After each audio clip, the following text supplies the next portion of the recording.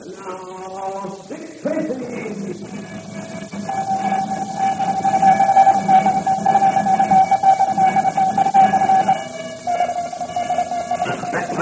The case of the train seal. Identified for action. Let's go, men.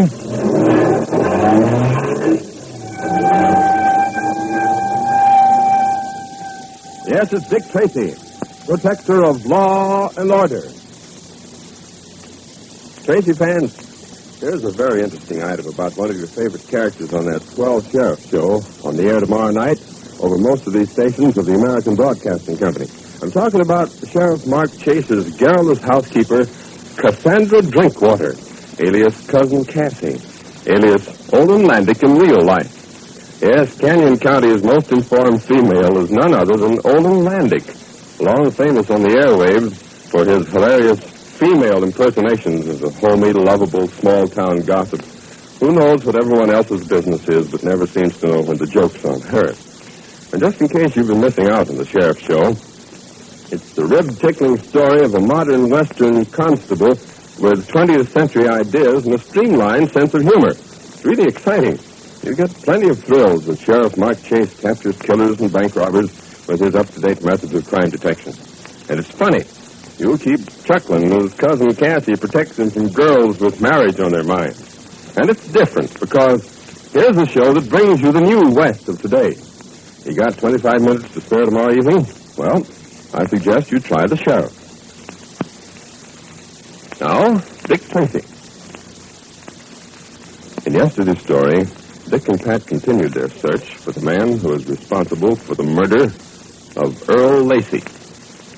Getting a tip from one of his men that the man with the voice was in a riverfront restaurant, Dick and Pat hurried to the scene. Peering in at the man through one of the side windows, they were just about to enter when suddenly someone came dashing in and whispered something to the man. Then, with a startled look on his face, the man that we know as Ernie jumped to his feet and hurried to the water's edge with Dick and Pat trailing him.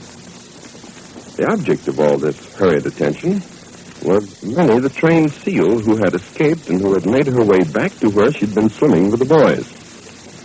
In today's story, Ernie, the killer, has just hurried from the river's edge where he made sure that the seal in the water was the one which belonged to the late Earl Lacey. Now Dick and Pat are watching his every move. See him hurry from the pier, head toward the heavy traffic. Not far from where all this was taking place, Bones Carroll and Fleet Johnson are talking. I'm telling you, Bones, this Ernie's no dope. It may take him a little longer to catch on, but when he does, look out. Don't worry about him. I'll take care of him when the time comes. I got him sold on the idea of going to the farm upstate. You know what'll happen to him when I pass the word along. But how do you know he'll go? Because I sold him a bill of goods. I told him the heat's on, that he's got to go. Well, I hope you're right.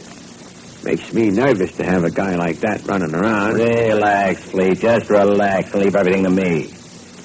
Not worrying so much about Ernie as I am this diary. Let me read you what that punk Lacey had in here.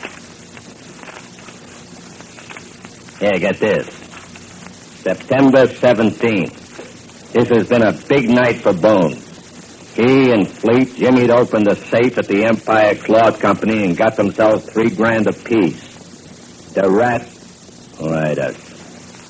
Gave me $25 for fingering the job for them. Hey, how did he know he got $3,000 apiece out of that job?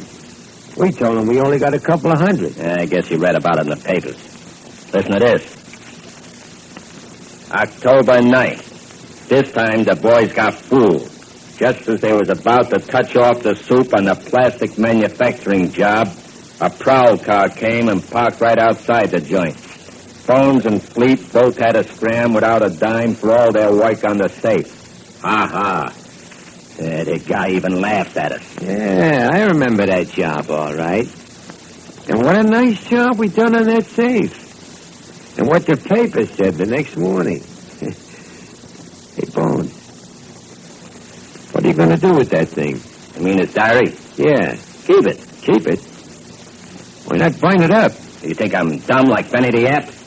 I don't get it. Don't play dumb on me, Fleet. All I gotta do is burn this little diary, and then if we ever get pinched, all you gotta do is pass the buck to me for all the jobs we did together. Now, wait a minute, Bones. I wouldn't do a thing like that. You and me's pals. Yeah, we're pals. We're pals as long as I keep my hands on this diary. Now, listen, Bones, if that's the way you feel, why, it's all... You expecting company? Not me. Cover me with your gun. Okay. Go ahead and open up.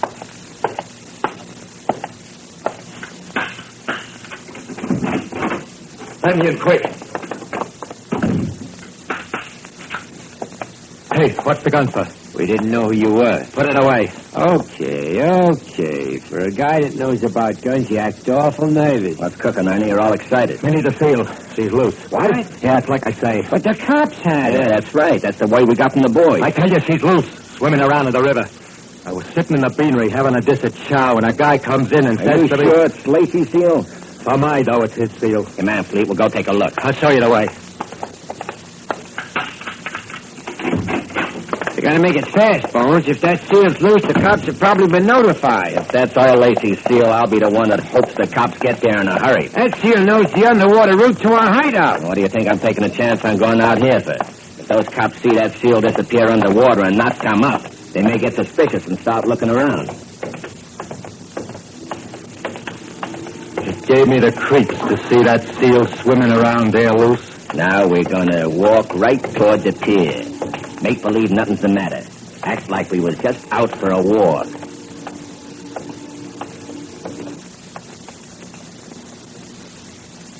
Inside the pier shed, Dick and Pat are waiting tensely as the minutes pass. Pat speaks. I still don't see why we didn't take that guy, Dick. And then what happens to Bones Cowell and Fleet Johnson? They disappear. Yep, I guess you're right at that. And then there's the diary we heard the mention, Pat. That's what I want to get my hands on as much as the men. Yeah, I forgot that. Why, we may be able to break a half a dozen cases at once. Well, that's why I was willing to take the chance and let this man get out of our sight. You see, Pat, in the files there are quite a few cases that haven't been solved. If we can get hold of that... Hey, Pat, look. Holy smokes. Here comes all three of them. Walking along just as bold as brass. Let's see. Bones, Carroll, Fleet Johnson, and the guy we're after. Look at that, Pat. They're trying to give the impression that they're just out for a walk. And I'll bet I know just where they're going. It'll be where they can get a good look at Minnie. Right, Pat. Our man ran back and told Bones and Fleet about the seal. And they've come to see for themselves. You don't suppose they'll hurt Minnie, do you? You can't tell what they'll do, Pat. Why don't we go out and nail the three of them? We can do it, Dick. Of course we could do it. But we're not going to. The diary, Pat. We want Earl Lacey's diary. Now, just watch what they're doing, Pat. And don't make a sound.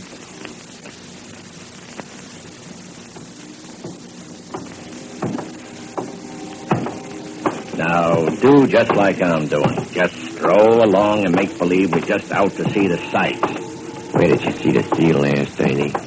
Right off the end of this pier. Hear that? That's her. Shut up. Just keep walking. Hold it right here. I don't see no... Fleet. Yeah, I see her. She just come to the top. Yeah, that's Minnie, all right. Just like I told you. I don't know how long she's been here. We gotta do something, Bones. If that seal gives away the underwater hideout, it's You great. said that once. Why not take out your rod and plug her? Say, that's Not a an move idea. out of you guys. No guns. But, Bones, I'm Take a look telling you... around you. Look at all the people watching that seal. You want a plugger. One shot and you'd have this whole neighborhood on your tail. But, Bones, we gotta do something and do it fast. Hey, she's swimming this way. Look at her. She's swimming as hard as she can. Listen, Bones, if that seal comes up here... It's too late, Fleet. Here she comes. Stand still, you two. Don't move. I'm going to see what she does. She's shaking her head. I don't like this. Shut up. Bones, I've seen Lacey play with that seal. And when she barked that way, she was... See? She's coming this way. She stopped right in front of us. Hello, Minnie. This is Bones. How's the girl, Minnie? Are we still friends? How's about a nice fish, Minnie? Bones, there's quite a crowd forming around. We better beat it. Yeah, that's right, Bones. We better... Hey, she's coming this way. Bones! She's after me. Hey, Minnie, what's the matter? She's gonna bite me. Come on, Bones. Hey, take her away. He got me by the leg. Come on, Bone. I'm leaving. I'm getting out of here. Hey, get away.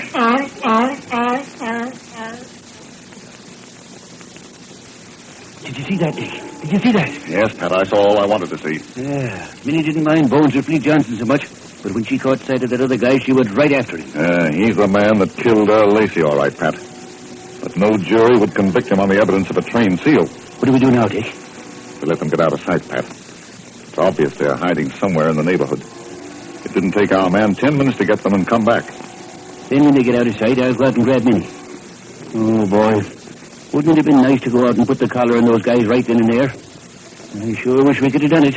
So do I, Pat. But we haven't anything like a perfect case against these men yet. We'll want more evidence than we have. Is it all right now, Dick? Can I go and get Minnie? Just a minute. Yes, Pat. They've disappeared. It'll be all right, but make it fast. Let's go. Say, Dick, how are we going to get her back to headquarters? Yeah, I was thinking of that, Pat. How about a car in the paddy wagon? You think it'll smell too much like fish after Minnie's been in it? I don't know, Pat. Anyway, that'll be the safest way to get her there. Hey, Minnie, come here. Come on, Minnie. You know, she jumped right back in the water the minute they left the pier, Dick. Yeah. Well, by golly, she's going to mind. I thought she might be sore at me for locking her up in that crate. Minnie, it's Pat. Come out of the water now. Come on. Oh, here she comes.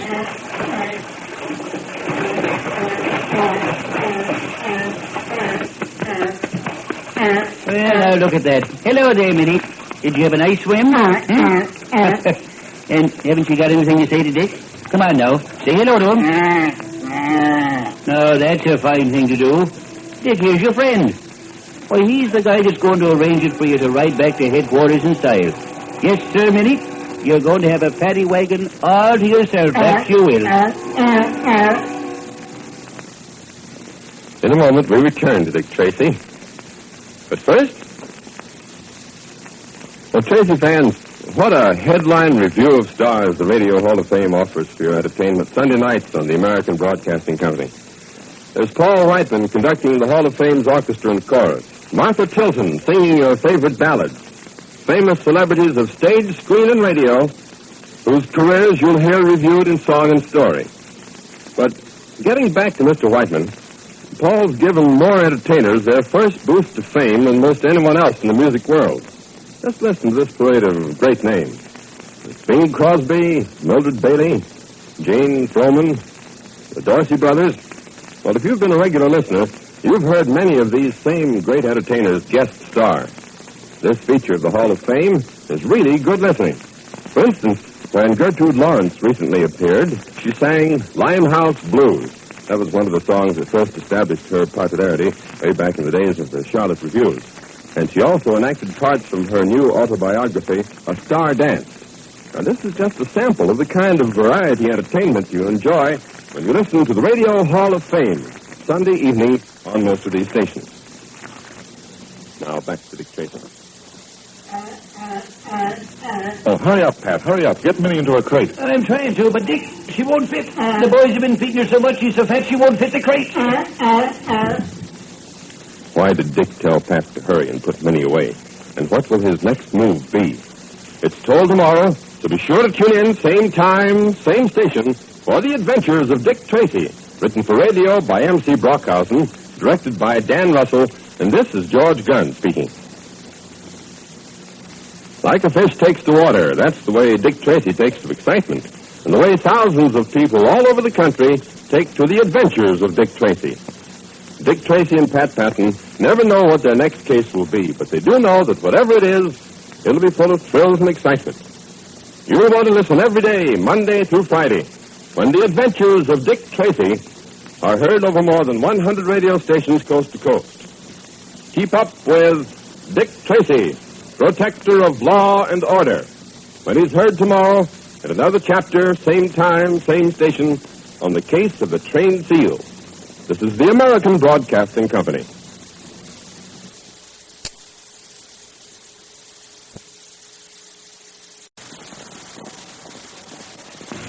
And now, Dick Tracy!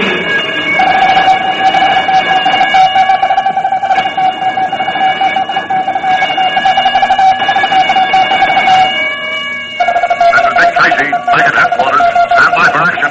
Let's go, men.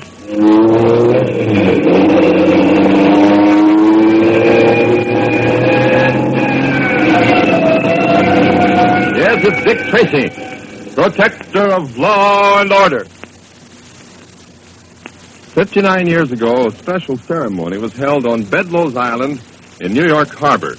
It was the unveiling of a statue that had just come from France. It was called the Statue of Liberty. Now, that statue has come to be a symbol of our way of life, a way we preserve by buying war bonds. This victory loan drive is our last, boys and girls, and the money is going to be used in the best way possible to pay back the men who fought for us. And did you know that your school can help out? That's right, and here's how. Every school that sells $3,000 worth of bonds within the school will get to sponsor a serviceman's hospital bed. And that means that the school's name will be placed right on that bed. The Army, Navy, and Air Force hospitals have made this possible. They're inviting any class, school, or groups of schools to start a campaign for financing one or more hospital units. So why not talk up this idea among your friends? The campaign should be getting underway now, as they should be wound up no later than the beginning of the Christmas vacation. In the past treasury drives, you boys and girls have been star salesmen. Keep it up now. Now, Dick Tracy. In yesterday's story, you remember how the case of the empty lockers came to a close with Dick and Pat arresting Fletcher, the bank manager, and Frankie at the football game. Dick and Pat turned over their prisoners to their men, then raced to the gambling rooms and arrested the other gamblers before they could hide the marked money that Tracy had used against them. Naturally, Tracy was happy that he'd been able to break up the ring of gamblers, but he really got a kick out of the final score between Junior School, the Academy, and their rivals, Cranston. Junior and Jimmy ran wild, starring as Academy won 19-6. Now, in today's story, Dick and Pat have just returned to headquarters and are in Tracy's office. Listen. Well, now, this is more like it. Listen to this, Dick. At first, it was believed that Junior and Jimmy were guilty of accepting bribe money to throw the game. But after all the excitement died down, it was found that both boys had been acting under instructions from Dick Tracy. Instead of asserting their innocence, they bore the stares and silence of their friends. And I'm glad that part of it's over, Pat. I wouldn't want Junior and Jimmy to go through anything like that again. Well, it did the trick all right. Why, this paper even prints an apology on another page. Says the boys must have been misquoted or something. Oh, that's fine.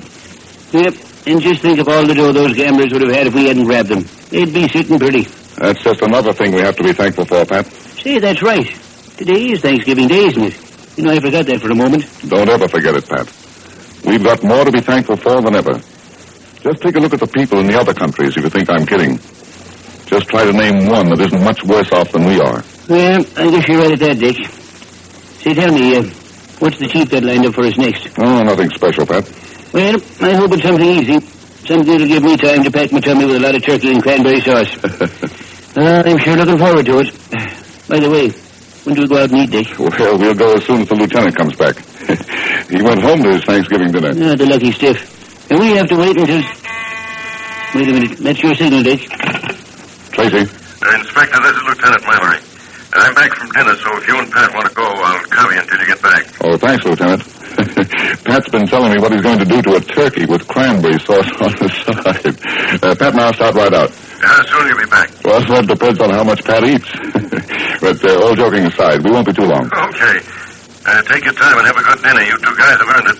And let me know when you get back. You heard that, Pat? I certainly did. Let me lead the way. You know, I saw a Thanksgiving dinner advertised in the restaurant up the street. Boy, it sure looked good. And you know, Dick, they had cooked turkey in the window that looked as if it weighed 50 pounds.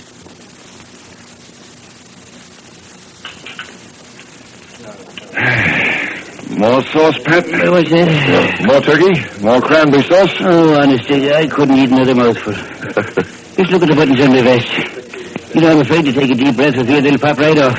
Oh, boy, what do you mean? Yeah, you do look pretty well fed, Pat. I'm well fed, all right. Now I'm getting sleepy. Say, you suppose we could go back to headquarters and... Dick. What's the matter, Pat? Look who's coming in the door. Oh, Sergeant Gibbons. I wonder... Oh, yes, he's asking the manager of this restaurant something. Don't tell me. Let me guess. Yeah, you're right. He's looking for us all right. Yeah, here he comes. I'll close my eyes and make believe I'm asleep. Maybe you'll go away. Inspector Tracy, I'm glad I found you. Well, how did you find us? Well, the lieutenant told me you went out for Thanksgiving dinner. I just went into every restaurant I come to. This was one of the last. Say, Inspector, anything the matter with Pat? Nothing a little exercise wouldn't cure. Then I think he's going to be cured. I know it. It's too good to be true. Oh, so you're awake. Then you better listen. Well, what's up, Sergeant? Chief Brandon wants you to go to this address. Here you are. I wrote it down.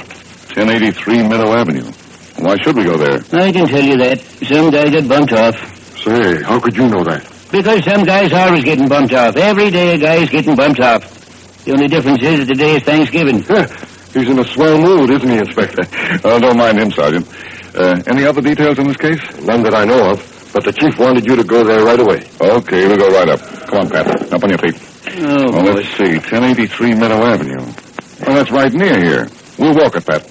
Come on, the fresh air will do you good.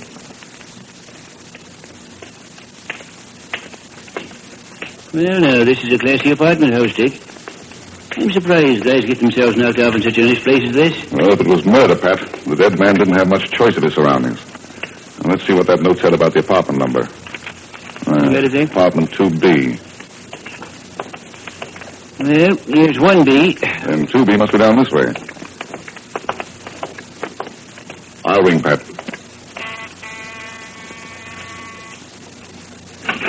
On your way, I told you the porters to look. Oh, it's you, Inspector. Come right in. Hello, Egan. Hello, Pat. How are you? Well, you'll find nothing's been touched, Inspector. Good. And you'll find the body in the living room. That's the room at the end of this corridor. Oh, thanks. Yes, this is a classy place, all right. I'm kind of curious to see what kind of a guy lived here. Well, there he is, stretched out on the living room floor. Yep, the guy's dead, all right. But what killed him? Well, help me turn him over, Pat. That'll do. There doesn't seem to be a mark on him. We'll have to make a closer examination, Pat. Give me a hand, will you? Right. Oh, so that's it. Shot. Through the heart. And the bullet went in from the front. That means he saw his murderer. Yeah, you're right, Dick. Well, no evidence of a struggle. That means he not only saw his murderer, but knew him or her. Let's see if we can find the gun, Pat. Right. Nope, doesn't seem to be here, Dick. Now, who could it... Uh-oh, it's probably the coroner. Well, let him in, Pat. Right. No, I thought it might be you. Hello, Pat. Well, what the hell am I to do? Your job's up front of the living room rug. You'll find Dick up there. Let's go, then. Haven't got a lot of time to waste. Today's a big day at our house. Haven't got time to fool around with people to get themselves killed. Oh, hello, Inspector Tracy. Well, how are you, coroner? I'm all right, but just a little hungry. Now, if you'll just step aside, Inspector, I'll get through this as fast as I can. Let's see what we got here. Shot through the heart. Condition of body. Let's see, death took place about 2 hours ago. Rigor mortis is... Where's my calibrator? Here we are. Now then. Here. 32 caliber would be my guess. Yeah, there you are, Tracy. That'll do you any good. Yeah, just as you said. A 32 caliber bullet. Yeah, I'll just make out the death certificate. Know this man's name? Not yet. We haven't had a chance to make sure of his identity. There you are. Here's the death certificate. Death caused by lethal weapon. Bullet calibrator is 32. Death caused by persons as yet unknown. Well, I'll be on my way. Just fill in the man's name when you're sure he is. So long, Tracy. So long, Pat. Well, the coroner was certainly in a hurry. And we better be too, Pat. Come on. First, we have to identify this man. Then I think we'd better go over the place for fingerprints. Let's hurry, Pat. We've got a lot of work to do. Hours later, after having gone over the dead man's apartment, Dick and Pat returned to headquarters with their information. And that's where we find them now, comparing notes. Listen. Let's see. We have the man's name. Right, Henry Cook. We got that from letters, landmarks, the phone book, and the janitor of the building. His identification was positive enough. Sure, yes, Pat. And we know from what the coroner told us that he was shot around 11 o'clock in the morning. Yes, and we also found out that nobody in the whole building heard the shot. That seems strange, doesn't it? No, most of the people probably had their radios on, or maybe they thought the shot was a backfire and didn't pay any attention to it. Yes, that's probably it, Pat. But the thing we have to look for is the motive. Well, you can bet it to be either money or a woman or maybe both. It's always the same, Dick. Every time we get on a case like this... Inspector Tracy. Inspector Tracy? Yes? I've called to tell you about the murder of Elmer Cook. Get on the extension, Pat. Can you speak a little louder, please? I called to tell you about the murder of Elmer Cook. Oh, who is this speaking, please? This is Frank Loughran. I live at 1612 East Boulevard. Yes? I killed Elmer Cook, Inspector, and I called to find out how I can give myself up. Pat, get a man started up there. Go ahead, Mr. Loughran. Well, you see, I've never killed anyone before, and I just didn't know what to do about it. I've always been rather afraid of the police, so I... Oh, by the way, can you tell me how Mr. Cook was killed? Oh, I shot him. I shot him right through the heart. You see, I've been wanting to do it for some time.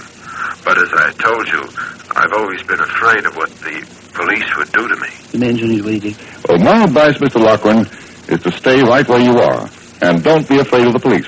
We'll help you as much as we can. Just stay right where you are. Pat Patton and I'll take care of everything. Hello? Hello? Yep, he hung up. Oh, what do you make of that? Nut. Some kind of a crackpot that... Wait a minute. Maybe this is him back again. I'll get on the extension. Inspector Tracy? Inspector Tracy? Yes? My name's Connors. Eddie Connors. I want to report a murder. Well, go ahead, Mr. Connors.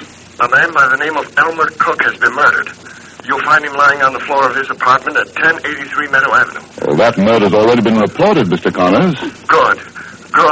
Then that saves me the trouble of a lot of explaining. What shall I do? Well, what do you mean? Well, shall I wait right here? Oh, Mr. Connors, I don't understand you. Listen, Inspector, I'm trying to tell you that I killed Cook. I want to know what you want me to do about it. It isn't every day I kill a man. You'd think a taxpayer would get a little more help and consideration from the police. In a moment, we return to Dick Tracy. But first...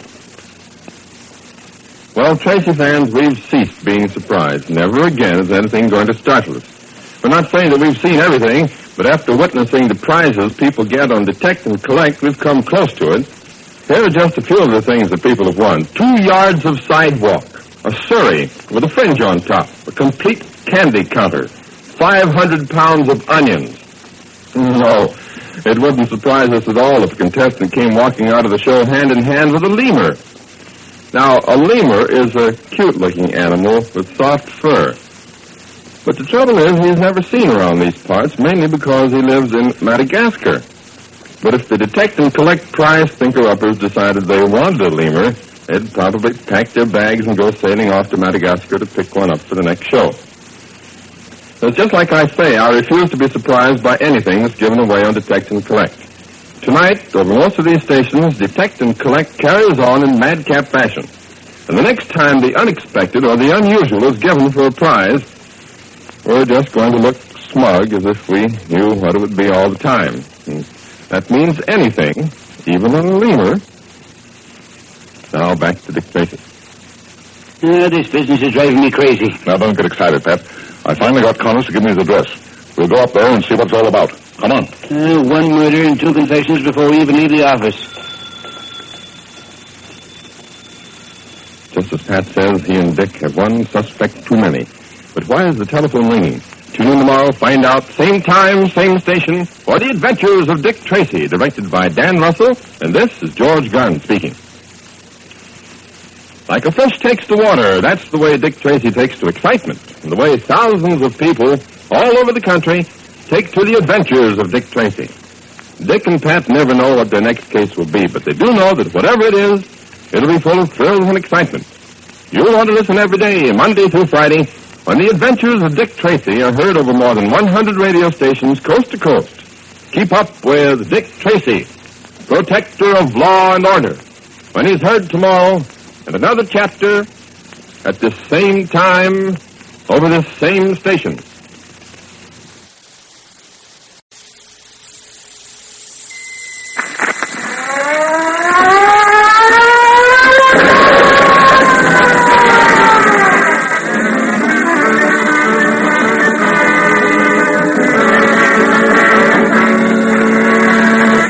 Tootsie Rolls, America's best-known candy, presents America's best-known detective. Just a moment, old boy. What is all this? Why, this is the new Dick Tracy show. Dick Tracy, America's favorite detective? Right you are, presented by Tootsie Rolls, that favorite American candy. Gad, man, Dick Tracy. And Tootsie Rolls, too. That sounds exciting. It is, Mr. Flintheart. It is. Well, then, let's get on with it.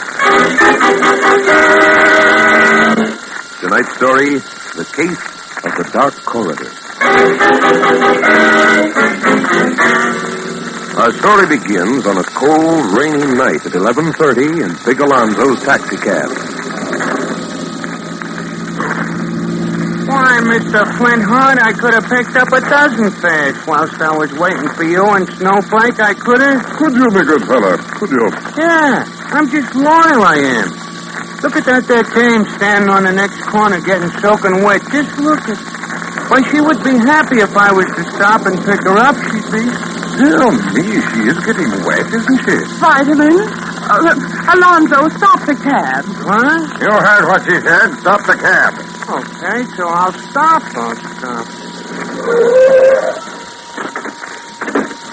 Call her, Vitamin. We'll take her where she wants to go. Yes, Miss Allen, of course. Young lady. I say, young lady. Did you call me? I hope you won't mind. But we noticed you standing there on the corner, and it's raining so hard. And there ain't many empty cabs cruising around. May we take you where you want to go? Want to go? But I don't know. You don't know? Yes, my dear girl, you must know. Where do you live? I don't know. I don't remember anything. Look, Snowflake, my dear. Oh, this is terrible. Oh, we must do something. Here, dear, don't stand there in the rain. Get into the cab. Get into the cab. Oh.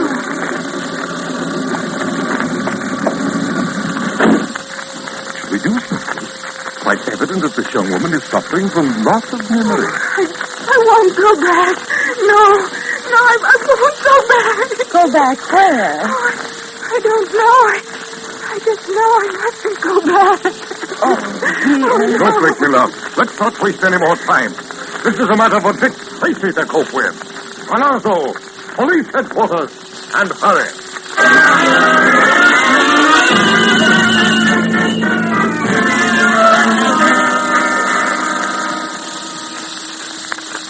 I've been sitting in your office for 2 hours now, Mr. Tracy, while your police have been searching the city.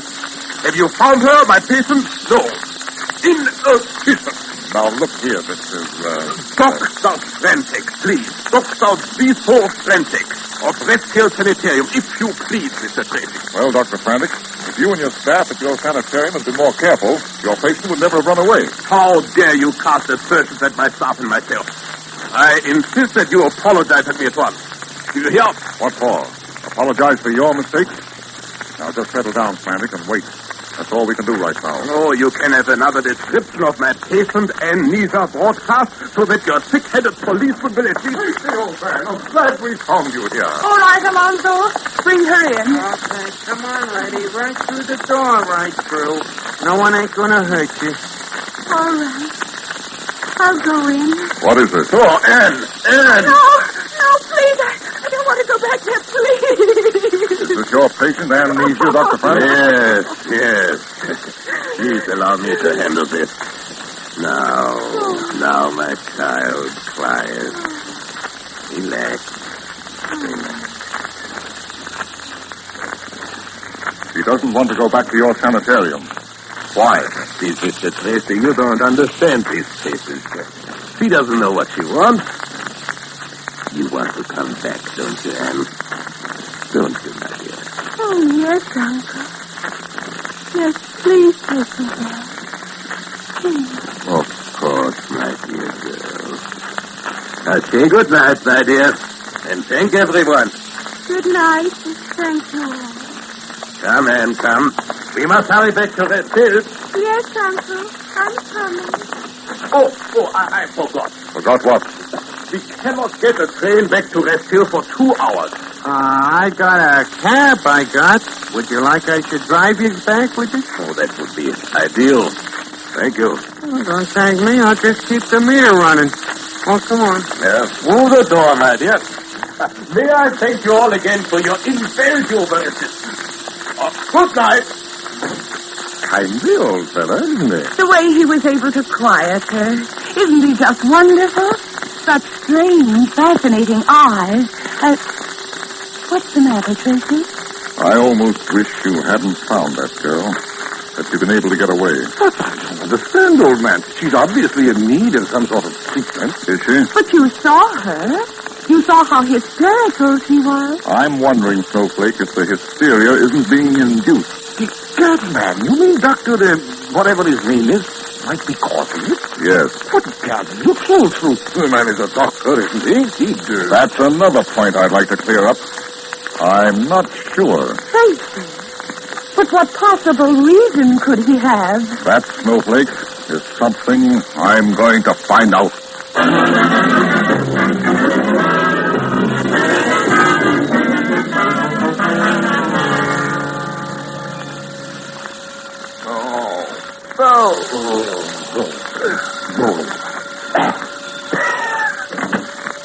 Hello.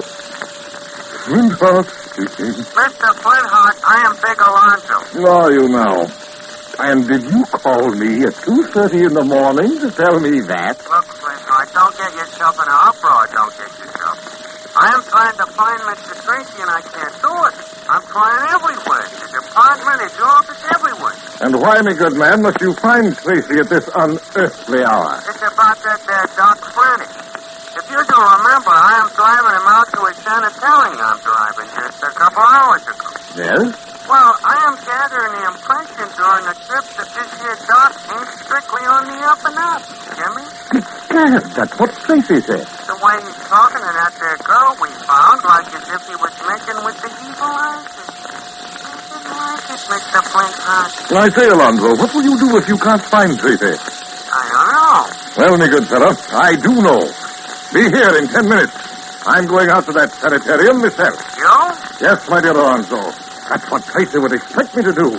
After all, there is such a thing as duty when it beckons. Don't you think I ought to act Patton or somebody? Alonzo, I'll meet you outside my hotel in 10 minutes. And you'd better be there.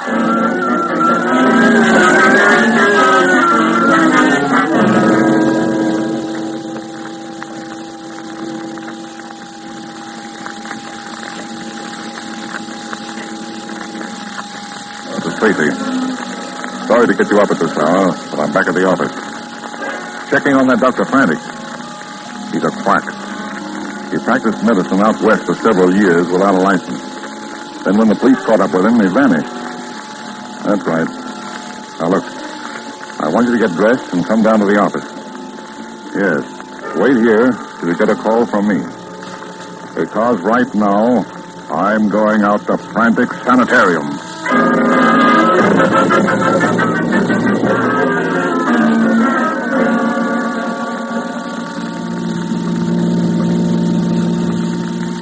But, Vitamin, what will you do when we get there? I'll leave that to the inspiration of the moment. Don't worry, me dove. I'm with you. You know, Vitamin, the more I think of Dr. Frantic, the more frightened I become.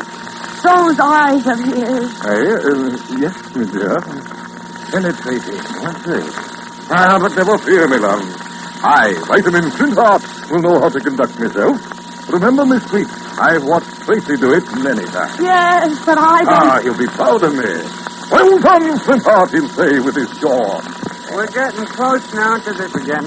I will. Good. So much the better. I shall go into action soon, Snowflake.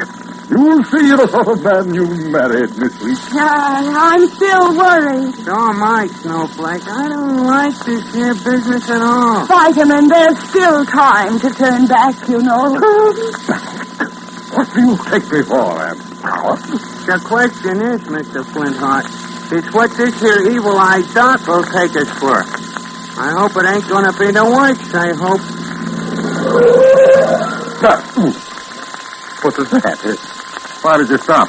Oh, because we're here, we are. Is that the sanitarium? That is it. That's where I brung him. Well, let's go, if we're going. Yes, go. Come, my love. Vitamin, that gloomy old house. It looks almost haunted. Yes. Set back amongst those twisted old trees. It is gloomy. Weird. That's what it is. Strictly weird. Hey, there's a light on in that little corner window. See? Someone is still awake somewhere. Good. Oh, I wish Tracy were here. Stand here, wasting time. Come. There's not the reason why. There's what to do or die. Into the valley of death. Mr. Flintheart, I wish you hadn't said that. Yes, man. So do I.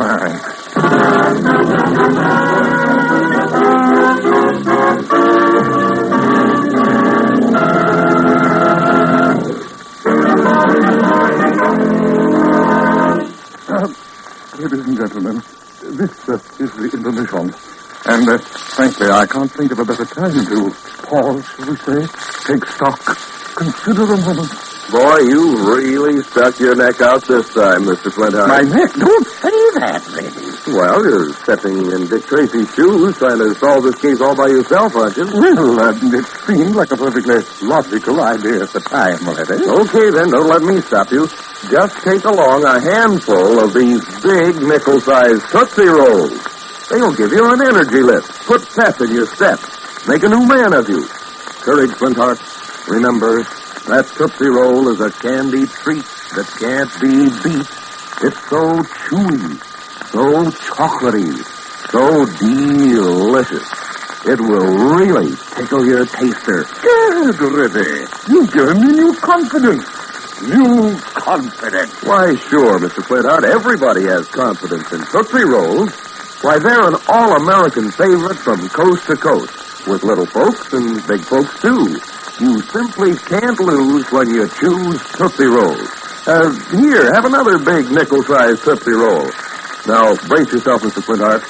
We're going back to Dick Tracy and the case of the Dark Corridor.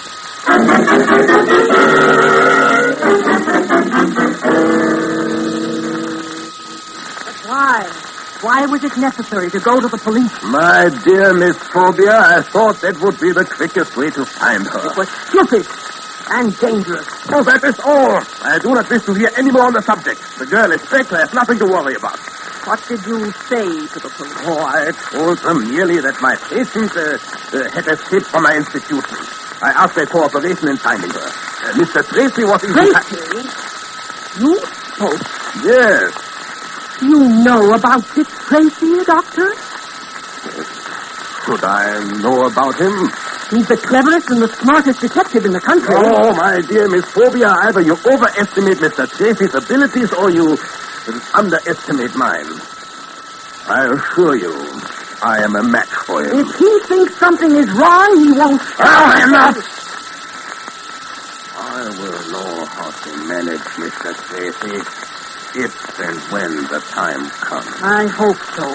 It's the difference between 200,000 of the girl's money and a long stretch up the river. Oh, the door. Someone's at the door. At this hour? What do we do? You answer it, of course. Go. I knew this was going to happen.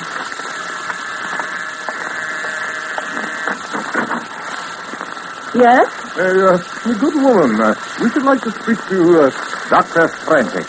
I'm sorry, but Dr. Frantic has gone to bed. Would you be so kind as to come back tomorrow? We must see him tonight. It's about the young girl whom we found. Oh, I see.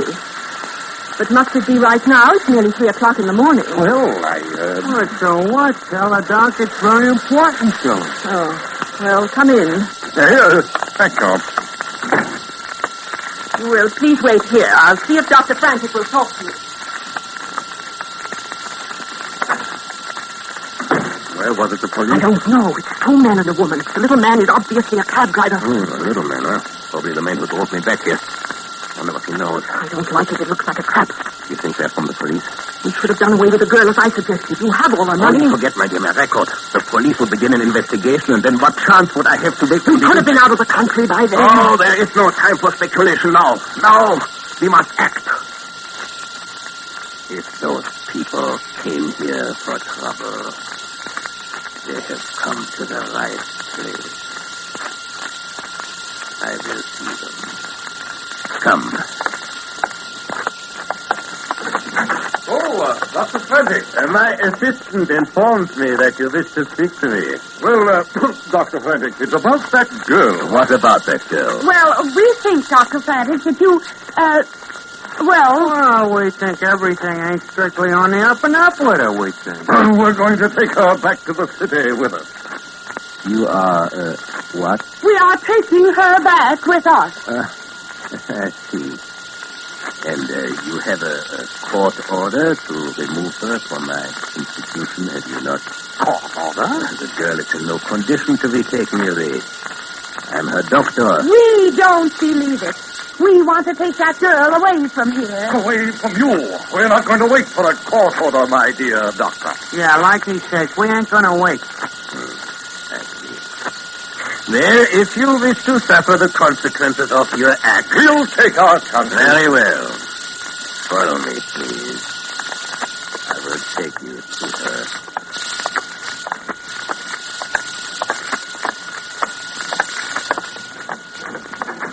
Go through this door, please. Come, my dear. On Malangro. Right with you. I got them! You are wasting your breath, my friend! No one can hear you! What do we do now, Doctor? Now we shall give our inquisitive friends a dose of the nerve gas. We will destroy their wills and their memories. Turn it on, Miss Phobia. Yes, Doctor. There. I turned it on. Good. In an hour, I will talk to them. I will impress on their minds that they have never been here, that they have never seen the girl. And if that doesn't work, remember your nerve gas is still in an experimental stage. If that doesn't work, then we will find a more efficient method. We will kill them.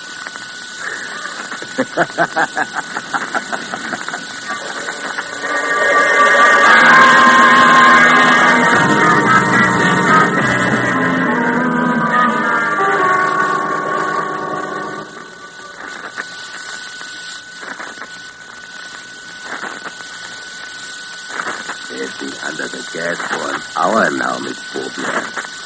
Shut it off. Yes. There. Now, open the door, and I will go to work on them. Look at them sitting there with stupid expressions on their faces. They're completely under my power now. Get started. We haven't too much time. Yes, right. You. Yes, Doctor. Yes, Doctor. You have never been here. Yes, Doctor. I have never been. You will remember nothing of what has occurred tonight. Nothing. Remember nothing, Doctor. Nothing. Good. Now the woman. You. Yes, Doctor. Yes. You will wipe tonight's happenings completely from your memory. Completely from my memory. Yes, Doctor. He'll be all right now. Now the cab driver. You. Yes, Doctor? You have never been to Rest Hill Sanitarium. The fare was $7.65 to Rest Hill. $7.65. Doctor, he still remembers. He's not completely under. Wait. This has never happened before. Your mind is a blank. You can't remember. I can't forget. $7.65. Who's going to pay the cab? I ain't in a hacking business for my health, I mean. The gas is no good. He hasn't forgotten. I'll try again. Perhaps I can achieve it by hypnosis. You know the effect is only temporary. We've got to get rid of them. All three. The girl, too. Oh, the door. Someone else. Quick, come, lock them in. I'll attend to them later. Yes, but now you will do it my way.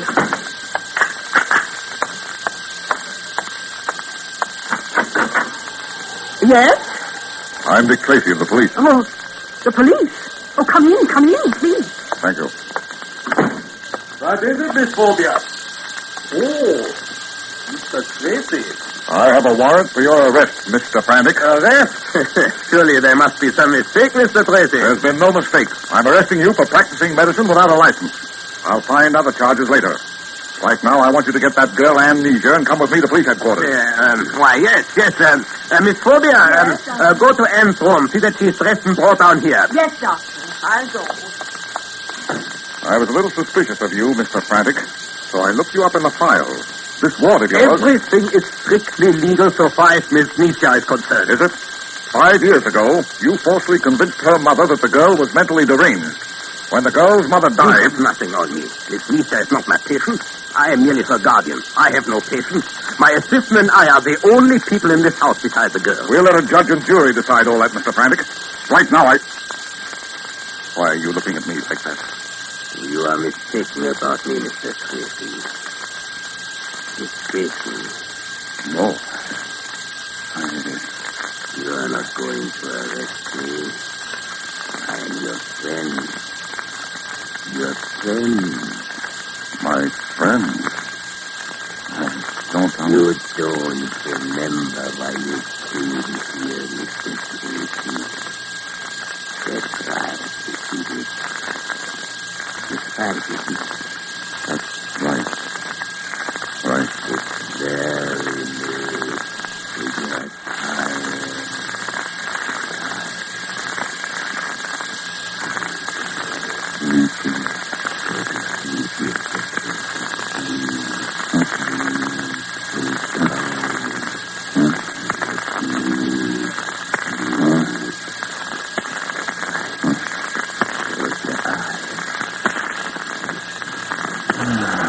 The girl is dressed and... Doctor! Tracy! You subject so easy. You never bother us now. But when he comes out of the train... You never come out of it, my dear Miss Phobia. You never come out of it. In this world. What about the girl, Amnesia? The girl? I am going to drive her mind down the long, dark corridor that leads to oblivion and death.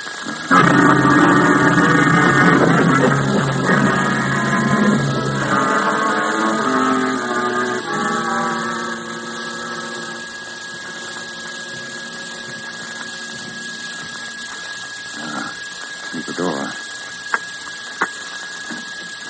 Wonder where the light switch is. Here. Vitamin. Snowflake, a longhouse. Vitamin. Speak to me. How did you get here? Yes, Doctor. No, Doctor. Good Lord. Snowflake. I don't remember anything. Lonzo. I remember 765, my test. Well, who's going to pay my fee? More of the good doctor's work. Huh. We'll see about this.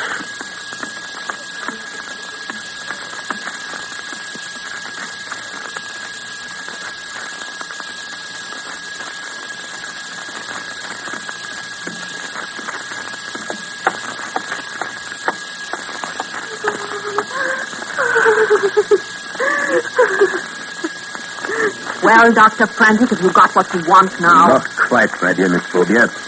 This treatment will have to be continued later, but she's well on the ward.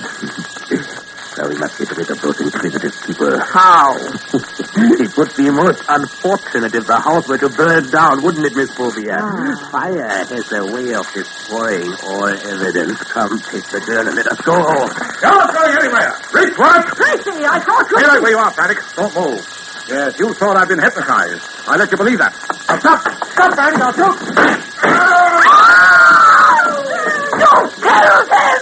Have I? Well, if I did, it was too good for him.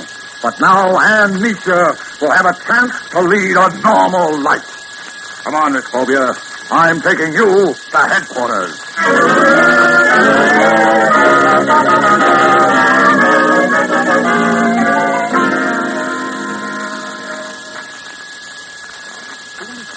Vitamin could have done was to go out there to rescue. It was a matter for the police. I know, Tracy.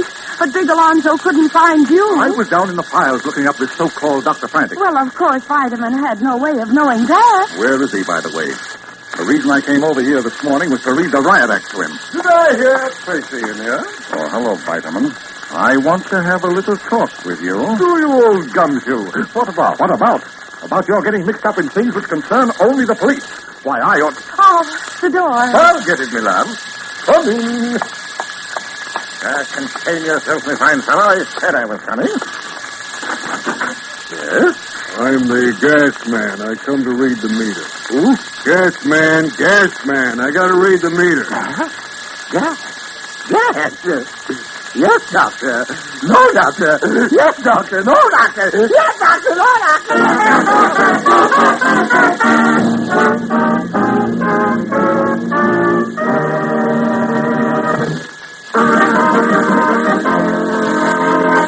Maestro, let's have that theme again.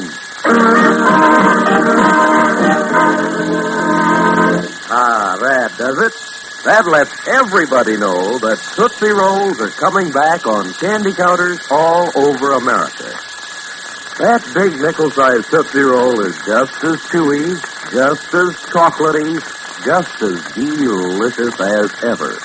All those good, wholesome ingredients that go into Tootsie Rolls receive extra special care in the Tootsie Roll Candy Kitchen.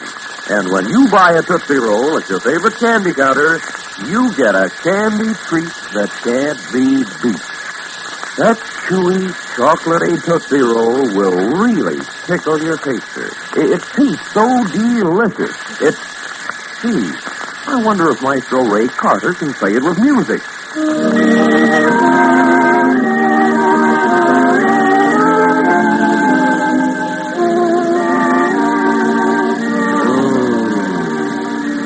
That big nickel-sized Tootsie Roll is delicious.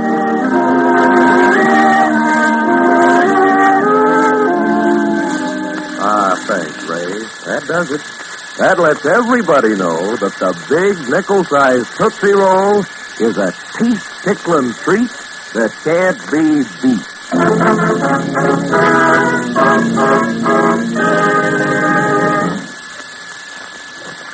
Police headquarters. Tracy speaking. Oh, yes, Sergeant McGuire. What? You saw Deuce's Wild?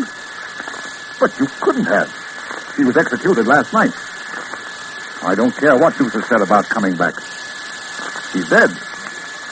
What? No, don't do anything. This looks serious. I'll be right over.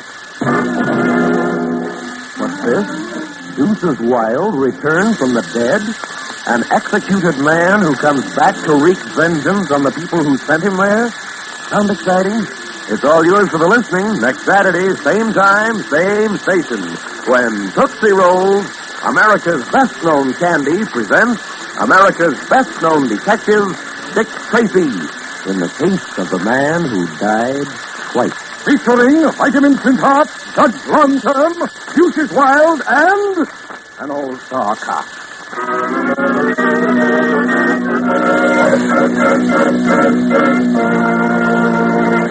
Dick Tracy is based on the nationally known comic strip created by Chester Gould.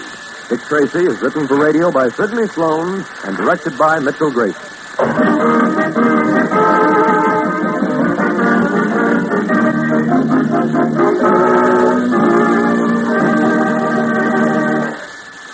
This is ABC, the American Broadcasting Company.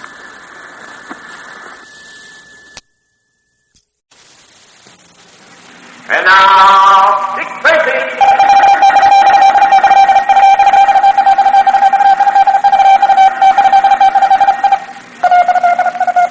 This is Dick Tracy on the case of the broken window.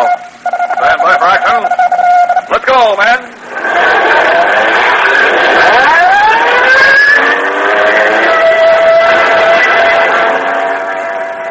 Yes, it's Dick Tracy, protector of law and order. Boys and girls, aside from the actual trees destroyed in forest fires, can you think of what else is destroyed? Well, fires destroy the life-giving qualities in the soil besides killing the seeds which would ordinarily grow into more trees. They kill the wildlife that's part of every forest, the birds, animals like deer, squirrels, rabbits, chipmunks, and many, many others. Think of this. If there were nothing but forests in the states of Connecticut, Delaware, Massachusetts, New Hampshire, New Jersey, Rhode Island, and Vermont, and all those forests were destroyed, there wouldn't be as much as was destroyed by fire in just the year 1943. No country, not even the United States, can afford to lose that much lumber. And 70% of the fires were caused by human carelessness. Now, here's what you can do to help prevent fires when you're out in the woods. After using a match, blow it out, break it in two, pinch the burnt end until you're sure it's dead. You can be certain the match will be harmless because you won't care to pinch a burnt end while it's still hot. And make sure you put out any fire you might build before you leave it. In this way, you'll do your part in conserving our forest. And now, Dick Tracy. Yesterday, Dick and Pat nearly caught up with the youthful jewel robbers, Spider and Mickey. But the boys suspected a trap and escaped with about 3 minutes to spare. As a matter of fact, the squad car carrying Dick and Pat whizzed by them on the street on its way to the room the boys had just left. Well, as the story closed yesterday, the boys were planning to buy new clothes and get haircuts before looking for work. And now today, in the rooming house, Dick and Pat have just finished a routine check. Dick calls, Pat, come over here a minute. I want to show you something. We saw you monkeying around this window. Wondered if you hadn't found something. What do you got? Take a look at this window pane. Straight chip broken out of the corner. Wait a minute. What's this smudge? Here's your glass. That's not a fingerprint, and yet... Well, I'll be doggone. A nose print. That's exactly right, Pat. Oh, I can see what happened, yes. Either one or the other of these two boys poked his head too near the window. Maybe to see the boats or something. That's it, Pat. And I want that pane of glass. And I'll take the putty out with my knife. Very good. Putty, concrete mixer. Maybe cement, I don't know. Okay, it's loose. Here. Insert the corner of your knife. There, that's it. I got it. I'll put it here on the table so I can wrap it carefully. Watch it now. Trip with it. There you are, Dick. This ought to do. Thanks, Pat. There.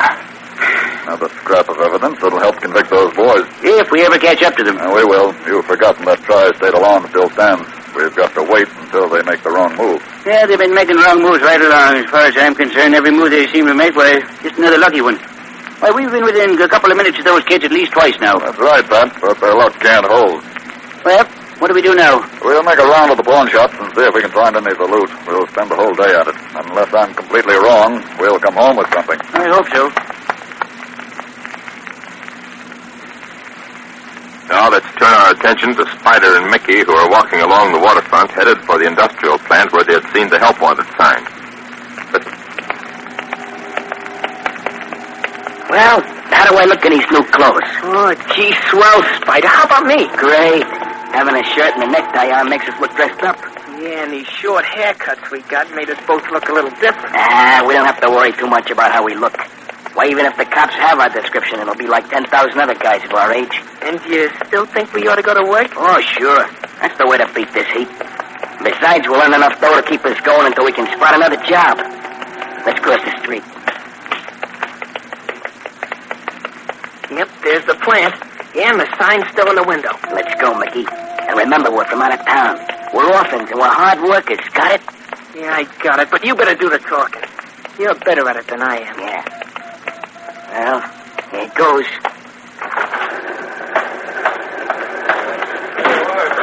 Yes, boys? Looking for something? We wanted to see whoever put that sign in the window. I'm the man. Do you mean to tell me you two are looking for work? Yeah, that's it. You see, mister, we need the money. And so do I. Rather small for the job. You see, boys, I really wanted a man to... You had it, both of us. Between the two of us, we could do a man's work. Really want work, don't you? Oh, yes, sir. Live here in town? No, sir. We're from upstate. Family? No, sir. I thought not. Well, I don't know. We'd work hard, mister. Yes, I think you would. But you better let me tell you about the job and the pay. Now, you see, I'm a manufacturer. Our product is placed in cases and cartons for shipment. These cases are pretty heavy. 40 pounds each? Yeah, we could lift them. 40 pounds ain't so much. Sold. I'm going to give you a chance. Well, now, I suppose you'd like to know how much you're going to earn, wouldn't you? Well, gee, mister, the pay's not everything. What we want to do is show you we can do the work. That we really want the job. Good for you. The starting salary is $17.50 a week. And if you boys prove to be satisfactory, you won't regret it. I'll give you each a raise as soon as I think you deserve it. Now, when do you want to start? Well, gee, right away. We need the money. Well, then go in and sign up with the bookkeeper and then come back to me. Tell him I said he was to take you both on. You'll find him in the room behind that door. Now, hurry, boys, as I need help right away.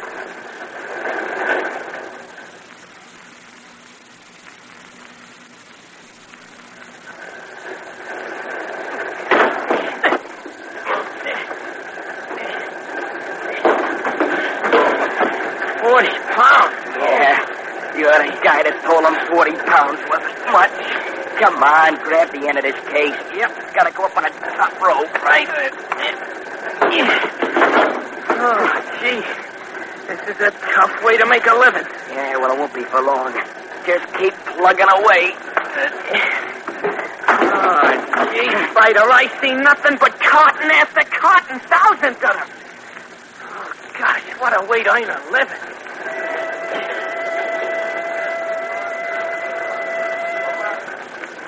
Boy, that's enough for one day. Yeah, you said it. My back's almost busted. Phew. Well, boys, how did it go? Feeling pretty tired? No, mister. No, that was nothing at all. It's like I said, me and Frankie can handle 40 pounds easy. Well, I had my doubts, but you boys have proved yourselves.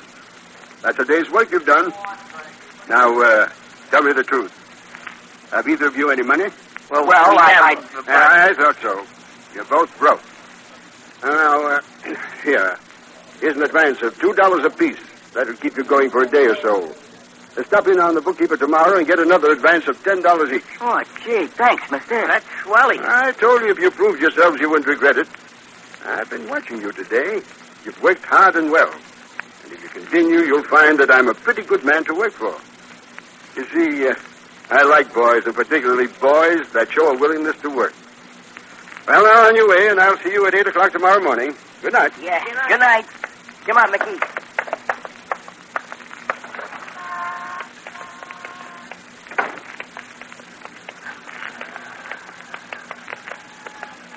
Hey, Spider, where are we going to stay tonight? I saw a rooming house right down the street. We can get a room there.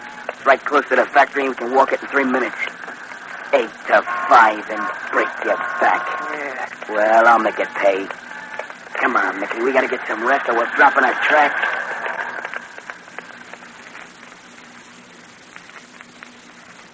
For the next 3 days, both Mickey and Spider worked long, hard hours under the watchful eye of the owner, who seemed completely pleased with their work. And during this time, Dick and Pat combed the city for traces of the two boys. Receiving no answer from his tri-state alarm, Dick began to believe the boys had left town. However, events are shaping up that will change Dick's mind. Mickey! Mickey, come here. They're coming. Oh, here, Mickey. Here's a job for you. Take this check and this money to the bank on the corner. Just give it to the third teller on the left. He'll know what to do. I've just talked to him on the telephone. Yes, sir. I'll be right back.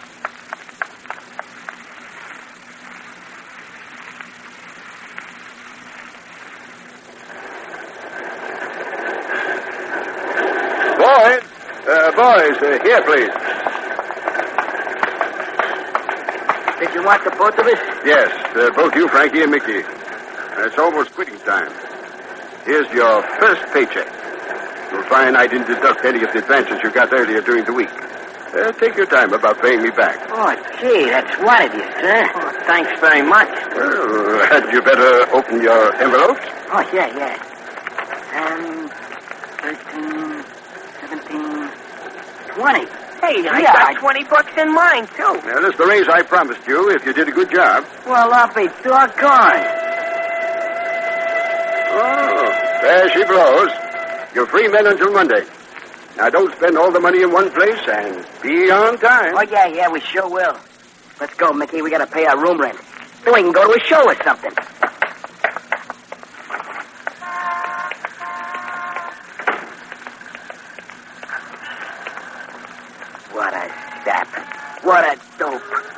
but just think, Spider, he did what he said. Yeah, sure he did what he said. He hands us $250 extra when if he hired a man, it would have cost him twice as much. A wise guy, that's what he is. Yeah, maybe you're right at that. Sure I'm right. And you know, Mickey, I've been thinking. When we took this job, it was to give us time to find another quick take. Yeah, that's right. Well, we found it. I don't get it, Spider. He sent you to the bank, didn't he? Yeah. Well? Yeah, I am a dope at that. You sure are. How much was in that envelope that you took to the bank? Gee, I don't know. You are a dope.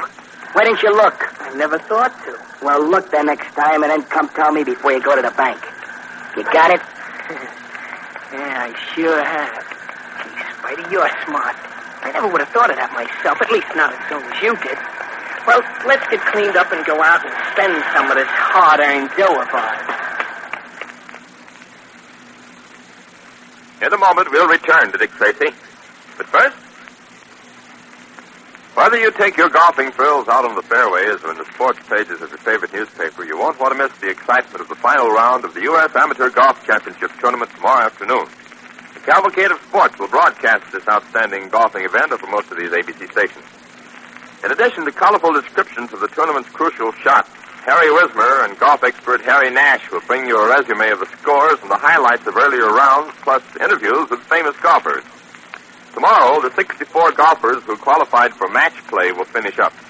They'll be the cream of the original group of 900 golfers selected by sectional qualifying rounds. Automatically qualified for the tournament proper were former winners of American and British amateur titles, including William Ternesa, Charlie Yates, Richard Chapman, and Marvin Bud Ward. These players, the cream of America's amateur golfing talent, will be fighting it out all the way to post the lowest scores, and every stroke counts. So be sure to hear the Cavalcade of Sports broadcast of the 1946 Amateur Golf Championship tomorrow afternoon on the air over most of these ABC stations.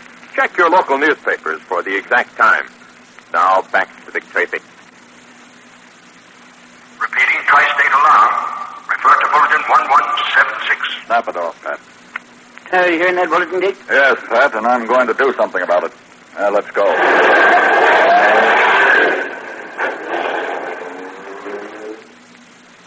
What is Dick going to do? You'll know Monday, so tune in same time, same station for The Adventures of Dick Tracy, directed by Frank Shin. This is George Gunn speaking. Any tough detective lives a life of danger. He must be on the alert at all times because tough characters know that the best way of keeping out of his clutches is to get him first. Well, Tracy fans, I guess you know that goes double for Dick Tracy because he's the very top. That's one of the reasons you can be sure The Adventures of Dick Tracy will keep you on the edge of your seat. Dick Tracy is on the air Monday through Friday over more than 100 radio stations throughout the country. Listen to another chapter of Dick Tracy's Tangles with the Underworld Monday at this same time over the same station. Tune in on Dick Tracy on the Case of the Broken Window. This is ABC, the American Broadcasting Company.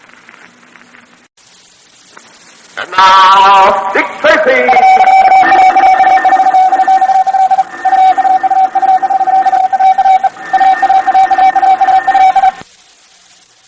This is Dick Tracy on the Case of the Broken Window.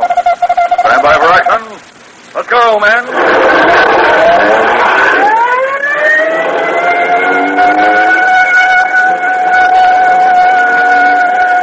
Yes, it's Dick Tracy, protector of law and order. Boys and girls, I guess you know the baseball season will last until the World Series is over sometime in October, and I expect that you'll be playing baseball and softball just about right up to that time. Well, I'd like to make a few suggestions that'll prevent you from getting hurt. And they're not suggestions that'll ruin the fun of playing either. Well, for instance, here are some safety rules for running the bases. Always try to run on the base line. Make sure that all bases or bags are firmly attached to the ground.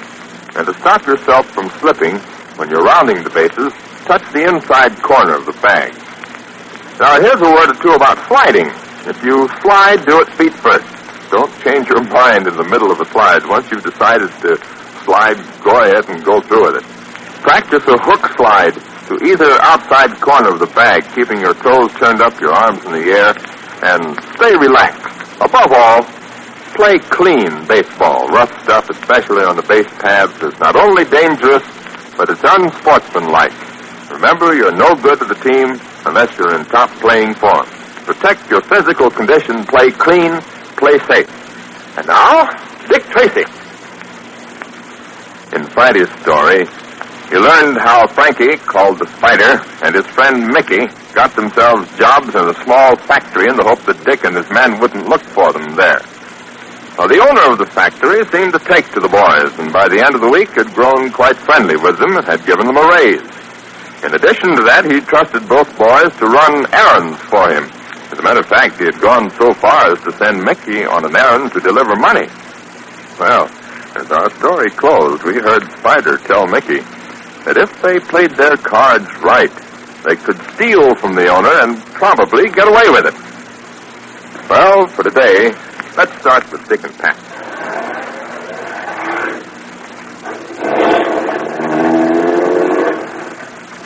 Seems to me we're in awful rush. Must be that you're tired of hearing them repeat that tri-state alarm and want to get... They're not getting any returns. I'm going to do something about that pattern right now. Where are we going? We're going to examine the records of the juvenile court. I have a hunch that we might come across some further clue that would help us find these boys. Yeah, but Dick, suppose these kids have left town. You know how kids like that are. They think nothing of hopping the freight train and beating it. That's what I thought at first, Pat, but I don't think so now. What made you change your mind? Well, certain things, Patrick. First is the fact that we haven't had any return in our alarm. Second, as a result of that alarm, all railroad stations, bus depots, even the airports have been watched. Seems to me that with over 300 men on the lookout for these boys at those places... Yeah, I see what you mean. Now, this business of going over court records always gets me down, but I guess we got to go through with it. I'm afraid you're right, Pat. And in addition to our search, I thought I'd have a talk with a couple of the investigators to see if they can help us. Here it is. Pull over here, Pat.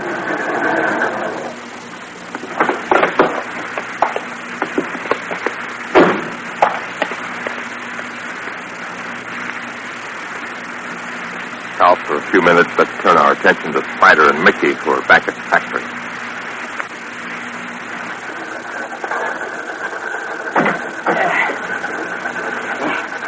Tired, Mickey? No, Spider. It's just that this job is so dumb. Nothing to it except playing these cases around all day. I wish that... Yeah. Make it look good. Yeah. Well, boys, how's it going this morning? Pretty good. Oh, that's fine. I wondered whether the work wasn't going to be too hard for you. You can stop for a moment, boys. I want to talk to you. Okay. Well, that makes 101 this morning. Did you say you wanted to talk to us? Yes, I did. I assume you boys have found a room? Oh, yeah, we found one, all right. Paid a week's rent in advance. Nice room? Now, what could you expect for $4 a week? Yeah, $4 for the two of us. That's all we could afford right now. Yeah, that's right. You see, we're both broke. We came into town with what we thought was enough dough, but I don't know where it went. Well, that's a common failing around this town, and it's just about what I suspected. I have a proposition to make you boys. A proposition? Gee, what's that Well, about? you see, I'm living alone now. Have been since my wife died, and, last night I thought I'd ask you boys if you wanted to come and live with me. Oh, gosh. Yeah, plenty of room, lots of it. How much? Well, knowing how you're fixed financially, I thought that perhaps we would make it just about what you're paying now. And later on, when you get on your feet, well, if you like, you can pay me more. Oh, gee, mister, that sounds awful good to me. Then you'll take me up? It's a deal. You said it. Sir, I've got an idea. Go ahead. Well, it's almost quitting time. Will you let us off now? Both Mickey and me will work twice as hard to catch up tomorrow. We'll go to this room and get our stuff. A good idea. Then you can come home with me right after we quit work. Well, go ahead, boys, but hurry back because you've only got about a half hour before quitting time. Okay, mister, we'll be right back. Come on, Mickey, let's go.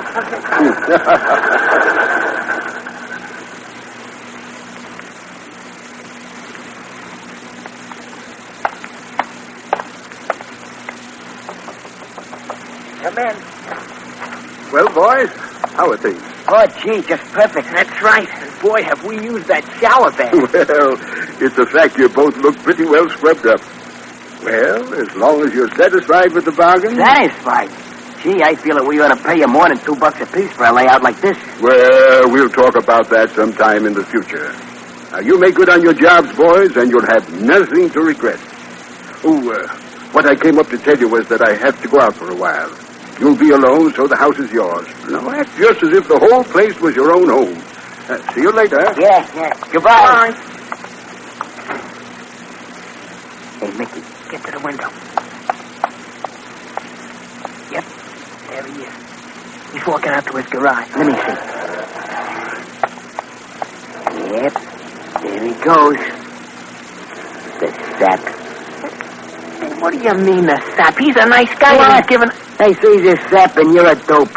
But a layout like this for $2 a piece. Are you forgetting how we have to earn that $2? Well, even that ain't bad. Are you forgetting that we got this spot laid out for a touch? Listen, Nicky, don't let that old goat get under your skin. You know what we got planned. You just remember we got him coming along good. Yeah, but, Spider, if we play our cards right... Relax, Nicky, and let me play the cards. Think I want to be breaking my back in that factory of his? No, sir, not me. Now, come on. You and I are going to look the rest of this joint over. Okay, Spider, whatever you say. Sure. Boy, what a layout. Yeah. Get a load of the furniture. This guy sure must have dough. Hey, this must be his room. Oh, yeah. There's the suit he had on yesterday. Hey, we better stay out of there. He might find out we've been in there. He gave us the run of the house, didn't he? He didn't know what he was in for.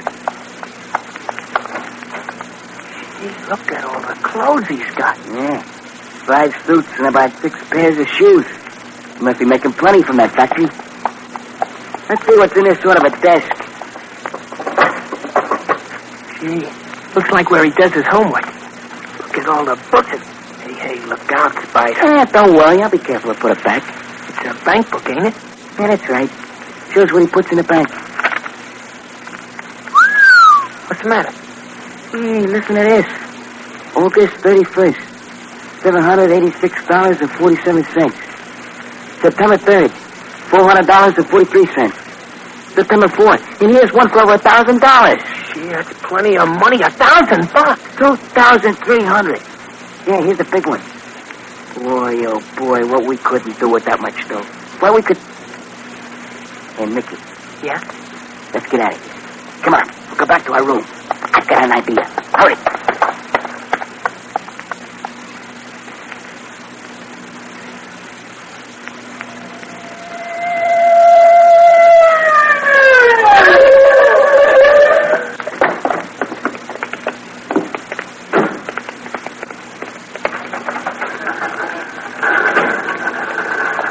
Are you the men from headquarters? Yes, I'm Inspector Tracy, and this is Pat Patton. How do you do? Howdy.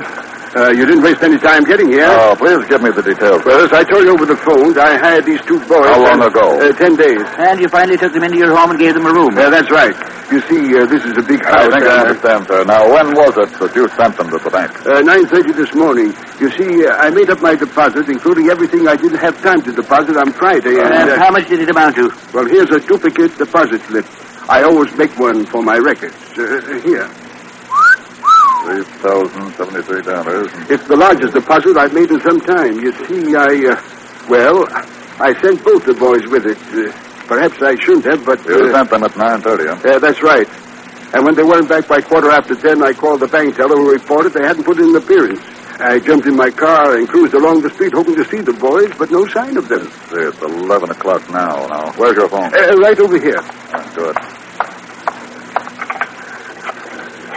I'm calling headquarters. Well, I'm getting them on the phone. I want you to give me a description of the clothes those boys are wearing when they started for the bank. Hello, headquarters? This is Inspector Tracy. Now, look, take this down and get it out on the teletype. Repeat bulletin 701. Include and repeat broadcast.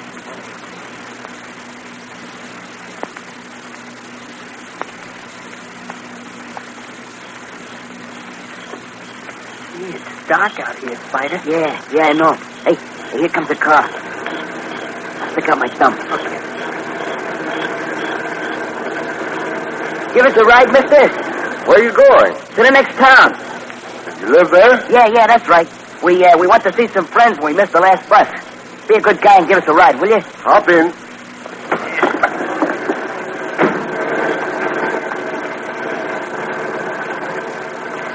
Say, kind of late for a couple of youngsters to be out. Yeah. Why, I told you how it happened. Yeah. We sure will catch it when we get home. Well, I can remember when I got a licking when I was young. I'll tell you what I'll do. I'll take you right to your door and wait till I see you get safely in the house. Then if your father comes out or something, maybe I can fix it for you.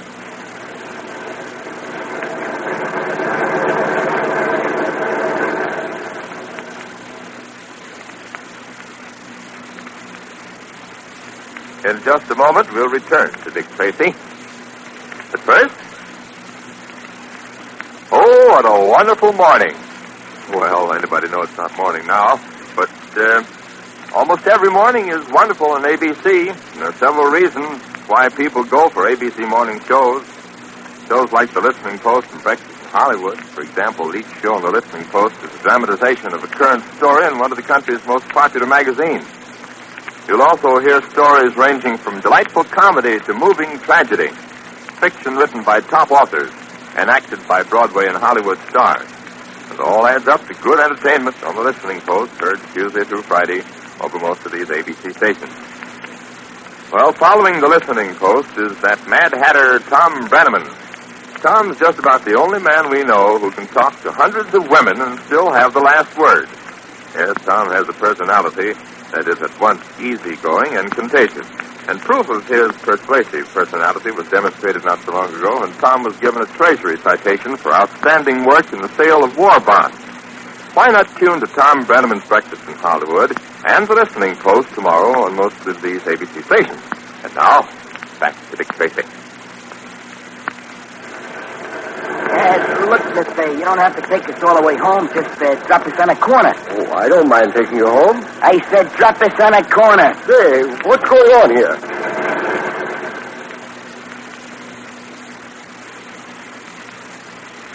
Yes, just what is going on. We'll know more tomorrow. So tune in, same time, same station, for The Adventures of Dick Tracy, directed by Frank Shin, written for radio by M.C. Brockhausen, and this is George Gunn speaking. Dick Tracy is tough. He has to be to stand up against the ruthless characters of the underworld. Tracy's mind races like lightning. If it didn't, he'd never be able to outthink the shrewd criminals he faces. A man in Tracy's position must be superior in every way to win out against the vicious desperados that plague honest citizens. Every minute of his existence is packed with danger because criminals can't rest while Tracy is on their trail. Don't miss a single exciting chapter in The Adventures of Dick Tracy, protector of law and order. Tune in again, same time tomorrow, when Dick Tracy will be heard over this ABC station. This is ABC, the American Broadcasting Company.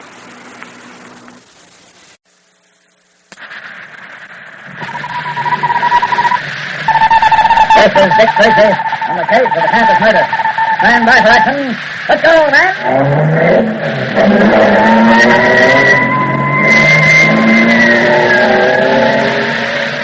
Yes, it's Dick Tracy, protector of law and order. Well, Tracy fans, today is the celebration of Indiana Day. On December 11th, 1816, Indiana became the 19th state to join the Union. You know, it's said that less than 300 years ago, French trappers and fur traders were the first white men to enter that region, but it wasn't until about 80 years later that the first permanent settlement was made at Fort Vincennes. And as late as 1811, Indians were still making trouble in the area, but General William Henry Harrison, who later became president, waged war against the unfriendly Indians who followed Tecumseh. He defeated them decisively, if you recall, in the Battle of Syndicate. There was practically no trouble after that. But 5 years later, Indiana became a state. 300 years ago, a wilderness, today, the fourth-ranking state in population. Yes, 3.5 million people are proud to make their homes in the Hoosier State.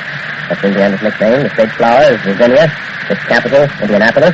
Indiana's motto is the crossroads of America. So Tracy fans all over America, let's join the people of the Hoosier State in saluting the 130th anniversary of Indiana's becoming one of these states. And now, Dick Tracy. A man has been killed and $10,000 is missing. All this followed a football game at the exclusive Calvert Academy. The murderer had vanished, and it looked like the perfect crime until Kit Nichols, a member of the Board of Trustees at Calvert Academy, came forward with some important information. He said that he had seen a man run out of the building and drive off in a taxi cab, and that furthermore, he had gotten the license number. And this brought an unexplained outburst from Joe Gears. Today's episode begins in the apartment of Joe's father, Syndicate.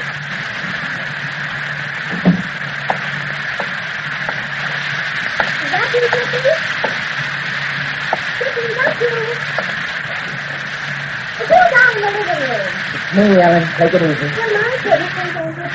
I didn't hear you, Ellen. I just didn't hear you. I've been calling you ever since you came in. I'm sorry, Ellen. I didn't hear you. Well, we've been living in this apartment very serious. When Mr. Conn and I've been in the kitchen and you've been in the living room, and I've spoken to you in a perfectly normal voice and you've heard me without the least bit of trouble. I think you must be getting dead. Look, is that the only subject in the world you can talk on, Ellen? I'm sorry, Sissy. I didn't mean to rag you. No, it's all right, Ellen. Forget it. You're worried about something, aren't you, Sissy? No, I'm just nervous, that's all. Please don't bother yourself about it. Was it an accident, Sissy? Did you run into somebody with a cab? Don't be silly. You know I'm a careful driver. I've never had an accident, and I don't aim to. Why, the cab company's congratulated me several times on my record. I know, but I was just asking. Because there's something pretty heavy on your mind. I tell you, forget it. Sissy, we've been married a long time. We've been very close to each other. We've never had any secrets that we didn't share the one with the other. Isn't that right? Yeah, I guess that's right. Then why don't you tell me what's worrying you? For heaven's sake, Ellen, will you stop cross-examining me? I'm sorry, Sissy. Was it a good day, Happy? I wouldn't exactly call it my best day. Sissy, something hasn't happened to Joe, has it? Please tell me, Sissy. I've got to know. No, Ellen, Joe is fine. He's just fine, I swear. Oh, thank goodness.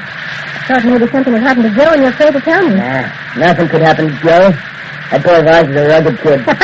Imagine him going to Calvert Academy and being so high in his studies. In the first 10 in his class. Yep, and he made the junior high football team. Did you see him playing the game? Sure, I saw him playing the game. But I sat over on the other side of the field. How did he do it? Well, how did he do? He won it, that's all. He won it. My, I just wish I could have seen it. He intercepted a pass on his own 38-yard line and then fought all the way up the field for the touchdown that won the game. Did they cheer for him? Sure they did. They knocked themselves out. Oh, my goodness. And did you see Joe after the game? No, I didn't. I couldn't. I had to get away. Oh, you could have seen him. He's at that boarding school all the time. He looks forward to seeing him. Yeah. I'll write him tonight and tell him you saw the game. Yeah, do that, will you? And now you just sit down and eat your supper. I think the whole trouble with you is you don't eat enough. I'm not hungry. Nonsense. I picked all your favorites for tonight. I told you I'm not hungry. All right. You don't have to eat. Well, at least I hope you saw Professor Kimberly before you left Calvert Academy. It's been so nice to us. It would have been rude if you'd left. I saw Professor Kimberly. How was he? He was dead, Ellen. He was dead. Oh! Somebody killed him. Oh, no, Sissy. Oh, no. He was our friend. He was so good to Joe. He was at the door, Ellen. I'd like to talk to Mr. 50 Gears. Ask him to come in, Ellen. Yes, come in, please. Oh, thank you. I'm Inspector Dick Tracy, and this is Mr. Patton. How do you do? I'm 50 Gears. I'm here to take you into custody, Jesse. You must be mistaken, Mr. Tracy. What did you want me for? Well, I don't want you for anything. And I've been ordered to pick you up and take you to Calvert County to choose Duffy White. What's the charge? The murder of Professor Monty Kimberly. Mr. Tracy, that's impossible. She's right. It's impossible. Ellen. Yes, Sissy. Look at me, dear. Remember you said that we've never had any secrets from each other? I remember. So we still haven't. I've never killed anybody. I know that, Sissy. You don't have to tell me. No matter what they do to me, don't you forget that. I won't. I'll let you take a few personal belongings with you, Jesse, but let's make it fast. We've got to get going. You're making a terrible mistake, Mr. Tracy. Well, I have nothing to do with it, Jesse. I told you that I've been ordered to pick you up and deliver you to Chief White. And what, Jesse? You can either get going with that, Well, it's not just me, Mr. Tracy, Mr. Patton. I don't care about myself. If you're going to do terrible harm to two other innocent people, my wife, Ellen, and my son. Oh, is your son, Joe Gould, the one who goes to Calvert Academy with me that touchdown? Yeah. That puts quite a little twist on it, doesn't it, Tom? Yes, it sure does, Dick. You mind if I ask a question, Jesse? What is it? Doesn't it seem a little odd that the son of a taxi driver should be going to a swell school like Calvert Academy? What's odd about it? Our boy's good enough for any school in the country. I didn't mean it like that, Mrs. Gould. Sure, your son's one of the finest young halfbacks I've ever seen dance down the field. And I'm positive he's even better than studies. I'd be willing to venture if the boy's got a brain on him. What that means, Mrs. Gears, is from a purely economic standpoint, it seems strange your son could be going to such an expensive school. Does he have a scholarship? He does not. Now, I'd like to explain things to you, Mr. Tracy. I wish you would, Jesse. We don't like to ask questions that don't concern us, but this is a murder case. And don't forget, Dick, it's a murder case that's outside our district. Once we deliver 50 Gears to the sheriff, our only interest in the proceedings is that of private citizens. It's an unfortunate technicality that I'm beginning to regret more and more. Okay, so please tell us about Joe. Well, it's pretty simple, Mr. Tracy. It's just that I've always wanted Joe to have the advantages in life that I couldn't have. We've had a good life together, sister. I know we have, Ellen, but you see, Mr. Tracy, I worked pretty hard driving a cab, and I saved my money so that Joe could have the education that I missed. And when I found out that Calvert's school was one of the best and that Professor Kimberly was teaching there... Well, just a minute, Jeffrey. Did you know Professor Kimberly before Joe went to Calvert Academy? Yes, I did. How'd you meet him? Well, I once took a course at the University Extension School. Professor Kimberly was the instructor. I didn't do so good at the course, but I got to know Mr. Kimberly. We used to talk quite a lot after classes. Please don't laugh. Nobody's laughing, Jeffrey. Now, go on. Well, as I say, we used most of our savings, but with Professor Kimberly's help, we got Joe into Calvert. And he's done well there. He's in the top 10 of his class. Of that I have no doubt, ma'am. Jeffrey, I'd like you to tell me what you did on the afternoon that Professor Kimberly was measured. Well, when I was through hacking, I drove out to the school. You see, I own my own cab, and I parked where I always do by Blairstone House. Just why do you park there? Well, Blairstone House is where Professor Kimberly has his office and his room. I still don't understand why you had to park just there. Well, you see, Mr. Tracy, I'm just a taxi driver. Now, I'm not ashamed of that, but, well, I didn't want people in the school to know that Joe's father wasn't an important man. You know how things are. I was afraid it might hurt Joe in the school. I disagree. Well, maybe I was wrong, but that's the way I figured. So you got your taxi by Blairstone House? Yeah, it was well hidden there. Very few people could see it. And then I went over and watched the football game, and I saw Joe make that touchdown. I'll still remember that for a long time. So would I. What happened after that? Well, I went to Professor Kimberly's room to meet Joe. I always did that about once a month.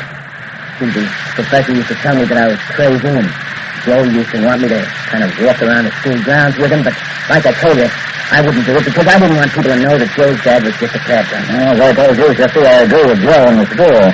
However, nothing would affect Joe's popularity at that institution. That's what happened. Well, after the game, I went up to Professor Kimberly's rooms and knocked on the door. There was no answer, so I opened the door and walked in to see if what he told me to do in case he was out. Come on, Chippy. When I got in the room, well, Professor Kimberly was lying on the floor by the window. What did you do? I ran to him, lifted him up, and sat him in the window seat. Then I shook him a bit to see if he fainted. Then I thought he'd been beaten over the head. I listened to his heart and realized that he was dead. Then I heard somebody yelling outside the window, and I saw that open safe and the blood on the floor, and I realized that everyone would think that I murdered Professor Kimberly. I was panicky. I ran away. You left the body on the window, didn't you? Yeah. And the window was open, Dick. Okay, not bad. Well, what'd you do next, Jeffrey? Well, I ran down the stairs and got into my cab and drove away as fast as I could. Well, I was scared, Mr. Tracy.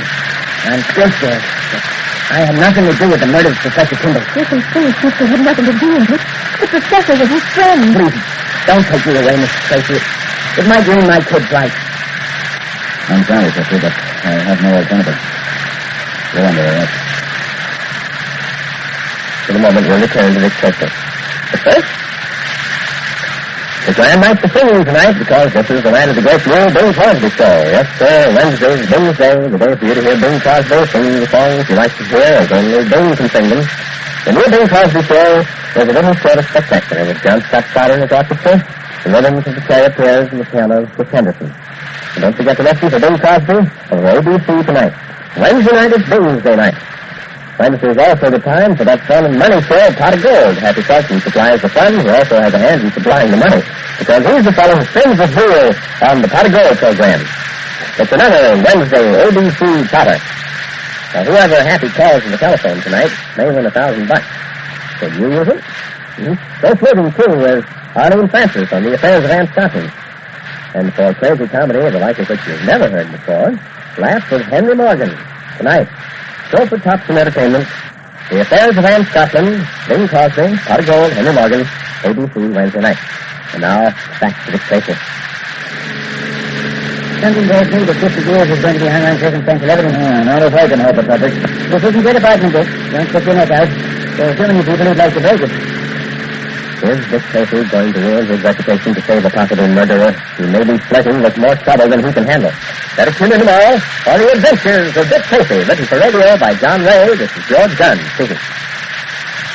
Say, Tracy fans, do you have a number of favorite heroes? Well, sir, you're going to add one to your list when you hear Sky King. Because when it comes to dangerous adventures, no one can match.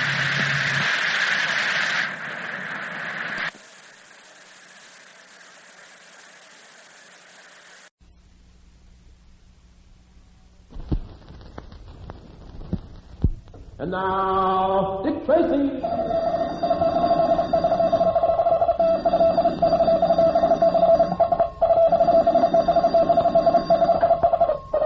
This is Dick Tracy on the case of the campus murder. Stand by for action. Let's go, men.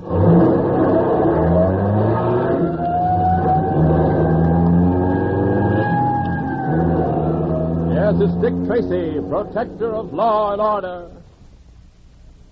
Well, Tracy fans, did you know that today, December 16th, is the anniversary of one of the most famous parties in history? Well, not exactly a party, but in the year 1773, 173 years ago today, the American colonists held the Boston Tea Party. Well, we've all heard about it. The reason for it was this. At that time, the colonies belonged to Great Britain, and the British government made the colonists pay a tax on just about everything they sent to America. The American merchants refused to buy unless the taxes were lifted, and so they finally were lifted on everything but tea. Well, the colonists refused to permit any tea to be landed, but in November 1773, 2 ships loaded with tea were moored in Boston Harbor, and an attempt was made to get the tea ashore. And on December 16th, 1773, 60 men disguised as Indians boarded the ships, tore open the hatches, and overboard went the tea. And that was the Boston Tea Party. A victory against taxation without representation. Under our present system of government, we Americans are assured that we will never be taxed without having something to say about it. And now, Dick Tracy. Shifty Gears, a taxi driver, is suspected of the murder of Professor Kimberly, a former instructor at Calvert Academy. $10,000 was taken at the time of the murder, and Shifty's son, Joe, a student at Calvert, is suspected of having tipped off his father to the fact that Professor Kimberly would be keeping that amount of money in his room following a week of fundraising benefits. Well, among Shifty Gears' chief accusers is Tip Nichols, a member of the school's board of trustees, who bases his accusations principally on the theory that Shifty and his son Joe are not blue bloods and therefore are not to be trusted, a theory with which Dick Tracy violently disagrees. As our story opens today, we find Duffy White, the local sheriff, and Dick Tracy rehashing the evidence at the scene of the crime, the late Professor Kimberly's office. And a minute, Sheriff. You're going to see why I think Shifty Gears is innocent. All right. Convince me. All right. Well, now let's begin with this window seat here. What do you notice about it, Sheriff? Oh, nothing much. It's sort of a little bay that juts out of the room. Right. And it's nowhere near the table where the empty strong box was. Also, this window is almost as public as a stage, Sheriff. It juts out in such a way that it can be seen from almost anywhere on the school grounds. Now think, would anyone in his right mind pick this spot to fight with a man and kill him? Oh, but maybe Professor Kimberly struggled over to the window in an effort to call for help. Shifty Gears is a great deal stronger than the professor was. He could have pushed him around this room like a sack of straw. Hasn't something else struck you, Sheriff? What do you mean? You said that maybe the professor was trying to get to the window and call for help. Yet nobody heard him cry out, nor did anyone hear the sounds of a struggle. Yes, that's right. I hadn't thought of that. All of which indicates to me, Sheriff, that Professor Kimberly was killed by a single blow, in which case it would hardly be necessary to struggle with him in a window seat. But if that were true, there would have been blood here in the room. I know, that's got me puzzled, too. But it's not as big an inconsistency as some of the ones that crop up in your case against Shifty. And what was that? I don't know. It came from over there. That's just Professor Kimberly's cat. No one's been able to get near it since the professor's death. How did it get in here? Probably followed us in when we opened the door. It's been sulking around the building for days. Now, let's hear more of your reasons. You've made some good points, but not enough. All right, Sheriff. Now, let's consider the safe and strongbox for a moment. All the fingerprints have been carefully wiped off. And that takes time and it takes planning. And yet the person the boys saw in the window came right down the stairs and escaped in his car. Well, maybe he'd already wiped off the prints when they saw him. Now, wait a minute, Sheriff. That would either mean that they were wiped off before the killing, which is not likely, or that the professor was already dead when the boys saw him in the window. All of which backs up Shifty's story. But what about the blood on Shifty's jacket? He could have gotten that by trying to revive the professor, just as he says. Yes, he could. Now, what do you think, Sheriff? Tracy, I hate to say this, but I'm beginning to believe that you may have a point. I'm not completely convinced, but I certainly believe we ought to keep the investigation open. I'm certainly glad to hear you say that. And there are a few things I'd like... Hey, who's that coming up the walk? It looks like Tip Nichols. Oh, yeah, it is Tip. He's heading straight this way. No, he's stopping. He looks like he's just seen a ghost. He's not seen a ghost. He's just seen the professor's cat and ran right in front of him. Yeah, and Nichols is going away again. Maybe he's superstitious. Maybe he saw your police car parked out front. I'd like to know more about that bird. Oh, he's a stuffed shirt, but he's fundamentally okay. Maybe we have different definitions of okay, Sheriff. I had a very unpleasant conversation with him yesterday. Yeah? What did he say? He said that Shifty Gears was obviously guilty, and Joe was his confederate because they had the misfortune to be born on the other side of the tracks. He said a lot more vicious stuff like that, but there's no sense in repeating. Yeah, I know. He's one of those people who've never done a day's work in their lives and who seem to think it makes them better than people who have. Sheriff, tell me, has he got a lot of money? No, not personally. I understand it's all tied up in a trust fund, and his mother only gives him what she thinks he needs. And why does he seem to be such a big shot around here? Well, he's descended from a fellow named Wooden Nichols who came over on the Mayflower. You know, Tracy, when a man thinks so highly of himself, he sometimes infects other people with the same idea. I'm afraid you're right there. Well, Sheriff, what's the next step? I'd suggest we go back to my office and see if we can turn up something else that we might have overlooked before. All right, good idea.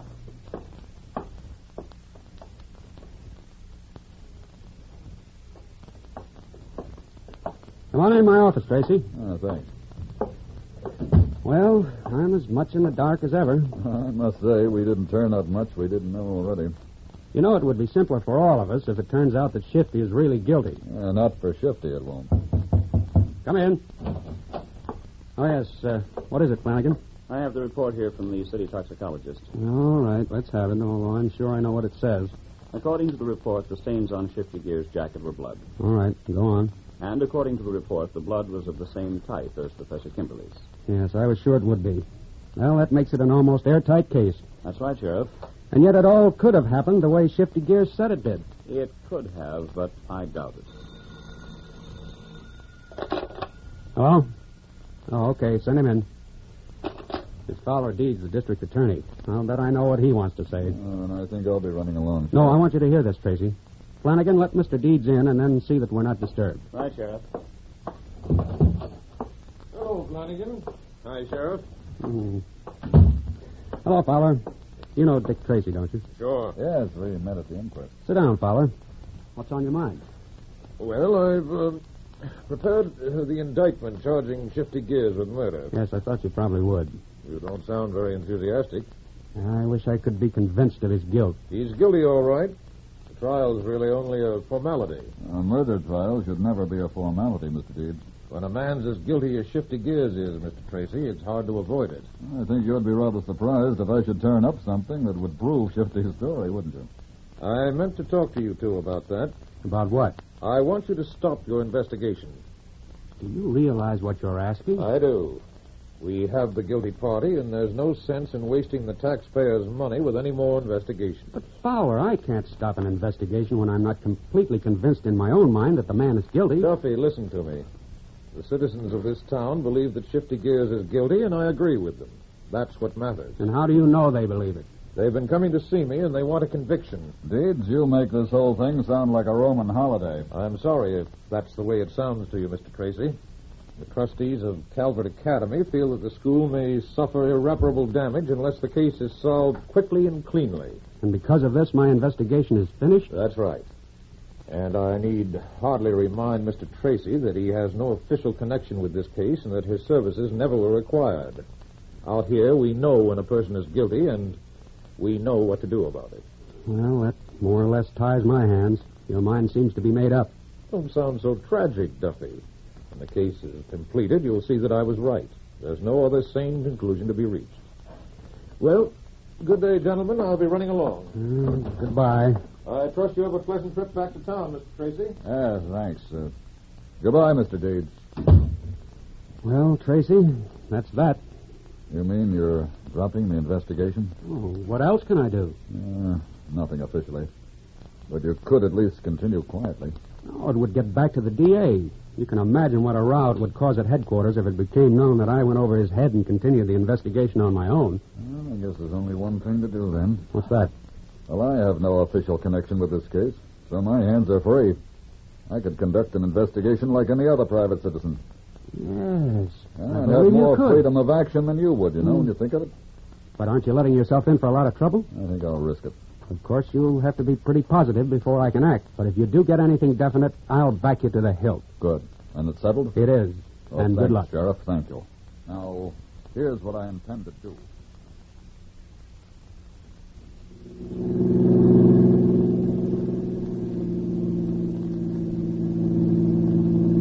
I'm sure tired to do nothing but driving around in this car. Anything new on the Shifty Gears case, Dick? Yes, Pat. They're going to try Shifty for murder.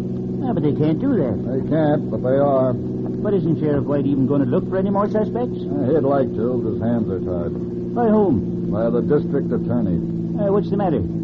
Is he one of these birds that always yammering for a conviction at any cost? No, Pat, I think he really thinks Shifty's guilty. Whether he does or doesn't, he shouldn't close his mind to the possibility that someone else may be guilty. It's pretty hard to close your mind to public demands for action. Yep. I suppose you're right, Dick. In this case, the community, and particularly the Board of Trustees of Calvert Academy, feels that its standing has been jeopardized by this murder, and, well, quite understandably, they want some action. Yeah, but there's all kinds of action. Right there, Patrick. But in this case, action means a conviction. They've got a suspect, and they got a pretty good case against him. And they're going to hang him if they can. Poor Shifty.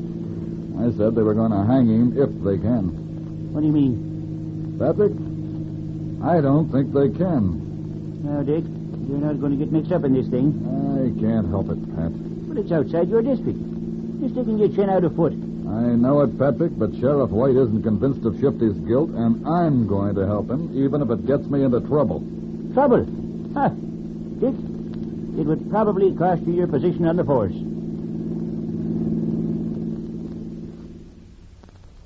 In a moment, we'll return to Dick Tracy. But first...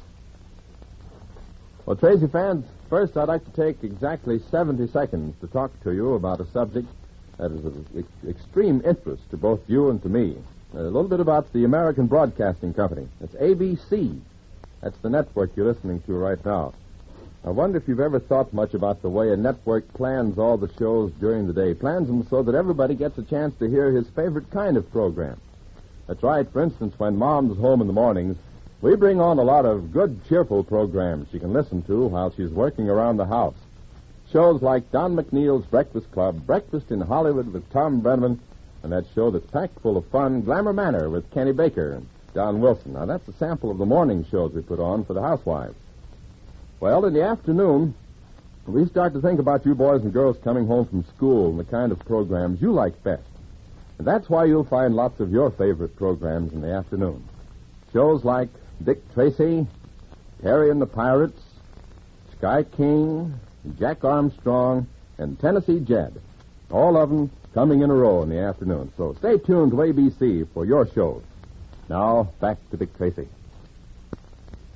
Are you still going ahead with this plan of yours, Dick? I am. Yeah, but you can't conduct an unofficial investigation, Dick. You've got too much at stake. Think what you're risking. And it's a small risk, Pat, if it saves the life of an innocent man. This is a tough spot that Tracy has gotten into. How does he plan to proceed? Tune in tomorrow, same time, same station, to The Adventures of Dick Tracy, produced by Charles Powers, written for radio by John Ray. This is George Gunn speaking. Stay tuned, Dick Tracy fans, for 3 other swell shows coming up this afternoon over most ABC stations. There's Terry and the Pirates, adapted right from the famous comic strip, and you meet up with the very same characters in the exciting adventure stories. Sky King's another action-packed serial you like, for when you join Sky, you're liable to go adventuring on the ground and in the air. And then Jack Armstrong also has his turn at the ABC mic. There's never a dull moment when Jack's on the scene, whether it's at the circus or in the Sea Islands. But don't miss these great shows, heard this afternoon over most of these ABC stations. This is ABC, the American.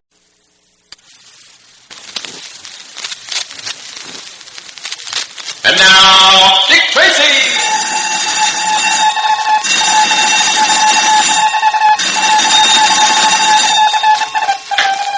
This is Dick Tracy on the case of the Careless Black Widow. Stand by for action. Let's go, men!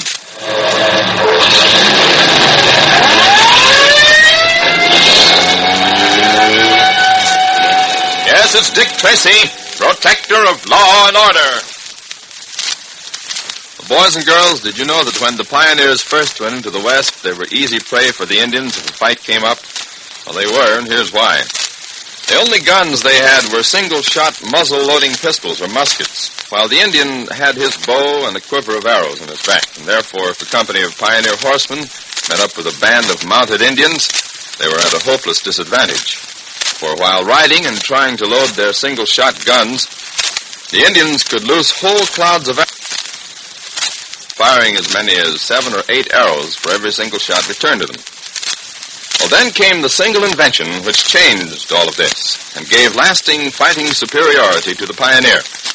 It was the six-shooter, the familiar pistol still in use, which held 6 bullets in a revolving chamber, which did not have to be reloaded until all 6 shots had been fired. When at last the frontiersmen could shoot quicker and further than the Indians and could reload while riding at full speed, which was impossible before.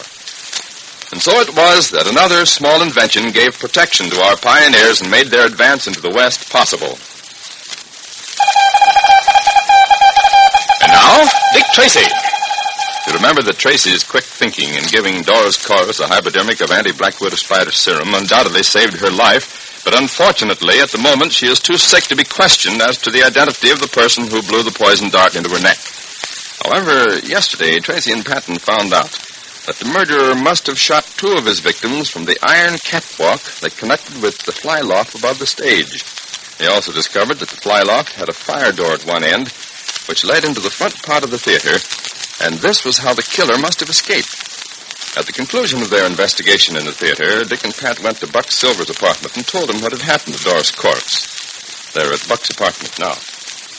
Believe me, Mr. Tracy, I sure am upset at this attempt on Doris Corus' life. Well, so are we all, Mr. Silver. Was this the same as the others? Yes. The girl was hit on the back of the neck by a dart poisoned with black widow spider venom. Well, the whole thing seems unbelievable. This is the 3rd time the killer is struck. Not to mention a few pot shots taken at Dick and me. 3 victims. And you still haven't any idea who the murderer is. Well, Mr. Silver, we're dealing with a person who is both smart and ruthless. And if you'll forgive me saying so, he seems to be a good deal smarter than the police. Any criminal seems smarter than the police until he's caught. If you have any suspects, why don't you put them in prison and stop this wave of killing that's been running through the theater? Nothing would give me more satisfaction, Mr. Silver. In this country, it's not customary to slap people in the pokey unless you have some evidence against them. Well, who do you suspect? Well, at the moment, I'd prefer not to answer that question. All right, then, tell me this. Am I still on your list of suspects? Well, until a case is actually solved, Mr. Silver, I suspect practically everybody but Patton here. And you know, Mr. Silver, I think sometimes he even suspects me. But as I've told you before, I'd have no motive for committing these murders. Possibly the first murder, but certainly not the second. However, I think it highly improbable that you are involved in any of these crimes. Well, thanks for the feeble vote of confidence. You're welcome, Mr. Silver. Now, there's one thing, though, that I can't impress on you too strongly. I don't want anyone to know about this attempt on Doris Corus's life, but her absence should be explained to the company. Well, I'll take care of that right away, Mr. Tracy. I'll phone my stage manager and give him instructions. Good. Harry should be in by now. If he's not, I may not be able to get word to the cast in time. Well, I hope you can. Well, hello, Harry. This is Buck Silver. Now, Harry, listen. I just received word that Doris Corus is going to be out of the lineup for a few days. No, it's nothing serious. The doctor says she has a touch of the flu, but she'll be all right in a few days. Yeah, that's all, Harry. Goodbye. Did I sound unconcerned, Mr. Tracy? You were fine. You see, Mr. Silver, as long as the murderer is in ignorance of how much or how little we know, we're in a much better spot to apprehend him. Oh, I understand, Mr. Tracy. You say that Doris Corus was on stage after the show when she is struck with a dart. Yes, that's right. And in the same place that Give and Take was when he was murdered. And the doorman swears that with the exception of Doris, every member of that cast had left the theater before Doris screamed. Then the killer isn't one of the people in our show. Well, unfortunately, Mr. Silver, I believe the killer is someone in your show. I give up. Well, I suggest you let Pat and me worry about straightening out this mess. Well, I'd like to, Mr. Tracy. But I can't help but feel that since I'm responsible for this show, I'm in a way responsible for the tragedies that have taken place. And the longer I keep the show open, the more danger that I'm making for the people in the company. I'm going to close it. But, Mr. Silver, that's just what the murderer wants. But if I keep it open, I may be needlessly risking people's lives. Now, look, but... Who's that? Good morning, Buck. Good morning. Won't you come in? This is a surprise. This is my ex-fiancée, Miss Vocal Cord. Ah, yes, Miss Cord and I are old friends. Buck, I came over to talk to you about that stupid meeting that the company had to force you to move into another theater. I just wanted to tell you that I don't think you ought to move just because Time Step got all those crazy people steamed up. Well, you needn't worry. I'm not going to move the show. Good for you, Buck. Nope, I'm not going to move the show. I'm going to close it. Oh, no, Buck. Oh, yes, Buck. But every cent you own is tied up in the show, and it's a big hit. Well, what do you care about my money?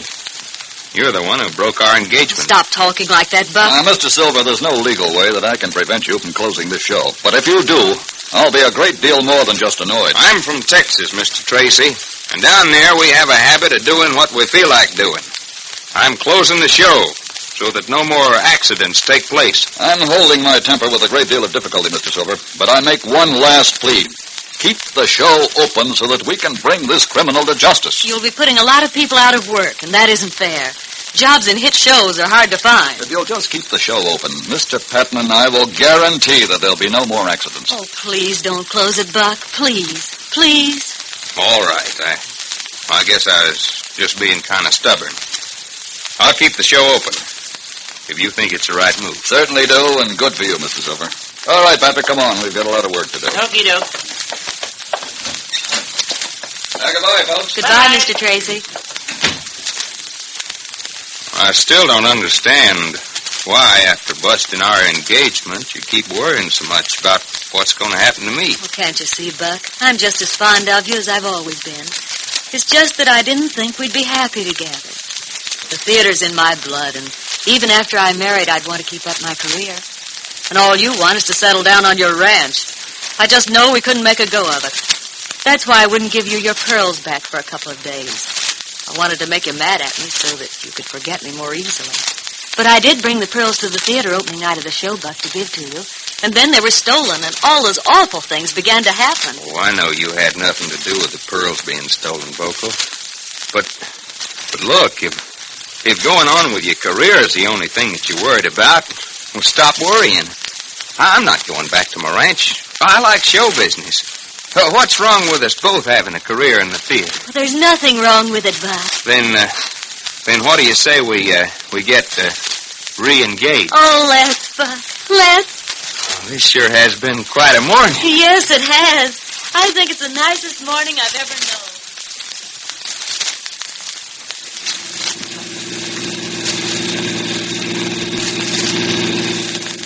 No, for the life of me, Dick, I can't see why I always have to drive the car. Because you do it so very well, Mr. Patton. Now, boy, that Buck Silver is certainly a hard guy to convince. Yeah, he sure is, Patton. It was a lucky coincidence for us that Vocal Cord came in to talk to him as she did. Without that feminine touch, I don't think Buck would have consented to keep the show open. And if he closed it, we would have been in a fix. Well, that's right, Pat, but why'd you call Vocal Cord's arrival a lucky coincidence? Well, wasn't it? Not at all. I called her up earlier this morning and told her to come over to Buck Silver's apartment. He wanted to talk to her about moving the show. I was afraid that when we told Buck about the attempt on Doris Corus's life, he might get stubborn on us, close the show, and go chasing off to Texas. But with Vocal in there pulling over our side, we've turned the trick. My, Uncle Richard. Aren't you the sly little rascal, though? Well, it's been pretty apparent that Buck and Vocal are really crazy about each other. All they needed was some third person to break the ice and get them together again. And I would be surprised if they were getting themselves kind of re-engaged right now. You're not only an old conniver, but you're Cupid, too. You get it? We're digging today. Sometimes, Dick, I don't know how you do it. Just call me the little matchmaker, Patrick, and let it go at that. I think that's the theater up ahead, Sam. Better slow down. I hear, O master, and obey. Come on, Patton. Let's get out. Right. Let me take your hand. Well, what are we going to do now? Climb fire escapes? That's exactly right. You know, there are plenty of easy ways to get into this theater. Why do we have to climb up the fire escape? Because I hope to find a piece of wood. A piece of wood.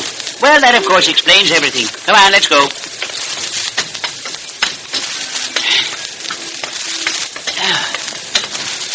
Oh, this is the most exhausting case we've ever been on. Exhausting? What do you mean? Well, it seems to me we've done nothing but climb up and down ladders or prowl around on the roofs of very tall buildings. Maybe you'd rather be back on that submarine, huh? Thanks a lot. I'll stick with the ladders.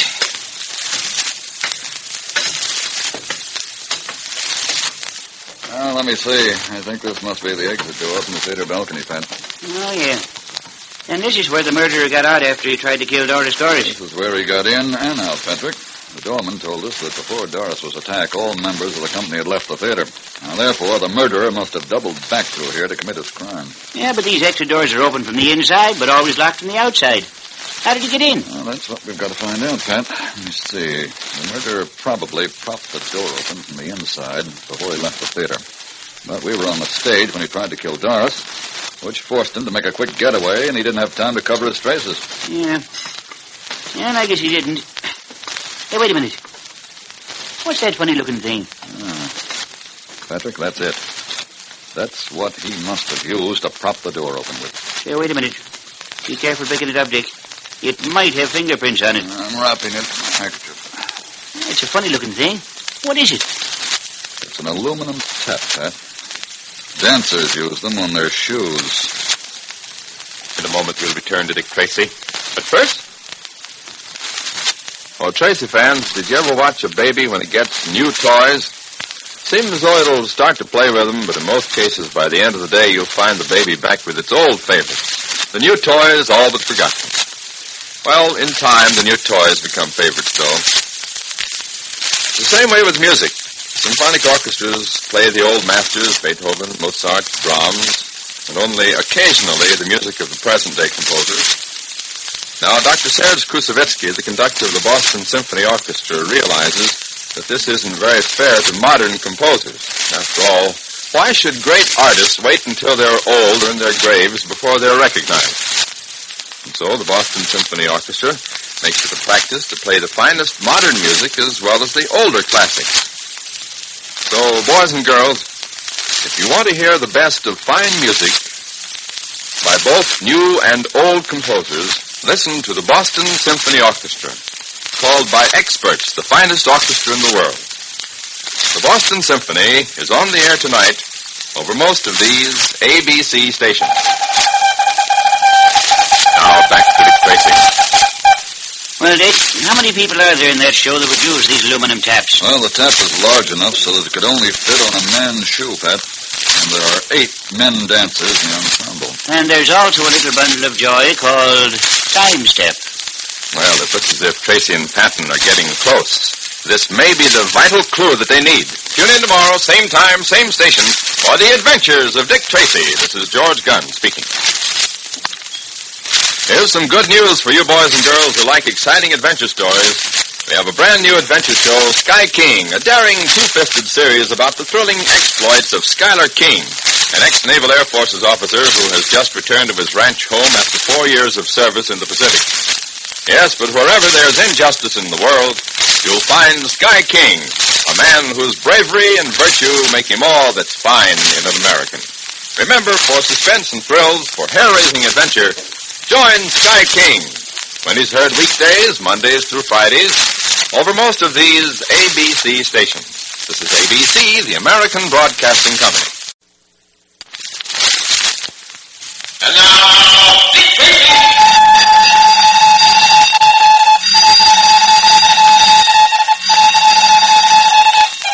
This is Dick Tracy on the case of the Moth and the Flame. Stand by for action. Let's go, man!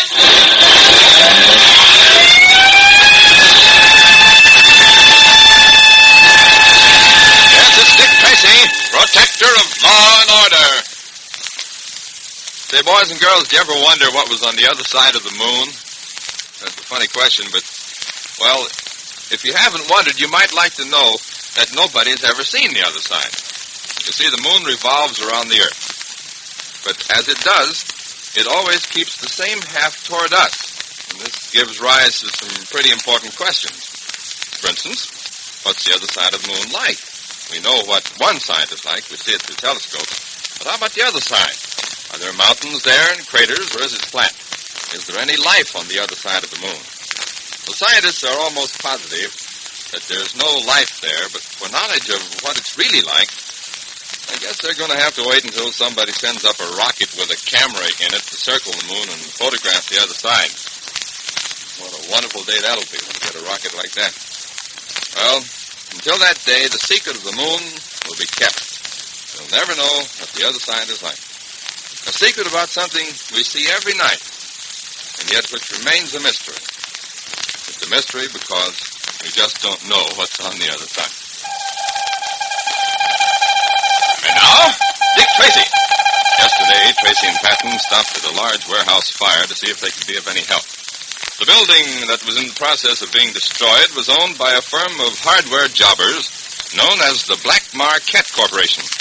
This company, a shadily run outfit dealing in goods disposed of through illegal channels, had been faced with a federal investigation. And unknown to Tracy, they had decided to have the warehouse burned down to destroy any incriminating evidence. The burning itself was carried out by a gang of professional arsonists headed by a sinister character known as the Moth. However, during the burning, somebody apparently died as a body was found in the wreckage. Now, the next day, Tracy and Patton are going over the still-smoking ruins with Fire Chief Kelly. Have you come across anything unusual in your investigation, Chief Kelly? No, nothing yet, Tracy. I don't see how you can hope to find anything of interest here. There's hardly anything left to investigate. Yeah, the place is a total loss, all right. There's nothing left. Not even a sign of any merchandise in the warehouse. Would it have been logical for all the merchandise to have burned up, Chief? Almost anything could have burned up or melted if the fire was hot enough. Then I might add that this fire was certainly hot enough. In fact, that's one of the things that worries me about the whole thing. Well, fires are usually hot, Chief. Yes, I know, but it takes time for them to make that much headway. This building, you see, was equipped with a regulation sprinkler system. It was checked recently and found to be in good order. But sprinkling systems by themselves don't always put out fires, do they, Chief? No, very seldom, but they do retard the fire and create a lot of smoke, which causes it to be discovered sooner than otherwise. And yet no one saw this fire until it was completely out of control. Huh? And that's exactly my point, Tracy. Why? And don't forget there was a night watchman in the building. Why didn't he discover it? Oh, yes, him. I meant to ask you about him. Was that poor fellow that we found in the records really the night watchman? Well, according to the coroner's report, he was. Identification was difficult, though, as was the exact cause of death, Chief. Well, he probably fainted from smoke poisoning and was later pinned under from fallen timber. You know, the floors apparently fell in pretty quick. Yeah, but why didn't you have time to turn in some kind of an alarm? At least holler. You tell me. Chief Kelly, did I understand you to say last night that there had been several similar fires the last 2 weeks? That's right. 2 warehouses and a packing plant were completely destroyed by fires that had gotten out of control before being discovered. I see. Chief, do you mind if Patton and I poke around in the ashes here a while? No, not at all, Tracy. If you have any questions about anything you find, I'll try to answer them. All right, thanks, Chief. In the meantime, I think I'll wander over and see Lieutenant Giles. See if he turn up anything. Hey, Mike! Dick, you're up to something. Patrick, what makes you think of such a thing? I can always tell when those wheels inside your head begin to spin. All right, Pat, here it is, but it's not much more than a half-formed suspicion yet. Now, listen.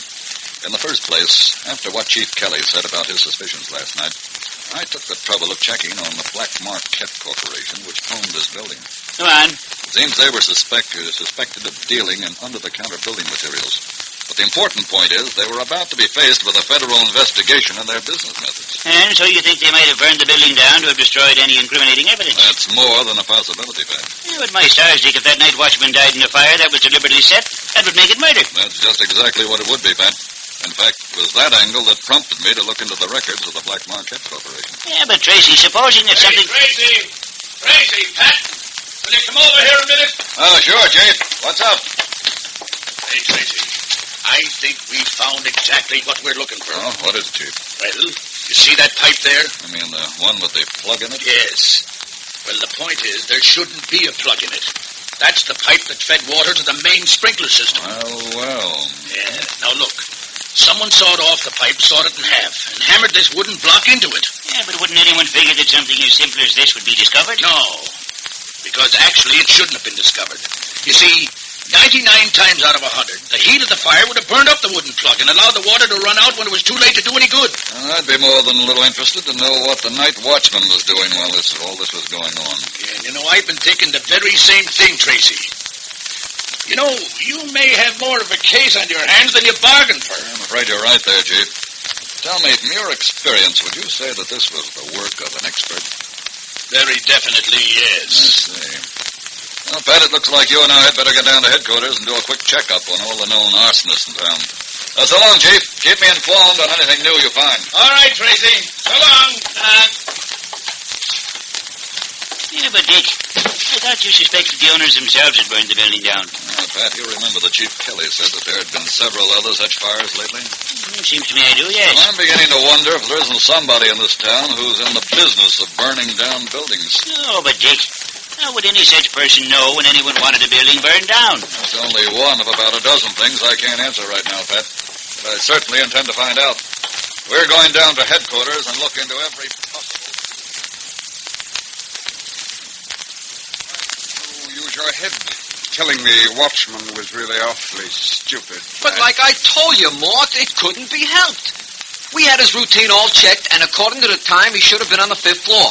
But the dope must have forgot something, and he comes stumbling back into the cellar just when we was sawing the pipe. Most unfortunate.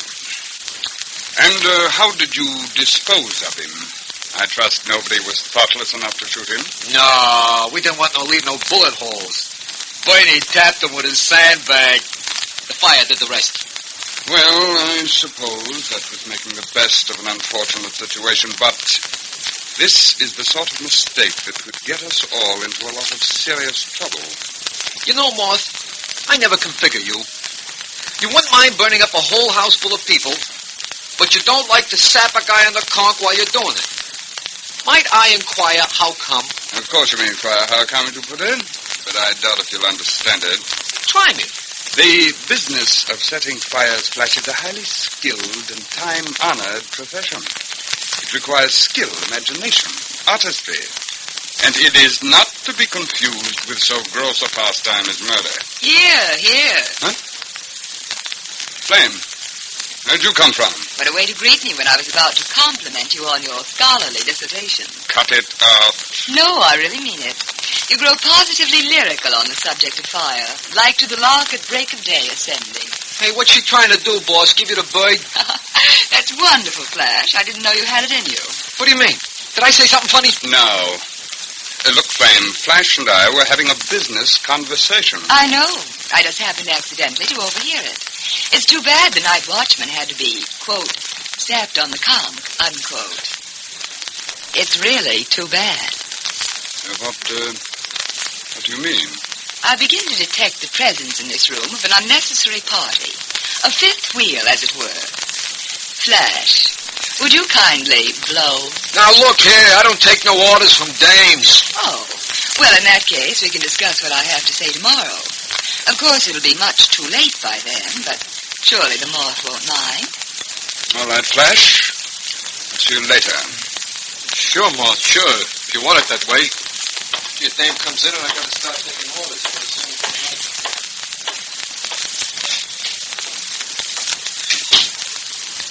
You know, Flame, someday you're going to go too far. Really? And then I suppose you'll have Flash sap me on the conch. I might even do it myself. You have no idea how you terrify me. In fact, I'd go running to the police for protection if it weren't for two reasons. Which are? A, they'd probably put me in jail. B, you know, and I know, that you wouldn't dare do anything to me.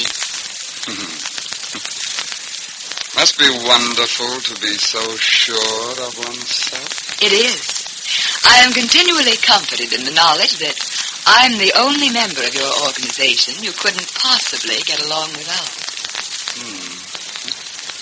Cigarette? No, thanks.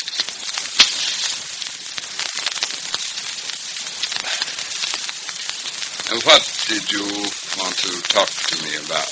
That's better. Blackmar is pretty upset about the death of his night watchman in the fire. How do you know? I contrived to be invited to a little shindig that I knew Mr. Blackmar was attending. I knew there would be a lot of sympathetic questions asked him regarding the fire. Oh? There were. But the thing which was uppermost in Blackmar's mind, and to which he kept returning, was the unfortunate death of his night watchman. Well, it's easy enough to see what he's thinking of course. that if it's ever discovered that the fire was not accidental, he could be mixed up in a murder investigation. You don't think he has any idea that the watchman's death wasn't accidental? I doubt it. He's not very smart. And I noticed that. By the way, did you hear anything about his partner, Ket? But of course. Hepburn Ket is on a fishing trip somewhere in the West Indies. I guess Blackmar told the truth then. About what? That he was playing a lone hand when he hired us to burn down the warehouse. It looks that way. The flame? I think I'm going to have a little job for you tonight. In a moment, we'll return to Dick Tracy. But first, say, Tracy fans, do you want to hear a really pleasant show tomorrow night?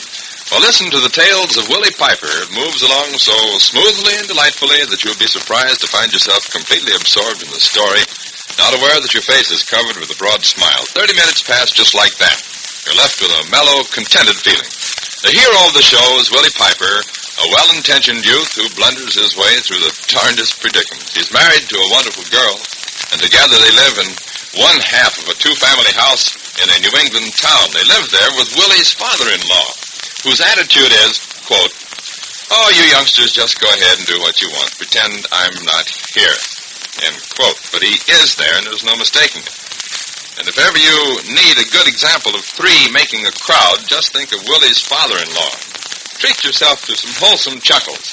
Listen to the whimsical Willie Piper Show, and it's heard tomorrow night on most of these ABC stations. And don't miss those other great shows ABC has lined up for your entertainment. Every Wednesday night, the Paul Whiteman Show, the Pot of Gold, Bing Crosby, and the Henry Morgan Show. Now, back to Dick Tracy. Well, that completes the list of the known arsonists in town, and a sorry-looking crew they are, too. Patrick, I think we're on the wrong track. What we should be doing is investigating the owners of the Blackmar Ket Corporation and finding out if they have any known underworld connections. And indeed, there are underworld connections. But will it be possible to uncover them? Tune in tomorrow, same time, same station, for the Adventures of Dick Tracy, produced by Charles Powers. This is George Gunn speaking. Well, we've been doing a lot of gabbing recently about a Wednesday night show on ABC, a show you've probably heard many times, the Bing Crosby Show. But I wonder if you and your folks stay tuned to ABC on Wednesday nights for something new in the radio world. Henry Morgan and his zany, funny program. Not exactly trying to compare Crosby and Morgan. Guess you couldn't do that very well because their respective personalities and abilities are quite different, almost as different as their respective shows. But both guys and both shows are tops. Find out for yourself tomorrow night. Crosby and Morgan, Bing and Henry on most of these ABC stations. This is ABC, the American Broadcasting Company.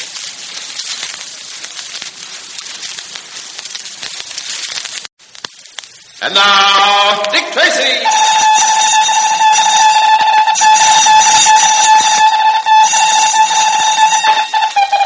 This is Dick Tracy in the case of the Moth and the Flame.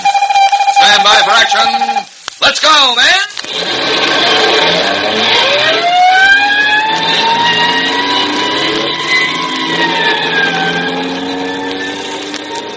Yes, it's Dick Tracy, protector of law and order. Say, boys and girls, do you know how the first real man-of-war came into being? Well, just before the year 1500, warships were used to carry troops, who would then fire their muskets at the enemy ships and try to close in, board them, and capture their crews. Well, along about 1525, the English king Henry VIII had an idea. He called in his ship designers and he said, "I want you to take 20 cannon and build me a ship around them." Well, the designers were shocked. They'd never built a ship strong enough to hold cannon, which wouldn't go to pieces at the vibration of the first broadside. They tried to explain. The king just wouldn't listen. Finally, almost afraid for their lives, they went back to their drawing boards, and wonders of wonders, 3 months later had drawn up plans for the first battleship.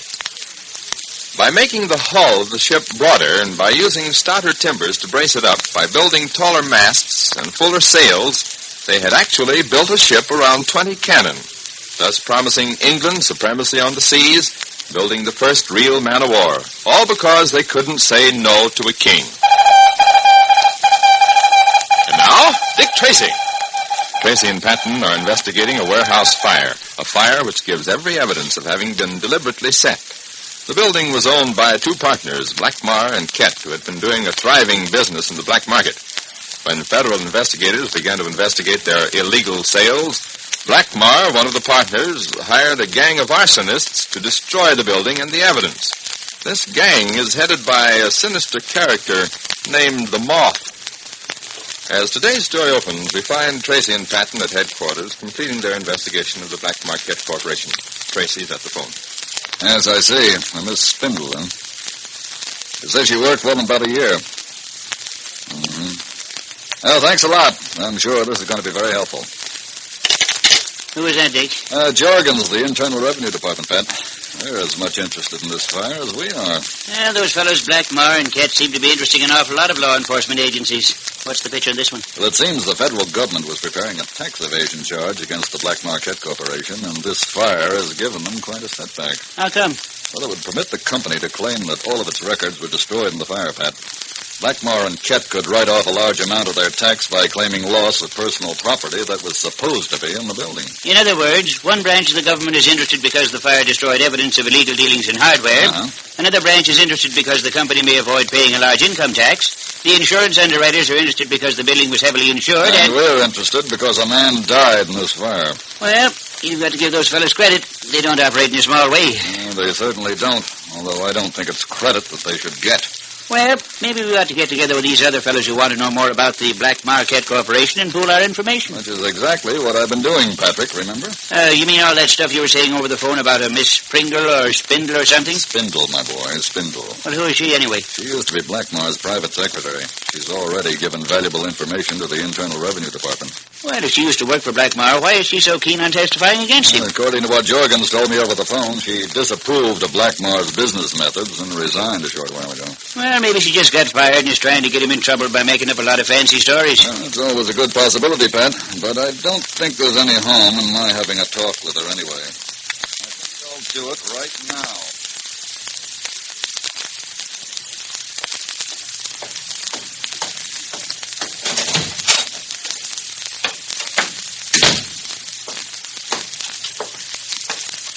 Well, if it isn't my old friend Cupid.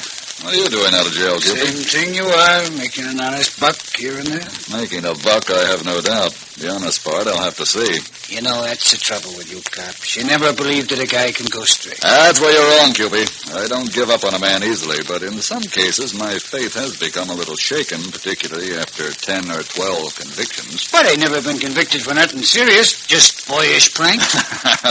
Particularly those black market coupons you were counterfeiting. That was quite a prank, Cupid. I was framed. Anyway, that's all over. Straight and steady, that's me from now on. Well, I hope so.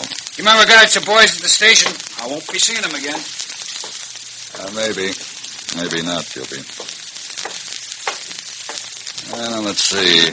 Apartment 1G was 1G now. Here it is.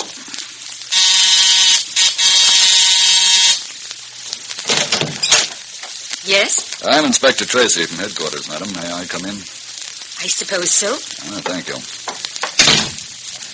What did you want to see me about? Well, I'm checking up on the recent fire that destroyed the warehouse of the Black Market Corporation. I don't know anything about it. Yes, I'm sure of that, but I understand that you might be able to give us some facts that would help us get to the bottom of this case. I don't know anything. You gave very valuable information to the men from the Internal Revenue Department. I didn't. That is, it was all wrong. Now, look here, Miss Spindle. Has anyone threatened you? Of course not. You didn't by any chance just receive a visit from a man named Cupid, did you? Cupid? I never heard of a man named Cupid. Miss Spindle, I wonder if you realize that this case involves more than the burning of a building. It involves the death of a man. It involves murder. Murder? Yes. By concealing important evidence, you're making yourself an accomplice to that crime. It won't do any good. I still can't say anything. You realize, of course, that you're playing right into these criminals' hands by refusing to talk, don't you? Get out. I don't know anything. Get out. I don't know anything.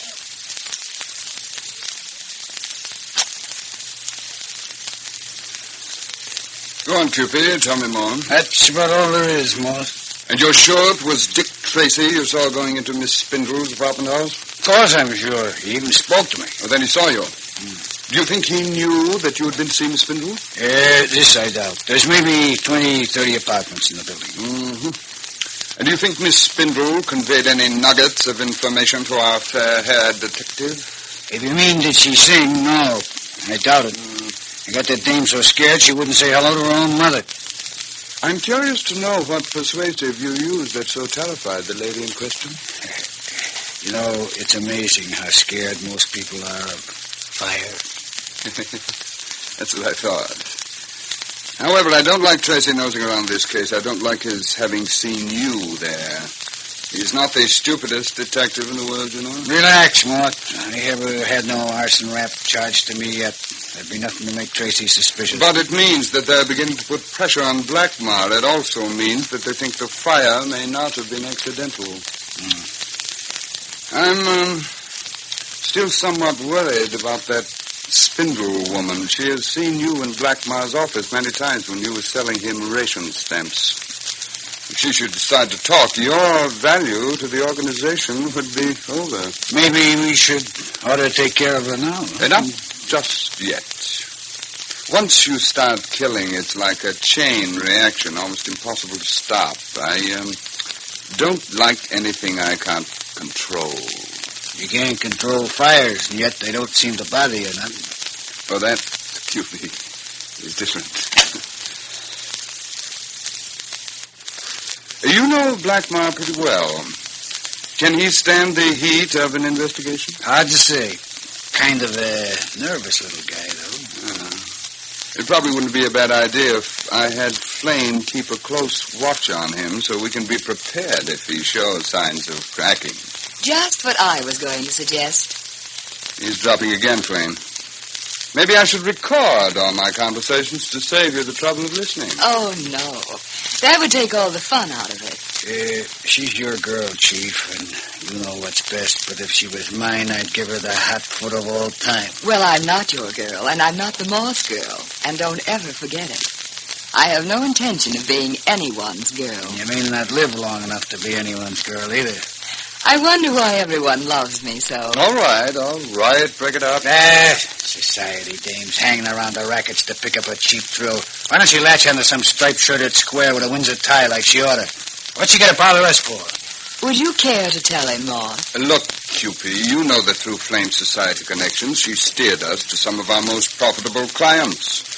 How else would we have known, for instance, that Blackmar was in trouble and was ripe for our professional services? Yeah. But who was it made the big pitch, huh? Who was it who actually steered Blackmar in to see it? Cupid, I'm not trying to take any credit away from you. Your contacting of clients who are ready to talk business with us is a great value to the organization. You merely serve on a different echelon, shall we say. Different echelon. All right, say it. It will make you feel good. But remember that you're both of any use to me just as long as no one suspects your connection with the outfit. Now, Cupid, I'd suggest that you run along and try to find out if Dick Tracy got any information out of that Miss Spindle, particularly any information about you. If he did, I think you know how to proceed. All right, Chief. Although I think we ought to proceed that way anyway. Cupid? Okay, Moth. Whatever you say. May I suggest that he needs to be taken down a few pegs? He's a petty racketeer who's getting his first taste of the big organization. However, you'll bear watching.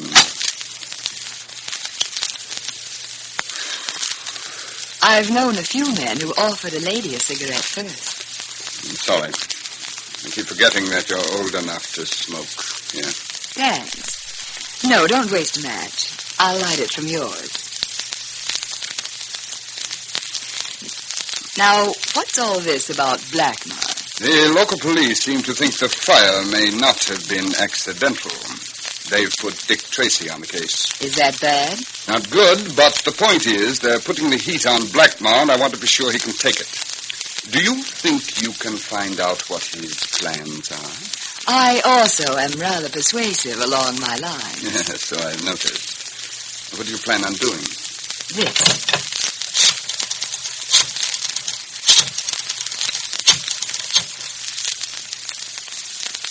Hello, Tookie. This is Flame. Is that wake you're throwing still planned for tomorrow night? Good. I wonder if you'd do me a favor. Would you invite that fascinating Joe Blackmore? He's cute. In a moment, we'll return to Dick Tracy. But first, in the words of Webster, gala means a festivity, a gay holiday. And what could better describe the Bing Crosby Show? It's a festivity of song and music that provides one of the gayest half-hour holidays you can find on the air Wednesday nights. As your host, there's Mr. Bing himself, singing popular melodies in his own inimitable style or blending his voice with the famous charioteers. And then there's that amazing pianist, Skitch Henderson, tinkling the ivories to top tunes of today. John Scott Trotter and his orchestra playing music that will make you want to get up and dance. Each Wednesday p.m., Bing also has celebrated guest stars on hand to join in the fun. Popular people from stage, screen, and radio that you all know and like. So, Tracy fans, for really top entertainment, be sure to listen tonight to the Gala Bing Crosby Show. And here are 3 other listenable shows that you'll want to enjoy tonight. There's the Mary Willie Piper Show, Pot of Gold, and Henry Morgan shows, which we'll also bring you tonight over most of these same ABC stations. Now, back to Dick Tracy. Well, Dick, did you find out anything from Miss Spender? I think maybe I did. Patrick, I want you to find out all you can about a certain petty racketeer, a man named Cupie. Will Dick Tracy uncover Cupie's connection with the case? Tune in tomorrow, same time, same station, for The Adventures of Dick Tracy, written for radio by John Ray. This is George Gunn speaking. Well, Tracy fans, if you want to hear some really good arguments where the debaters know what they're talking about, listen to America's Town Meeting of the Air tomorrow night. Famed experts speak on both sides of important national and international issues. Naturally, a person talking for one side forgets to mention a few facts that might weaken his argument. But on America's Town Meeting, there are experts on the other side, too, who make sure that you hear those facts. So, Tracy fans, if you'd like to try to understand today's problems, tune in to America's Town Meeting of the Air tomorrow night on most of these ABC stations. This is ABC, the American Broadcasting Company. And now, Dick Tracy!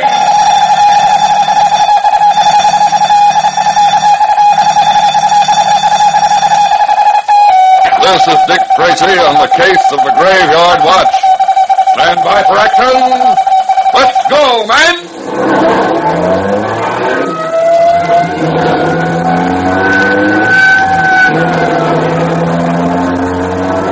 Yes, it's Dick Tracy, protector of law and order. Well, Tracy fans, there are several presidents of our nation who served more than one term, but there was only one who didn't serve his second term immediately after his first term ended. There was another president in between, and it's his birthday anniversary that we observe today. His name, Grover Cleveland.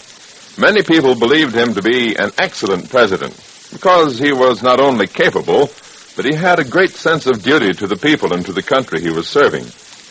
Here's what another great president, William H. Taft, had to say about Cleveland.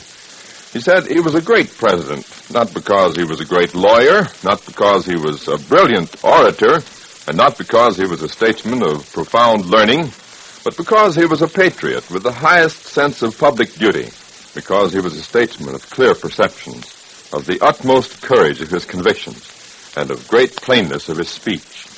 And Taft went on praising Cleveland's high character. You can realize Cleveland's merit still further when you consider that Taft was a Republican, and the man he praised was a Democrat. Grover Cleveland, born March 18th, 1837, 110 years ago today. And now, Dick Tracy. Yesterday, Tracy and Patton, still standing their trick on the Graveyard Watch, made desperate efforts to contact Sparks, the wireless operator of the ship. After narrowly escaping being caught away from his post by Hurricane, Tracy succeeded in getting to the radio operator's cabin. And once there, he quickly told Sparks that Hurricane and Rolling Hitch had murdered Captain Combed. After some hesitation, Sparks agreed to radio the nearest ship for help, and Tracy hastily returned to his post. But Sparks was unwise in permitting Hurry Kane to catch him as he was trying to send out his message. Hurry shot him dead in cold blood, and then destroyed the wireless to prevent any further attempts at contacting the world at large. Right now it's morning. Tracy and Patton are having chow with other members of the crew.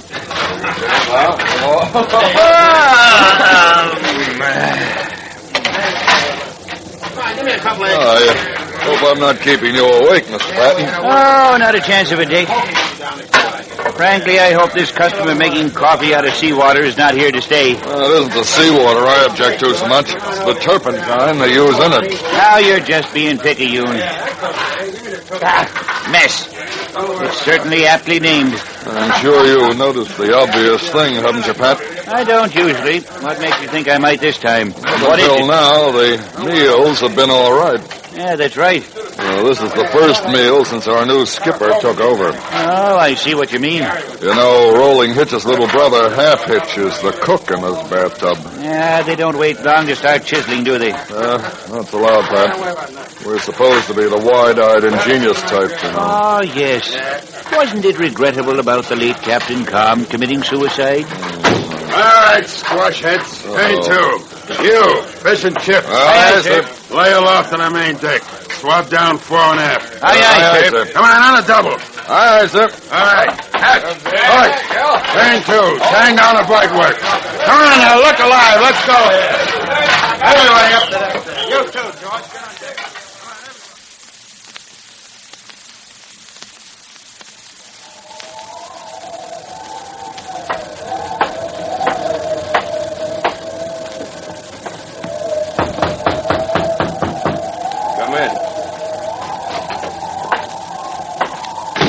What took you so long, Roland? Don't jump me, Kane.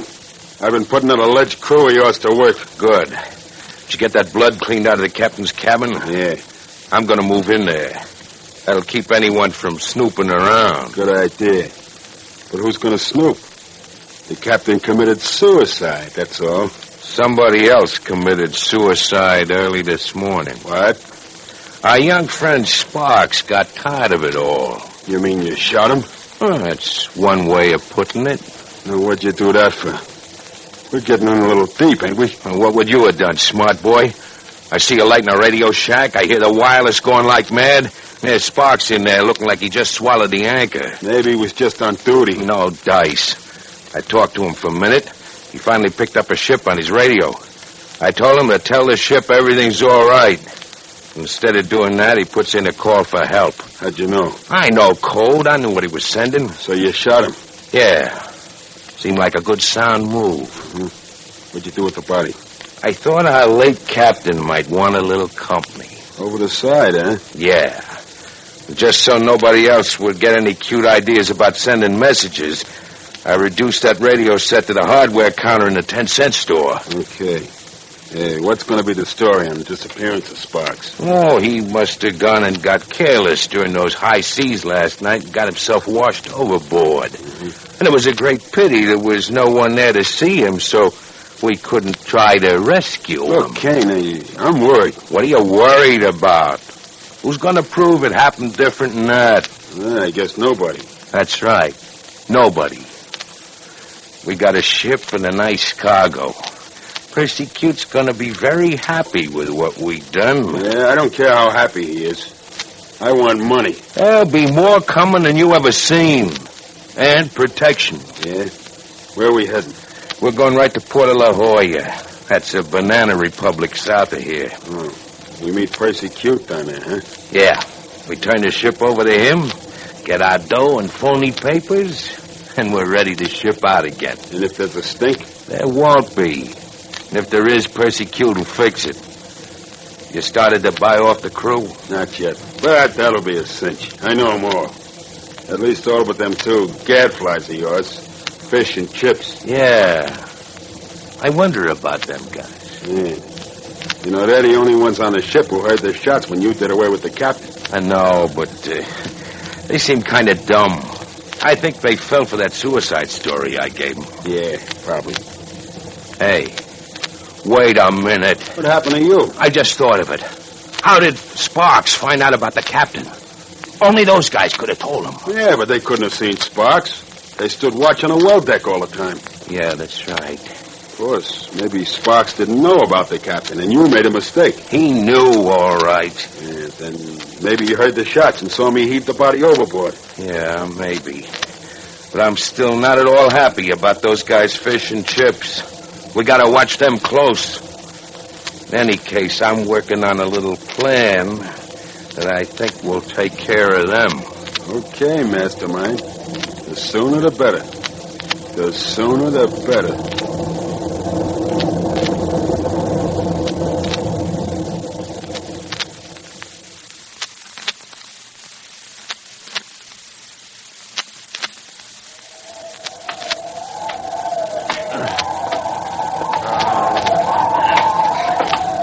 Hey, look out what you're doing with that mop, sailor. You almost got my foot.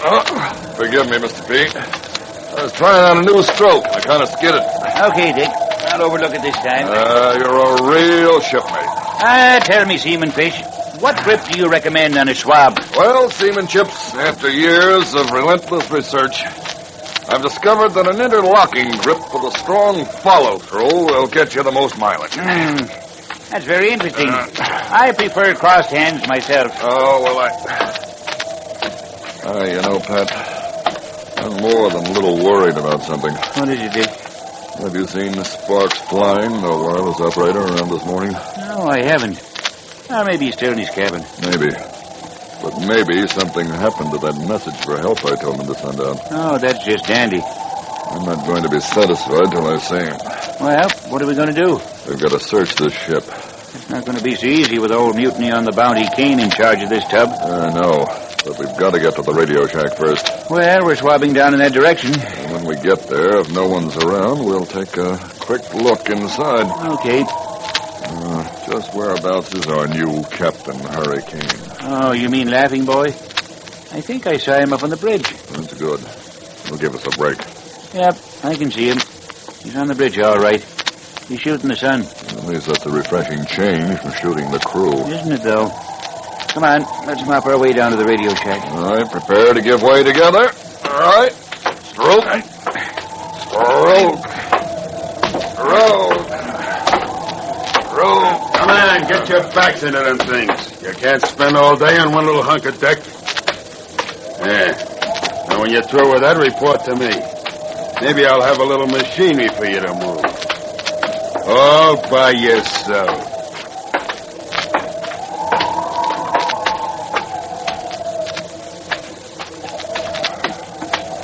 Well, there's a man of infinite charm.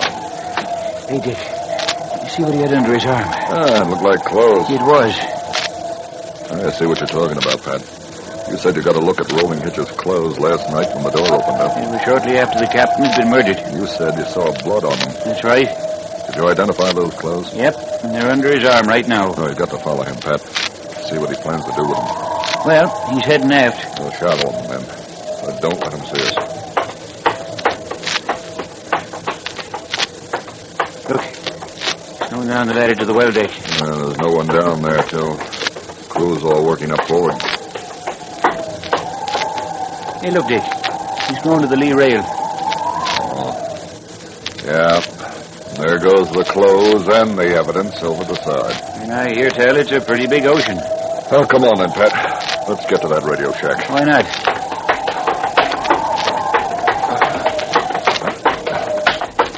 Hold it, Pat. Just in case someone's looking, we'd better mop the rest of the way. Swab, Jockey. Oh, sorry, sir. Give it to it. Pretty free swinging here. Here we are. Anyone around? Just us chickens, boss. Okay. It's locked, of course. It would be. Yeah, they seem pretty particular about who goes where around this boat. You still got that pick you had with you last night? Aye, sir. Leave me at the lock, Admiral, and I'll have it open in a jiffy.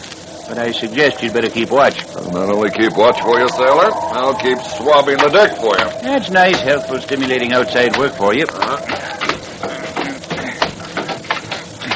How you coming, Pat? In a moment, Dick. In a moment. Is the coast clear? Yep. Hey, that does it, Dick. Good boy. Let's go. Will you look at that, Pat? Looks like someone had just been through here with a bulldozer. In a moment, we'll return to Dick Tracy. But first, when two famous entertainers, both fast with a line of fancy chatter, get together, there's bound to be a furious exchange of brilliant banter, and that's just what you can expect on the Bing Crosby Show tomorrow night. You see, it's then that Bing's special guest will be that great star of musical comedy, motion pictures, and radio, Danny Kaye. In addition to rapid-fire patter between the two, there'll be some mighty fine music, such as their duet on Brahms' Lullaby. Danny will sing another sleepy time song, this time all by his lonesome, Dina's Lullaby, dedicated to his little daughter. On the musical side of the broadcast, too, lovely Peggy Lee will make another return as guest singer, and she'll team up with the Groner in an unbeatable rendition of her own song, It's a Good Day. So, Tracy fans, for some sensational variety entertainment, hear Danny Kaye, Peggy Lee on tomorrow night's Bing Crosby Show. Yes, and remember, Wednesday night's also the night most of these ABC stations bring you those other top-notch shows, the delightful tales of Willie Piper, the stirring and musical Paul Whiteman, National Guard Assembly, Money, Melody, and Laughs on Pot of Gold, and the hilarious Henry Morgan Show. Be sure to listen. Now, back to Dick Tracy. Look, Roland, did you throw them clothes away like I told you? Yeah. Anything else? Get over at the Radio Shack right away. I cleaned up, but I might have overlooked something. Here's the key. If Tracy and Patton are caught in the Radio Shack, they're going to find themselves in real serious trouble. You better tune in tomorrow for The Adventures of Dick Tracy, produced by Charles Powers and heard overseas through the Armed Forces Radio Service. And this is George Gunn speaking. Well, boys and girls, do you ever watch a baby get a new toy? It'll play with it, but in most cases, by the end of the day, you'll find it with its old favorites, the new toy all but forgotten. In time, though, the new toy will become a favorite. It's the same way with music. Symphonic orchestras play the old masters, but only occasionally the music of present-day composers. Now, Dr. Serge Koussevitzky, the conductor of the Boston Symphony Orchestra, realizes that this isn't very fair to modern composers. After all, why should great artists wait until they're old before they're recognized? And so the Boston Symphony Orchestra plays the finest modern music as well as the older classics. Listen to the Boston Symphony tonight. This is ABC, the American Broadcasting Company.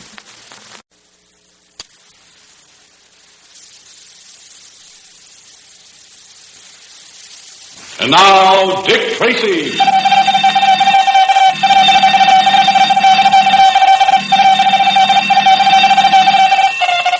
This is Dick Tracy on the case of the No-Account Swindle. Stand by for action. Let's go, men.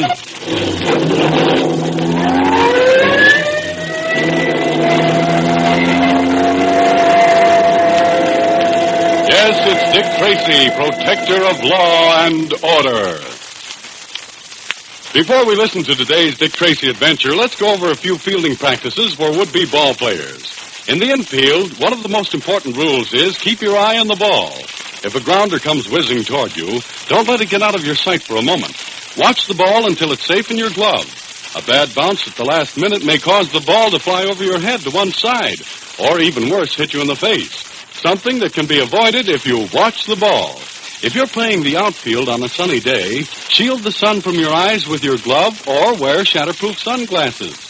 It's embarrassing and painful when you lose the ball in the sun and it hits you on top of your head.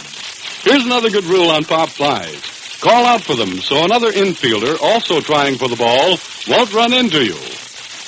If another infielder calls for the ball, stay out of his way. And if an outfielder signals for a fly ball, be sure to always let him have it. And if necessary, drop to the ground to get out of the way. You know, gang, these fielding rules do pay off. And I'd like to remind you once more that they help you cut down on errors, cut down on injuries, and by all means help you in winning ball games. And now, Dick Tracy. Dick Tracy and Pat Patton have been called in to investigate a racket which is crippling the local department stores. We know that this racket is headed by Slip Sales, who once managed a large department store, but who was later sent to prison for embezzling. The racket itself is founded on charging goods to other people, for which purpose Slip employs a number of girls, some to do the work in the stores and others to go to parties and steal identification papers for use in connection with the racket. Yesterday, one of these girls, an ex-shoplifter known as Winnie the Weasel, decided to harm Slip and was killed for her troubles. Tracy was near the scene of the killing and was interested in the fact that the girl had papers in her handbag identifying her as 5 different people. We now find Patton arriving at the scene of the fatal accident in response to a call from Tracy. All right. Open up there. There you go. Open up there. Oh, you finally got here, Pat. Huh? Kind about giving you up. 7 minutes and 18 seconds, and you say finally. Well, what's so exciting? This young lady? Oh, of course, huh? Well, I've seen lots of them. This one's different on 2 counts. First, in her purse, she has papers identifying her as 5 different women. And second, with her last breath, she accused somebody of pushing her in front of the cab. Well, it's different. What's the cabbie have to say about it? I haven't spoken to him yet. He was making a statement to Mulligan. Yeah, he seems to be finished now. Let's see what he's got to say, huh? Check. I'm Inspector Tracy. I'd like to ask you a few routine questions. Yes, sir. Say, wait a minute. I know you. That's right. My name's Rex Fender. Of course. I met you on another case just a few months back. Well, this is the first time I ever ran anyone down, Mr. Tracy. I feel awful. I'm sure you must, but according to the witnesses, you couldn't have missed hitting her. What I want to find out is, do you remember if she was with anybody at the time of the accident? Well, now that you mention it, she was. She was walking with a man. Uh-huh. You remember what he looked like? Well, not too well. I noticed him looking around quickly, and I thought maybe he wanted a cab, so I pulled in close to the curb, and all of a sudden this dame just pitched right in front of the cab. Before she died, she said he pushed her. Did he? Well, I couldn't say. It all happened so quick. I jumped out of my cab to see if there was anything I could do for her, and when I remembered about the guy she was with, he was gone. You don't think you could identify him then? Well, all I can remember was that he was about medium height with a gray suit and a green hat, a gray hat that had the brim pulled down on one side and up on the other. Well, that's not much to go on, but it's something. That plus the fact that she called him Tripper. Come on, Pat. Let's get back to headquarters. Right. Let us through here.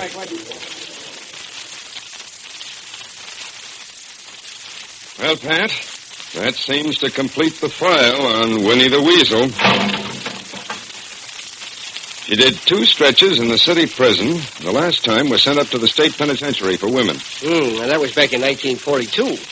Which may be very significant, Pat. If she is a member of this charging racket, she herself probably hasn't been doing any actual shoplifting. Otherwise, as an old offender, she would almost undoubtedly have run afoul of the law in the last 5 years. Yeah, that would account for all the operator's licenses she had in her pocket. Right. I've checked all the people whose names appeared on the licenses, and they've all been victimized within the last year. But none of them knew the late and unlamented Winnie. All right, then we know she was a member of the ring. Now where are we? Nowhere yet. We've got to find out who her friends were, who she's been seen with, and above all, who the elusive Tripper is. You think her death had anything to do with the racket? I think so. This was a well-planned killing. Not the kind that results from a lover's quarrel. Well, what's the motive? That's just another thing we don't know anything about. But it does show us that Bill Storrs was right. They are a big and powerful organization, and apparently they'll stop at nothing. Yeah, and the only member of the gang we've met so far has been dead. The only thing we know about the gang is that they're smart and ruthless. What we've got to do is to turn up a live member of the gang. You can't get much information out of one in the condition of the late Winnie the Weasel. Elementary, Mr. Tracy, elementary. But how, when, and where are we going to turn up a live one? Pat, I'm going to call up Bill Storrs at the Merchants Protective Association and ask him to have the stores make a check on every young woman who tries to charge anything, no matter how small the sale. But he said the stores couldn't afford to do that. They can afford to do it for a week, and I have a feeling a week is all we're going to need. Pat, this gang thinks it has nothing to fear. The fact that they did this killing right out in public indicates that they're riding pretty high. They'll strike again, and soon. Well, I hope you're right. The stores are going to be pretty puckered if they go to all that trouble and nothing.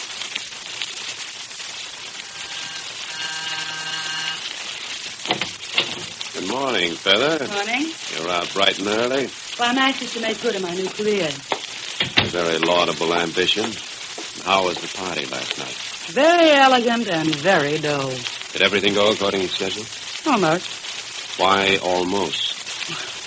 Thanks Daly came into the room as I was going through his wife's test. Did he suspect anything? Thanks would never think I could do anything wrong. I just hope he doesn't mention it to his wife. I think it's hardly likely. You really have nothing to fear from her. I think I told you I have a slight trump card to hold over her. Oh, you mean the fact that she wouldn't want it known that you were once married to her? That's right.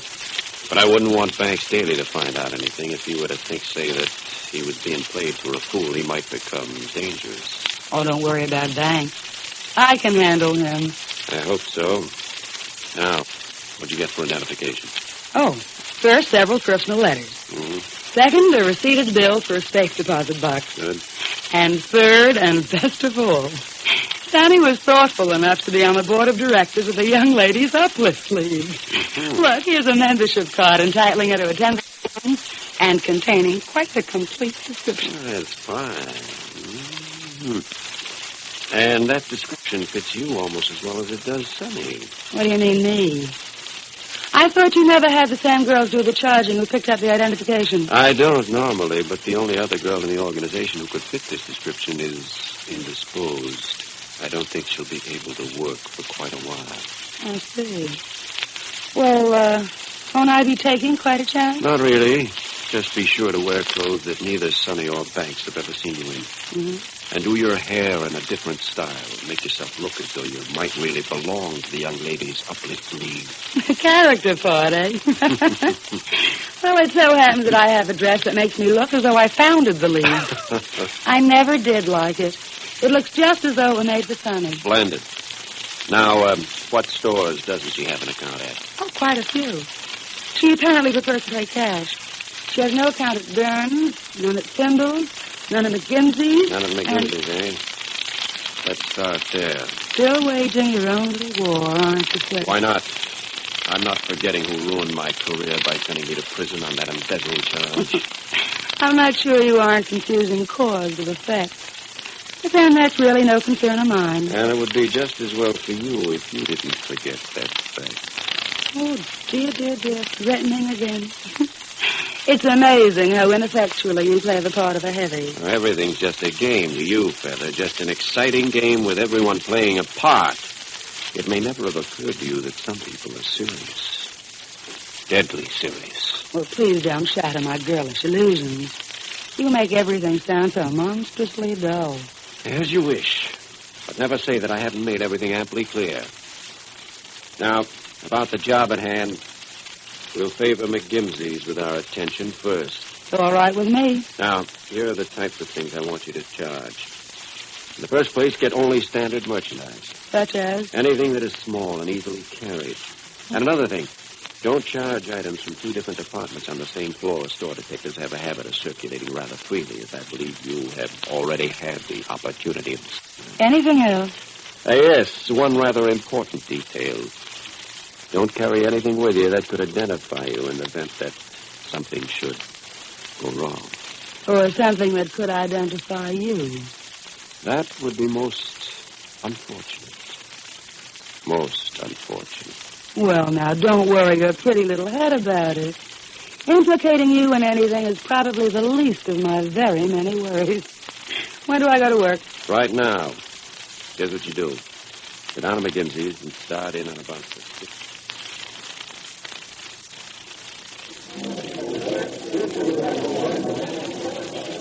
Will there be anything else, madam? Oh, I guess not. Oh, wait a minute. Let me look at that cute little pencil set there. Oh, yes. Here you are, madam. $3.75. Oh, that's lovely. I think I'll take this, too. How much does everything come to? I have to stay on a budget, you know. Don't we all? Now, let me see. Now, that'll be $8.78. Is that cash or a charge? I'll charge it.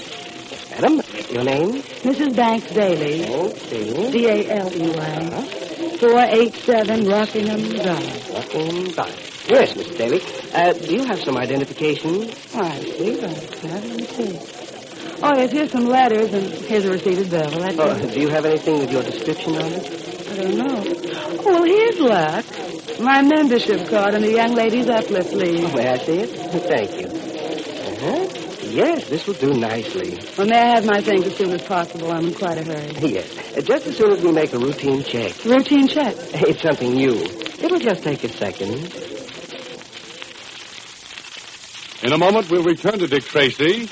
But first, Hold on, Dick Tracy fans. This next minute, I'd like to tell you about 3 other swell shows heard over most of these same ABC stations every weekday. 3 shows you can still hear today if you stay tuned. Let's start with Terry and the Pirates. This is the radio serial adapted right from the famous comic strip. And you'll meet up with the very same characters. There's Terry himself and, of course, his able sidekick, Pat Ryan, who helps him track down dangerous criminals in the Orient where there's plenty of mystery and intrigue. Guy King's another exciting, action-packed serial you'll like. Guy goes after desperados who lurk near his Flying Crown Ranch. Sometimes he takes off in his plane to all parts of the globe to capture men who are outside the law. Then, of course, we have Jack Armstrong, the all-American boy, also having his turn at the ABC mic on weekdays. Jack's the idol of millions of boys and girls like yourself, with good reason. There's never a dull moment when he's on the scene, whether it's at the circus or in the Sea Islands. So don't forget, gang, all these great shows will be coming up today over most of these same ABC stations. Now back to Dick Tracy. Oh, Mrs. Daly. Yes? The manager would like to see you for a moment. It seems that you don't have an account at this store. What effect will this have on the carefully laid plans of split sales? Be sure to tune in tomorrow for the adventures of Dick Tracy, written for radio by John Ray and Everett S. Crosby, produced by Charles Harrell, and heard overseas through the Armed Forces Radio Service.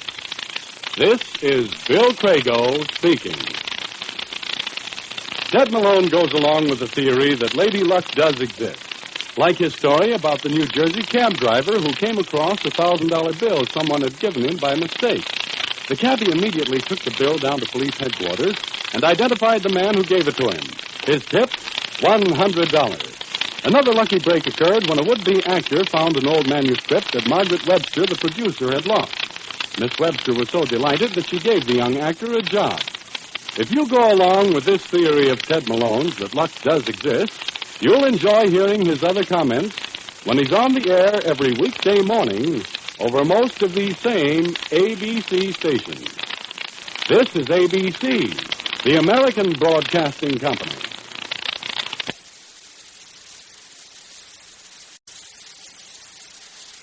And now, Dick Tracy!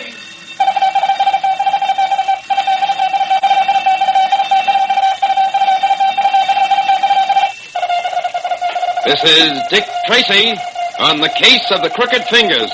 Stand by for action. Let's go, men.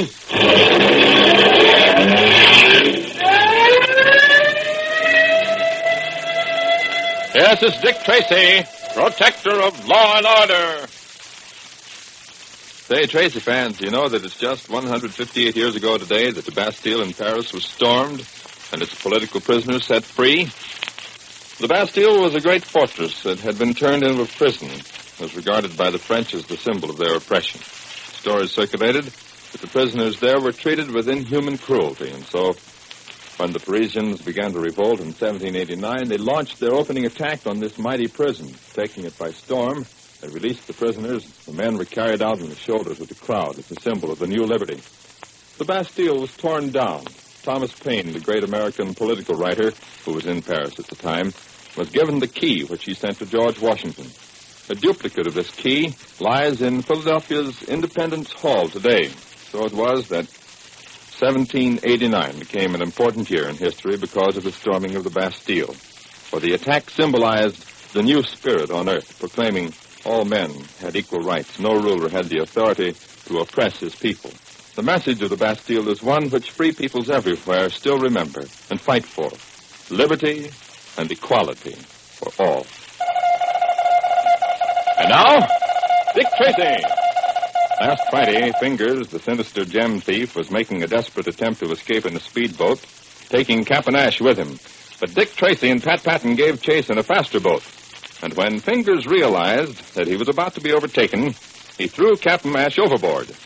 In the delay caused by Tracy and Patton rescuing the old barge captain, Fingers and his boat disappeared in the fog. Somewhere in the vicinity of Dead Man's Reef. But just as Friday's episode ended, the warning bell on the reef suddenly stopped ringing. and the boats are now running blindly toward the treacherous rocks. Captain Nash, what happened to that big bell that was clanging so loudly a few minutes ago? It was the bell on Dead Man's Reef. Oh. It got fouled up somehow. Are you thinking what I am? Yeah, I sure am. That would certainly be poetic justice. Poetic or not, I'm betting that Fingers don't get away. He may know something about navigation, but he can't smell his way through this here channel like I can. Now, would you mind translating that last conversation? Rags and I have a little secret that we'll tell you about later. Yeah, well, what's this about Fingers not being able to get away? Just wait and see. Yeah. Cut the motor on this boat so we can see if Fingers is still up ahead. All right.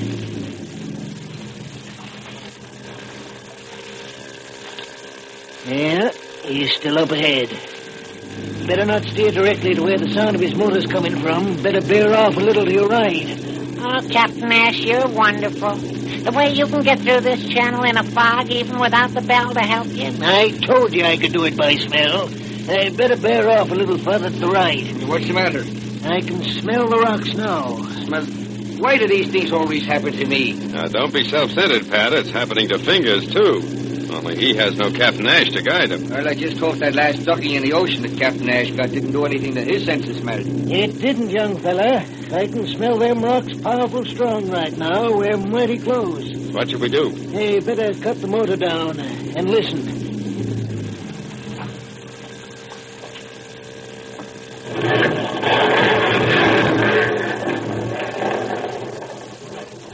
Well, there goes Fingers. Hey, hit the reef.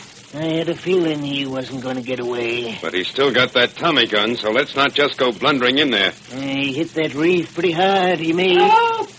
Help! Yeah, it's Fingers. He sounds pretty desperate. Look at that glow through the fog over there. Yeah, he's afire. His gas tanks must have split when he hit them rocks. Maybe we can get to him. We just can't sit here and let him burn to death. Help! Help! Remember, them tanks may explode any minute. But at least we have to see what we can do. Let's move in, but slow.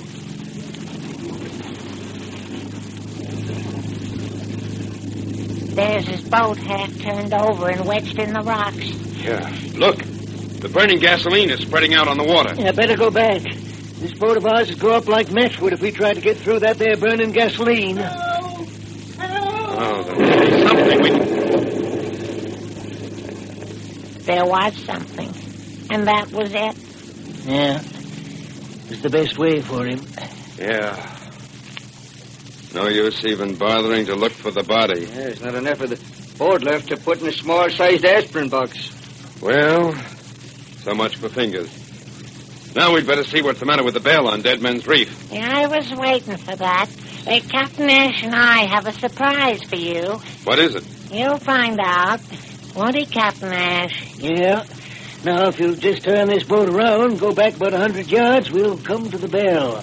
All right. Is there any danger? No, not unless I miss the buoy in this fog. Oh, fine. That's like saying there's no danger in getting shot at if the gun's loaded with blanks. Young fella, I won't miss the buoy. How are we doing now? Yeah, you better take it easy. We're almost there. Hey, look up ahead, Captain Nash. There it is. My, but you're certainly a wonder. I don't see a thing. That's because you don't know what to look for. She's there, all right. Yeah, I see it now. What's the next move? Pull up on the left-hand side. Right. Easy. Now, grab hold of the buoy while I reach up inside the bell and see what's keeping it from ringing. Right. Now, hold it steady. That's it. Yeah. Something slipped down and fouled up the bell clapper. What is it, Captain Nash? Just a minute. There, she's loose. Well, what do you know? The Torara Tiara. Huh? Captain Nash, did you hide the tiara in that bell? Well, let's say I put it there for safekeeping. And it slipped down and kept the bell from ringing. Holy smokes, and Fingers was really killed by the Torara Tiara. The tiara he once said he'd risk burning to get. Well, he burned all right. Captain Nash, I can't tell you how glad I am to get this back. But you must realize that you're guilty of concealing stolen goods. I know it. And I'm willing to take my medicine. Of course, you did help us get rid of Fingers. And you showed us where the tiara was hidden. And he kept us from running on the same reef that Fingers did. Right. Well, all this will weigh in your favor, Captain Nash. And I'll add my personal recommendations of leniency. But in the final analysis, it'll be up to the district attorney. He doesn't want leniency. He wants to pay in full. Now, wait a minute, young man. Seems like you're in an awful hurry to send me to jail. Oh, it won't be so bad, Captain Ash. After all, I'll be there, too.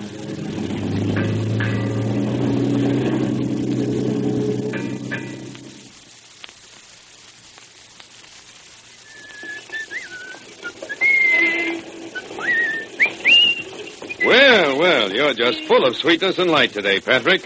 What's prompting this happy mood? Principally the prospect of not having anything to do for a few days. Now that we've taken care of the tiara and Fingers. That's right. Chief hasn't a single case for us. Well, a day off won't hurt. As a matter of fact, I'm thinking of retiring. I'll believe that when I see it. No, I'm serious, Richard. I feel that I've taught you enough to make a fair cop out of you. Now I shall retire to some pleasant cave and raise bats for haunted houses. An occupation for which you're admirably suited. Oh, thank you, Tracy. I'm glad that you can appreciate my profounder talents. In the meantime, what do you suggest? Shall we go and see a good detective movie? Oh, for the shall love we... of Pete, no. We'll find a nice, expensive restaurant, and you'll buy dinner for both of us. Well, that sounds like as good a way as any to start off an evening, but somehow I think you're taking advantage of me. Why, Richard, what a thing to say. You wrong me. Just to show you what a nice fellow I am, if you'll buy dinner, I'll spend my money on the rest of the evening's entertainment. But I'm not sure that I want to go on a 3-hour streetcar ride. That'll be enough out of you. Anyway, I have something very good in mind. What's that, Pat? Well, don't think I'm crazy, but there's a circus in town.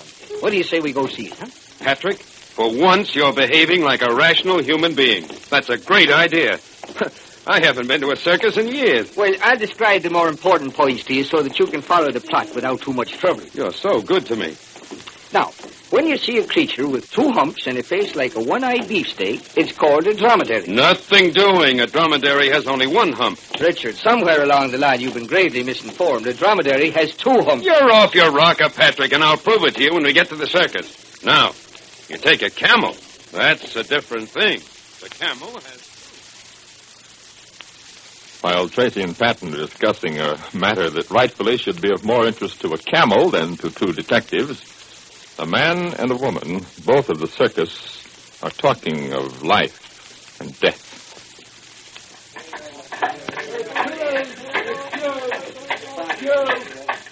Well, you took long enough to get here with us. I am sorry, medium. I did the best I could. After all, I am the ringmaster.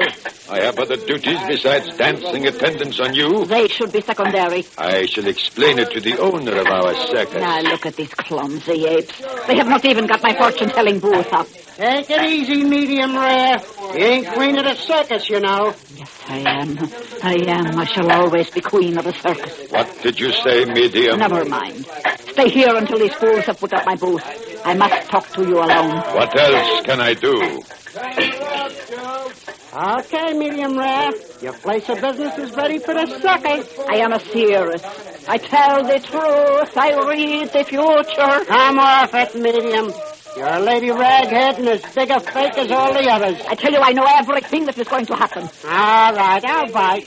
What is going to happen? The future is too precious a commodity to waste on idiots. You couldn't even predict high tide with an almanac. Very well, you fool. I will tell you what is in store for the circus tonight. Death will strike. Death with pounding hooves, beautiful, trampling, screaming death. Don't you know better than to talk like that around a circus? You put a whammy on us. I'm getting out of here. You're bad medicine. I tell the truth. I know the future. What do you mean by that? Snap your whip. I love to hear that sound. And when you crack your whip like that tonight in the center ring, Rosa the equestrian, the daring rider, will die.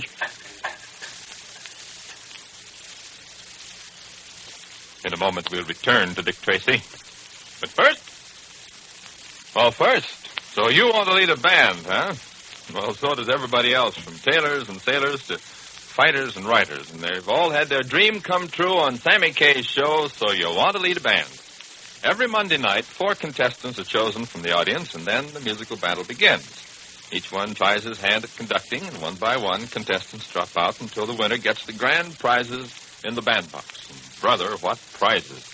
Refrigerators and nylons, electric ranges, prizes contestants of any age can come away with. Recently, 2 different generations were represented on the show. One was an 18-year-old high school student who was later selected as the nation's best amateur band leader. The other was a grandmother of 72 who provided a colorful addition to the proceedings by taking off her coat, pushing up her sleeves, and leading the band through a favorite Bobby Sox tune. In her enthusiasm, she forgot to stop the orchestra. The musicians sustained the final note with admirable endurance until Maestro K reminded her that the band stopped only when the conductor gave the signal. Help yourself to So You Want to Lead a Band Monday nights when it's heard on most of these ABC stations. Now, back to Dick Tracy. Where is Simeon, my pet monkey? I haven't seen her around, medium. Find her with her and bring her to me, for she is the one who will help kill Rosa. Just what kind of a circus show is it that Dick and Pat are going to see? You'd better tune in tomorrow for The Adventures of Dick Tracy, featuring Jeff Morrow and Carl Eastman, and heard overseas through the Armed Forces Radio Service. This is George Gunn speaking. Here's a listening tip for you boys and girls who like exciting adventure stories. We have a swell adventure show called Sky King, a daring two-fisted series about the thrilling exploits of Schuyler King, an ex-Naval Air Forces officer who is back home after 4 years in the Pacific. Yes, Sky has returned to his Flying Crown Ranch, but his adventures are liable to take him to the 4 corners of the earth.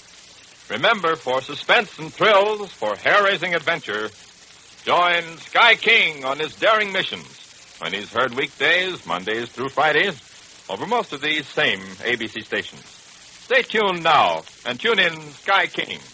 This is ABC, the American Broadcasting Company. And now, Dick's Funny Clowns. Stand by for action. Let's go, men.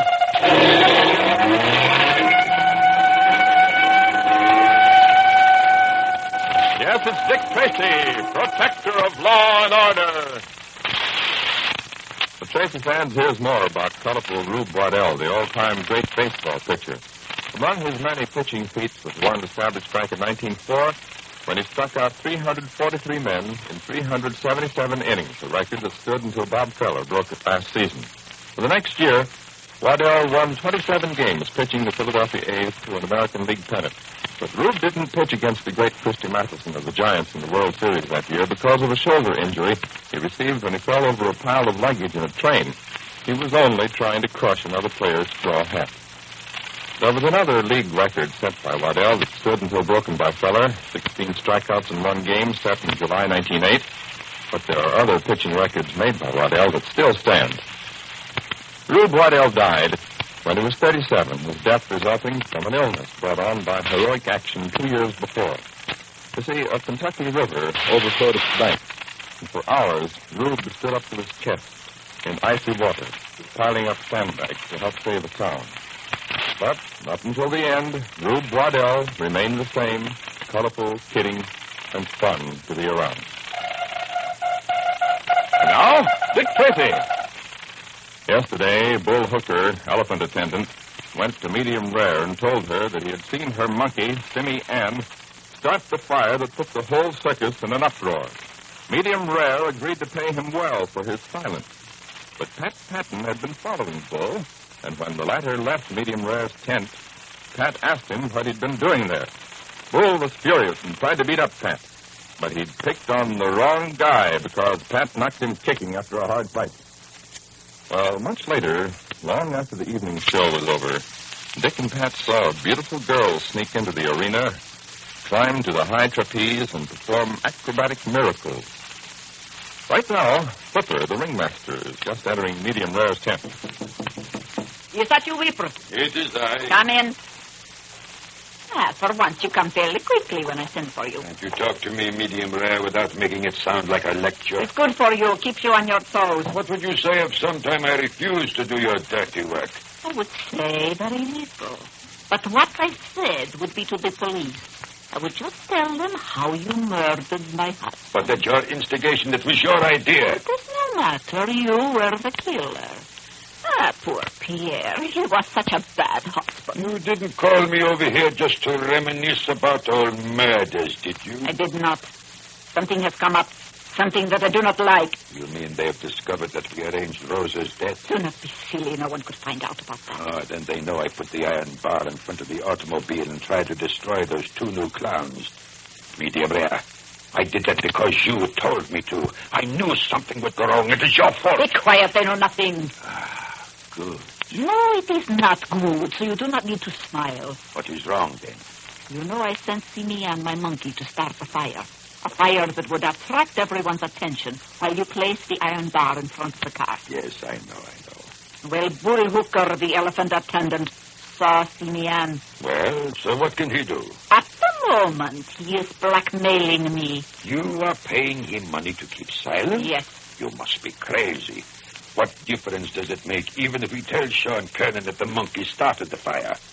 All he will do is take the monkey away from you. That's all he will do. Do you know what Simeon means to me? I have trained her so that she is smarter than a human. Smarter than you, Wever. Smarter than anyone. Oh, this is not so, Simeon. All right. So the chimpanzee is smarter than Einstein. What are you going to do? I am not going to pay Bull Hooker for the rest of my life. Well, it looks as if it was that or give up the monkey. You are so stupid. You will help me persuade Bull Hooker that he is making a very serious mistake. Well, he's a tough guy. You can't talk him out of anything. Who said anything about conversation? You will kill him. Now, wait a minute, medium rare. No more murders. I have done already too many. Several more murders it must be. It is written that misfortune shall beset the circus in sets of threes. So far, there has been only one. I will not do it. You will do it. And I will go with you and Simeon. It will be very easy. And no one will know that it is a murder. Well, how are you going to arrange that? You know that big elephant python? Yes. He's the nasty one. He hates monkeys. I am to meet Bull Hooker later at the elephant stable. He will be alone. He expects a payment.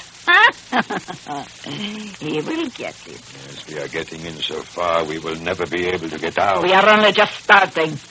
After Bull Hooker, it will be the two clowns. They have been asking too many questions about the murder of Rosa and the fire. We missed them before, but we will not again. Yes. I think after Bull Hooker, it will be... At the moment, the two clowns are conversing not far from Medium Rare's tent. Why the brooding look, Patrick? Are the cares of the world hanging heavy on your soul? Well, Dick, I'd like to stop pretending to be a clown and go back to being a detective. No, not yet, Pat. Our clown act is still good. And I'm afraid it's the only way we'll get to the bottom of this murder, not to mention the attack on us. Well, by all means mention it. It's rapidly becoming my favorite puzzle. If we could just break down that fellow Bull Hooker. Yeah, I'm sure he knows who started that fire, but I can't get him to talk. Let's have another go at him. I think he's on duty at the elephant stable. Let's go. Maybe after thinking things over last night, he'll give us the lowdown. At least he ought to be more tractable after the beating you gave him. Oh, yes, he's now a graduate summa cum punch in the nose of the famous Patton School of Charm, Good Manners, and Social Advancement. I have many satisfied graduates. Say, Pat. What do you think of that girl we saw doing acrobatics on the high trapeze last night? Well, outside of being very beautiful, she's about the best performer I've ever seen. Yeah, that's how she impressed me. If Sean Kernan puts her in the circus, he'll have an overnight star on his hands. Say, maybe we could use her in our act. I think that lately we've been slipping a little. You mean we could get any worse? Well, as a matter of fact, I've been wanting to have a serious talk with you, Richard. It's you who's been letting the performance down. What are you talking about? I'm great. Now, don't take this too deeply to heart, old man, but when you step out into the sawdust arena, you create what might be described as the biggest lull in the history of show business. Matter of fact, if you don't improve in tonight's performance, I may have to drop you and do a single. Tonight, I'll saw you in half. That ought to get a hand. Well, let's not get carried away. Here we are, Pat. Bull ought to be somewhere around these elephants. Well, here come the clowns. Oh, hello, Bull. We thought we'd like to drop in, have a little chat with you. Why can't you guys leave me alone? I ain't done nothing to you. Oh, take it easy, Bull. You know, Pat and I believe that you know more about that fire last night than you want to tell us. Well, I don't know nothing about it, just like I told you yesterday. Well, then why did you go rushing off to medium rare the minute we left you? I tell you, I got a terrific yen to know the future. So who should I go to but medium rare? Did she give you any hot tips? Nothing that'd interest you, wise guy. Now, Bull, I don't want to have to lecture you again, but Richard and I would appreciate it if you wouldn't use such terms as wise guy unless you mean it as a compliment. All right. You know, it seems kind of strange to me, Bull, that a fire could have been started not 40 feet from you without your knowing who was responsible. It may seem strange, but that's how it is. Say, why are you guys so interested in the fire? Oh, it's sort of a hobby with us. That makes about as much sense as the rest of the things you fellas say and do. Now, listen, Bull. I heard that Sean Kernan, the owner of the circus, is going to have some police in to investigate what's been happening around his circus. He can do anything he wants. Well, maybe the police are going to be interested in who set that hay pile on fire. Can't you get it straight? I don't know nothing about it. I mind my own business and take care of the elephants. The rich full life. What are you going to do? Go up to the cops and tell them to sweat me? Oh, Bull, you've got it all wrong. We circus people have to stick together. That's why we're trying to help you out of a jam. I ain't no jam, and you can help me most by leaving me alone. I think you're taking a very unfortunate attitude, Bull. Get out of here, will you? Hey, you two clowns, Dick and Pat? That's right. But Shaw Kernan says he's got to see in his office right away. Says it's very important. So that's it, huh? So that's it. Couple of teachers' pets, huh? You know the boss, huh? I might have known it. That's why you can get away with that lousy act of yours. Now, just a minute, Junior. If our performance is too high class for you, that's no reason to... That performance wouldn't get you a split week in a garage in Hoboken. You wasn't pals with the boss. Why, you know... Now, easy, Patrick. That's what's called constructive criticism. Come on, we got to see what Sean wants. A short time after Tracy and Patton leave, Medium Rare, Ripper, and Simeon, the monkey, pay a visit to Bull Hooker.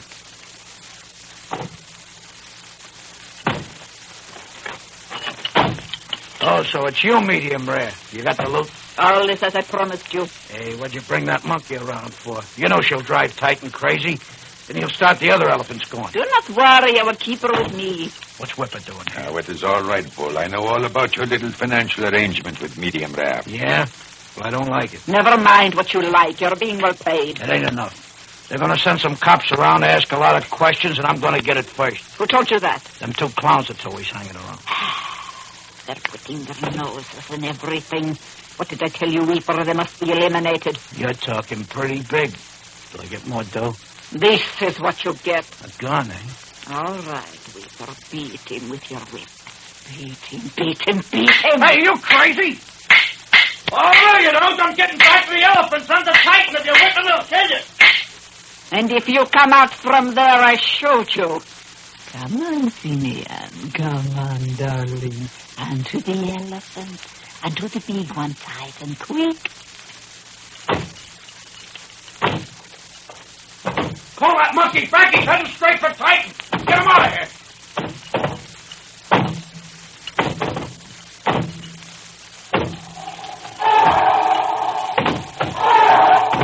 Get her away! Get her away! I can't get out! Here is the money you must call. But it's only pennies. That's all your worth.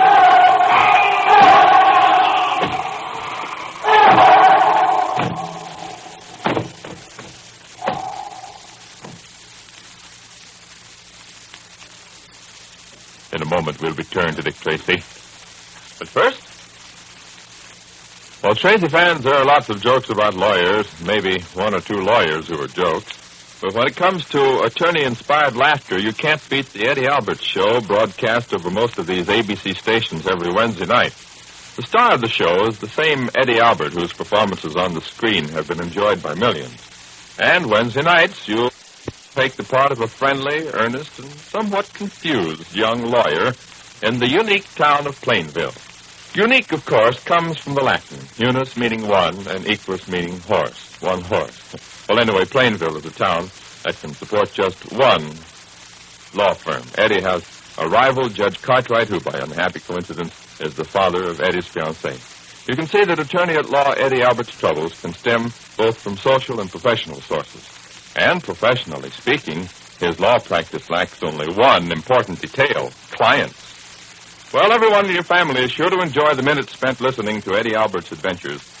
And so for a hilarious comedy dealing with warm-hearted folks, tune in the Eddie Albert Show. Remember, it's on the air tonight over most of these same ABC stations. Now, back to Dick Tracy. Say, Dick, did you hear that? Sounds like the charge of the light brigade. It's the elephants, Pat. Sounds as if they're going crazy. Come on, let's get back there. Medium Rare, Whipper, and the fabulous Monkey Simmy Ann have struck again. Maybe Dick and Pat are up against more than they can handle. You'd better tune in tomorrow for the adventures of Dick Tracy. Written by John Ray and Everett S. Crosby, and heard overseas through the Armed Forces Radio Service. This is George Gunn speaking. What's marriage without a father-in-law? In Willie Piper's case, it would probably be perfect bliss. Willie's the bashful, long-suffering hero of the Willie Piper Show, and his father-in-law is a domineering gent whose aim in life seems to be to keep Willie happy with his presence. When Willie found a place to live for himself and his new bride, Pop suddenly discovered that he was a lonely old man, and that meant a troublesome threesome instead of a blissful couple in the Piper household. Yes, Willie is a grocery clerk by trade, a husband by intention, and a son-in-law by circumstance. Don't miss the Willie Piper Show tomorrow night. This is ABC, the American Broadcasting Company.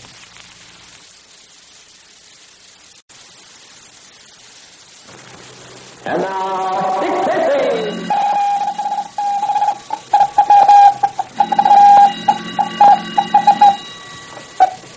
This is Dick Tracy on the case of the Sinister Second. Stand by for action. Let's go, men.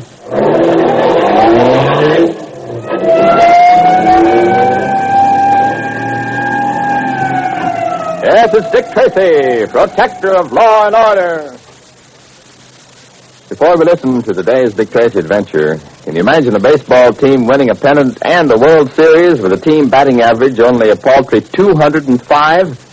Well, that's just what happened back in 1906 when fielder Allison Jones was the playing manager of the Chicago White Sox. With that team, if a man walked, got to second on a sacrifice, and advanced on an infield out, and scored on a long fly, it was considered a rally. One important asset the team possessed was the ability to run bases. In just that one season, the Hitless Wonders, as they were called, stole 209 bases. Of course, what made the team succeed, really, was teamwork. So the credit for their amazing record should go to fielder Jones, the manager.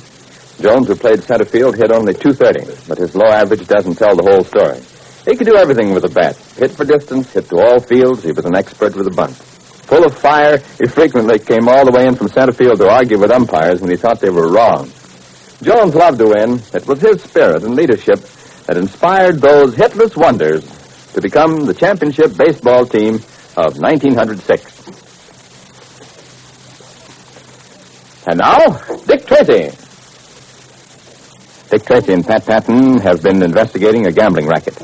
It seems that Win Plaisance, a gambler better known as Three-Way, who not only has been successful in naming the winners of several recent prize fights, but also has named the round in which the fight will end. In an effort to get to the bottom of this, Patton agrees to act as a second for Lefty Straight, a boxer who is soon to fight for the championship. Although virtually certain that Three-Way and his assistant Squeaky are working a racket together, neither Patton nor Tracy have been able to pin anything definite on them. As today's episode opens, Squeaky is on his way to report to the sinister Three-Way.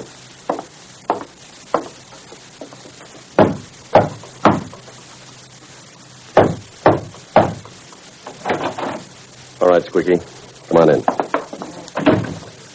Well, what's all this mysterious business you mentioned on the phone? The latest communique from the fighting front. And before we go any farther, why aren't you still at Lefty's training camp? All in due time, good sir. And what I wanted to tell you was the missing second, which suddenly turned up in good health yesterday. Huh? It seems that he was sojourning with some native redmen, a story which I won't bore you with at this juncture. Well, what story are you going to bore me with? What? Good old Three-Way, always bantering a quip. But to get down to cases, this missing second, one Pat Patrick by name, suddenly turns up. And you know who it was that found him? Dick Tracy. Who else? That's right, it was Dick Tracy. But something about the deal didn't smell quite copacetic. I know. Tracy and this Patrick person seem too friendly to suit you. Hey, that's right. How could you possibly arrive at such a deduction? I suspected something like that all along. It was a little too neat. The way Tracy just happened to show up at Mother Patterson's as soon as his fake second disappeared. Yeah, but what does that do to our plans? That depends on how you answer my next question, which is, do you think Tracy suspects your part in the plan? No, I don't think so. They were all very cordial at me. And Sharpie said he was going to send me a check for all the work which I'd done with Lefty. I see. So then you think it's safe to go ahead and put up more money? Oh, absolutely. The only reason I departed the homey atmosphere of Mother Patterson's was because, well, I thought I might say something to Tracy or to this Patrick character that might spill it. And who do you think of this Patrick person really is? Oh, probably some flatfoot. Oh, hey, you should have seen his face when I said I'd remember him to Tommy Thomas, which I expected to see shortly. You said that. Yeah, why, sure. I wanted to see how he'd react at such a remark. Squicky, you're a fool. You're awful free and easy with the insults, chum. I wonder how you'd look dead. Sit down, Squeaky. Sit down and try for once to act as if you had some intelligence. You know you haven't the guts to stand up to me, and I know it. So why kid ourselves? Well, like I said before, Three-Way, bravery gets you nowhere but dead. I don't stand up to no one, but a surprising number of people are pushing up daisies now at my request. There's several ways of doing it. I know. There might even be 3 ways.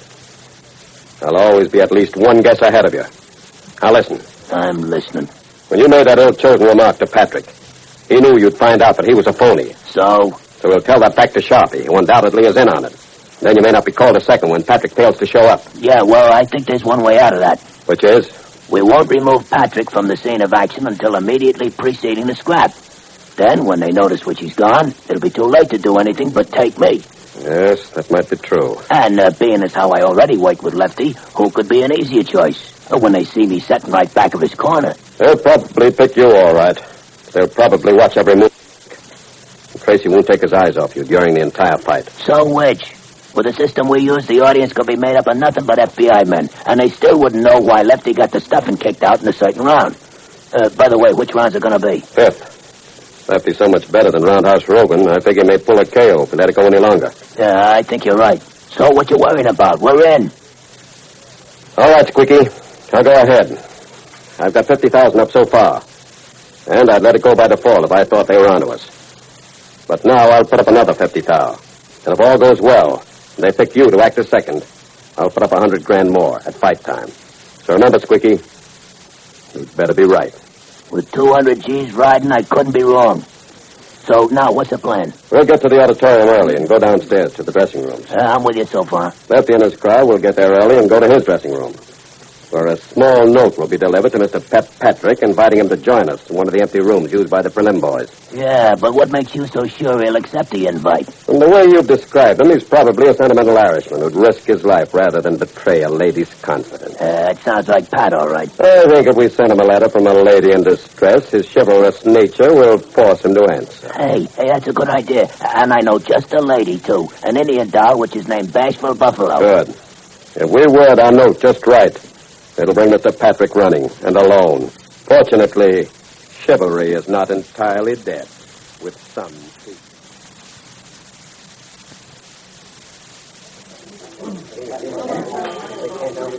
Well, tonight's the night, Patrick. We'll be leaving this inn for town in a few minutes. Yeah, and outside of this coal I caught here, I'm still in one piece. You know, Richard, I don't think those gamblers are going to try anything. After they realize what kind of man they were dealing with, I think they just crawl back into their rat holes. Possible, but not at all probable. Pat, I contacted Moose the Muscle by phone, and he tells me that Three-Way is still betting heavily against Lefty. Furthermore, he's betting that it'll end in the 5th round. You believe what Moose says? Ordinarily, no. Wouldn't believe what any bookie said. But in this case, they're as worried about Three-Way's winning habits as we are. Well, this is where his winning streak comes to an abrupt halt. With me in Lefty's corner, there's no possibility of any dirty work. If you're in his corner. Don't forget that that's the key to the whole thing. Well, they have to get up early in the morning to fool Pat Patton. And, speaking of getting up early in the morning, has anybody seen Battling Bulge? He was up and gone by the time I got up this morning. No, he's probably mooning around somewhere with Bashful Buffalo. I haven't seen her around the inn either. Good morning, gentlemen. Hello there, Lefty. We were just discussing your lovesick sparring mate. Oh. Pat says he got up very early this morning and disappeared. Yeah, I know. He left a note. Well, I wish him all the luck in the world. Oh, now, don't tell me he's gone and taken the plunge. I'm afraid he has, Pat. Listen to this note which he shoved under my door. Mm-hmm. Dear pal Lefty, please understand what I'm writing at you because I've found the biggest thing in my life. Yeah, Bashful Buffalo's the biggest thing in anyone's life. I've done a lot of bumming around and never took nothing serious, but now it's different. Bashful Buffalo is going to manage me into a big-time fighter, and in return, I'm going to learn her English. This should have interesting results. I know you ain't going to spar no more before the fight, so I'm leaving. But we'll be at the ring tonight rooting. Me and the little woman. Little woman, indeed. P.S. I guess I forgot to say we was getting married today. Signed by hand, Battling Bows. Well, what do you know? Who'd ever have thought that out of all this business of gamblers and killings and such, romance would bloom? And such a romance. Yes, I don't know when I've seen a more perfectly matched couple. That poor old bat, he's such a bashful, Joe. I don't see how he ever got up enough nerve to propose. He probably didn't, Lefty. The lady in question isn't the type to stand on ceremony. Well, we'll have to have a big party for him after the fight tonight. Celebrating their wedding and my winning the championship. You're pretty sure about winning, aren't you? Oh, Mr. Tracy, I've never been in better shape in my life. See, I've studied Roundhouse Rogan both at the ring and in pictures, and if there ever was a fighter that I could beat that was just made for my style, it's Roundhouse Rogan. I'll win, all right. I hope you're not underestimating one small item. You mean three-way? Mm-hmm. Oh, I don't think we have anything to worry about from him. When Squeaky went back to town, I think they pulled in their horns and gave up. Well, I hope you're right, but we've all got to be on the alert. Relax, Mr. Tracy. Why, with Pat here in my corner, how can I possibly lose? Oh, you can't. Richard here's one of the biggest crate hangers in the business. Well, he can fold it up and save it for another time. Oh, there's Sharpie looking for me, so I'll be leaving now. And don't worry, Mr. Tracy. I'll win that fight. See you later. Okay. I hope so, Lefty. Say, Dick, why didn't you tell him the three-way was still betting heavily against him? I didn't want him to be fighting under too big a handicap. After all, Pat, just having you as his second is enough. Now, just a minute, Richard. When I get into that arena tonight, everything's going to be under control. As I said before, you got to get up early in the morning to fool Pat Patton. Yes, sir, very early in the morning.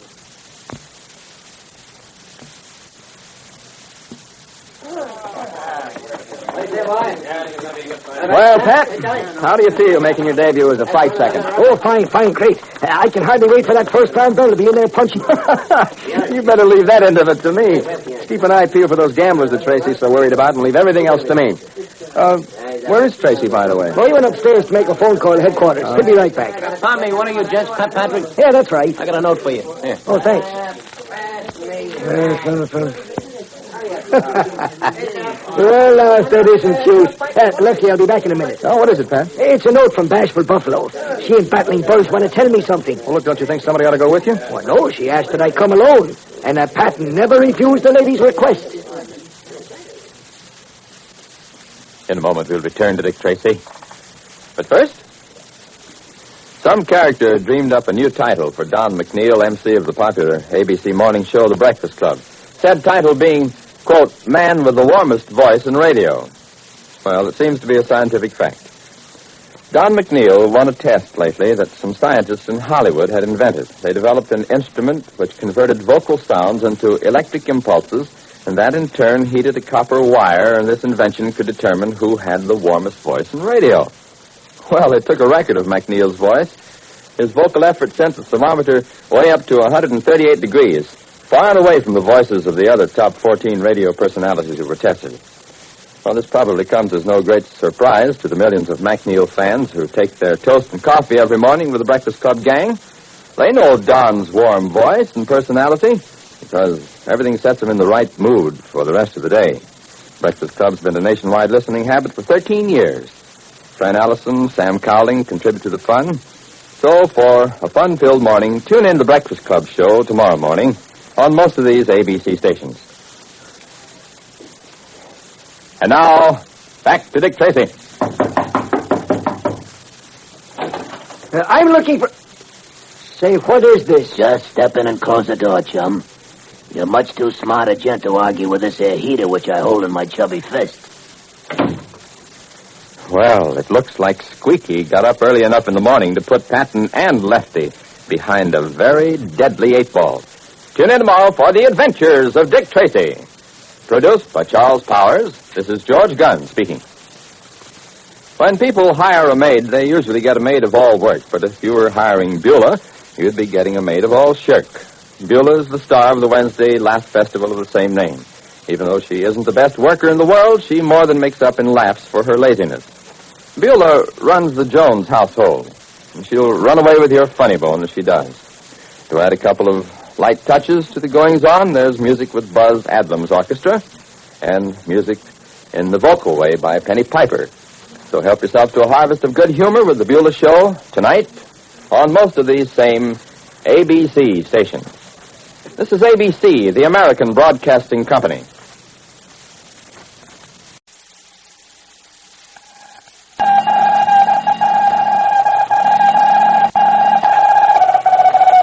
This is Dick Tracy on the case of the Low Hijack. Stand by for action. Let's go, men.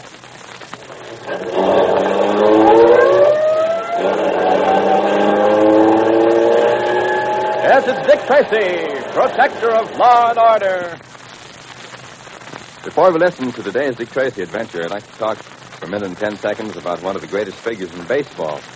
A man most of you have probably never seen in action, but whose name will be remembered as long as there's a living baseball fan. George Herman Ruth, the mighty Babe. A sample of his greatness is the huge Yankee Stadium, which is known as the house that Ruth built.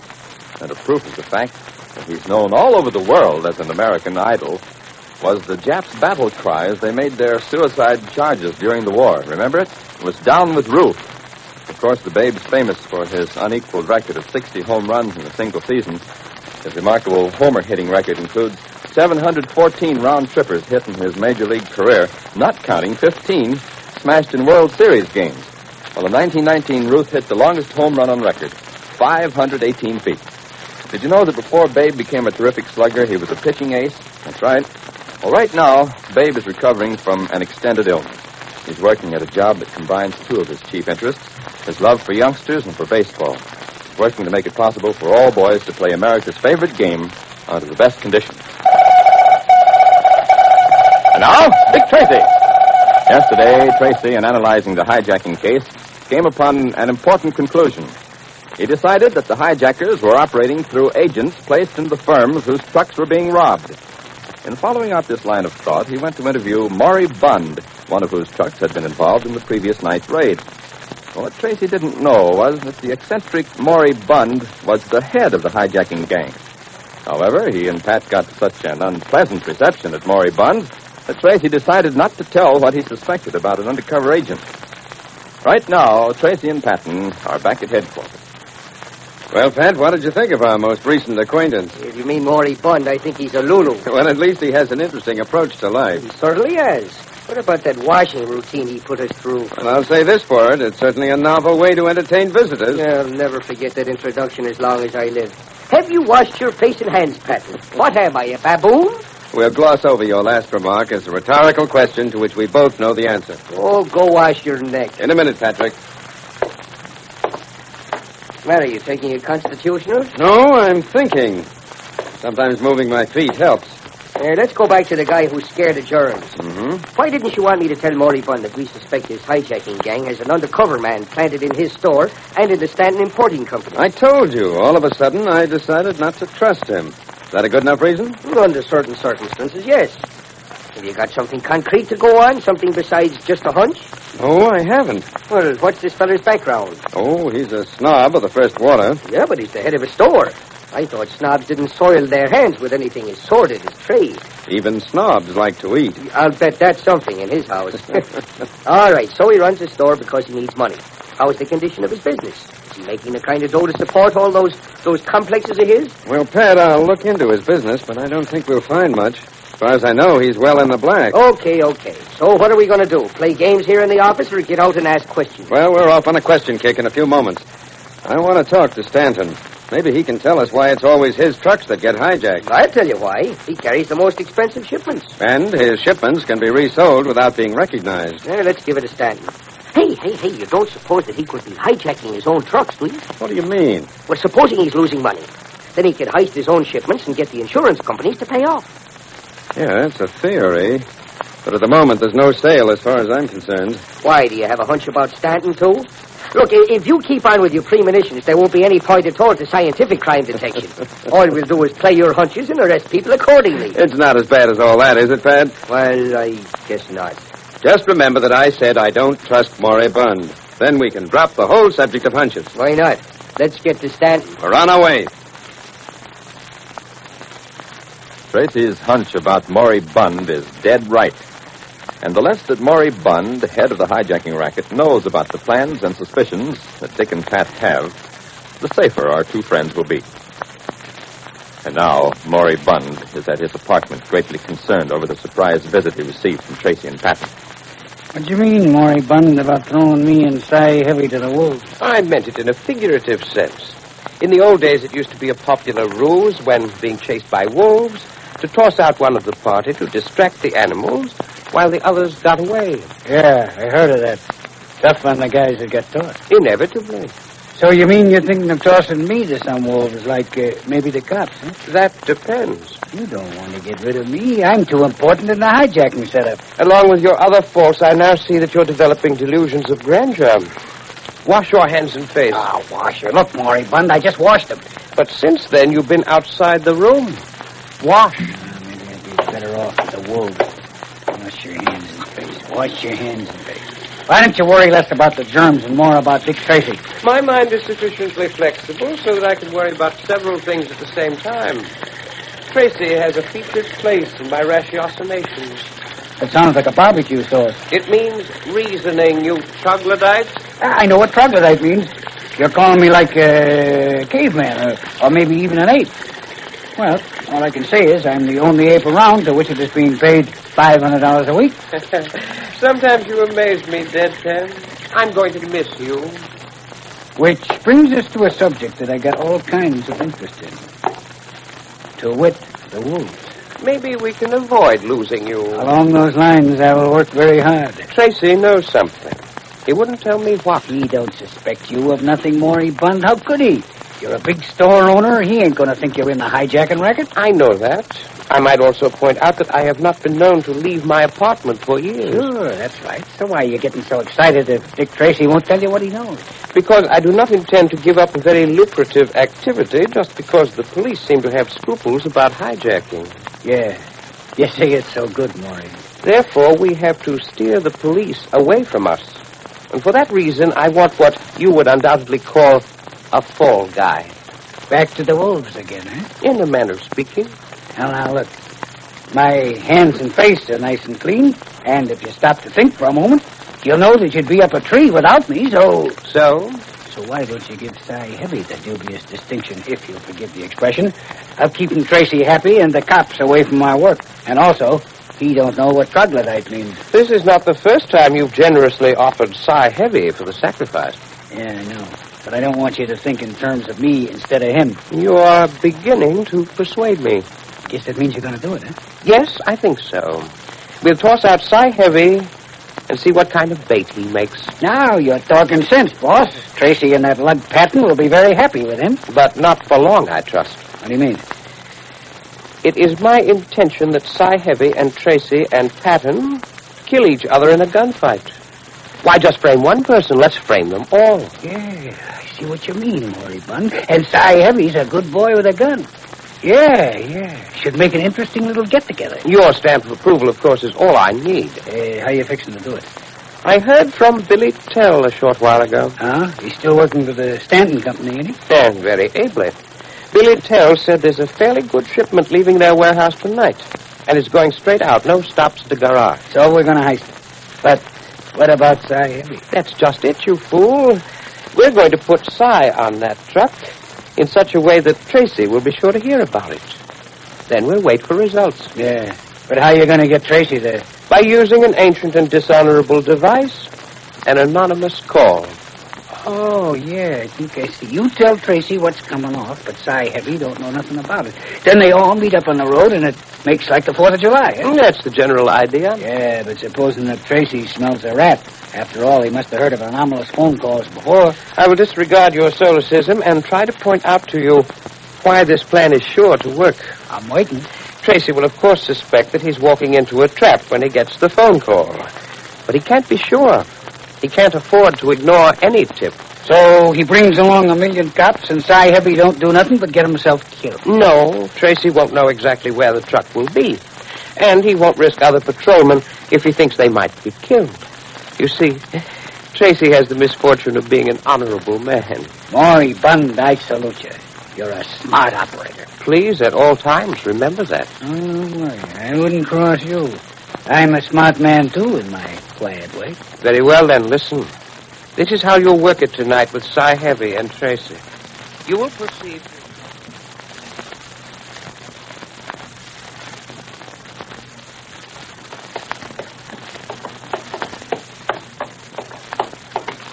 Here we are, Pat. This looks like Stanton's office. Yeah, is the fellow expecting us? Yes, I phoned ahead, and he's anxious to see us. He said to walk right in. His secretary's off for the day. Come in. It's Dick Tracy and Pat Patton, Mr. Stanton. Come in, gentlemen. Oh, thank you, sir. I believe you know what I want to discuss with you. If it's what you told me over the phone, yes. You think that some employee of mine may be tipping off the hijackers when we have an important shipment going out from our warehouse. That's right. Have you any proof to back up that statement? No, I haven't. That's why I want to look at your records. You see, Mr. Stanton, the fact that in the last 2 hijackings, your trucks and drivers were the victims certainly would indicate that someone who shouldn't knows a great deal about your operations. Well, Tracy, I brought up my personal records for you to look at. I've also indicated the names of the people most recently employed and who'd be in a position to know of our shipments. Yes, I think that these will be of invaluable assistance, Mr. Stanton. Let me see. Sweeten, Crosby, Prester, Tell. What about this fellow Billy Tell? He seems to be the latest addition to your staff. He came with excellent recommendations. He's a veteran with a fine record. No, I think you fellows are barking up the wrong tree. Just the same, I think I'd like to have a little talk with Billy Tell. In a moment, we'll return to Dick Tracy. But first, what's marriage without a father-in-law? Well, in Willie Piper's case, it would probably be perfect bliss. You see, Willie's the bashful, long-suffering hero of the Willie Piper Show on the air Thursday evenings on most of these ABC stations. His father-in-law is a domineering gent whose aim in life seems to be to keep Willie happy with his presence. Well, the family friends he started not too long ago when Willie's father-in-law carried him over the threshold, and Willie protestingly peeped, "Gee, I wish I had a mother-in-law." When Willie found a place to live for himself and his new bride, Pop suddenly discovered he was a lonely old man in a great big house, and that meant a troublesome threesome instead of a blissful couple in the Piper household. We're sure that Willie wouldn't be surprised to find that Pop had been vaccinated with a phonograph needle.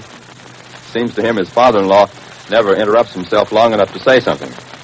In short, Willie is a grocery clerk by trade, a husband by intention, a son-in-law by circumstance. It's the funniest triangle since 3 was a crowd. Don't miss the tales of Willie Piper tomorrow night when it's broadcast on most of these ABC stations.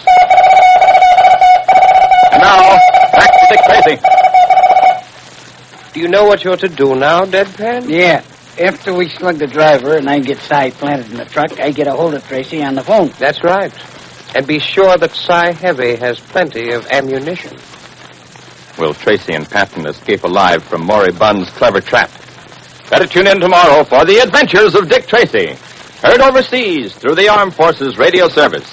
Dick Tracy is written for radio by John Ray and Everett S. Crosby, and this is George Gunn speaking. The Northwest Mounted Police.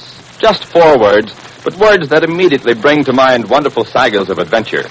And it's with Sergeant Preston of the Mounties that Challenge of the Yukon is concerned.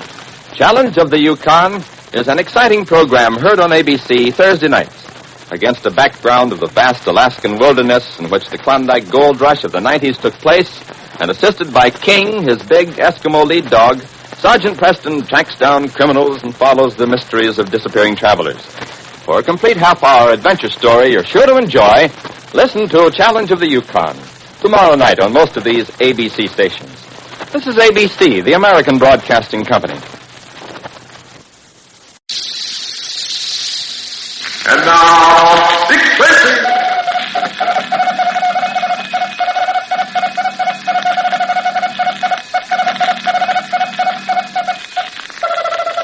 This is Dick Tracy on the case of the Low Hijack. Stand by for action. Let's go, men.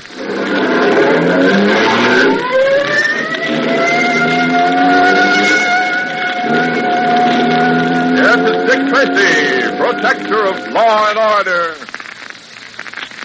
Before we listen to today's Dick Tracy adventure, I'd like to tell you about a great man in American history who was born exactly 190 years ago tomorrow. Marie Jean-Paul Yves Roche Gilbert du Motier, Marquis de Lafayette. That sounds familiar to my rugged French? Well, actually, that was the full name of the Revolutionary War hero we all know as Lafayette. But did you know how old Lafayette was when he came to help the American cause? Well, he married at the age of 17, entered the French army. When he heard of the revolt of the American colonies, he decided to help, and at his own expense, he fitted out a ship and sailed for this country. He arrived in the year 1777, when he was only 19 years old. After he'd been here about 3 months, Congress made him a major general. He had an outstanding war record, serving both as a member of General George Washington's staff and as a leader in his own right. After the British surrendered at Yorktown, he was publicly thanked by Washington, and since that time, his name has been greatly honored by Americans. That was Lafayette, a Frenchman who believed in liberty sincerely enough to fight for it, even if it was in a foreign land. And now, Dick Tracy. Yesterday, Deadpan and Cy Heavy hijacked another truck, but this truck was intended to take Cy Heavy to his death. In accordance with Maury Bunn's plan to sacrifice Cy, Deadpan anonymously phoned Tracy at headquarters and told him where he could find the stolen truck and its hijacker. Although both Dick and Pat realized that it was a trap, they had no alternative but to go. Far out on the lonely moonrise highway, they caught up with the truck, and after an exchange of shots with the desperate driver, Tracy, as a last resort, crashed into the speeding truck. But such things are hard to control, and Patton and Tracy, his foot caught beneath the twisted steering wheel, are now pinned behind their wrecked car by Cy Heavy's barrage of bullets.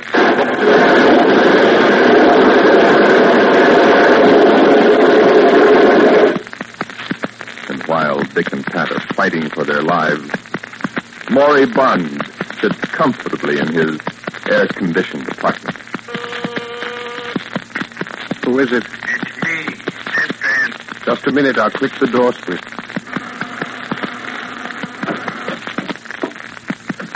I want a complete report. Oddly enough, that's why I come here. Should I give it even in the beginning? For heaven's sake, tell me any way your illiterate brain can. Did you get Cy on the truck all right? Yeah, worked like a charm. We slugged the driver and got the truck easy. Very good, very good. Continue. Well, I put Cy in the truck and sent him off. Yeah, I told him not to stop for anybody, and if he runs into cops, he's to kill him. Then I assume you told Tracy the route the truck was taking. Yeah, I phoned him right away and told him the truck had been hijacked. For a change, things are working out right. Unless I miss my guess, Tracy and Patton should be dead as mackerels right now. Yeah, depressing, ain't it? Hardly. With Cy Heavy and Tracy dead, there's nothing to interfere with my future operations. I feel like a celebration. Go wash your hands and face. Oh, gee, Maury Bunn, won't you let me alone? Getting so clean the fellas down the pool hall won't talk to me. I have absolutely no interest in discussing the matter further. You heard me. Go wash. I thought that maybe since they carried out everything so good, you might let me off. I'm in a pleasant mood. Do not attempt to aggravate me. Go over there and get the germs off you. I feel like the next job I get, I ain't going to work for no guy that's scared of germs. It's too hard on the Constitution. I'm afraid you'll never have the opportunity to seek other employment. You will continue to work for me, or you will suffer Cy Heavy's fate. Not only do I have to keep washing my hands and face all the time, but in between you're threatening my life. That's enough to make a guy want to turn straight. You're very well paid. Shut up. Oh, and now on top of everything else, I get soap in my eyes. That does it. I quit. I am not joking when I say remember Cy Heavy. All right. You talked me into it. I am now back on the payroll. There are times when what you substitute for reason, undoubtedly nothing more than low animal cunning, leads you into the paths of good judgment. That's the nicest compliment I had all day. Shall we dance? Pay attention to what I'm going to tell you. When you talk like that, means another job. You're quite right.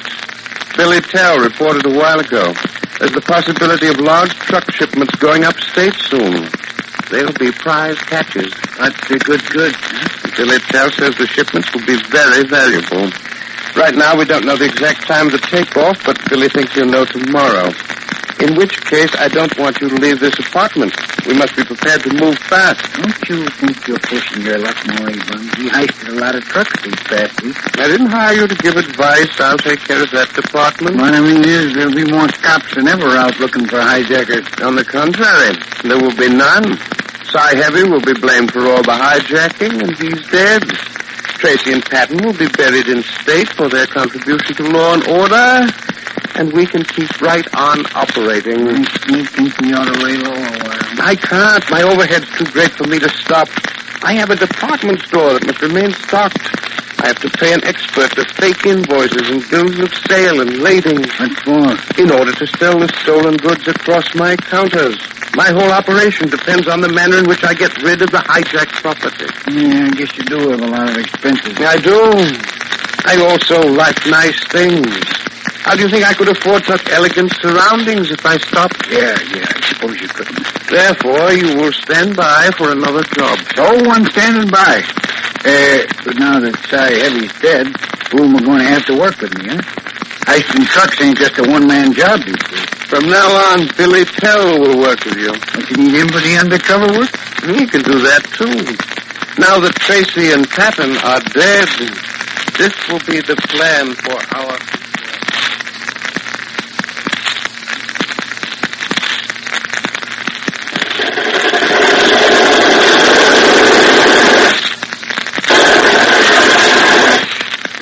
Seems slightly eager to kill us. I'm not in favor of it. Can you get your foot out of there, Dick? Nope, can't move it at all. Yeah, you almost got him that time. Since I made him take cover. Good. It won't be good for long. He's got a Tommy gun and he can make a lot of trouble. Hey, it's lucky the car rolled this way. At least it gives us protection. Now that you brought up the subject, yes. Did you see the truck? Yeah, it's off the road, but it looks in good working order. That's not too good. I know. If he gets to the truck, he can get away from here easily.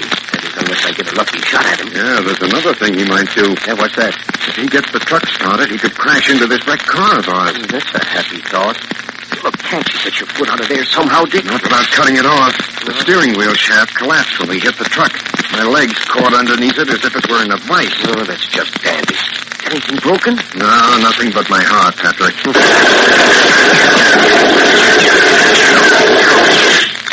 Hey, he's getting noisy. Can you see him, Pat? I'm going to try another quick look around the side of the car. Be quiet now. I have absolutely no intention of getting shot. You just relax.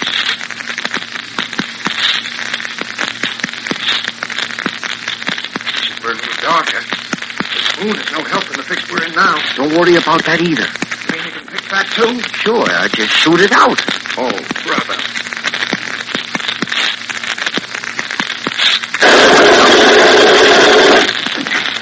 I take it you saw him. Yeah, that I did. It's also my unpleasant duty to report that his aim is getting better. He came close? Well, let's put it this way. Quarter of an inch to the right, and I'd have gone home in a wheelbarrow.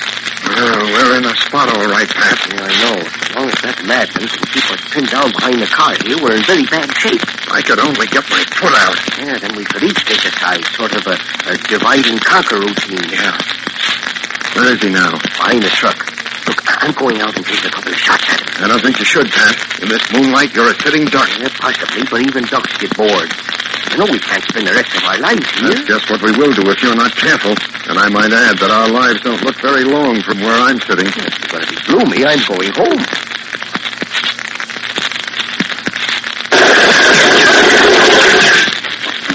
Well, I'm not going out that way anyway. I'll try it around this side. I might get a break and wing him. If you can just keep him behind the truck, it'll be a step in the right direction. I'll tell him when I see him.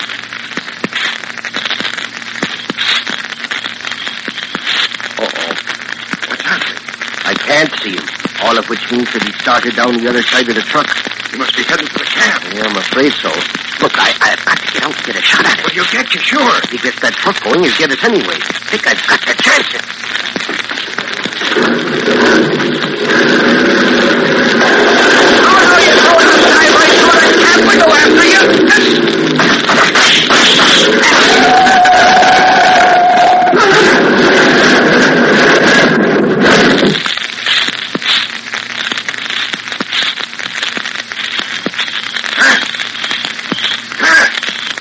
You're right. Yeah. Most of the important arms and legs seem to be in reasonable shape. Thank heaven. What did you do? Well, I had to crash the truck into that ditch to keep it from smashing into you. You're a good man, Patrick. All the strays will go to my head. What happened to that madman who was trying to kill us? Well, I managed to get him just before he'd have gotten me. I dived through the cab window shooting. He couldn't bring his Tommy gun around in time to aim it. Well, all I can say is that it was a close one. Yeah, much closer than I like to play him. Let's see if we can get your leg free now. Well, Pat, if you can get a crowbar, we might bend this wheel back and I can get out. All taken care of. I brought this heavy tire iron from the truck. Oh, good. Yep, that'll do the trick.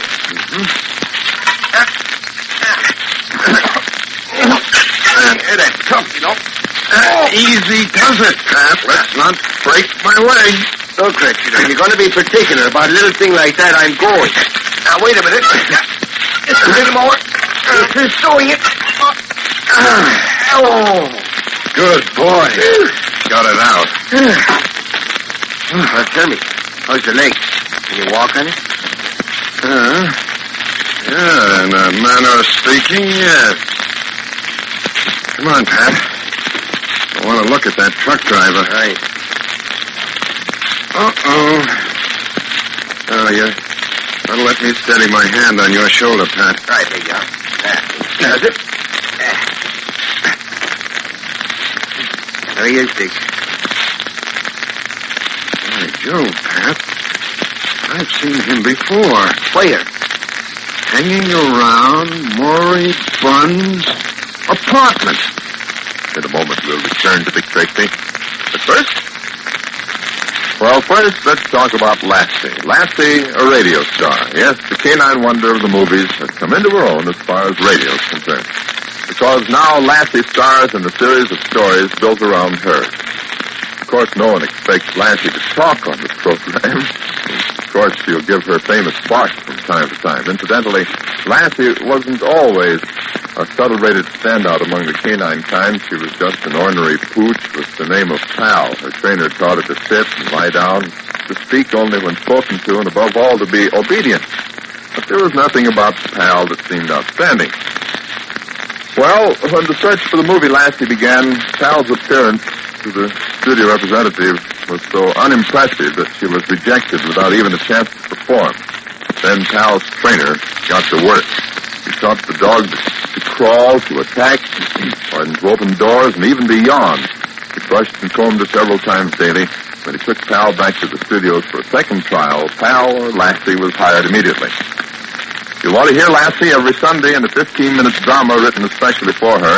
Lassie is heard on most of these same ABC stations. And now, back to Dick Tracy. But, Dick, that's impossible. Maury Bunn's a respected citizen. I know, Pat. And I also know that I have no direct evidence to go on. But I think I'll have another chat with Maury Bunn. And I have a plan that may scare these boys out into the open. Tracy had better have a pretty good plan because Maury Bunn does not scare easily. Better tune in Monday for the adventures of Dick Tracy, heard overseas through the Armed Forces Radio Service. This is George Gunn speaking. For the third consecutive season, the curtain goes up on that outstanding dramatic series, Theater Guild on the Air, this Sunday night. Theater Guild has set a high standard for entertainment since its initial broadcast. As a matter of fact, such was the excellence of Theater Guild's presentations that the program won a plaque when it had been on the air only 14 weeks. From then on, Theater Guild on the Air received many awards. Magazines saluted it as one of the top dramatic shows on the air. Last year, it was awarded honors in a nationwide poll of radio editors. Don't miss this Sunday night's premiere performance for the 1948 season on Theater Guild on the Air, broadcast over most of these same ABC stations. This is ABC, the American Broadcasting Company.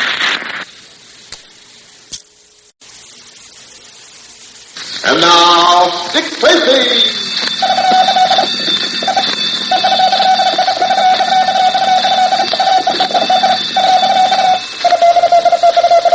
This is Dick Tracy on the case of the Low Hijack. Stand by for action. Let's go, men.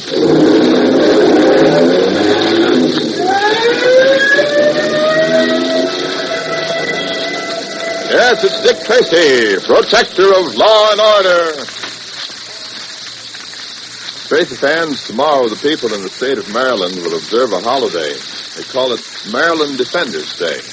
It commemorates the 133rd anniversary of the Battle of North Point, fought in the War of 1812.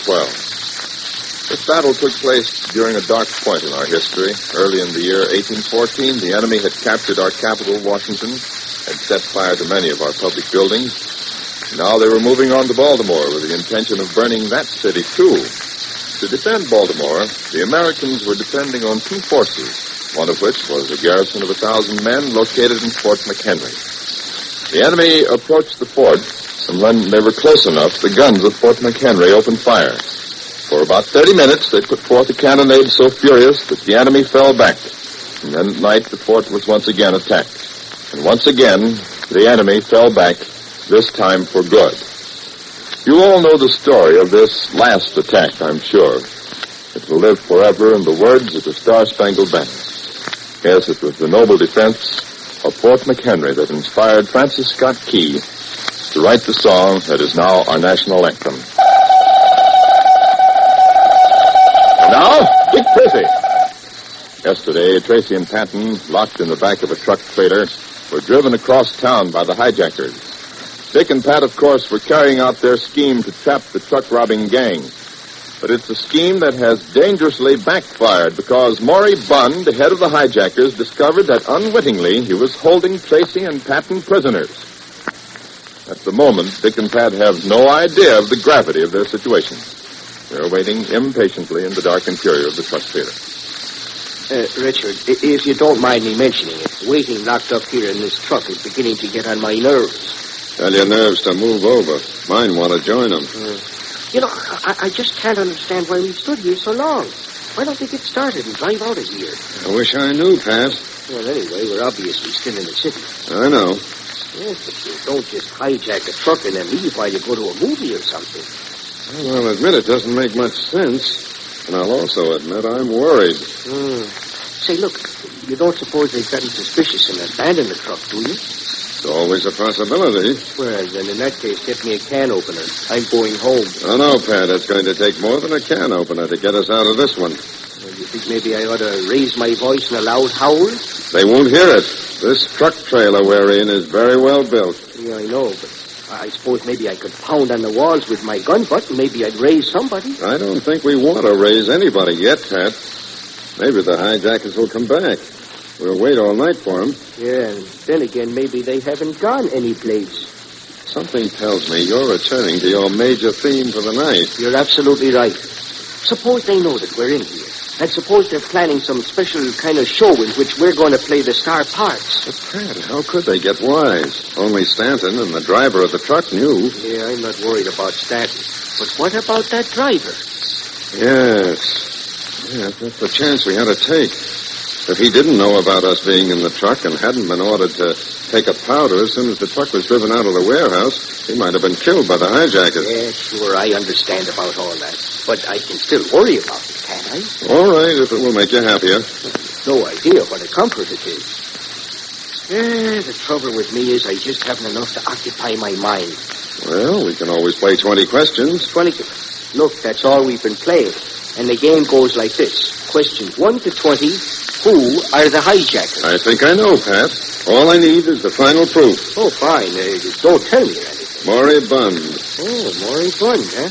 Then you got something from examining the records of his department store business? Well, nothing I can use as immediate evidence, but enough so that I can pretty well figure how he operates. And when do you get the final proof? I'm going to subpoena his books and bookkeeper and put a gang of auditors on him. And I'm going to track down every business firm with which he's done business. Oh, that's all just fine, but supposing you're wrong. I won't be. You just wait and see. Richard, you won't be offended if I point out that all this activity is predicated on one thing, and that's on our getting out of this truck. A contingency of which I'm fully aware. Yes, but even if you get Maury Bunn, you still might not get the rest of the gang. Now, Pat, now it's my turn to point out something. That's why we're sitting locked in this truck trailer in the middle of the night. Touche, son. Touche. And even if tonight does turn out to be a dud, if we get Maury Bunn, the gang is broken up. The small fry shouldn't be too tough. Well, you've set my mind at ease, lad, except for one thing. I know. What if Maury Bunn knows we're in this truck? Yes. Maury Bunn does know that Dick and Pat are in that truck. And right now, Maury Bunn is discussing their fate with Billy Tell and Deadpan. Deadpan, will you, for goodness sake, stop walking up and down? That's what I'm thinking. That will only add to my worries. Sit down. Or better yet, go wash your hands and face. Okay, Maury Bunn, they just done it. That probably was inadequate. You look septic tonight. What about Billy Tell? He looks like what you just said, too. He will also wash his hands and face again. Ah, Deadpan, why couldn't you keep your big mouth from hanging open? Hurry up, both of you. Anyway, I find the sound of running water a pleasant accompaniment to concentration. Come on, Deadpan, let's get the germs off and help the master think. Why not? Otherwise, we never get out of here to get Tracy and Patton. If I wash my feet, would it help, you think? You're straining, Deadpan. Don't use yourself up before the night's over. Be sure you use the sterilized towels. I want no germs around here. We'll do everything. Look, Maury Bunn, this doesn't seem so tough to me. We got Tracy and Patton locked in. Let's get the truck blown down and finish him off. Where is the truck now? Downstairs, across from your private entrance. What kind of truck is it? It's one of them big trailer trucks. I can drive them like a dream. We may be able to put your accomplishments to some use. A trailer truck. And Tracy and Patton are locked in the trailer. Why don't we move the act out of town and just set it on fire? I don't think one of those big trailers would burn. We could scorch them plenty, though. I'm not interested in scorching them. I want to kill them. No, in some way I must destroy the whole truck. I've been thinking. Why don't we open the rear door and go right in after them? Don't be a fool. That's what they're hoping for. So we get them anyway? You personally will bag the 2 best shots on the police force? That, to coin a bromide, will be the day. Well, I'm trying. The effort is misdirected. One thing is certain. We got to get the truck out of town before we can do ourselves any good. There, I'll go along with you. Forgive me if I think. I'm trying to postpone the inevitable. What is the inevitable? That I leave my air-conditioned, germ-free apartment and go out into the filthy night air. Oh, it ain't bad. There's a full moon out tonight. I will not bandy the subject with you. But you haven't left your apartment for years. For 8 years and 37 days, to be exact. What do you have to do it now for? I cannot help myself. This job must not be bungled. Well, we'll do what you tell us to. I'm sure you will. But in the eventuality that something goes wrong, I do not wish you to think for yourself. Sometimes you say the nicest things to me, Morton. Try to be quiet for a moment. You have no idea how the thought of going out upsets me. Then why go? We'll take care of it. That's the risk. I don't dare run. If Tracy is killed, I'm completely in the clear to operate as I see fit. This murder must be done right. Well, I'm for that, but we'll do it for you. No, I'll go. I'll expose myself to millions and millions of germs and run the risk of serious infection. People have been doing that for years, Maury Bunn, and they still seem to make it home for dinner, all right? If I only had a face mask and some rubber gloves. What do you want to do, scare Tracy to death? Will you stop bothering me, Deadpan? Now, Billy. Yes, sir? I want you to bring my 2-way amplifying microphones. What do you want that set up for? I'm going to clamp one of them on the side of the trailer. I want to be able to talk to Tracy. Oh, you're going to give him a little needle, huh?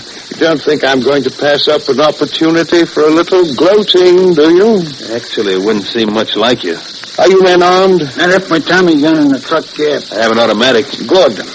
I shall also arm myself. Now, let me see. I have something here. Yes. Here it is. Don't forget my microphones, Billy. I won't. Are we all going to ride in the cab of the truck? No. Deadpan will drive the truck, and I'll ride with him. Well, what do I do? Getting back with the Dicks? You will take my car. Here. Here are the keys. Okay.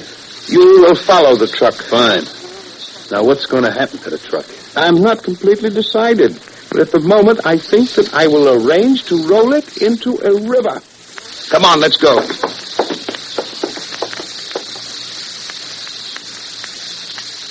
You know, Dick, I'd like to go for a swim. I'm hot. I just like the feeling of water all around me. You're just a disappointed seal, Patrick. What do you mean disappointed? You ought to see me balance things on my nose. Oh, it's a little dark in here for you to do a performance right now. Oh, I have a flashlight. Shall I turn it on? No. I think we'd better save the batteries. We're going to need some bright lights to shoot by. You bring up an interesting point there. I shall take it under advisement. I'd appreciate it deeply. What was that? It could be anything, including a hand grenade. Don't cheer me up or anything.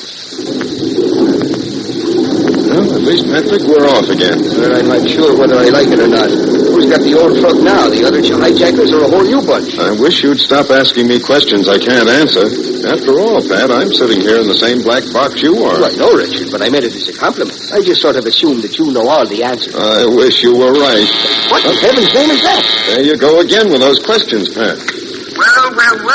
So you're in there, are you, Tracy? Well, bless my great big beautiful Irish eyes if it isn't the micro-pager. I thought you might like to know where I am, Tracy, so I rigged up this little amplifying device. Can you hear me all right? Entirely too well. What are you doing out of your boudoir, moribund? I thought you were the stay-at-home type. You two gentlemen should be extremely flattered. This is the first time I've left my apartment in over 8 years. Well, now, don't get carried away. People do all kinds of things for us. Do they kill you, too?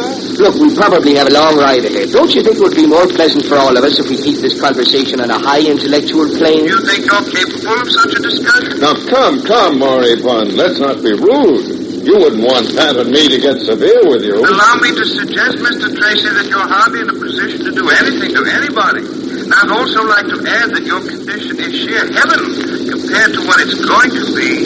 And I hope you get my meaning.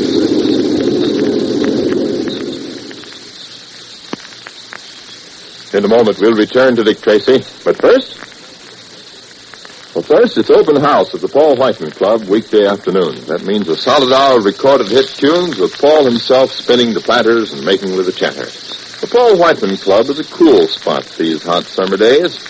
So come in, relax, and hear the records that Paul's picked out, plus a little inside information on the recording artist. Paul has worked with or known most of your musical favorites. He's seen them start and climb their way up that steep ladder of success. And naturally, he has plenty of human interest stories about them. Stories that'll make you realize that a star is just a person like you and me with the same number of hopes and worries. You know, Paul Whiteman has been called the Dean of modern American music for good reason. He's been around and he's been responsible for a large portion of its growth.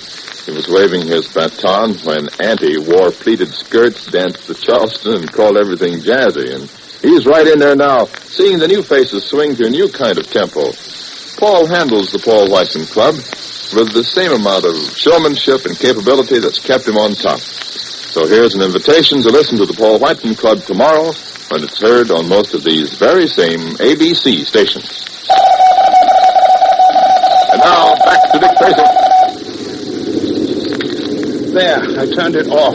I'm tired of talking to them. What are you going to do, moribund? Still roll the truck in a river? I'm not sure yet. This situation is such a pleasant one that I may just savor it for a while. Drive towards my warehouse.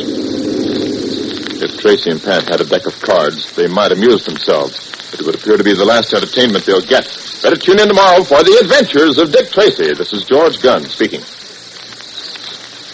Say, boys and girls, to be well informed, you've got to keep up with the times.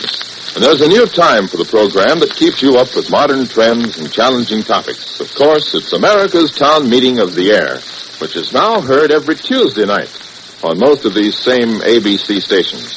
When you hear America's Town Meeting, you hear vivid discussions of the vital problems of the world, discussed by noted experts from various professions.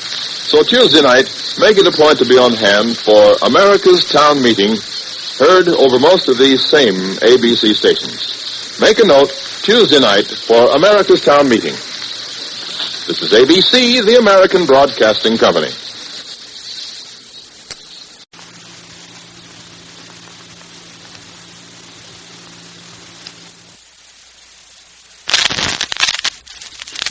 And now, Dick Tracy!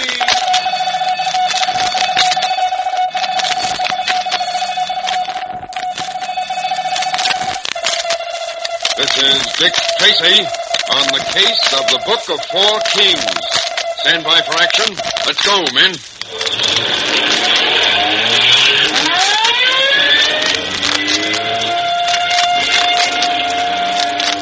Yes, it's Dick Tracy, protector of law and order. Today's adventure with Dick Tracy will be coming on in just a minute and 10 seconds. First, we'd like to know if you've ever read the books of Zane Grey. If you haven't read his books, you've most certainly seen his stories in the movies.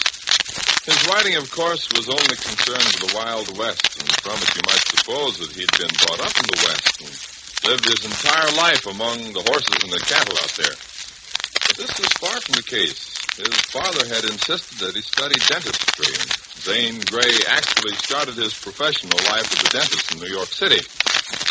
But he could never be happy in that work, and he knew it. So there came a day when he closed his dental office and moved with his wife and baby to Lackawanna, Pennsylvania, where he could live cheaply, and there he started to write. Then for 5 long years he slaved over one novel after another, without a cent of income, until he was almost ready to give up. But his wife encouraged him to write one more book, and that was the one that was sold.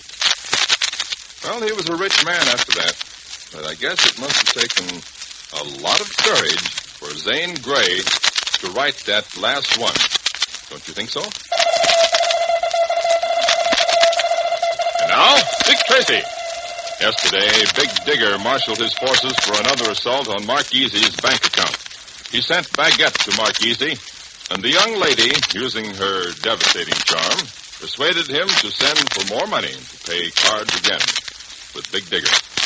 Said that he was adept at manipulating cards and would see that he won. And now, while Tracy and Pat are carrying on their fruitless search for Big Digger, Mark Easy is talking to his lawyer while Baguette listens interestedly. Now listen, Jack, don't argue with me. I want that $75,000 here by this afternoon. Now relax, Mark. It's an awful lot of money you're asking for. But it's my money. After all, I'm your lawyer. Don't you think you ought to tell me what you want it for? I don't think anything of the kind. I'm in full possession of my senses. I know what I'm doing. Well, I hope you do. I pay you to give me advice when I ask for it. Well, there'll be no charge for this. You just be very sure you're not making a mistake. What do you take me for, an idiot? You get busy with the banks. I want that money at my hotel here by this afternoon. Well, as I told you before, in order to get that much, I'm going to have to sell some of your securities. You might not get a favorable break if I have to do it at such short notice. I'll take a chance on that. Get the money here. That's all. My, but you sound masterful over the phone, Mark Easy. When I make up my mind to do something, I don't kid around. You are just wonderful. Well, that's how I got where I am today. I've always been smart. I've always seen to it that my orders were carried out.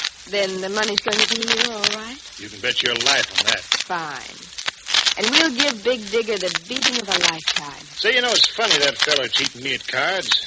I wouldn't have thought him the type. No, would I? He certainly appears to be a gentleman. They say you can't tell a book by its cover. Maybe they do, but is it necessary? What is that? Just mumbling. Oh. Say now, Baguette, are you sure we can pull off this scheme to take Big Digger? Give me a deck of cards. Yeah, sure.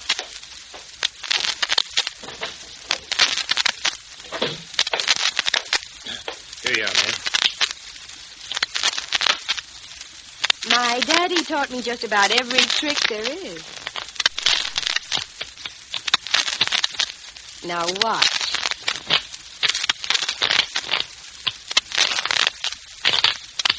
Say, you can sure handle them. Watch this one. A 3-way cut with one hand. You got mighty clever fingers, man. Thank you. Now cut the cards. Now watch how I pick them up. I didn't see anything. I know you didn't. But I actually reversed the cut when I lifted up the deck. Watch, I'll do it slowly. Now I put the bottom of the cut on top. And now watch.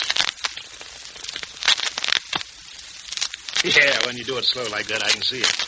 Yeah, as you pick them up, you put the 2 halves of the deck back like there was before the cut. That's right. So if I've stacked the deck, the cut doesn't interfere with what I'm playing. Yeah, that's right, smart stuff. You going to pull that on Big Digger tonight? If he isn't watching me too closely. Nobody'd think a beautiful young girl like you would know how to make a deck of cards walk around like that. You make it sound as if I did this for a business. Oh, I didn't mean that, Baguette.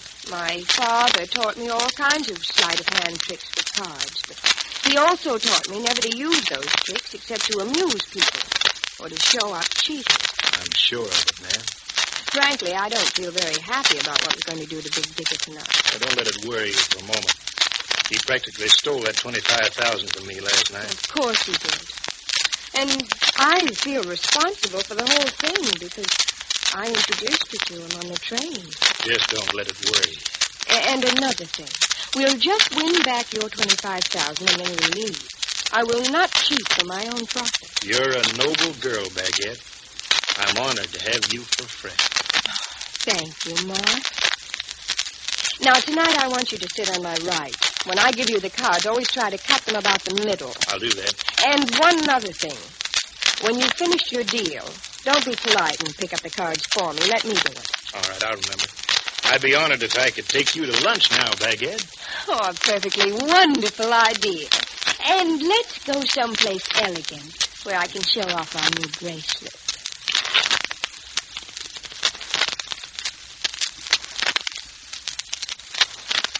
The sound of shuffling cards can be dangerous music to certain ears, particularly to Mark Easy's.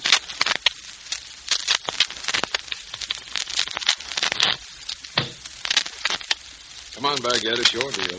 You don't mind if I pick up the cards, do you, Big Digger? No, you don't mind if the lady picks up the cards, do you, Big Digger?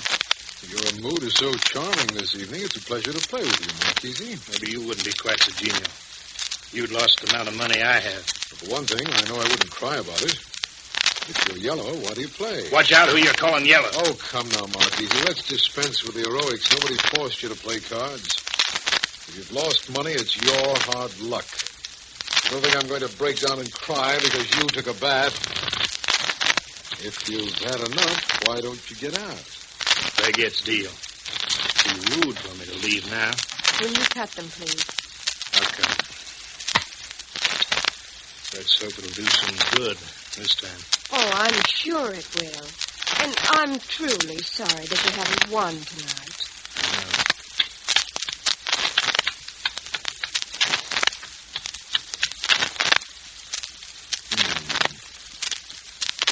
Open for $1,000. Keep the pikers out. Look, mister, you got around $70,000 of my money tonight. Don't call me a piker. You're going to better talk. I'm getting tired. I'll raise you $1,000. I'm afraid I'm out. I'll see you. Give me one card. I'll play these. Well, a fat hand. Under those circumstances, I'll check to you. Everything I got left. $2,600. Not afraid of your two pair. Well, I don't want you to steal it. I'll call. I get an ace high straight. Well, I guess this is where my luck turns. From now on, I'll win. Maybe from now on, but not this time. I've got a pretty little flush. You feel the flush on me. Why, you rotten cheat. And you were dealing, Baguette. I think you were in with him. Get out of here. I don't like the way you talk. Pick it up, chump. That's your taxi fare. All right, I'm going. But you haven't heard the last of this. Quick, we've got to follow him. I don't want any trouble. He'll probably go home and have a good cry, but we'll keep an eye on him to make sure he doesn't try the cops.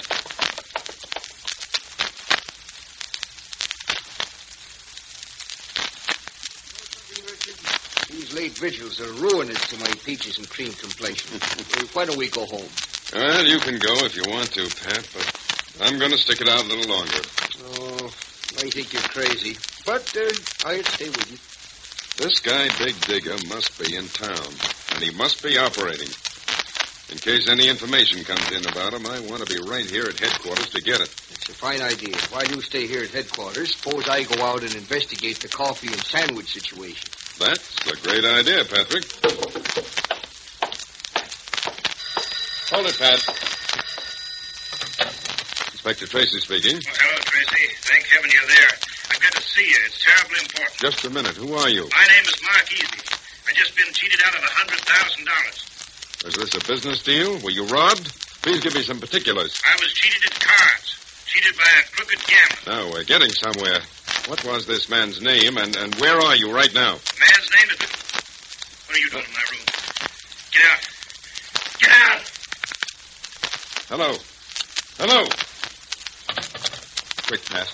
We've got to find a man whose life is in great danger. Yeah, well, where is he? He was cut off before he could tell me. But we've got to find him, Pat. We've got to... Afraid of what I was going to say? As a matter of fact, yes. My business gets along very well without advertising. You know what this is, don't you? I know. Machine gun. Yes, I just don't want you to be laboring under any misapprehension. All right, I lost my head. Phoned the cops to tell them I'd been slicked. But they didn't find out anything. Look, you put your gun down, and I'll pack up and go home. I won't say a thing. And I'll forget all about what happened. That might be all right if I were thinking of retiring, but I'm not. What do you think of Baguette, huh? You didn't think that a pretty girl like that would take you for a sucker. I still don't. No, of course you don't. She's too nice. She's an angel. Well, at heart, I'm a nice guy, and I wouldn't want you to die with any questions on your mind. Did you see that bracelet on her right arm? Well, you bought it with the money you lost the other night. It was a nice present, too. And what you lost tonight will buy her a little something for the other arm. Sure, she's a nice girl, but how she loves those pretty little stones that come out of the ground. Put that gun down, Big Digger. Don't kill me. Oh, how I love suckers. They're my favorite people.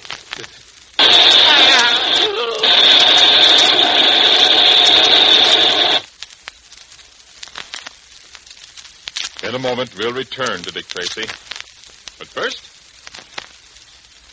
from the list of great names on Broadway come the illustrious stars you'll hear every Sunday night when it's time for ABC's outstanding dramatic series, Theater Guild on the Air.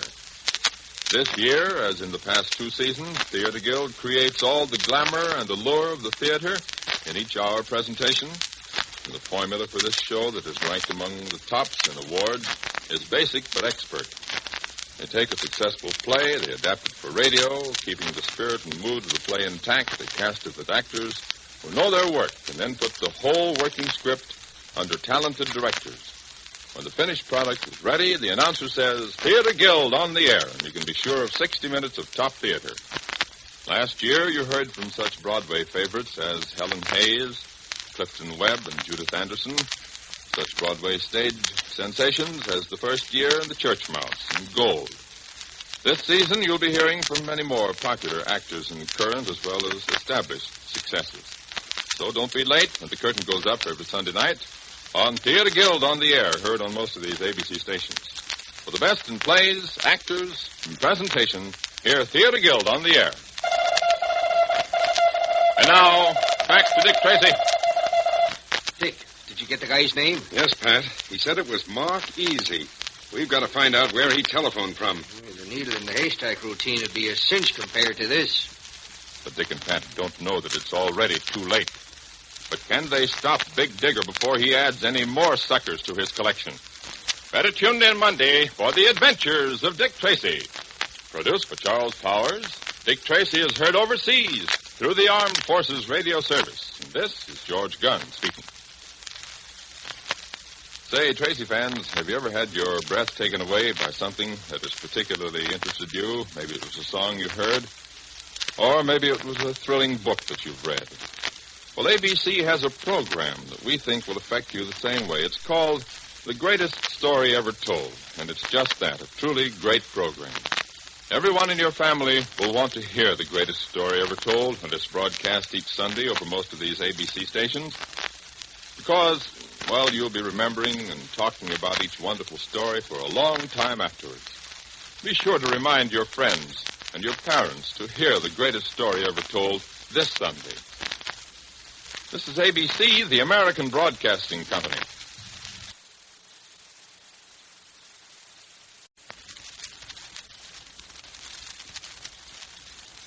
And now, Dick Tracy.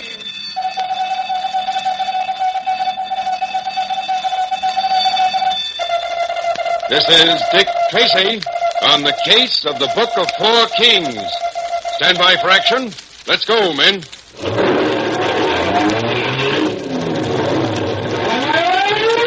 Yes, it's Dick Tracy, protector of law and order. In just a moment, we'll hear today's Dick Tracy adventure. But first, here's a thought for today. You know, it doesn't take money to bring happiness to yourself, and you can have a fine, adventuresome life without it. Take Dr. Wilfred Grenfell, for instance. Now, there was a man who started many years ago to build a rich medical practice in the wealthiest section of London. And he did, too. But one year he needed a rest, and so he decided on a great adventure to spend a vacation on the coast of Labrador, that barren strip of land on the east coast of Canada. He found 30,000 fishermen living there, all of them poor, hard-working, without a single doctor to take care of them. Back in London, after his vacation, he made a decision. He would close out his well-paying practice and open a doctor's office in Labrador. The next year found him in Labrador again, traveling up and down the 15 miles of frozen wasteland to give medical care to the fishermen who had never had it before. He spent the rest of his life there working tremendously hard, but never making a single cent. Dr. Grenfell was completely happy because he was doing work he loved, and he knew he was being useful. Makes you think, doesn't it? And now, Dick Tracy. Yesterday, the doorman at Big Digger's apartment house made the singular mistake of attempting to blackmail him. And so Big Digger tricked him into a meeting on the retaining wall overlooking the underpass through the park. Once there, Big Digger beat the doorman groggy with the barrel of his gun and then hurled him into the underpass in front of a racing car. But before the doorman died, he tried to leave Tracy a message. When Tracy and Patton reached the scene of the tragedy, they saw that the dead man was holding 3 playing cards in his hand, an ace of spades, a queen of diamonds, and a 10 of clubs. Right now, Dick and Pat are finishing their investigation in the underpass. All right, get the hand over here. Over this way. Hi, Pat. Oh, Dick, we're all done now. Pictures have been taken from every possible angle. I checked with the medical examiner, and he's going to do an autopsy right away. Good work, Pat. What do you say we hit the sack? That wind is getting chilly, and we're going to have a busy day tomorrow. In a little while, Pat. Tell me, how about the driver that killed this man? Anyone picked up yet? Not so far, Inspector Tracy, but I put it on the teletype, and I'm also having all repair garages within a 100-mile radius on the lookout for a car with a smashed right fender. I'm awfully anxious to talk to whoever was driving that car. Yeah, I could spare a word or two for him myself. Let's hope you get the chance. Say, have you got those playing cards that the fellow was holding? Yes, I have them here in this envelope. I took them as soon as the boys had made pictures of them. I'm going to have them checked at headquarters for fingerprints. Yeah, I wish I could figure out what they meant. We will. Come on up here with me, Pat. What gives, little mountain climbing? I'd like to take a look at the park area up here. You know, this retaining wall is well tiered. I'll tell the building commissioner you said so. Thank you, sir. Well, what are you going to look for up here? I'm not sure yet. Come on over here. Now, there's the body right down there. You didn't get me up here to tell me that, did you? The car must have been traveling fast, judging from those skid marks. So it's safe to assume that the body was tossed about 10 or 15 feet at least. Let's walk down here.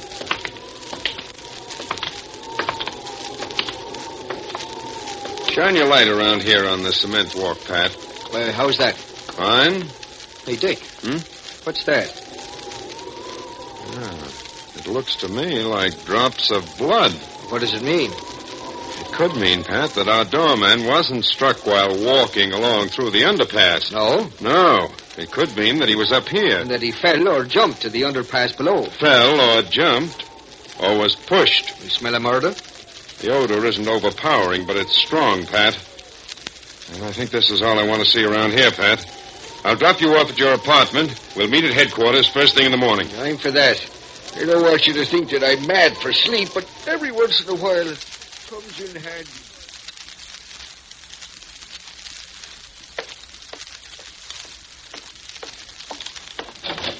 Good morning, Richard. Hello, Pat. Sit down. Oh, you're so kind. Any reports in yet? Some. I've just been going over the post-mortem. Boys did a quick job. What's the verdict? Well, there's no doubt but that the man died from injuries he received when the car struck him. There goes your murder theory. Not quite. Well, what else did you find? Some unexplained head injuries. You mean something that wasn't the result of the collision with the car? Exactly. I don't think we could ever prove anything because they could be a freak result of the collision. But I think, and Dr. Carey agrees with me, that the bruises on the face and nose were caused by a pipe or a loaded cane. In other words, somebody belted the guy before he tangled with the auto? Yes. Oh, you've been reading too many books. Why try to complicate a simple hit-and-run death? No, I'm not trying to look for things that weren't there. But supposing that someone did slug him, wouldn't that account for the bloodstains that we found on the top of the retaining wall? Oh, I hadn't thought of that. The man could have been struck up there and then, while he was still dazed, pushed off in front of the first car to come along. You may have something there, my lad. Well, I'm not giving it up for a while. How about this doorman? Did you find out anything about him? Well, he had several run-ins with the juvenile authorities. A couple of years ago, he served 6 months in the pen. Just a clean, healthy American boy. Yeah, I think he was hanging around on the fringe of the rackets, trying to get in somehow. Look what happened to him. You'd think these jerks would get wise to themselves. They lead a life that no self-respecting pig would tolerate for a moment, with nothing but prison or the chair ahead of them. What was he doing as a doorman? Maybe he was getting set to case the joint. Duckboy, the owner-manager of the apartment, told me that he was just keeping them there on trial. Do you think his murder had anything to do with your showing him the picture of Mark Easy? That's the big question, Pat. If this man's death is tied in with Mark Easy's murder, it means that someone around here is getting close to home. And all I want to know is who done it. You know, I think the doorman was trying to tell us when he died. Are you crazy? Let's stick to one subject at a time. Well, how was he trying to tell us? This fellow always carried a pack of cards around with him. Yeah, I know. He had 3 cards in his hand when we saw him last night. Yes. There they are, Pat. Right on the desk. The ace of spades, the queen of diamonds, and the 10 of clubs. Well, what was he going to do, play 3-card Monte? He'd been playing for his life. And when he got those cards out, he knew he'd lost. And you think he was trying to tell us something. Well, what? We're going to sit right here in this office until we've found out. The ace of spades, the queen of diamonds, and the 10 of clubs. Frankly, they don't mean anything to me. Don't give up too easily, Pat. I didn't. It was a terrible struggle. 10 of clubs, queen of diamonds, ace of spades. Oh, Tracy, you're starting to snow. I'm getting out my shovel. Go right ahead, Pat. What did you say? I said I'm getting out my shovel. I know it wasn't very funny, but it was the best I could. Shovel. Maybe that's it. Maybe what you need is a good psychiatrist. Pat, what's something else like a shovel? A hole? No, you idiot. A spade. A spade. Tracy, I'm trying to humor you. All right, a spade is like a shovel. Don't you see, Pat? One of the cards the doorman was holding in his dead fingers was the ace of spades. Yes, I know. Oh, you're singularly dense today, Pat. What is a spade? We just did that one. It's like a shovel. A spade is a digger. A digger, get it? Mm-hmm. And the ace of spades is a big digger. Say. Had enough? Tracy, you're a great man. Oh, well. We think that Big Digger murdered Mark Easy, and now this doorman dies under peculiar circumstances after having been shown a picture of Mark Easy. It's more than the long arm of coincidence, Pat. Big Digger is our murderer. Yes, but we still don't know where he is or what he looks like. I think I know where he is, or at least where he operates. Where? Almost surely in that apartment house where the doorman worked. And I think I know what apartment. What are you, clairvoyant? No. It's the cards again. The 10 of clubs. Apartment 10C. Say, I bet you're right. Should we pick him up? I regret to say no. No, there's not a jury in the world would convict a man of murder because a dead man was holding 3 cards in his hands. And that's the sum total of our proof. What about Mark Easy's killing? There again, we're stuck. All we have to go on is conjecture. We haven't one shred of evidence. Well, what are you going to do? I'm going to put a detective on as night doorman at that apartment. And we'll see if we can find out who this Big Digger is. How about me, Dick?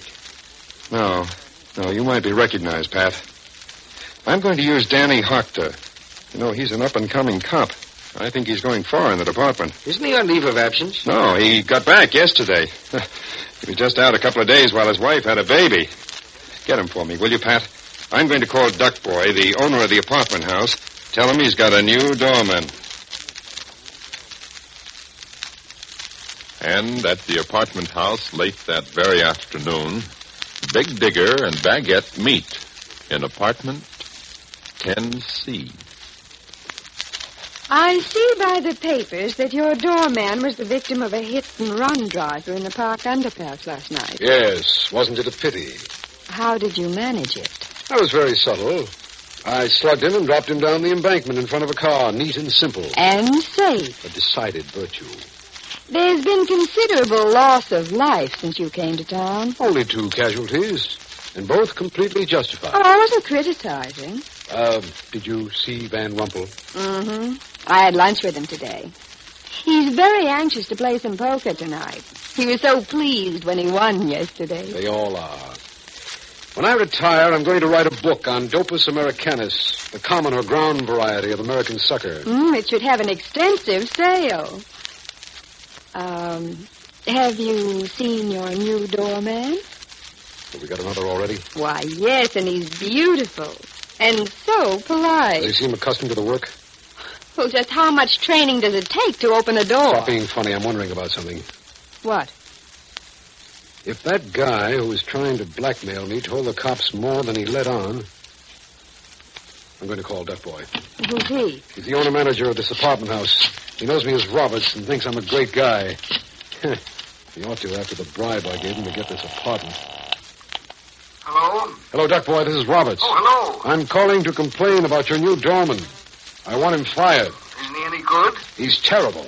Well, I'm afraid I can't fire him. I'm not in the habit of playing games. Either fire that new doorman or I go to the state rent control board and tell them you took $5,000 under the table as a bribe for this apartment. Now, just a minute, Mr. Roberts. I'd like to do what you ask, but I can't. Please don't do anything. Just be patient. You see, I was forced to take this man by the police. In a moment, we'll return to Dick Tracy. But first,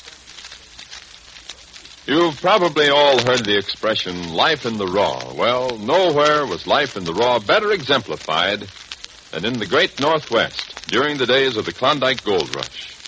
That was country that, as the saying goes, separated the men from the boys.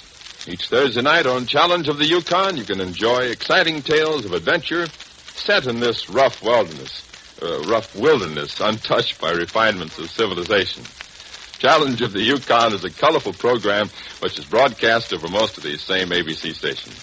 The stories are concerned with Sergeant Preston's fight to maintain law and order at a time when authority seemed to rest in each man's pistol holster.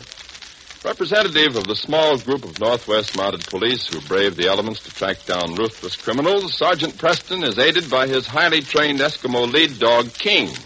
Although many of the action-packed dramatizations on Challenge of the Yukon deal with conflicts between men, there is also variation in the plot, stories that revolve around a wolf, a bear, and other animals of the Yukon, wildlife adventures that are entirely different from anything produced on the air before this.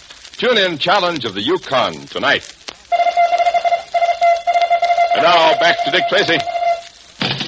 What is it, Big Digger? Not very good. A new doorman was put there by the police department. Call off the game tonight. I've got to do some thinking. It looks like another casualty may be justified. It's bad luck for Dick Tracy that his scheme has been found out by Big Digger. Better tune in tomorrow for the adventures of Dick Tracy, heard overseas through the Armed Forces Radio Service. And this is George Gunn speaking. An average Mr. Radio listener recently said, "Your Thursday night Willie Piper show is certainly pleasant." Yes, it moves along so smoothly and delightfully that you'll be surprised to find yourself completely absorbed in the story, unaware that your face is covered with a broad smile. 30 minutes pass just like that, and you're left with a mellow, contented feeling. The hero of the show is Willie Piper, a well-intentioned youth who blunders his way through the darndest predicaments. He's married to a wonderful girl. They live with Willie's father-in-law. These are the chief members of the cast, and so for the story and for wholesome chuckles, hear the Willie Piper Show broadcast tonight over most of these same ABC stations. This is ABC, the American Broadcasting Company. And now, Dick Tracy!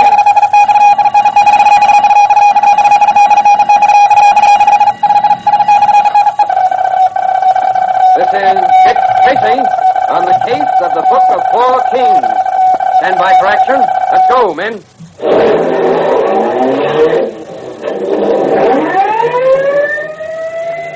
Yes, it's Dick Tracy, protector of law and order. Dick Tracy will be with us in just a minute and 10 seconds, Tracy fans, and then we'll hear today's adventure. In the meantime, I wonder if you've ever thought about the games you play and how long they've been played. For instance, small girls like dolls, small boys like tops and marbles. Did you know the boys and girls had been playing with these things for hundreds and hundreds of years? You'll find uncivilized tribes today that have them, too. Yes, and how about the other games you play? You know how they started?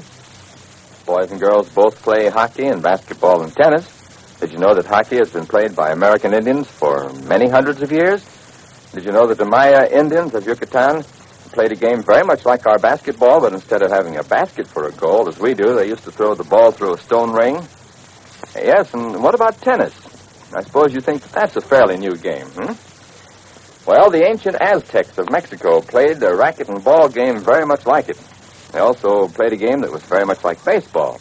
And, of course, there was football, which was played by the ancient Greeks a long time before the birth of Christ. Well, when you speak of games, there certainly is something new under the sun. And now, Dick Tracy. Yesterday, while Tracy and Patton rested in the ship's salon, Pat recovering from a blow on the head, Big Digger and Baguette went to Captain Goffus's cabin to learn the identity of the two strangers who had just taken them at cards, the two being Dick and Pat, of course. But in the captain's cabin, Big Digger discovered a wireless message disclosing Tracy's identity. Quickly getting their guns, Big Digger, Baguette, and the reluctant Captain Goffus surprised Tracy and Patton and locked them up in the ship's brig. Right now, Big Digger is in his stateroom, tying and gagging his erstwhile partner, Baguette. Here we are. Right enough. I must say, Baguette, you make a cute package all tied up and gagged. Now, don't glare at me so. It's really rather necessary. I'll just sit over here on the bunk. I'm sure you won't mind. And now the Tommy gun. Useful little device, isn't it? Oh, I'm sorry I had to put a gag on you, Baguette. But it would seriously interfere with my plans if you were able to do any screaming. Now, there's no use trying anything like that. You couldn't possibly get out of there. Oh, I have an excellent idea, Baguette. You can still move your foot. If you want to say yes, tap your foot twice. If you want to say no, tap your foot 3 times. You understand? 2 taps, yes. Good. Frankly, I'm enjoying being able to air my views without any competition. Baguette, would you like to know why you're tied up and gagged in my stateroom? You would. Well, it's natural curiosity. I have a strange foreboding that my good friend, Captain Goffus, is going to try to shoot me. Now, that would be a shame. However, I wouldn't feel so badly if he shot you. So we'll just sit here in the semi-darkness until the captain opens the door. He'll be nervous, and he'll shoot the first person he sees. I believe that's a reasonable behavior analysis of an overwrought mind like the captain's. You don't mind getting shot instead of me, do you? You do? Oh, how selfish. Frankly, Baguette, since we've locked Dick Tracy and Pat Patton in the brig, I've been doing a little thinking. There's no possible way to connect me with the 3 murders that I had to commit, except through you, Baguette. You might decide to go to the police and tell all, as they say. No? Well, that's one opinion, but forgive me if I don't share it. After all, you could get off free, or at the worst with a couple of months. Now, I'm inclined to think that you'd like to turn state's evidence against me. Now, let's not keep arguing about it, Baguette. Think what a good spot I'm in when the captain kills you. He's already a murderer. He'd be in a beautiful pickle, and I would be in the clear. I'll kill Tracy and Patton with the captain's gun, and then we'll say the poor man went berserk. I can just see the headlines. Blood-crazed captain goes crazy on horror ship. Yeah, and then there'd be a subheading. Finally captured by heroism of Big Digger, prominent American citizen. Do you like that? Oh, you're in a very critical mood today, Baguette. Wait a minute. I think this is our man. Come in, Captain Goffus. The little lady is waiting. That is my way of saying I am through, Big Digger. Hello, Goffus. Yes, you have quite an original way of expressing yourself. It is the girl. I shot the girl. That's absolutely accurate. Now drop the gun or I'll have to use my Tommy gun on you. That's better. It was quite an entrance you made. But I think you should have had a better phrase. Something like sic semper tyrannis. That's what Booth said after he shot Lincoln. That would have made a nice quote for the papers. My one chance to do something good, and I have ruined it. You mean shooting me would have been good? I can't follow your reasoning there. You are probably the only one who cannot. What are you going to do now? In a minute, I'm going to take your gun and go down and finish Tracy and Patton. Yeah. This is a very nice revolver, Captain. It is too bad it had to shoot the wrong person. Oh, it's done very well. And one other thing, Goppus. You're going to commit suicide in a fit of remorse at killing Baguette, Tracy, and Patton. You think you can get away with that? You are crazy. What do you mean, think? I am getting away with it. And it can't help but work perfectly for me. Are you sure you have taken everything into consideration? What do you care? Just this! I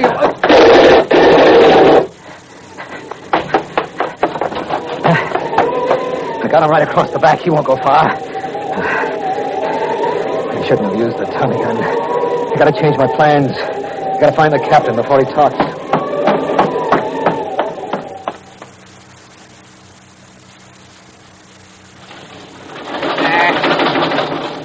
This is a well-made cage, Patrick. You're not going to get out of it by shaking it apart. Well, at least it gives me exercise. This is hardly the time to undertake a physical development program. From that remark, I suppose I'm to assume that you've been thinking. To a certain extent, yes. Well, have you thought us out of here? No. Then I'm going back to shaking the bars. You and your helicopters. What are we going to do now? Get out of here and grab Big Digger. What a wonderful idea. I hadn't thought of it. Always reduce a problem to its simplest terms, then set about solving it. Richard, I don't know what I'd do without you. But I have an idea I could steer clear of a lot of jails. Why, Patrick, how ungrateful. This is the first time we've been in a ship's brig in months. I suppose that thought is to cheer me up. Hold it. Someone's coming down the ladder. You're undoubtedly Big Digger to shoot us like a couple of fish in a barrel. Hey, it's Captain Goppus. He's been badly wounded. Look at his shirt.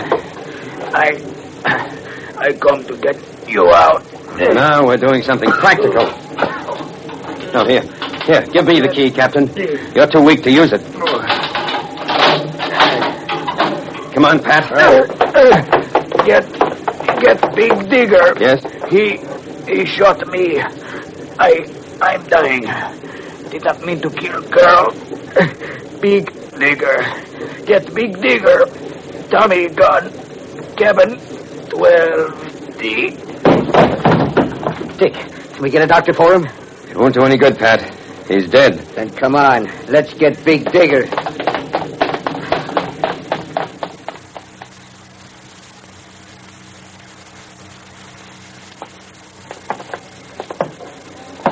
Okay, Pat. 12D. We open the door fast and stand aside. Right. I'm going in. Great heavens, Pat. It's Baguette. She's been tied to this chair and shot. Quick. Get her untied and onto the bunk. Right. She's still alive, and we've got to save her. What's the time? Not here. I'll get this one down below. All right, that's coming up. That does it. Easy does it now, Pat. You take her feet. Yeah. Yeah. There we go. She's not in such bad shape. Lost a lot of blood, but I don't think it's fatal. I hope not. We've got to get her medical care, though. See if you can find the ship's doctor. And the first mate.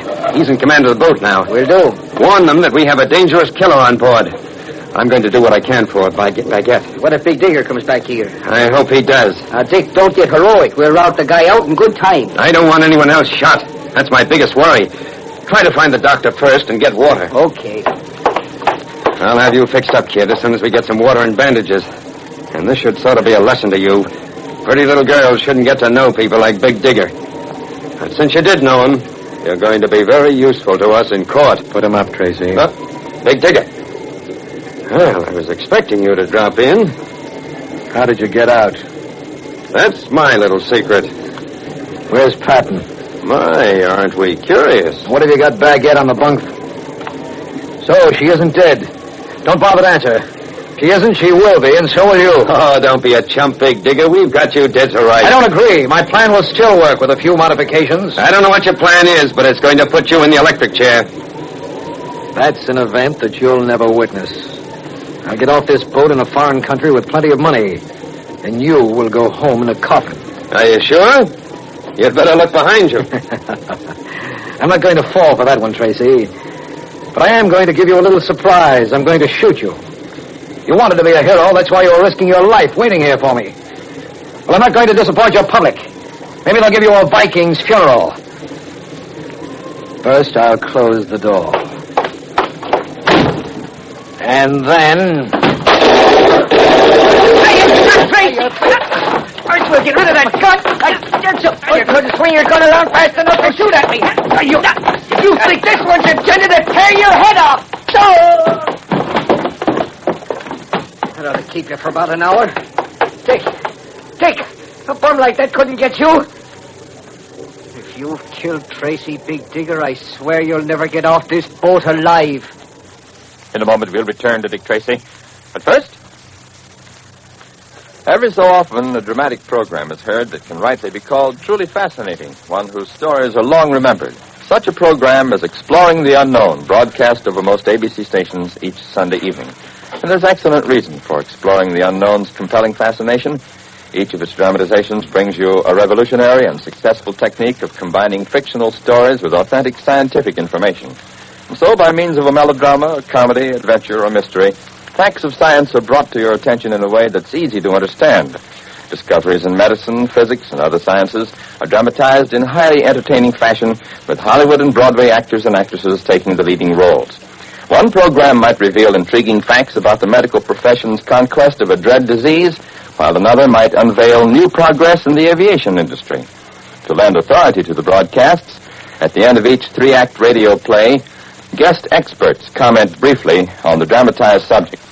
And so, Tracy fans, we invite you to tune in Exploring the Unknown when it's on the air over most of these same ABC stations Sunday night.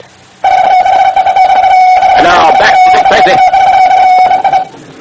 Honestly, Pat, I wasn't playing games. When I saw Big Digger start to squeeze that trigger, I hit the deck so hard I knocked myself out. I think you were grandstanding. Well, anyway, we've wrapped this case up. Not quite. I have one very important thing to do when we get our prisoners back to town. With the capture of Big Digger and Baguette, the case would seem ended. What more has Tracy on his mind? Better tune in Monday for the adventures of Dick Tracy. This is George Gunn speaking. You bet your life it's funny.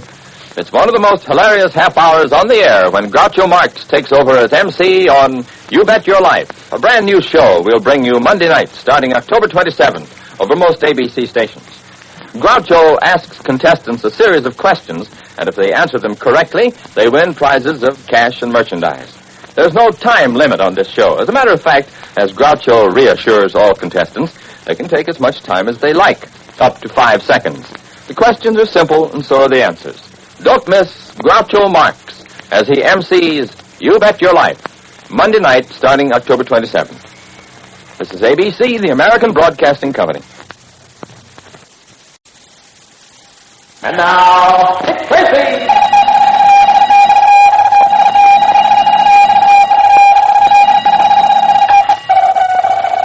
This is Dick Tracy on the case of the Honorable Mr. Malice.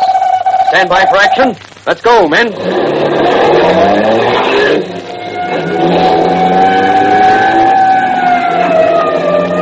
Yes, it's Dick Tracy, protector of law and order. We'll join Dick Tracy in just a minute and 10 seconds. But first, did you ever think you'd like to write a song? Of course, some of our songs sound as though they've been written without any effort at all, don't they? Believe me, that's far from true. Take, for instance, George Gershwin, who wrote many of our best. Like most men who have made a success of their lives, he had his years of struggle for recognition. But Gershwin was born of a poor family on New York's East Side. You know, it's rather funny the way he got started in music. When he was a small boy, he had looked forward to being a painter. But his mother learned one day that her sister-in-law had bought a piano, and of course, not to be outdone, she went out and bought a second-hand upright herself, paying for it on the installment plan. With the piano in the house, George found that he couldn't stay away from it. He learned to play. Quite a number of years, he played piano for a living, earning practically nothing until Al Jolson took over and popularized George Gershwin's song, Swanee. His music was good, it's true. But George Gershwin had to know what he wanted, and he had to stay with it through the rough times to win up. There's a good lesson there for all of us. And now, Dick Tracy. Dick Tracy and Pat Patton have been assigned to break up a most vicious crime. Someone has been derailing and wrecking trains carrying relief supplies to starving countries abroad. The man responsible for this is Benton Malice, an embittered ex-congressman with an abiding hatred for everything in the world he does not understand or believe in. Well, fortunately, his latest attempted wreck has failed. Due to Dick Tracy's warning, the engineer slowed his train in time to prevent serious damage. And so now we find the infuriated Benton Malice waiting for his butler, Wormser Crowley. You rang, sir? Yes, I rang. Confounded Crowley, what went wrong? Wrong, sir? You know what I mean about the wreck. Nothing, sir. The two trains met head-on. Of course they did. That part of it I planned. But practically no damage resulted. Why? Well, I'm sure I don't know, sir. Well, you should know. There must have been somebody that tipped off in some way. The relief train slowed down to a crawl just before the wreck. Well, maybe it saw the oncoming train. It's impossible. It's approaching around a blind curve. Well, then it's possible, sir, that they figured out a way to detect the presence of trouble. Crowley, are you trying to suggest that any of those swine are smarter than I am? No, sir. If they're on the other side of the political fence from me, they must be stupid. Yes, sir. The mere fact that they're trying to feed impoverished countries shows that they lack intelligence. Yes, sir. There must be some other reason for last night's failure. I did everything you said. The switch worked and the signals fell exactly as planned. Something must have gone wrong. Something. Did you hear if anyone was hurt in the crash? The fireman of the relief train was scalded from the steam. But I understand that he's going to be all right, sir. That's the only thing that bothers me about this whole thing. Injuring good Americans. What's his name, Crowley? Skladany, sir. Oh, a recent American. That's all right. I'd hate to injure a real American. Yes, sir. Come out on the parapet, Crowley. Look down at the valley. I want you to see the exact spot where the wreck took place. Yes, sir. Maybe you can figure out what went wrong. After all, you had the advantage of seeing the wreck up close. If you also see it from a distance, you can get a perspective that I couldn't possibly have. Yes, sir.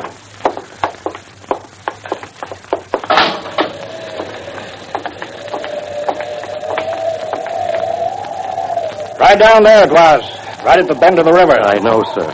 And I was right about there. About a quarter mile up the valley. That's where the relays for the switches and the signal blocks are, sir. And did you personally see the signals change? Are you sure that they had the all clear? I saw it with my own eyes, sir. I can't understand it. I can't understand it. You can see for yourself that it's a completely blind corner. No one could see a train coming until it'd be too late. I know, sir. All right, come inside again while I work it out on the model railroad. Maybe that way I can get an inkling of what went wrong.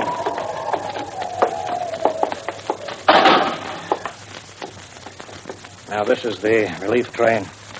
I've constructed the tracks to exactly duplicate the curve at Smoky Bluffs. Yes, sir. Here's the main line switch. Here's the block signal. Coming up this way is the string of empties. Everything's quite complete, sir. All right, now you operate the relief train. I'll handle the string of empties headed north. I'll do that, sir. As soon as your train has a clear view around the bend, stop it as quickly as you can. I understand, sir. All right, then let's go. All right, now I'll turn on the induction coil that upsets the switch and the signal light. It worked perfectly, sir. The switch opened and the signal shows all clear. Your train is going through the switch now. Remember, try and stop it when you first see it come around the corner. Yes, sir.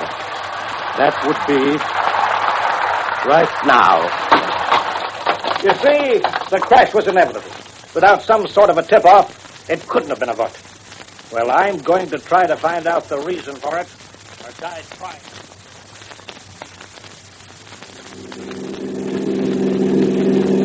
Well, we didn't get any more dope today on why the trains crashed than we did last night. Might as well have stayed in town. Well, Pat, at least we had a nice ride in the country. Yeah. And we found out a few more things about trains from our friend Johnson Barr. Yeah, he's a real old railroad man, that one. Mm-hmm. Suppose he's going ahead with his plans to ask Benton Malice to head his investigating committee? Yes, I know he is.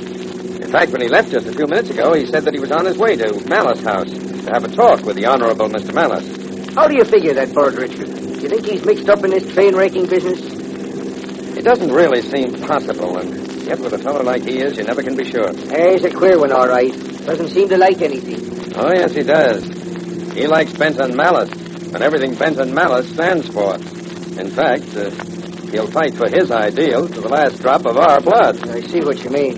And I've studied the speeches he made while he was in Congress, and they're all bad. He opposed Lend-Lease. He opposed all foreign aid. He made an impassioned speech against organizing the United Nations. Well, he wanted to drop atomic bombs on every country that wouldn't immediately roll over and do everything exactly the way he wanted it done. In fact, he's a first-rate menace to the peace of the world. Well, you'd think that the citizens of Northern Valley would lock him up as a madman. Trouble is, Pat, that kind of demigod can always hide behind a cloak of patriotism, 100% Americanism, or some such name. Not popular to denounce that type. I don't see why not.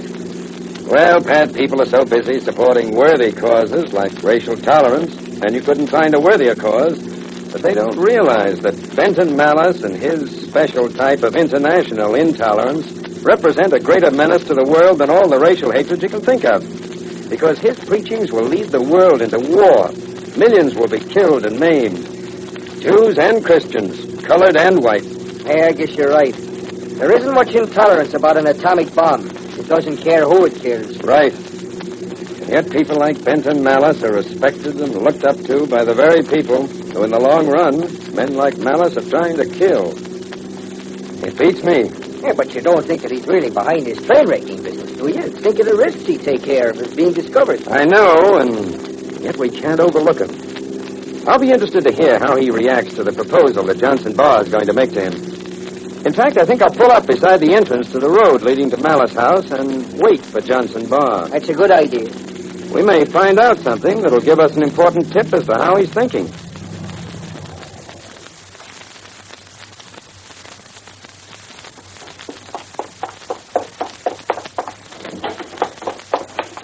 Stephen, is that you? Yes, Uncle Benton. I wish I could teach you to treat this house with respect. You slam around the place as though you owned it. I'm sorry, sir. Try to remember next time. Yes. So how are things in school today, my boy? Well, of course, everyone was talking about the wreck last night. Gosh, it was sure lucky that there was so little damage. Fortunate indeed. Do they have any idea who's behind it all? Well, they think it's some local person, but I don't see how it could be. No? It just couldn't be any of the local people. They're all too nice. I wish I could share your opinions of my neighbors. Are the good burghers of Northern Valley going to do anything to find out who the culprit is? Well, they sure are. I heard some of them say that it'd be a good idea to organize a citizens' committee to keep a watch on the tracks. I see. Did you hear who was to be on the committee?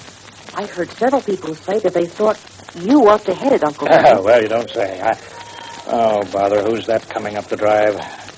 Looks like some sort of a common workman. You let him in. Tell him I'm busy. I've got no time for that sort. Yes, sir.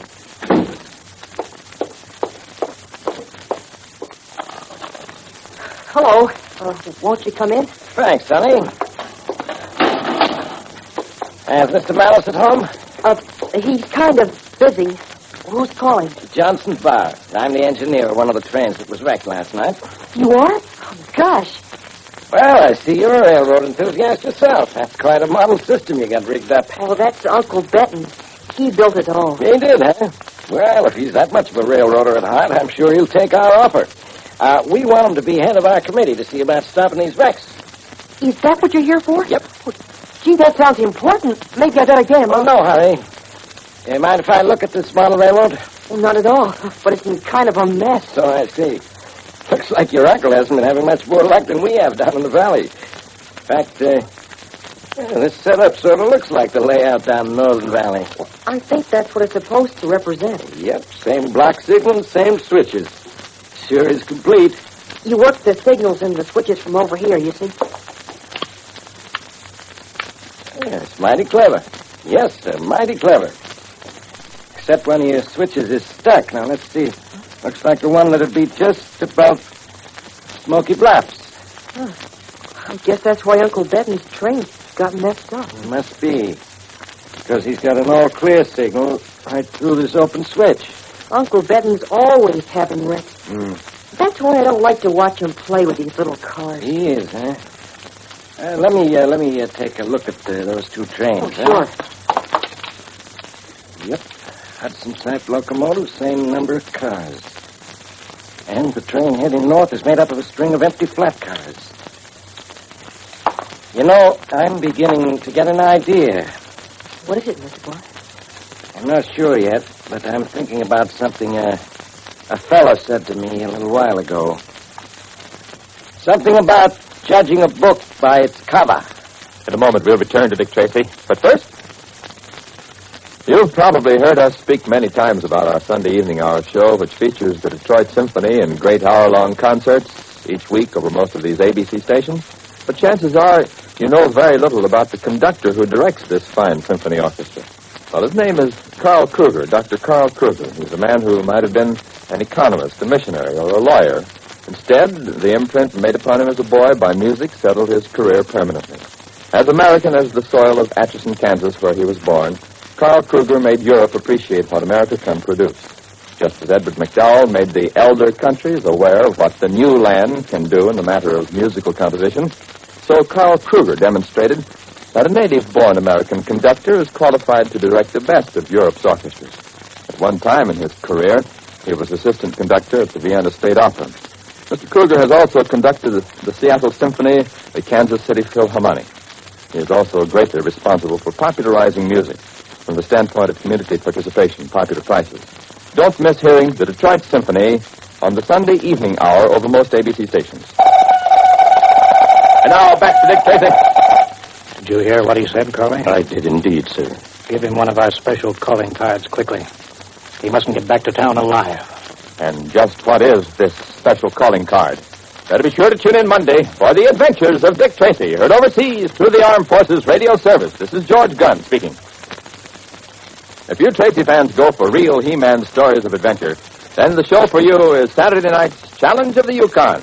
It takes you back to the days of the 90s when gold was discovered in the great Northwest. You'll hear of adventurers who bucked the vast Alaskan wilderness to find their prize, while other men waited and killed to gain their fortunes. You'll thrill to Royal Mounted Police, Sergeant Preston's battle against odds in his one-man fight for decency, with only King, his Eskimo lead dog, to help him. So don't miss Challenge of the Yukon, broadcast tomorrow night over most of these same ABC stations. This is ABC, the American Broadcasting Company. Following program is transcribed from an earlier network release. And now, Dick Tracy!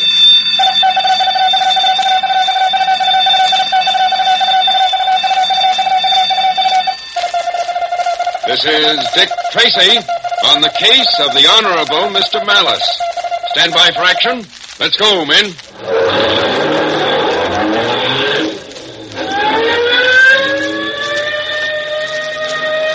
Yes, it's Dick Tracy, protector of law and order. Before we join Dick Tracy, I'd like to ask you a question. Have you ever been so annoyed with something that you wanted very badly to change it? All right. Did you change it, or did you try? Because, well, I'd like to point out that this is the way things come to be invented, and the way new businesses and industries start, the way we make progress. It's also the way fortunes are made. Take, for example, the beginning of the taxi cab business. One evening, way back in 1907, 40 years ago, a young man here in New York City hailed a horse-drawn hansom cab. The address he gave to the driver was about 3/4 of a mile away. When he arrived at the address, the driver politely asked him for $5. Well, the young man paid it, but he didn't like it a bit. He made up his mind then and there that he would change this system where a driver could name his own price. The result? He started this country's first taxicab company using automobiles and taxi meters. He started it even though he had to visit Europe to get the cars and financial backing he needed. Today, a 3/4-mile taxi ride in New York City will cost you 30 cents. Things can be changed. And now, Dick Tracy. The latest relief train wreck has been accomplished by someone throwing incendiary bombs from a moving automobile. Someone who is believed by Dick Tracy to be left-handed. So, following a hunch, Tracy and Patton visited the home of the Honorable Benton Malice and were very excited to discover a photograph of the aforementioned Malice pitching in a 4th of July baseball game and pitching left-handed. Well, after a short but interesting conversation with Steve, old Malice's nephew, they left. And it came as quite a surprise to Steve to hear a voice close behind him say, Master Stephen. I didn't hear you come up behind me. Where were you?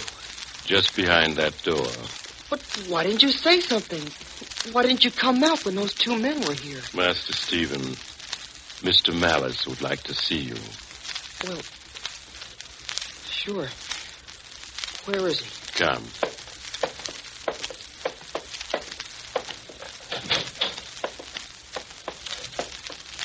Ah, there you are, Stephen. Oh, gee, Uncle Benton, why didn't you come out and see Mr. Tracy and Mr. Patton? If you were here, you must have heard them. I heard them. I heard a great deal. That's why I didn't come out. But they said you asked them to come and see your trains. I did. That was before I realized Mr. Patton was a common immigrant. Malice House has never yet, nor will it ever, play host to an immigrant. I thought Mr. Patton was awful nice. Oh, so I noticed. That's what I want to talk to you about. Yes, sir. Stephen, you realize that although I am your uncle, I am under no obligation to either house or feed you. Yes, Uncle Benton. What I do for you, I do out of the goodness of my heart, and out of consideration for the wishes of my poor dead sister. I know, sir. Therefore, Stephen, don't you think it's strange that I should overhear you expressing disbelief in the things which I hold most sacred, and expressing that disbelief to a common policeman and an immigrant? But, Uncle Benton, I don't... I'm doing the talking. I realize, Stephen, that I cannot expect too much from the son of a foreigner. But I should have thought that you would have profited enough by my high example not to have been guilty of so grievous a fault. And what have you to say to that? But, sir, the things Mr. Patton was saying sounded so right. Stephen, in my household, what I think is right. Now speak up. Don't just stand there like an ninny. I didn't realize how it would sound to you, sir. I only thought Enough. that... Don't talk back to your elders. Now tell me, where did you get this vicious belief that a naturalized American is as good as a native born? From the Constitution, sir.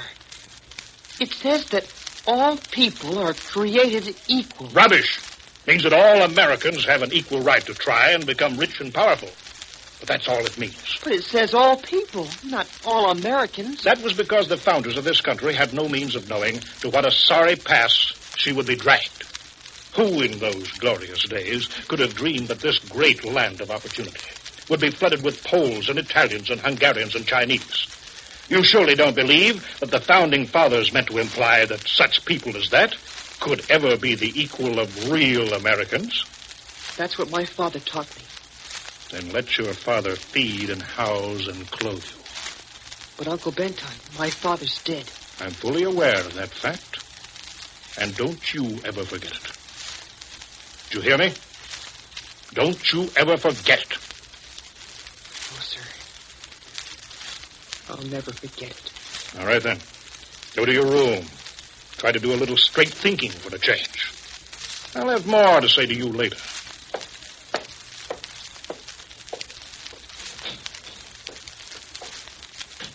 Oh, I don't know what to do with that boy. May have to send him to some corrective school. Some place that would bludgeon a sense of the value of democracy, the free way of life into him. They're a good idea, sir. That's what we have to do with Europeans, Crowley. Ram democracy down their throats.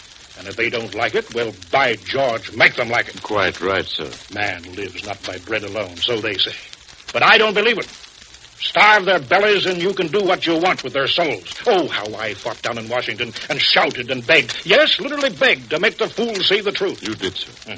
No, they said, we've got to cooperate. We've got to compromise. You can't sell democracy like toothpaste. You can't force an ideal. Horse feathers. Exactly, sir. Crowley, you get a thing three ways. First, someone gives it to you. Secondly, if they won't give it to you, you buy it. And thirdly, if they won't sell it, and if you're strong enough, you take it anyway. That's elementary, sir. Rule of the strong. Rule of the strong, Crowley. That's the only law that's worth having in the books. Well, we're strong. And we know that our kind of democracy is what we want every other country in the world to have. Yes, sir. By thunder, we ought to starve every mother's son of them till we get what we want. And you and I are trying to do just that, ain't Crowley? And with admirable success, that last wreck was a thing of beauty. Yes, but we better lay low for a while. I didn't like something that fellow Tracy said while they were here. You mean about noticing the photograph of you pitching for the local team? Yes, he commented on the fact that I was pitching with my left hand. He and that Patton seemed to think it was significant. You remember, sir, that you commented at the time of throwing the incendiary bombs that you couldn't do it if you weren't left-handed. Yes, I know. I'd heard that this Tracy fellow had rather more intelligence than the average policeman, that he had, in fact, a certain sort of low animal cunning. Guess we better keep our eyes on him, Crowley. Who knows what opportunity may come our way. Who indeed, sir? Yes, Tracy will find out that it's one thing to tangle with robbers and pickpockets, and quite another thing to tangle with the Honorable Benton Malice. Definitely, sir. You know, Crowley, I shouldn't be at all surprised if Dick Tracy were to wake up dead one fine day.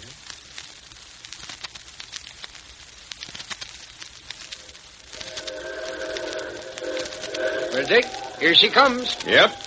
Right on time. It's a 464 type locomotive. Looks like a Hudson. Brother, what a little information will do to you. Richard, I'll have you know that I have more than...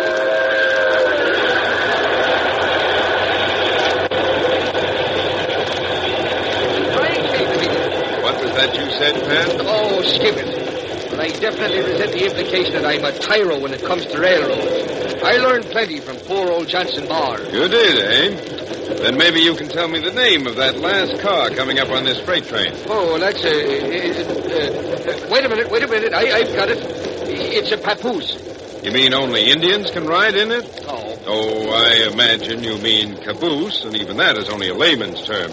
We railroaders prefer to call it the conductor's car. There you go, showing off again. Not at all. I'm just trying to stop you from spouting all that 464, 11-18-7. It's a mogul-type mallet routine. Well, I got to do something to relieve the tedium. Nothing's happened in 5 days. Trains have gone through on schedule. Benton Malice has been keeping his nose clean and sticking to his committee work. You know, it sometimes makes me wonder if we may not be off on the wrong track. No, Pat. I'm sure he's guilty. But I think he also knows that we're onto him. Something must have tipped him off. You don't suppose his nephew said anything to him, do you? Steve? What about? We didn't say anything in front of him that could have made him suspicious. He was out of the room when we noticed the picture of Malice playing baseball left-handed. And besides, Pat, I don't think that young fellow's connected with this business at all. He seemed like an awfully nice boy. Hey, I hope he comes to see me before we go back to town. I might be able to counteract some of the junk that the Honorable Benton is teaching him. Yes, I'd like to talk to him again myself. But I'd rather not go to Malice House for a while. Pat, I want to lull the Honorable B.M. into a sense of false security, just as I think he's doing to his committee members. Yeah, they've certainly been taking it easy lately. Not more than half of them are out on the tracks today. If it rains tonight, which it looks as though it might, I'll bet there won't be a handful out watching. Which I think is exactly what Benton Malice wants. There's a particularly heavy shipment of relief supplies due to go through the valley tonight. A shipment that I think Malice has been waiting for. So that's the way of it, is it? Mm-hmm. He'll probably drop into committee headquarters tonight and make a few casual remarks about the renegades being frightened back into their holes and that the committee has accomplished its purpose. Right.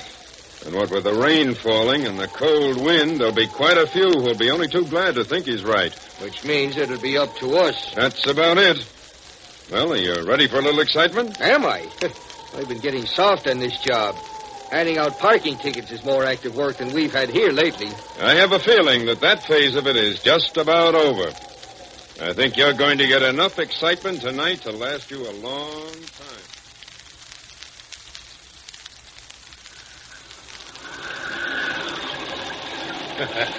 Look at that rain, Crowley. It's just what you ordered, sir. And down there in the valley, the lights glow cheerfully through the rain. The stupid fool sitting snug and dry inside. The seed was planted very cleverly, sir. Naturally.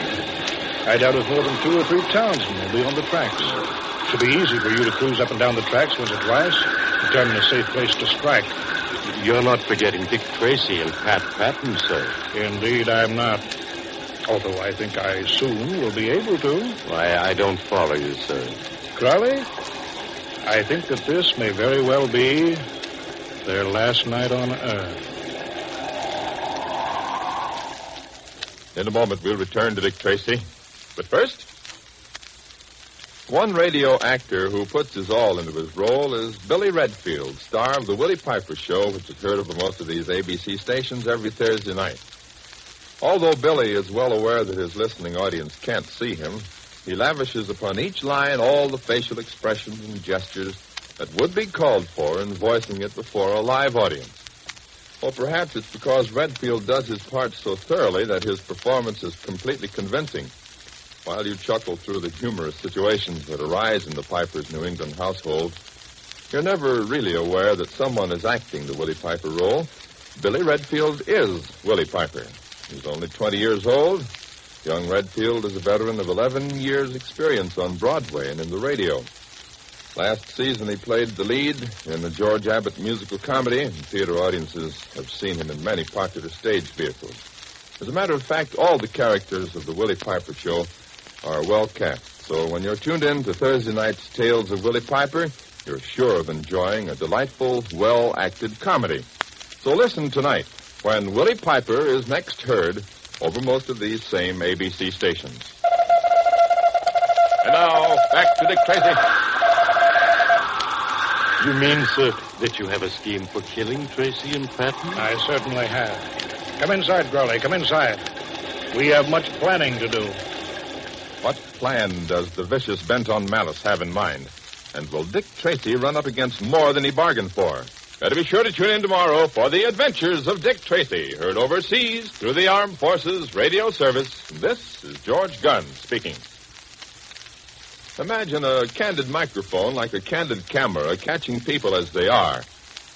Well, on Candid Microphone, a program presented every Thursday evening over most ABC stations, you hear unrehearsed conversations that take place anywhere, on the street, restaurants, theater lobbies. When the conversations you hear actually take place, the people involved don't know that their every word is being transcribed by the man with a secret mic. Of course, no conversation is broadcast without their full consent. But you hear people speak spontaneously on subjects ranging from money to Mahatma Gandhi. Don't miss Candid Microphone tonight over most ABC stations. Preceding transcribed, this is ABC, the American Broadcasting Company. And now, Dick Tracy!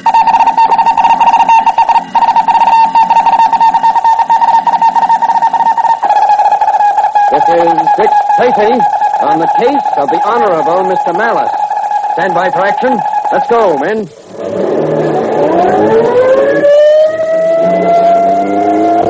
Yes, it's Dick Tracy, protector of law and order.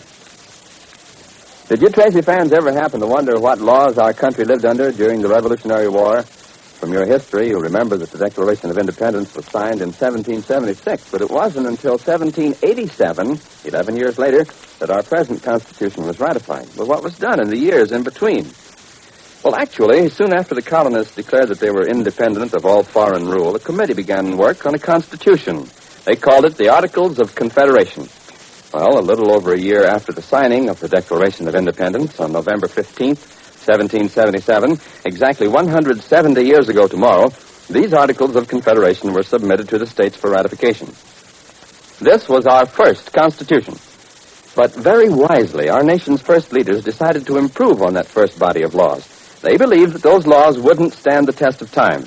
So, using the Articles of Confederation as a base, they wrote a new Constitution, the one we're living under today. But remember, the success of our present Constitution is due in a large extent to the Articles of Confederation, the anniversary of whose adoption will be observed tomorrow. Now, Dick Tracy.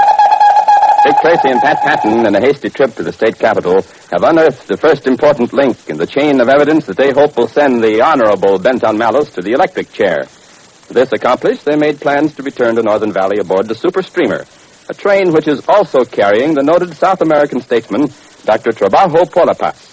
It is this latter fact that has aroused the interest of the Honorable Benton Malice as he broods in the secret tower room of his castle overlooking Northern Valley. Crowley, has it occurred to you what a blow to international cooperation it would be If something were to happen to that South American peacemonger, Dr. Trabajo Palapaz? It has indeed, sir. Let's see now. He'll be on the super streamer, which is due to enter Northern Valley at 9:43 tonight. It is now 7:22. That doesn't leave us too much time, sir. I guess I'd better get ready to leave. You're not going anywhere, Crowley. I'm not, sir? No. This is to be my part. But, sir, I thought that... Yes, Crowley? You thought what? I'm sorry, sir. I'm afraid I forgot myself. I'm afraid you did. In fact, you've been increasingly impertinent lately, venturing your opinion on the slightest provocation. I shall try to watch myself, sir. You should. Of what possible interest to me is the opinion of a common servant? None at all, sir. All right, now, listen closely. I told you that I was going to punish you for your last failure. And part of that punishment is not to allow you to be present at one of the greatest railroad wrecks of all time. A hard punishment, sir. But completely justified. Of course.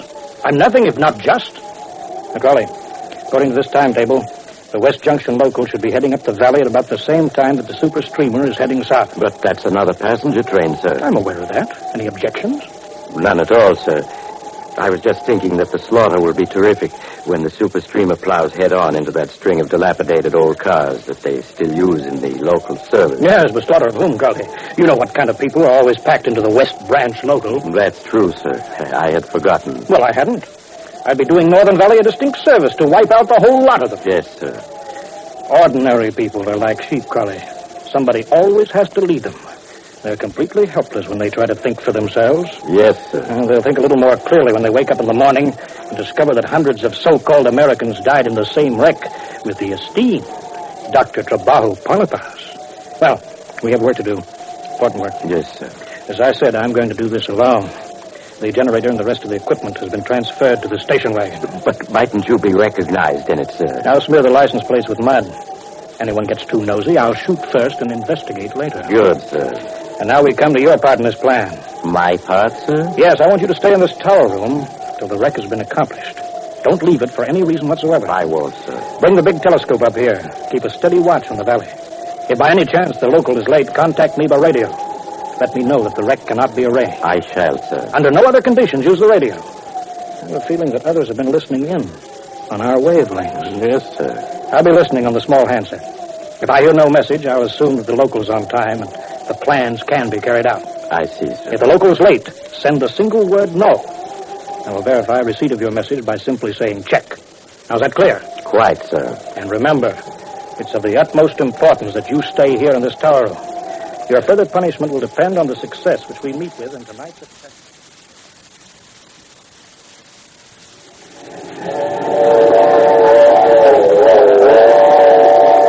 Well, Pat, how do you like it? When the railroad gave us permission to ride the locomotive of the super steamer, I was delirious with joy. Now I'm just delirious. What's the matter, Pat?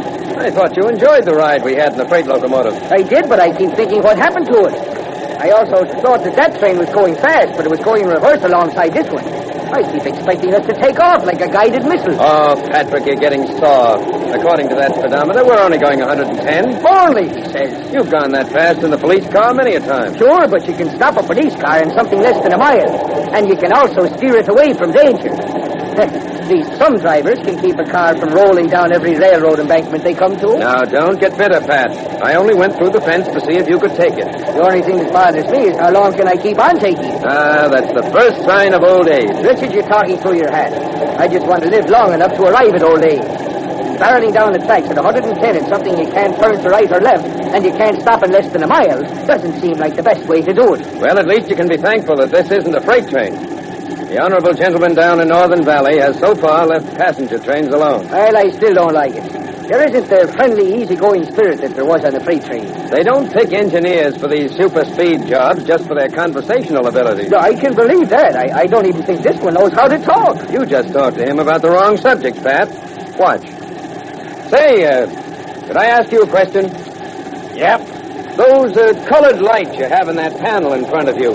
There seems to be more than in the last train I rode on. Yep. Do they give you information on more signal blocks ahead than the average train? Yep. Well, how many sections ahead does it give you information on? 4. Instead of the regular 2.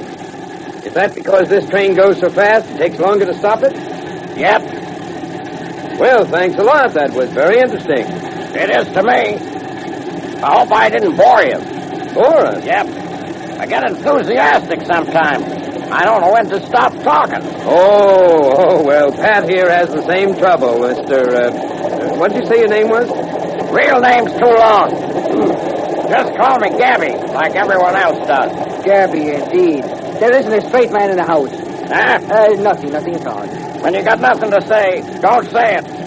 Good philosophy, Sonny. I guess that should hold you for a while, Pat. Yep. I've said the same thing to you many a time. Only not nearly so neatly. You're all just picking on me because I have a broken arm. If I had the use of my good left arm, I'd show that Gabby character a thing or two about philosophy. Of that I have no doubt. But it's just as well you can, considering there are several hundred passengers dependent on this Gabby character to get them to their destinations in safety. So relax, Pat, and think of the fun we're going to have when we get back to Northern Valley.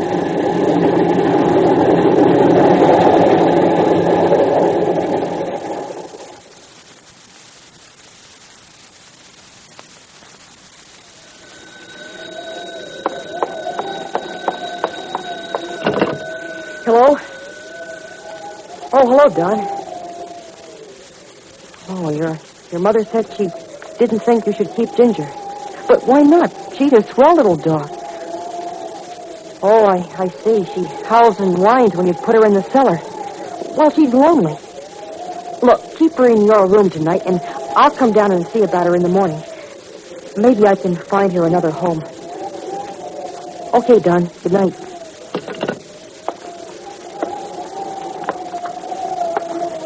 Of course she's lonely. She never slept anywhere but in my room since she was a little puppy.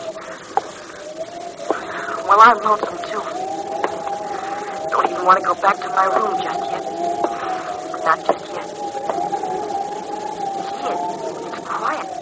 Uncle Benton isn't here. Nobody seems to be home at all. Never realized how lonely Malice house could be when Ginger was here. I know. I'll go out on the parapet and look down at Stanley's house through the telescope. I can probably just make out the light in his window.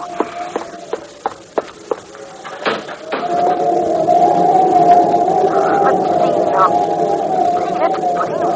where's the telescope? It used to be right here, but what's this little thing? Sort of like a light socket, but different.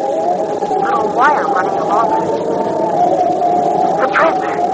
Oh, that goes to the transmitter.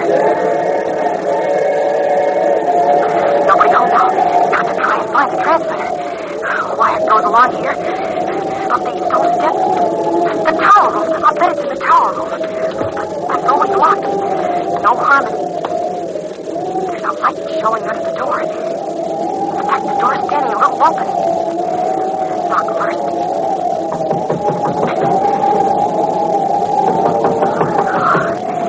There's nobody inside. Well, here it goes.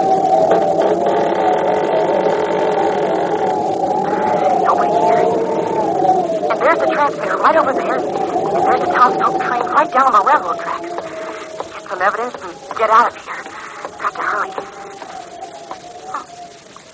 What are all these clippings and papers? All about the railroad wrecks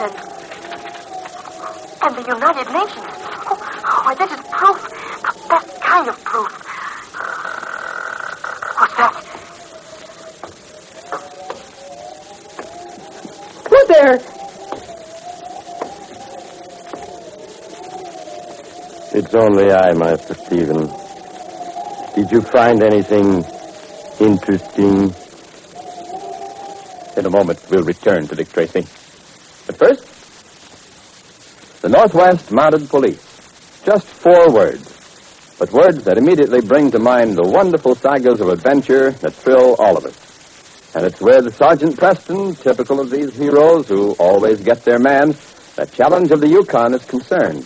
Challenge of the Yukon is an exciting program heard every Saturday night over most of these ABC stations against the background of the vast Alaskan wilderness in which the Klondike gold rush of the 90s took place.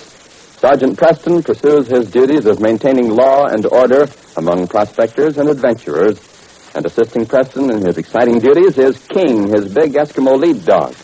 During the unfolding of these colorful tales of the gold country, You'll not only learn the characteristics of King, a husky, but from time to time other dogs, collies, wolfhounds, danes, and mongrels, are also brought into the story, thereby showing traits peculiar to their breeds.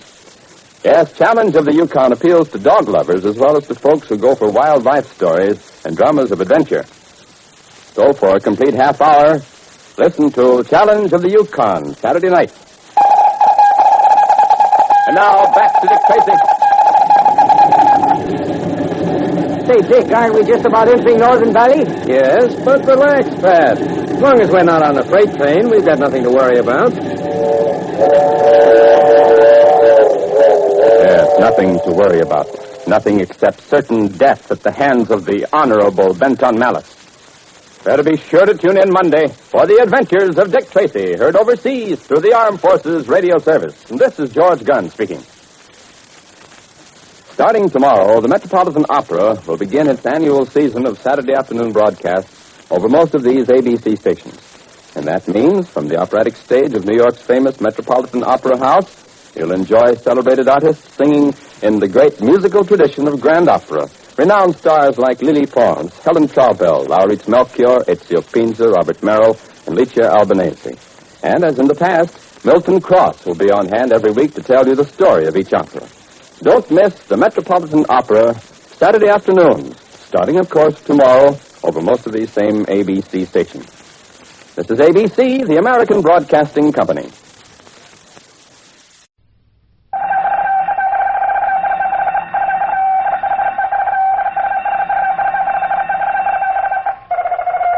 This is Dick Tracy on the case of the deadly tip-off.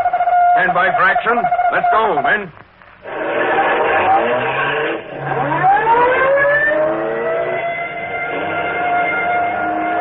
This is Dick Tracy, protector of law and order. Do you Tracy fans know what botany is? Well, it's the science dealing with plants and plant life. You may wonder why people bother studying about plants. You may wonder what possible use that information may have. Well, for one thing, it results in better food for you to eat. Just one example would be the development of oranges that give more juice. And if you give the subject more thought, you'll probably find other commercial uses for botany, uses in producing trees that supply certain types of wood, or in new species of flowers. So you see, there are definite practical uses for the science of botany. Well, here's proof that botanists themselves are respected in the world of science. Asa Gray, whose 137th birthday anniversary is observed today, started out as a doctor. He received a degree as Doctor of Medicine when he was 21. But soon after, he became interested in botany. And during his lifetime, he became a leading authority on the subject. So respected was Asa Gray that for 10 years, he, a botanist, was president of the American Academy of Arts and Sciences. Yes, not only is botany a practical science, but it's also a respected one. And now, Dick Tracy. Yesterday, Benton Malice was electrocuted as he attempted to throw the switch on the oncoming super streamer. And his butler, Wormser Crowley, was brought to justice for his part in the train wrecks. And so, Dick Tracy and Pat Patton have concluded the case of the Honorable Mr. Malice. But yesterday, we met a new threat to law and order. The international gangster Bellicosi and his henchman Ringer, who made illegal entry into the country aboard a submarine. As they landed on a lonely hunk of beach, they were accosted by a Coast Guardman. What's the trouble, Goldilocks? The war is over. Stop trying to get a medal. Take it easy, Mac. It's my job to patrol this hunk of beach and ask questions. What do you want to know, sailor? How come you beat your boat on this hunk of sand? Just a whim. That's no answer. We were fishing and got lost. Uh-huh. Well, we'll see. Keep away from that boat, fella. Just because you're in the Coast Guard don't make you the FBI, you know. Just keep talking while I shine my light on the boat. I like to hear you. I thought the Coast Guard was supposed to help out fishermen in distress, not treat them like criminals. If you fellas are fishermen, where's your gear? What do you mean? What do you think I mean? Where's your fishing poles and hooks and bait? Or maybe you catch fish by sticking your pinky in the water. You're a very funny fella. Always like a man with a sense of humor. And how about these suitcases? They must have cost hundreds of dollars apiece. You take them fishing with you always? No, he's taking inventory. What's it to you what we take out in the boat? Oh, just natural curiosity. Well, try and get over it. It ain't healthy. And there's one other little point. You always go fishing dressed up like high tea at the Waldorf? There you go again, asking questions. I also have a gun. You'll also be in a lot of trouble when I get to your commanding officer. You've certainly exceeded your authority trying to manhandle a couple of honest citizens like us. Well, we're going to settle all of that right now. We're on the way to see my commanding officer. Suppose we say no. I don't think you will. But if necessary, I can put you under arrest. Now get the bags out of the boat. The commander might be interested in seeing them. Carry them yourself. Well, the more you guys talk, the more I think there's something fishy about you. And I don't mean with fins. What about the boat? Well, we'll haul her up the beach a bit. The tide's going out. Later, I'll have some of the fellas take her down to the station. I doubt it. Get the bags ringing. Okay, boss. Hey, shine your light over here, will you, sailor? There's water in the bottom of the boat. Anything at all to keep you happy. Hey, you, stay where you are. I wasn't going no place. Sure, I know. But nevertheless, I had the funny feeling that you were trying to get behind me. That's funny. What's funny? I thought I heard a car stop. There's a little dirt road over the dunes, but I never heard any traffic on it this time of night. I didn't hear nothing. Might have been a Coast Guard jeep. There's no one due anything. I tell you, you're off your rocker. I didn't hear nothing. Hey, stop waving that light around. I can't see what I'm doing. Come on. Hurry it up with those suitcases. Take it easy, sailor. You're not at Grand Central Station. These things are heavy. Full of fish, huh? No, the little one's full of plutonium. We're going to build atom bombs. Very funny. What's in the others? The crown jewels. George gave them to me to keep till the wedding blows over. You know, for your sake, I hope the commander thinks you're funnier than I do. Oh, he'll love us. Come on, get that stuff out of there. We got a long hike down the beach. All right. 1, 2, 3, and 4. Hey, am I supposed to carry them all? That's between you and this fat guy you call a boss. You heard the sailor say it was a long walk. Pick him up. Now, wait a minute. I don't think I can handle them all. You'll carry them or get fractured. Well, you better start fracturing, boss. Come on, will you hurry up? Both of you pick up the bags. We're moving out of here. No, we're not. Hey, I'm not kidding around with you two any longer. It's all right. In fact, you won't be kidding around with nobody no more. Take a look at an old friend of mine who's standing right behind you. You don't think I'm sucker enough to fall for that old gag, do you? I always believe in giving the guy a sporting chance. See, in a way, you're right about us. We don't belong in this country. We just come ashore from a submarine. Hey, what's your pitch now? I don't get it. No, pitch, I'm on the level. We've just smuggled some valuable goods ashore. And I might modestly say that the most valuable is a fellow named Bellicosi. That's me. Hey, maybe you're not kidding. Get your hands up. Sure. Put your hands up, Ringer. All right. Well, I could get a big promotion. Sure, but you forget about the guy behind you. He's got a Tommy gun. He's here to meet me and shoot you. Come on now, start walking or I'll be the one to do the shooting. You're a fool. You refuse good advice. You may fire when ready, Ryder. That's enough, Ryder. He's got his promotion. Boy, was I glad to see you. This guy had us over a barrel. You were late, Ryder. Everything could have been ruined. Listen, fella Cozy, when I got the wireless message from that sub, I come right here. I got a flat tire down the road about 5 miles. And we got into the United States Coast Guard. Hey, what are we going to do with the Admiral here? Take him back to the submarine and tell Verminelli I want him buried at sea. With honors? I'm not particular, but tell Verminelli to include about 300 pounds of shot. I don't want this body around where somebody can see it. Okay, boss, I'll do it. Hey, that was a good act we put on over carrying the bags, huh? Stalling so that Ryder here could get in a position for a shot. It wasn't just an act. You'd have carried the bags or else.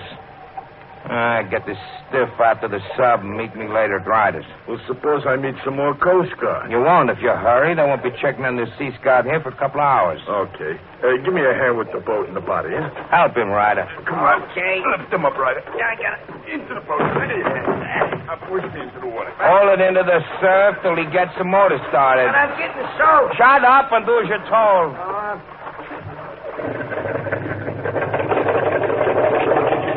All right, Ryder. Pick up the bags and we'll get to the car. Something I gotta tell you first. Some news come over the radio tonight. No, kid, that's a surprise. I thought they'd given the thing up as impractical. I'm not making gigs. You remember Slim Chance, the radio commentator? Sure, I remember him. He was one of the jerks responsible for getting me deported. Well, tonight he was on the air, coast to coast. So what? So he says something about an unconfirmed rumor about you getting yourself smuggled back into the States on a submarine that belongs to your international organization. What? You're crazy. How could he know? All I did tonight was listen to a radio broadcast. Beyond that, I don't know nothing. Who could have tipped him off? I gotta know. Couldn't have been Harry. Who else did I tell? Chimp. Nah. Hey, how about your old girl? Yeah, that could be the one. I sent her word how I was coming. Molly Q. I think I'll pay her a little visit tomorrow. Yeah, well, what about that Slim Chance? Now that the whole country knows you're here, you might just as well get back on that submarine. Not yet. He said an unconfirmed rumor, didn't he? Well, we'll get him to say he was all wrong. Yeah, suppose he don't. Then I'll kill him. The following afternoon, we find Dick Tracy and Pat Patton at Dick's office in headquarters. What are you writing, Pat? Another detective story? See, that isn't a bad idea. But at the moment, I'm working on my Christmas list. Good.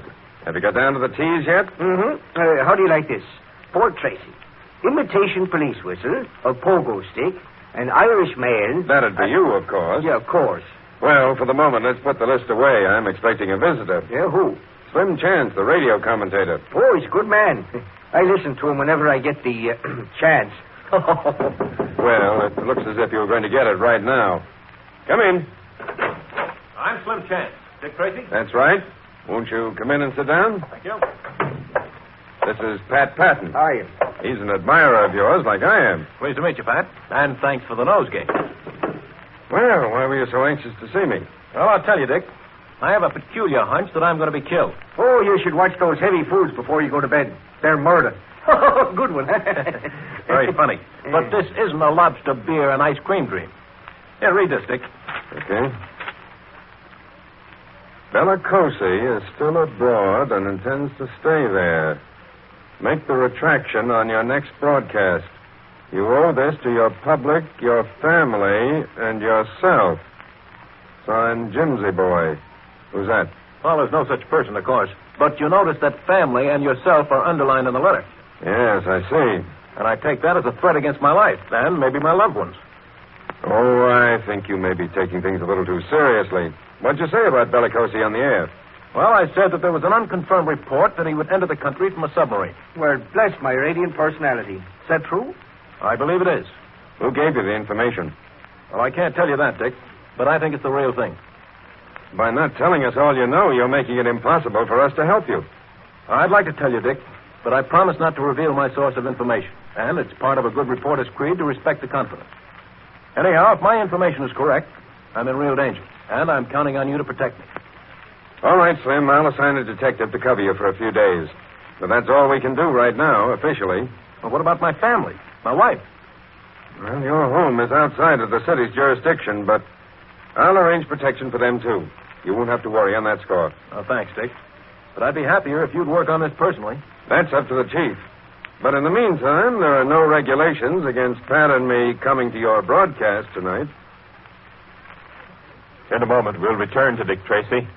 But first, Tracy fans, if you've ever seen any of the movies starring Bing Crosby and Barry Fitzgerald, I'm sure that you'll look forward to hearing tomorrow night's Bing Crosby show. You see, Barry Fitzgerald will be Bing's special guest, and together they'll reenact the scene of their first meeting. It'll be a little fantasy in which Barry shows that he's really a leprechaun, a little Irish pixie. That not only is he 3,000 years old, but that he's also destined to live forever. As a musical treat at the end of this whimsical sketch, Bing will sing Tooraloo-Loo. Also on the musical side of the show, in addition to several other Crosby songs, young Metropolitan Opera soprano Dorothy Kirsten will sing Romany Life from Victor Herbert's popular operetta, The Fortune Teller. And in encore, she'll blend her voice with Bing's in another Victor Herbert favorite, Indian Summer. Yes, for delightful comedy and wonderful music, be sure not to miss tomorrow night's Bing Crosby Show, guest starring Barry Fitzgerald and Dorothy Kirsten. Remember the exact time for the Bing Crosby Show? It's on the air over most of these same ABC stations tomorrow night at 10 in the East, and 9 o'clock everywhere else. And now, back to Dick Tracy. Turn the radio on, Ringer. I don't want to miss Slim Chance tonight. Well, what's he going to say? He's going to tell a breathless America that I'm not here. But Slim Chance is going to say no such thing. And Bellicosi has sworn to kill him if he doesn't make the retraction. Better be sure to tune in tomorrow for the adventures of Dick Tracy.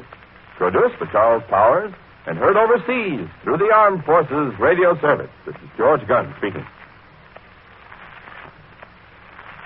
The various countries of the world may have a difficult time understanding each other's customs, but there's one thing every nation understands about another: music. I'm talking, of course, about a country's great music. The kind the Boston Symphony Orchestra presents in its weekly Tuesday night concert. This famous orchestra plays the music of all lands. It works with composers in America or Great Britain, in France, Germany, Russia, Poland, Italy, Norway, to name just a few. Music has always played an important role in portraying the national life and culture of a nation. Don't miss the Boston Symphony Orchestra broadcast tonight.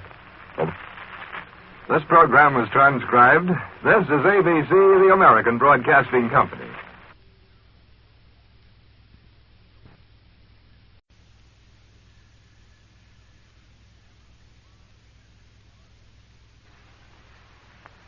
This program is transcribed from an earlier network broadcast. And now, Dick Tracy!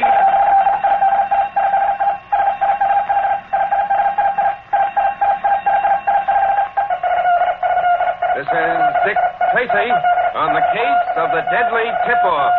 Stand by for action. Let's go, men.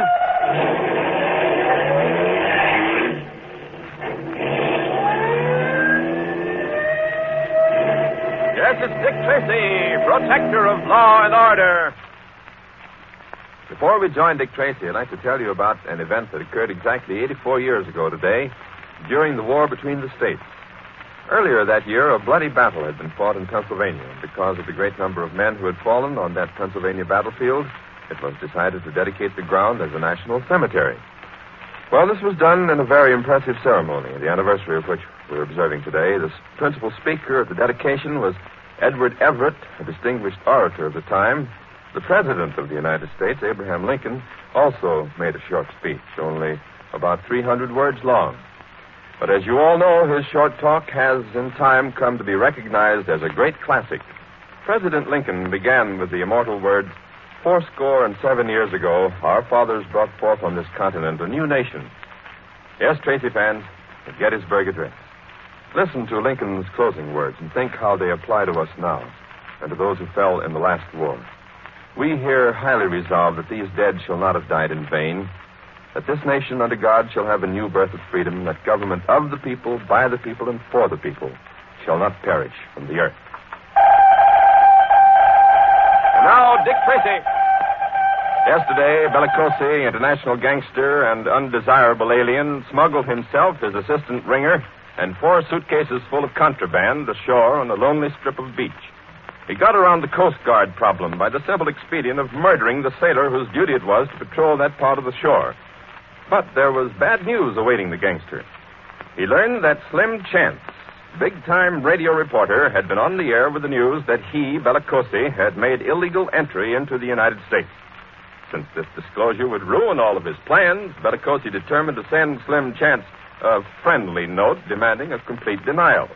And it was this note signed Jimsy Boy that Slim Chance later brought to Dick Tracy. Right now, Dick and Pat are on their way to Slim Chance's broadcast. Dick, why are we going to Slim Chance's broadcast tonight? Oh, I'm curious to hear what he says, Pat. You could do that sitting right here in the car through the wonders of radio. Or hadn't you heard about the invention? It was mentioned to me once or twice, I believe. Say, that was a fishy-sounding story that Slim Chance told us this afternoon. You think so, Pat? Well, sure. All he had was a letter signed by Jimsy Boy. So what's that? Nothing but a crank writing in. But the letter did tell him to retract his statement that Bellicosi had entered the country illegally. Well, sure, but it didn't threaten to kill him, as Slim Chance claimed. No, not in so many words, but the threat was certainly there. Well, maybe, but then why wouldn't he tell us where he got the information about Bellicosi getting into the country? Oh, it's sort of a code with newspaper men and radio commentators. They protect their sources of information. That's all well and good. But he doesn't mind coming and asking us to guard his life and then refuse to give us the information that will help us to do it. It is somewhat paradoxical. You know what I think? I think that Bellicosi is nowhere near this country. I think that Slim Chance pulled a blooper and doesn't want to retract it. So now he thinks if the word got around that the great Dick Tracy was protecting him, it would make him look like a hero. I might believe that sort of thing of some people, Pat, but not of Slim Chance. No, he's as right a guy as they come. And not afraid to throw his weight around for democracy and truth. I hope we can help him. Well, I didn't know you knew the guy that well. All right, we help him. How do we do it? No answer to that one. Chief Brandon says he can't spare us as bodyguards, particularly when there's no evidence that the man's life is in danger. Well, that leaves Slim Chance still on the hook. Unfortunately, yes. But remember this, Pat. Slim Chance was one of the men most responsible for having Bellicosi deported from the country. That's right. He kept hammering at it over the radio until the immigration authorities had to take some action. And it seems a pity that was the only thing that could be done with Bellicosi. Every police department in the country knew that he was head of the rackets and a murderer, but they couldn't lay a finger on him. No, he was too cagey. And there was never any evidence that could be proved against him. Well, what if he did succeed in getting back into the country? What could we do? Nothing much, Pat. If he's caught, he gets turned over to the immigration authorities and tossed back out on his ear. Yeah, but if he could get his old gang started again, he could cause a lot of trouble. Plenty. Step it up, Pat. I don't want to miss the broadcast.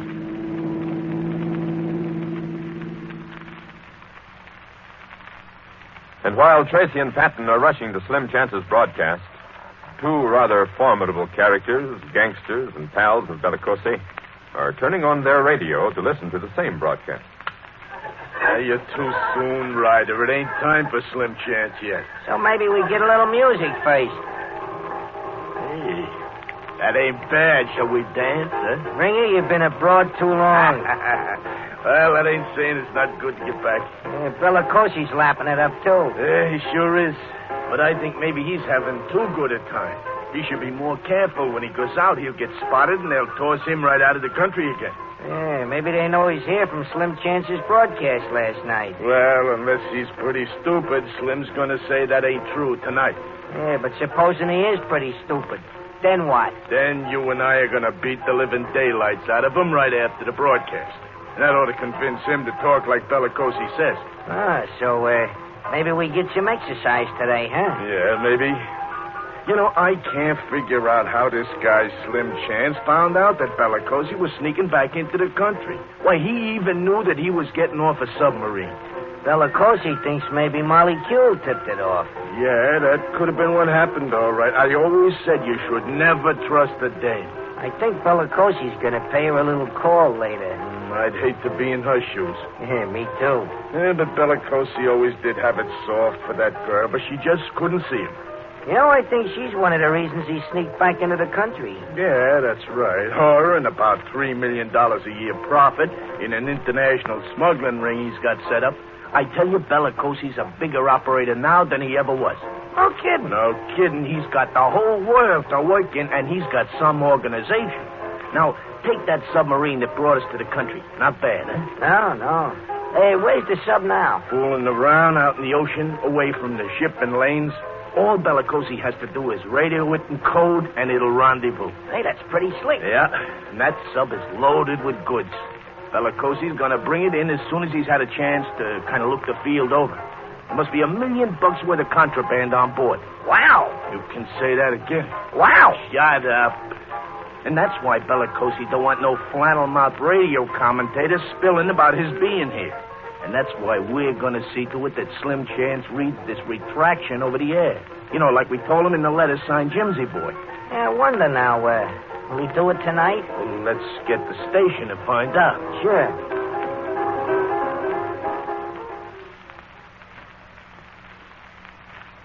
For the love of Mike, Dick, what's this glass enclosed cage we're in now? It's called the client's booth, Pat. My. Easy chairs and everything. Aren't we going to listen to the broadcast in style? I want you to have only the best, Patrick. Oh, there's Slim Chance inside. He sees it. Yeah. Say, what's that little room over there off the studio with the glass front? Oh, that's the control room. Oh. You see that fellow sitting in there in front of the control board? Yeah. Well, that's the engineer. He's a mighty important man in broadcasting. And he's got to keep on his toes every second they're on the air. What about that other guy in there with him? This skinny one that's biting his fingernails. Oh, he's the director. What does he do? Nothing. Absolutely nothing. Must be interesting work. Well, Pat, it seems to be a law of nature that an organism that pulls its own weight also has to support a parasite. In the woods, it's a malignant vine living off a tall tree. In radio, it's that skinny guy with his fingers in his mouth. Hey, Dick, I think something's going to happen. That director fella's getting ready to stick somebody with his finger, I think. How do we fix it so we can hear Slim Chance? I think one of these buttons on this table will do it. That got us nowhere. Try another one. Quick, Slim's just about to start talking. Good evening, ladies and gentlemen. This is Slim Chance bringing you hot off the griddle news. Juicy items done to a turn, but with no sweetening added. Here's a reminder to the immigration authorities. Last night I stated that a certain rat named Bellicosi had entered the country illegally. Although this item remains still unconfirmed, something happened subsequent to my broadcast last night that puts it a little out of the rumor class. At least it does to this radio voice. To the authorities, I say, let's not take a chance, fellows. Find the fat gangster and throw him out of our country again. Does this answer your note, Jimsy boy? What'd you turn him off for? I'd like to go back to headquarters, Pat. Do you think there's some truth in the Bellicosi thing, then? Well, we don't know anything, Pat. I just want to be at headquarters in case the detective we have covering Slim Chance makes a report. Why don't I tail him, too? No, you're too well known, Pat. Anyway, Chief Brandon put a good man on the job. Well, let's go. I'll call Slim later so he won't think we walked out on him. Yeah, let's... Hey, look at that director fella now. Looks as if he's getting ready to fire a writer. I guess they don't need him anymore. Okay, Ryder. Now you know what to do. Yeah, sure. When Slim Chance comes out of the Heron Club, pull this taxi up and we'll take him aboard. If he don't get in our cab, he'll get in Freddy's, who's right behind us. What about that copper that's tailing him? All taken care of. He'll get nowhere. Hey, you ready? Yeah. I think that's Slim Chance coming out. Now wait till the doorman whistles for you. They're talking. Okay, this looks like it.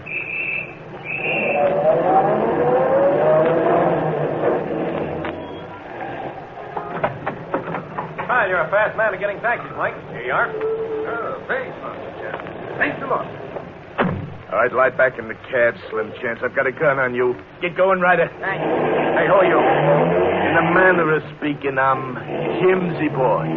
Well, crawl back into the wall and tell Bellicosi to pull it in after you. Hey, Ringer, I just seen that cop who was guarding this guy get in the cab and follow us. I seen it in the rear mirror. Now would you mind stopping and letting me out? You don't want the whole police force down on you, do you? We're not worrying. Look back there. See that other cab taking off after your detective friend? Yeah, I do. Well, that's my boy, Freddy. You watch him run interference. Come on, Freddy boy, take him out. You tend to your drive and I'll watch the floor show. Oh, nice going. He'll have him in a minute now. All right, let's drag ourselves out of here now that Slim's bodyguard has lost interest. Well, what are you going to do with me? We're going to have a little talk. I figure maybe you didn't quite understand that note. All right. Well, let's start now. Don't hit me, will you? Okay, fella. I lost my head. So here's another for good behavior.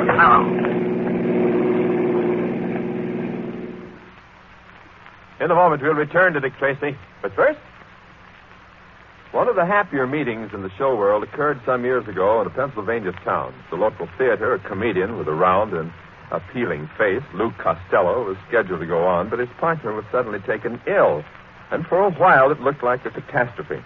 And somebody had the idea of sending on another man, Bud Abbott, as Costello's partner. Well, that was the start of Abbott and Costello, who've been partners ever since. The basic pattern of each Abbott and Costello laugh riot over ABC every Wednesday night goes something like this. Bud gets Lou into trouble, Lou gets the laughs, and the listeners hear their favorites in new and funnier situations. Well, back to the fun front, however, Abbott and Costello have a tendency to take life seriously. Since the rise of juvenile delinquency, they have established a national youth center, the Lou Costello Junior Youth Foundation, named after Lou's infant son. The center promotes the health and good citizenship of boys and girls from all walks of life. Abbott and Costello's kind of humor appeals not only to these youngsters who idolize them, but to millions of adults as well. Have a listen tonight when Abbott and Costello are on the air on most of these ABC stations. And now, back to Dick Tracy. It's about time that Barney checked back at headquarters. Oh, he probably will in a minute or so. After all, it's only been an hour since he said that Slim Chance was at the Heron Club. But that was an hour ago. I'd like to know where he is now. And if Dick doesn't find out pretty soon, there may not be any Slim Chance to worry about. Better tune in tomorrow for The Adventures of Dick Tracy, written for radio by John Ray and Everett S. Crosby. And this is George Gunn speaking. This program is transcribed. This is ABC, the American Broadcasting Company.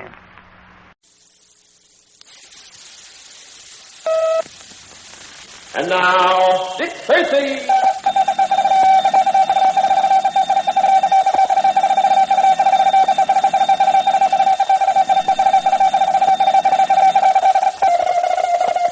This is Dick Tracy on the case of the deadly tip-off. Stand by for action. Let's go, men.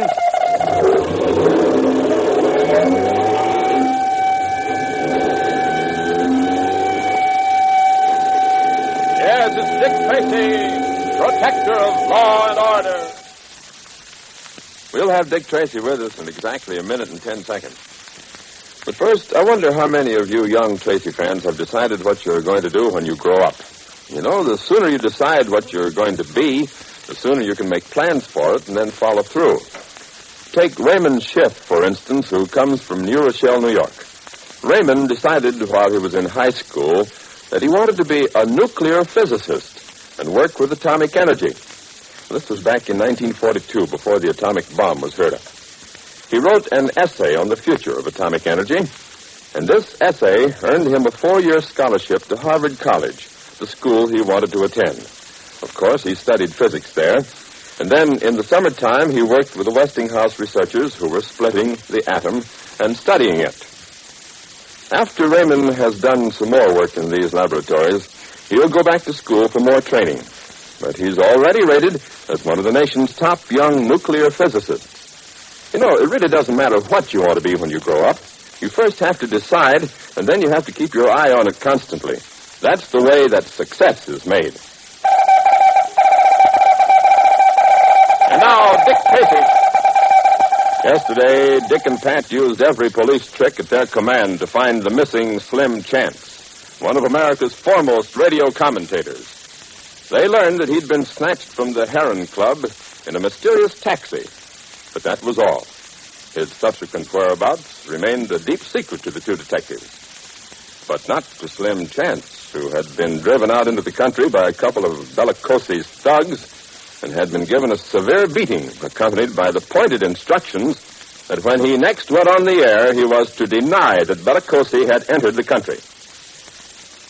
Right now, Tracy and Patton are at headquarters, waiting for information on Slim Chance. Tracy speaking. Yeah, go ahead. No report, eh? Well, it seems to me that someone on this force ought to be able to spot a green and yellow checkered cab with a known license number. Don't be sorry. Find me that cab. And throw out a wider dragnet for Slim Chance. Yes, put it on the teletype. Check all major train, air, and bus terminals. All right, but I want him found.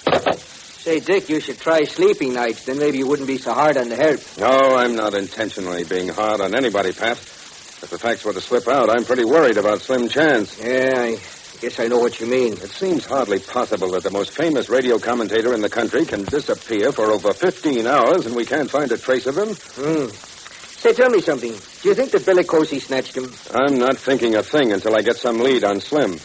You know, the part that seems most ominous to me is that I'm sure Slim would have gotten in touch with us if he could. Yes, that's just what's got me bothered. And that's why I'm not leaving this desk until Slim calls me or the boys turn up something. Well, if it was Bellicosi or his gang that got to him, do you think they'd have murdered him? I don't know, Pat. That crazy gangster might try anything. But I don't see how it would help him at the moment. Well, whatever has happened to Slim Chance has certainly stirred up a furor. Say, tell me one thing. How did the papers get it? Oh, the radio station and his sponsor. They're completely up in the air about the whole thing. What'll they do if Slim Chance doesn't turn up? Well, they probably have somebody ready to sub for him, but it's not the same thing. Oh, it certainly is not. Tracy speaking. Listen, Dick, if you recognize me through my voice, don't mention my name over the phone. At the moment, I don't recognize anything. Go on. Does Jimsy Boy mean anything to you? Jimsy Boy? Jimsy Boy? That was the name signed to the threatening note that Slim Chance got. Okay, Jimsy boy, I've got your place. Are you all right? Well, in a manner of speaking. Listen, Dick, I can't come to you. Please get up here to Studio 8 on the double. I've got to talk to you before airtime. You know what I mean? We're on our way. Let's go, Pat. Who was it? Slim Chance. He's at the broadcasting studio and due on the air in a few minutes.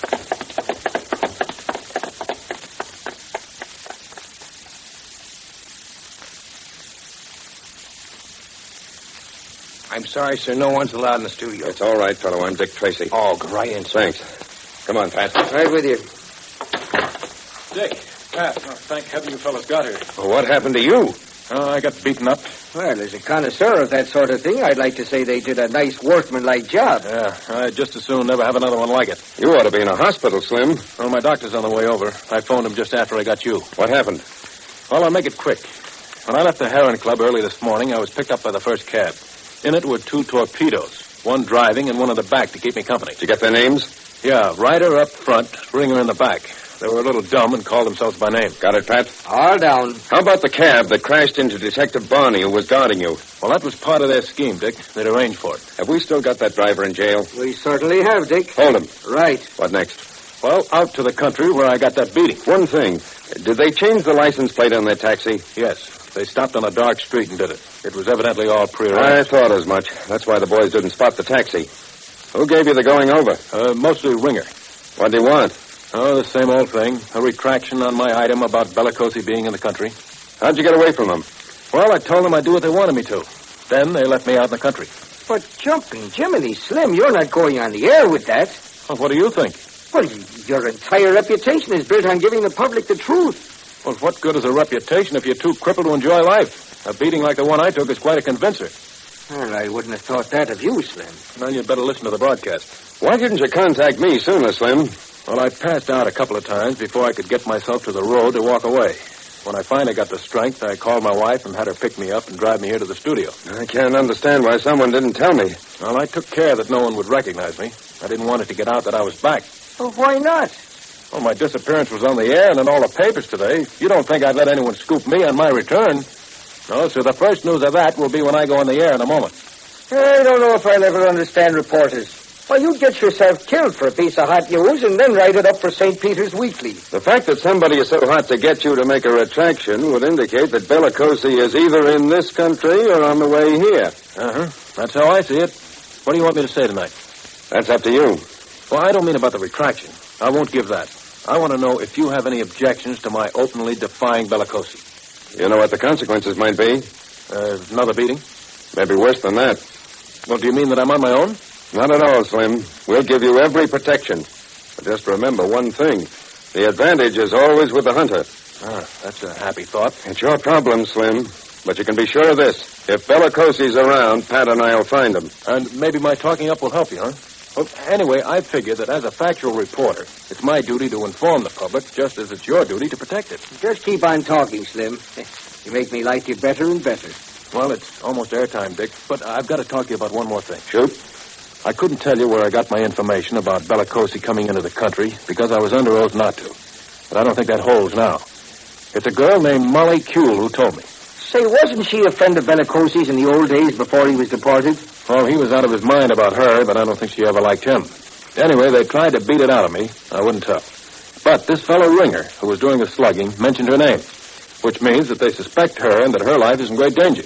Where does this girl live? We'll take her into protective custody. Well, I don't know where she lives, nor how to get in touch with her. She wouldn't tell me. Oh, fine. That's just I have an idea, Slim. We may be able to save the girl. How, Dick? You've got to go on the air tonight and warn her of the danger and tell her to contact me. 5 minutes after that, we'll have her under protection. Well, that's a wonderful idea, Dick. And she's sure to listen to the program because she knows I'll be talking about Bellicosi. I'll arrange a special phone line for you right now. Good. And, Pat, call headquarters and get me a special squad. We're going to need it.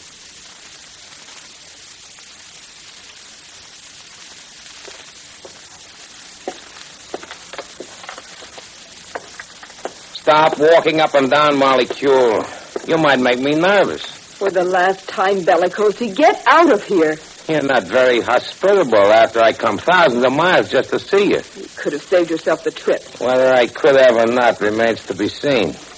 any case, I think it was a somewhat unfriendly act for you to tip off Slim Chance that I was coming. I did no such thing. You're not a good liar, Molecule. I'm going to have to teach you a lesson. How did you ever find out where I lived? I had the boys keep an eye on you ever since I left the country 2 years ago. But let's not change the subject. I like you, Molecule, but I don't like what you've done to me. If Slim Chance doesn't deny that I'm in the country tonight on his radio show, I'm likely to lose a lot of money. And I couldn't buy you no more presents. And I wouldn't have to throw any more of them into the garbage. Turn the radio on. Slim Chance ought to be starting. Turn it on yourself. All right. I'd forgotten what a big, brave caveman you are. Always ready to beat up a woman. Force works with anyone, regardless of sex or age. Turn on the radio. You'll hear what a good beating did to help Slim Chance make up his mind. Why didn't they put you in jail when they had their hands on you? Because I'm too smart and too strong. Good evening, ladies and gentlemen. This is your somewhat battered reporter, Slim Chance, here to point out to that fat gangster, Bellicosi, who is in this country illegally, as my cracked ribs will attest, that his thugs did a bad job. I can still talk. Is that the retraction you wanted, Bellicosi? I'll kill him. I'll kill him. And here is a most important announcement. Molecule, your life is in great danger. Call Dick Tracy here at this studio. You have an open line. The number is NAN 52884. Repeat, Molecule, your life is in great... Wow. So you didn't have nothing to do with tipping Slim Chance off about me, huh? I'm going to enjoy what I'm going to do to you. Put that gun down, Bellicosi. Get on that phone. Call Tracy at NAN 52884. And tell him you're all right. That Slim Chance is a cheap report out after a lot of sensation. Hurry up and do what I say. And don't even start to give him your address. But say nothing but what I told you to. Hello, this is Dick Tracy. This is Molecule, Mr. Tracy. I'm all right. Slim Chance shouldn't have... Oh, dear heavens, help me!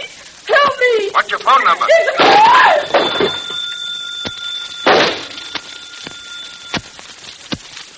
In a moment, we'll return to Dick Tracy. You Tracy fans have probably heard the expression, life in the raw. Well, nowhere was life in the raw better exemplified than in the great Northwest during the days of the Klondike Gold Rush. That was country that, as the saying goes, separated the men from the boys. Well, each Saturday night on Challenge of the Yukon, you can enjoy exciting tales of adventure set in this rough wilderness untouched by refinements of civilization. Challenge of the Yukon is a colorful program broadcast on most of these same ABC stations. The stories are concerned with such questions fight to maintain law and order at a time when authority seemed to rest in each man's pistol holster. Representative of the small group of Northwest Mounted Police who braved the elements to track down ruthless criminals, Sergeant Preston is aided by his highly trained Eskimo lead dog, King. Although many of the action-packed dramatizations on Challenge of the Yukon deal with conflicts between men, there are variations, stories that revolve around wolves or bears and other animals of the Yukon. Don't miss Challenge of the Yukon, heard on most ABC stations tomorrow night. And now, back to Dick Tracy. It's no use. The instrument's gone dead. But there was a shot, Pat. Did you get a phone number? No, but the beginning sounded something like Moth. Come on, Pat. Maybe it's not too late to get to her. Yes, but maybe it is too late. And be sure to tune in Monday for The Adventures of Dick Tracy. Written for radio by John Ray and Everett S. Crosby, Dick Tracy is heard overseas through the Armed Forces Radio Service. And this is George Gunn speaking. Here's an invitation to you Tracy fans from ABC, an invitation to spend a series of Saturday afternoons with us. Every Saturday afternoon we bring you broadcasts of the great Metropolitan Opera, broadcasts direct from New York's famous Metropolitan Opera House, a mecca for music lovers who come from all over the country to see this famous opera company. Yes, each week throughout the opera season, the Metropolitan Opera is brought directly to you, giving you a chance to hear many of your favorite works, such as Carmen, Lohengrin, The Magic Flute, Rosenkavalier, Rigoletto, and so forth. Don't miss Metropolitan Opera tomorrow afternoon. This is ABC, the American Broadcasting Company.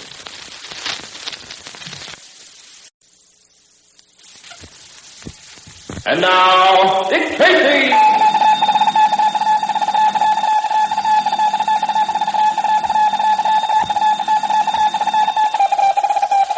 This is Dick Tracy on the case of the poisonous timber. Stand by for action. Let's go, men. Yes, it's Dick Tracy, protector of law and order. We'll join Dick Tracy in just 70 seconds, gang. But first, did you know that today, December 16th, is the anniversary of one of the most famous parties in history? Well, not exactly a party, but in the year 1773, 174 years ago today, the American colonists held the Boston Tea Party. We've all heard about it, of course. The reason for it was this. At that time, the colonies belonged to Great Britain, and the British government made the colonists pay a tax on just about everything they sent to America. The American merchants refused to buy unless the taxes were lifted, and they finally were lifted on everything but tea. So the colonists refused to permit any tea to be landed. But in November 1773, 2 ships loaded with tea were moored in Boston Harbor, and an attempt was made to get the tea ashore. On December 16th, 60 men disguised as Indians boarded the ships, tore open the hatches, and overboard went the tea, and that was the Boston Tea Party, a victory against taxation without representation. Under our present system of government, we Americans are assured that we'll never be taxed without having something to say about it. And now, Dick Tracy. Dick Tracy and Pat Patton are investigating the illegal cutting of Christmas trees, the sudden disappearance of the suspected Forrest Green, and murder. Yesterday, together with Cutter Down, they carried the dead body of Pierre the Trapper from the snow-clad North Woods into a makeshift cabin and notified the local sheriff of the killing. And then Dick Tracy and Pat Patton went to Mahogany's cabin to interrogate her in connection with the mysterious occurrences. Well, Mahogany protested Forrest Green's innocence and was making some pretty strong accusations concerning Cutter Down. And suddenly Tracy said, "Hold it, Pat." What is it, Dick? Somebody's coming. I just saw him break for cover across that patch of open snow. Better have your gun ready. Right. What are you fellas fixing to do, huh? Nothing serious. We just want to ask a few questions. Pat, you cover that side of the door. I'll watch this. All set.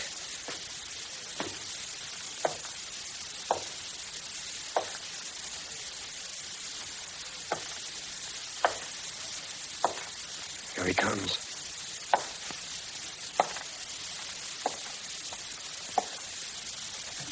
Lock the door and skedaddle, Forrest. Them 2 constables from the big city's here. After him, Pat. I can't open the door. It's locked. Yeah, and the windows look too small to squeeze through. Where's the key to open this door, Mrs. Hogany? Key? Well, let's see now. Where on earth is it? You know, I can't seem to rightly remember where I put the consarn thing. Dick, shall I break the door down? No, never mind, Pat. He's probably out of sight by now, and it's certain we'd never catch him in these woods. He knows them like the palm of his hand. Key. Now, where in thunderation did I put it? Oh, my.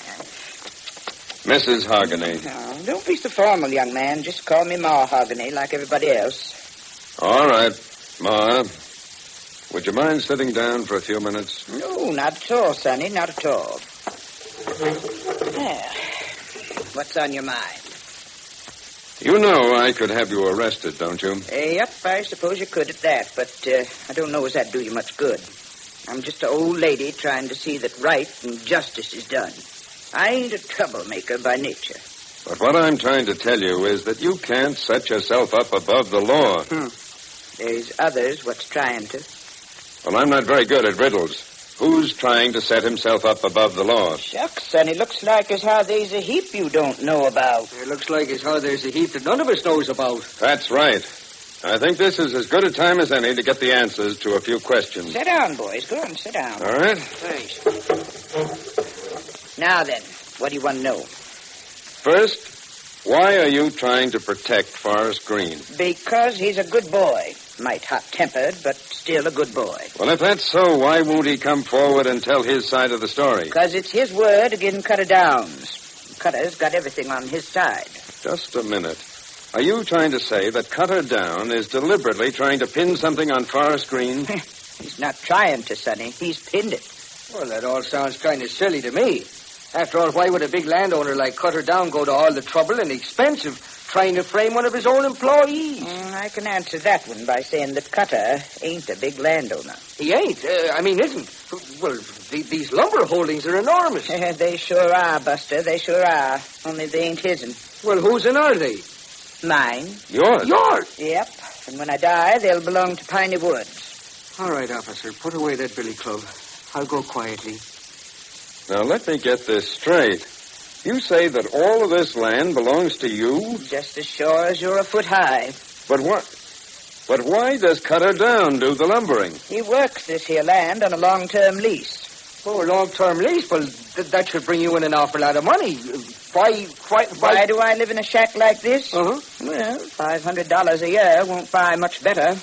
$500 a year? Uh-huh. Oh, come now. A lease to all this land should bring a lot more than that. That's the spitting truth. But it don't.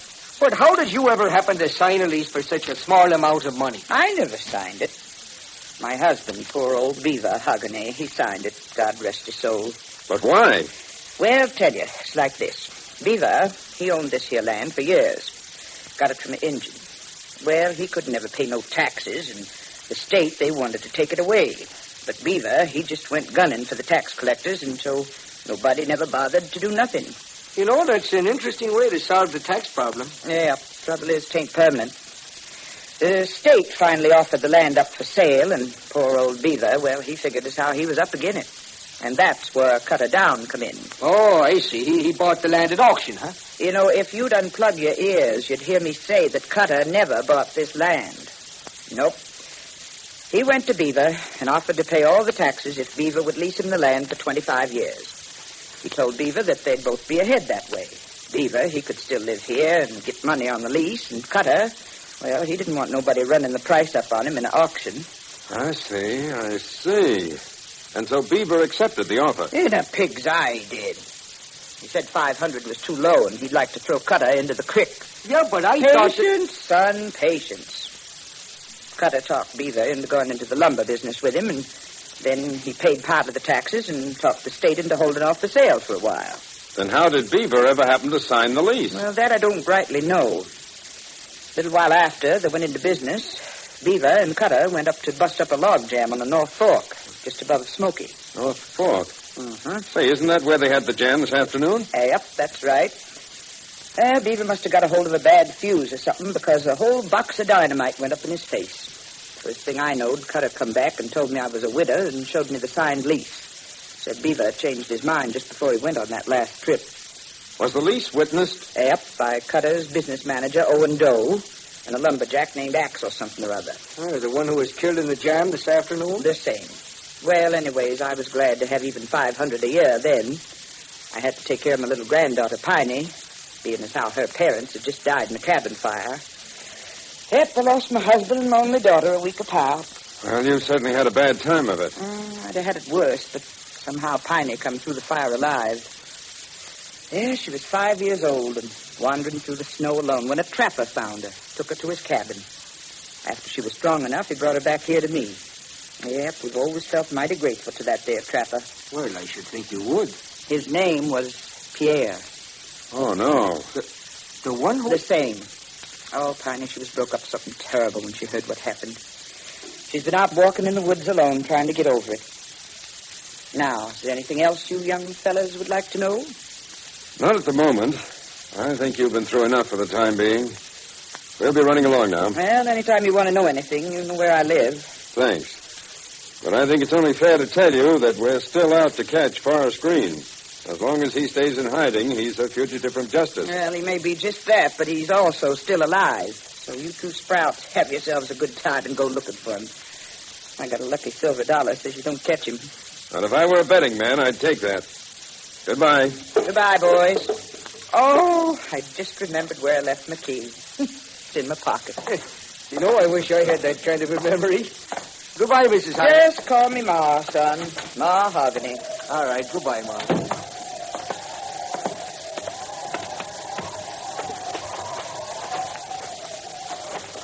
Well, Richard, what do you think now? Pat, I'll be hanged if I know what to think. You know something? For once, your intuition was working overtime. There seems to be plenty about Cutter Down that could stand looking into it. There certainly is. And yet, you know, Ma Hogany is an eccentric old woman.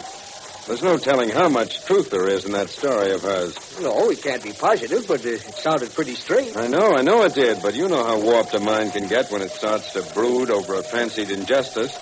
Why, the most improbable things eventually get all mixed up with the truth. Well, yes, I know, but you were Don't the one... look up, Pat, and just keep acting natural, but we're being trailed. Trailed? By whom? I can't tell yet. Someone picked us up right after we came out of Ma Hogany's. First, I thought it was my imagination, but I've noticed him 3 times since. Well, if you've noticed him 3 times, that doesn't sound like the best shadowing I've ever heard of. I'm not so sure, Pat. It may be better than we think. Oh, now, look, Richard, please don't go off on a mysterious kick again. Go on, explain yourself. I've got a funny feeling that whoever it is wants us to see him. Wants us to? Well, what for? We'll soon know. There he goes. Up toward the top of the ridge. I see him now. A big fella in lumbering boots with a mackinaw turned up around his face. There he goes into that little thicket. Okay, Pat, let's go. Up there after him? But it may be a trap. I'm sure it is, but as I've said before, you'll never know what a trap is unless you walk into it. So they wrote in the obituary column, he was a gay, mad, impetuous lad. It's too bad he died young. Look, Richard, has it ever occurred to you that someday even I may not be able to save you? Frankly, it hasn't, Pat. I have complete faith in you. Oh. Did our friend come out on the other side of that thicket? No, I don't think so. I also don't think I can climb any higher up this slope without jet propulsion. Oh, it's not so bad. Just straight up. Just keep thinking that Dick! Dick, look out!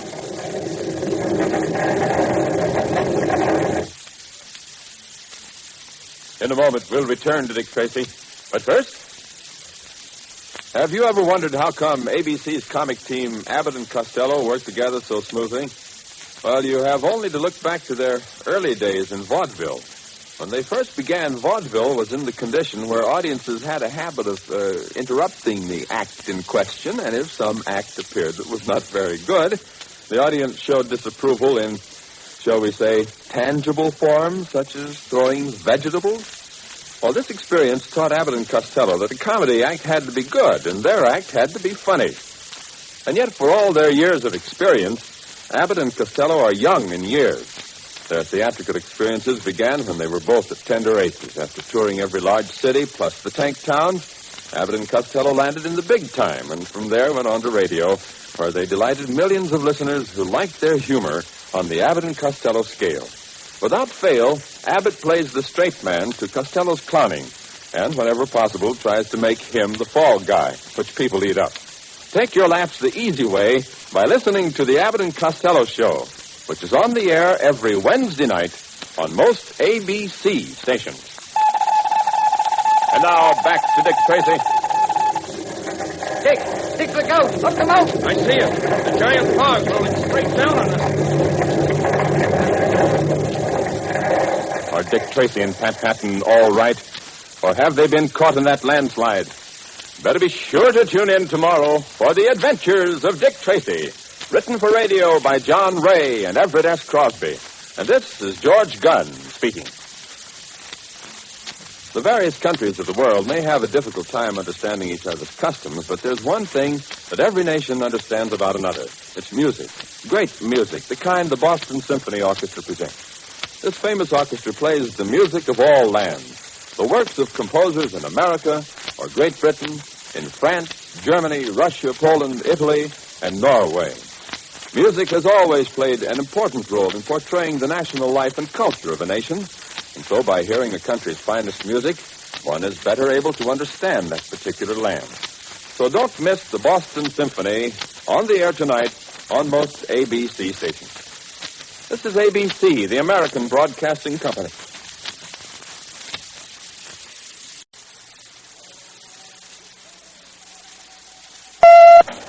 And now, Dick Tracy!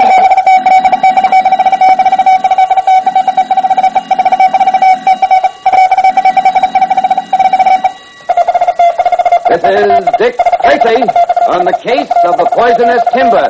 Stand by for action. Let's go, men.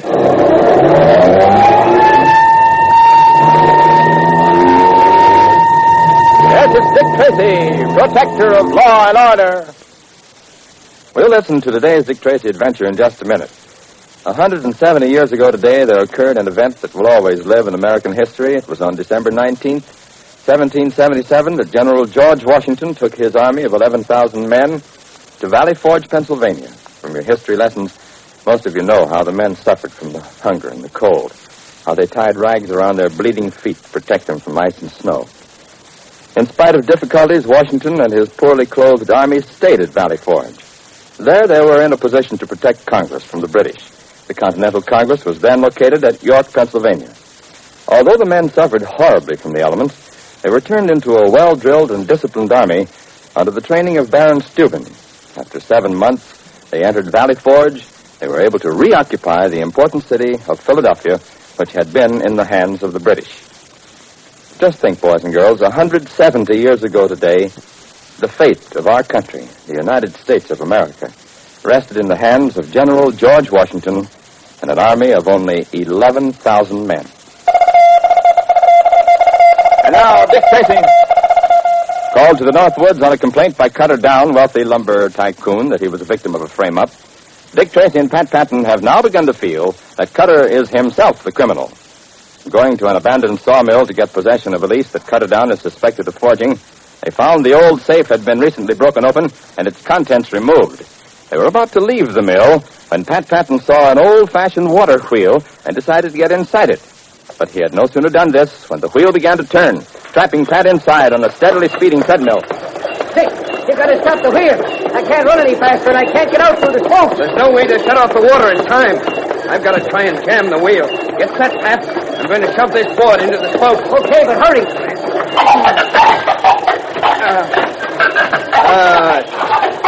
It's no use. The spokes shear off this board like matchwood. If I only had a pipe or a piece of metal. I have, Tracy. Step aside. What the? Where did you come from? No time for that now. If he loses his footing and falls into the spokes, he'll be chewed to mincemeat. This rifle barrel may stop the wheel. Try it. It's our only hope. I don't think I can stop it, but I may be able to slow it enough for him to jump out. Watch it, Pat. Jump when you think you can make it. If I've got enough strength to jump. The barrel's starting to bend. I'll never get it any slower than this. I'm afraid you're right. Pat, you'll have to try it now. All right. Stand aside. What do you know? I made it. Yeah, and as pretty a swan dive onto a wooden floor as I ever saw. Oh, brother. Look at that wheel spin now. Oh, boy, it'd be just too bad if you were still in there. Well, mister, I guess we owe you quite a lot of thanks. Green's the name. Forrest Green. I know. I recognize you. May I see that rifle? Why not? 25-35, eh? This your only rifle? It was my only rifle. The way the barrel's bent, it's only useful for shooting around corners now. It is a little on the wavy side. And now that I've got nothing to defend myself with, I suppose you'll be arresting me. No, I think not. What? Say, let's get away from this infernal water wheel so that we can hear ourselves think. Yeah, good idea.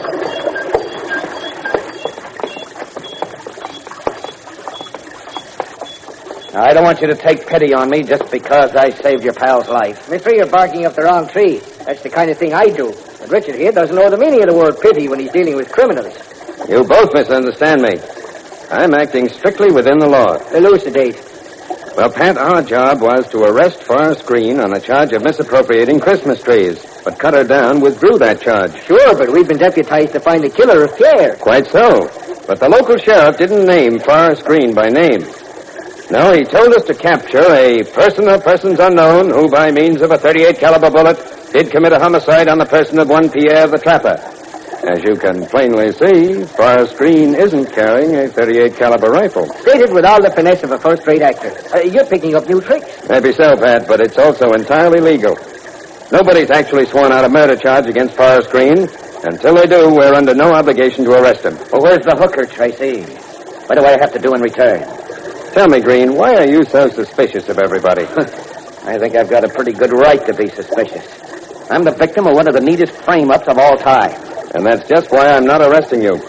I'm convinced that you really have been framed. That sounds almost too good to be true. Outside of Piney and Mahogany, well, you're the first person who didn't think I was a double-dyed villain. You don't know what a boost it gives you to have someone believe in you. Yes, I think I do. And I want to help you. But you have to help me. So offhand, I'd say he's helped us already. He certainly helped me anyway. Well, I couldn't see you get chopped up in that wheel, and yet I knew that I'd have to ruin my rifle to save you. It was about the toughest decision I ever made. Tell me, do you know who opened the valve and let the water into the wheel? No. I didn't trust you two, and I thought I'd follow you when you left Mahogany's and see what you were up to. And then all of a sudden, the wheel started to turn, and there wasn't time to go up and find out who opened the valve. How far up the mountain is the valve located? About 200-300 yards. There's an old concrete dam up there, and the water's brought down through an old-fashioned wooden pipe. You can see the pipe coming down the mountain through an open end of the mill. And the joker who turned on the water could see me get into the wheel through that same open end. And he also undoubtedly saw Forrest Green come in and save you. So whoever it is we're fighting knows by now that we've teamed up with Forrest Green. And when that news gets back to Cutter down, I'll bet he loses 4 of his 5 remaining hairs. You don't think, then, that it's Cutter who turned the water on? No. No, Cutter would have lost his head and started shooting when he saw our scheme backfire. But this fella doesn't seem to enjoy being shot back at. He got out fast enough yesterday when you fellas threw a little lead in his direction. And you have no idea who it could be? Nope. It's not a real woodsman, which practically eliminates everyone but Owen Doe. And somehow I can't see old Budgethead as a crafty killer. Well, we've got to find out who it is, and soon. Now, here's what I propose to do. 100, 107, 134. That makes $186,000. Bad. Very bad. Let's see, that makes a deficit of almost... What's this soliloquy that I seem to be disturbing? I was just totaling up a few figures, and they aren't good. They can wait. I want to talk about something really important. This is important, Cutter. You're losing money, and you're losing it fast. How far in the red am I? $186,000 since last July. That was when you refinanced with that last big bank loan. Yes, I know. Why are we doing so badly, Owen? Poor production, mainly. You're not getting the stuff out fast enough. And that last log jam certainly didn't help. It seemed like a good idea at the time. Forrest Green had to be eliminated from the scene, or I stood to lose a lot more than $186,000. I stood to lose everything. Yes, but the jam didn't get rid of Forrest Green. And now he's teamed up with Tracy and Patton. Looks like you'll have to think up some scheme to get rid of all 3 of them. Owen, that's what I came here to talk to you about. Huh? I have thought up several good schemes, and you've messed up every blessed one of them. I've just had unusually bad luck lately. Yes. Could I help it if the log jumped over their heads? Or if that infernal Forrest Green had to turn up in time to save Patton from the water wheel? Excuses. Seems to me that you're the most unskilled killer that I've ever had on the payroll. I did get Pierre, remember? Well, how could you miss with poor old Pierre standing out in the moonlight and me twisting his hound's tail and making him holler so you'd be sure to know where we were? And anyway, I told you not to kill Pierre, just to wing him. He made such a good target that I couldn't resist. Oh, you make me sick. When I kill, it's something to be proud of. Take Axel Tree, for instance. But he drowned accidentally when the log jam broke up. Yes, that's what everybody thought. But you remember that it was Axel who caused the log jam on my orders, and I wanted to make sure that he didn't talk. And so when I got the chance, I drowned him with my own 2 hands as we fought in the icy waters. You sound like a bad translation of a French epic poem. I'd be a little careful how you talk to me, Owen. My record in homicide is slightly better than yours. I suppose I ought to be terrified, but I'm not. And if you ever try to get me out of the way, you'd better be sure you succeed the first time. Yes? Yes. What I know about you would make really wonderful reading. How you killed old Beaver Hogany and forged the lease. How you set fire to the cabin and burned up Piney Wood's parents. And when Piney herself survived and grew up, how you tried to marry her. Stop it, Owen. I've heard enough. And let me remind you of one thing. There was one other man who knew all those things. That's right.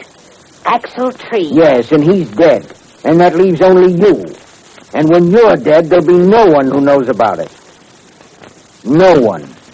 That's always assuming that I don't get you first. Oh, no. That's the beautiful part of it. I have everything to gain from your death, and so, eventually, I'll bring that about. But you have nothing to gain from mine, and that money-grubbing little soul of yours will force you to keep me alive in the hope that you can squeeze some blackmail out of me, which, of course, you can't. What a delightful situation. Awfully smug. Awfully sure, aren't you? That's right. And now suppose we drop this unhappy subject.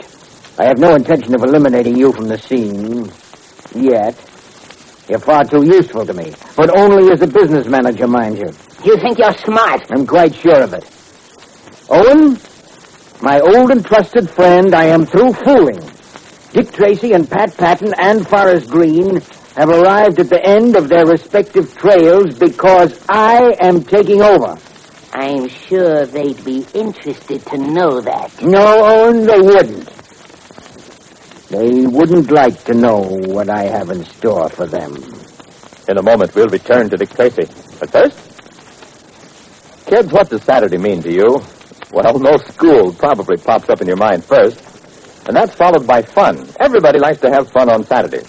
Well, here's an extra special way to enjoy yourselves every Saturday morning. Just gather around that radio of yours and listen to the Abbott and Costello Kids Show. Now, here's a show that was designed just for you. With those famous comedians, Abbott and Costello, up to all sorts of hilarious goings-on. Abbott and Costello conduct a whole bunch of contests on their Saturday morning fun fest. Why don't you see if you can outguess the contestants on the air? And in addition to this, you'll hear from many of your favorite stars of stage, screen, and radio. Stars like Butch Jenkins and Margaret O'Brien. And here's the biggest feature of all of them. Each week, there'll be a Lou Costello Award of the Week. A $500 bond will go to the boy or girl who has performed the outstanding deed of the week. It sounds like a lot of excitement, doesn't it? Well, it is. Every Saturday morning when the Abbott and Costello Kids Show gets underway, it means prizes and surprises galore. So be around your radio tomorrow morning and every Saturday morning for the Abbott and Costello Kids Show on most ABC stations. And now, back to Dick Tracy. Dick, I wonder what Cutter Down's up to. He's been awfully quiet lately. Too quiet, Pat. He's up to something, and I don't like it. I think we'd better keep our eyes open. And indeed they had if they intend to catch him. Where will Cutter Down strike next? Better be sure to tune in Monday for the adventures of Dick Tracy. This is George Gunn speaking. Here's one story in which a $10 investment really paid off. It's the story of Lassie, the celebrated collie, star of ABC's Sunday afternoon series. Lassie was just an ordinary pooch called Pal until Rudd Weatherwax, the noted dog trainer, took over. Although he'd purchased Pal for only $10, he thought the dog could be groomed and trained for possible movie stardom. And eventually, Pal, or Lassie, was a movie star, rivaling the late Rin Tin Tin in popularity. On Lassie, the unique program written around the collie, you hear stories of a dog's courage and understanding. Don't miss Lassie every Sunday afternoon on most ABC stations. This is ABC, the American Broadcasting Company.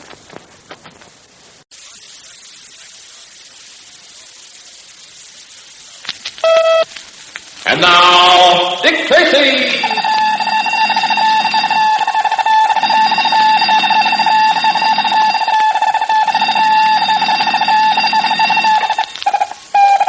This is Dick Tracy on the case of the poisonous timber. Stand by for action. Let's go, men.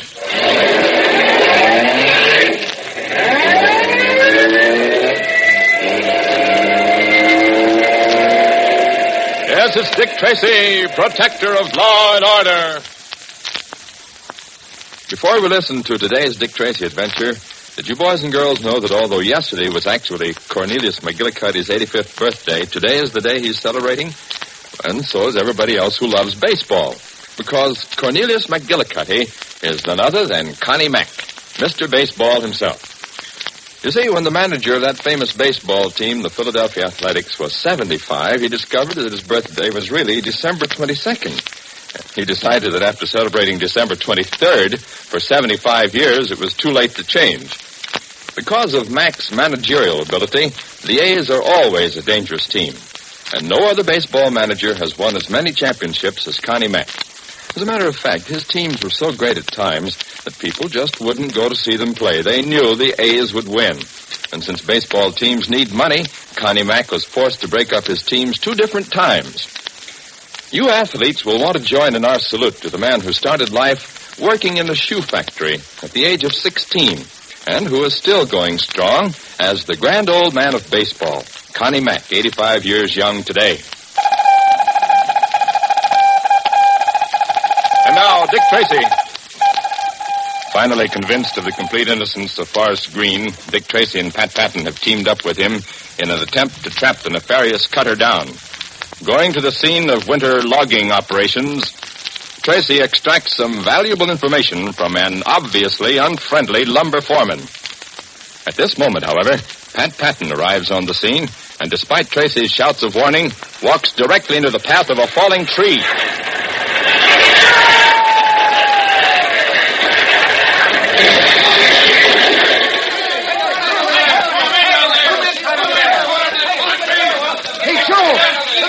Tree there fell right in them 2 fellas. Yeah, sure did. Well, I guess we might as well take them out. Hey, look. Right there. There's the one you was talking to. Yeah. He must have got out of the way. Yeah, looks like it. Come on. Let's go over and talk to him again. Hey, sure. Most awful thing I ever seen in my life was like crawl on the top of him there. Hey there. It was kind of close. This must be your lucky day. Lucky? I couldn't run fast enough to pull Pat out of the way. You mean you couldn't run fast enough to get killed? You don't know when you're well off. For heaven's sake, man, will you stop prattling and help me get Pat out of there? Patience, mister, patience. All right, fellas. Get in there and bring out that body. You're being a little premature, aren't you? He's dead, all right. Gotta be. Big tree like that smack on top of him. You don't know Pat. He's pulled out of more hopeless spots than this. Yeah? Can't be any more hopeless than dead, mister. And that's what he is. Hey, here he is. He's still breathing. There, what did I tell you? He won't last long. Probably conk out any minute. Let me look at him.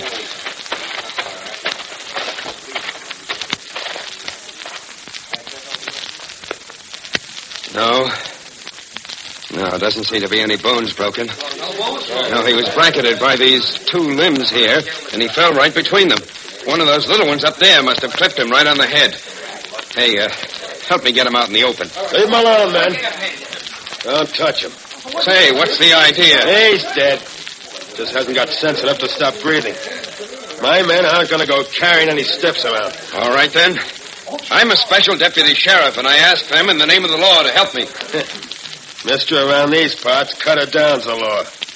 What he says goes. And does he also pass out the instructions for murder? Friend, I don't like that. In fact, I don't like anything about you. That's a matter of complete unconcern to me. But if you're looking for a fight, I'd suggest you put that axe down first. You betcha. The day that I need an axe to kick the stuffings out of the toughest city fellow that ever lived, that's the day I quit the lumber business. Well, I hope you're well fixed financially because you've just resigned. Well, you... Oh, fancy Dan, huh? I'll show you.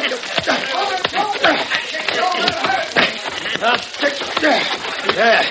How do you like this kind of fighting? It's a funny thing, but dirty fighters are always yellow. Yeah? I can't take a hard punch like this. Or this.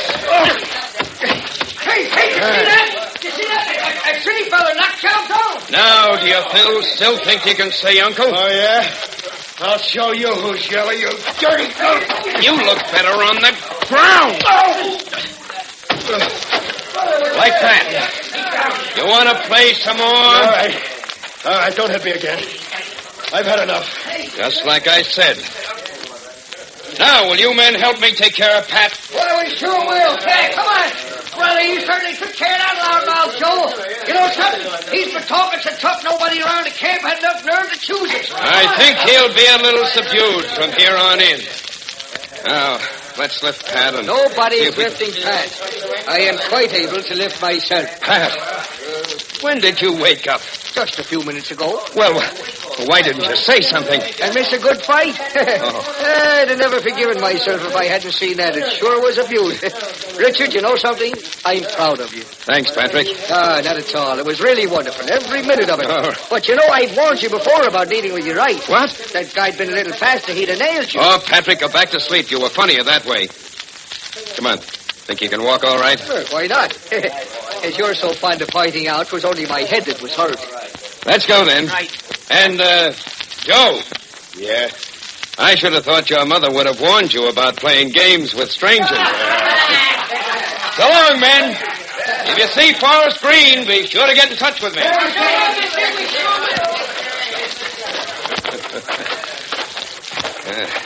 Oh, Richard, I'm surprised at you. That wasn't a nice thing to do. What? Well, now those men will spend all their time looking for Forest Green instead of working like little beavers, cutting trees for that nice cutter down. Well, that's really quite a shame, isn't it? Certainly. Hey, I'm over here.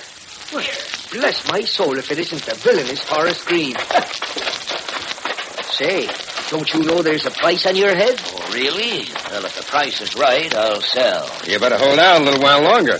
I understand all prices are going even higher. Tracy, before I forget it, that was an elegant fight. Oh, you certainly put the chill on Joe Balsam, the terror of the lumber camps. The terror of the... If that guy's the terror of the lumber camps, they're certainly easily frightened up here. Well, it's like that other guy said.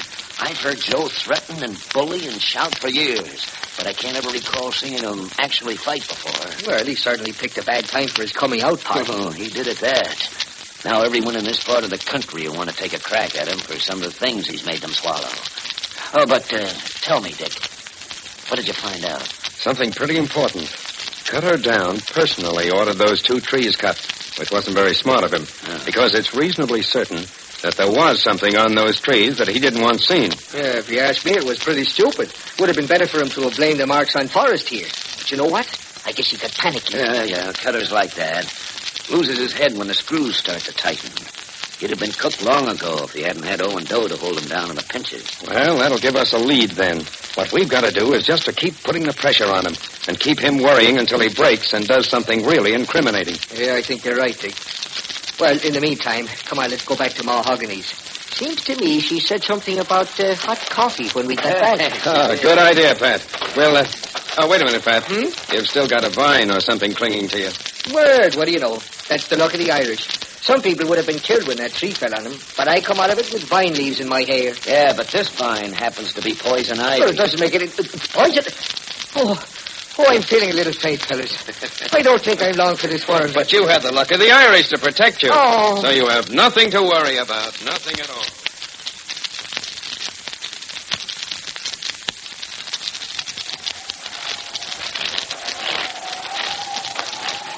Boy, the days are certainly short. It's pitch black already. Yeah, and it's snowing again, too. The lights of Mahogany's cabin up ahead are really welcome. I can taste that coffee already. They're welcome for another reason, too. It'll give me a chance to look in the window first and see if she's alone. That's a wise precaution. No, there she is alone, reading. Oh, I wonder where Piney is. Well, there's one way to find out.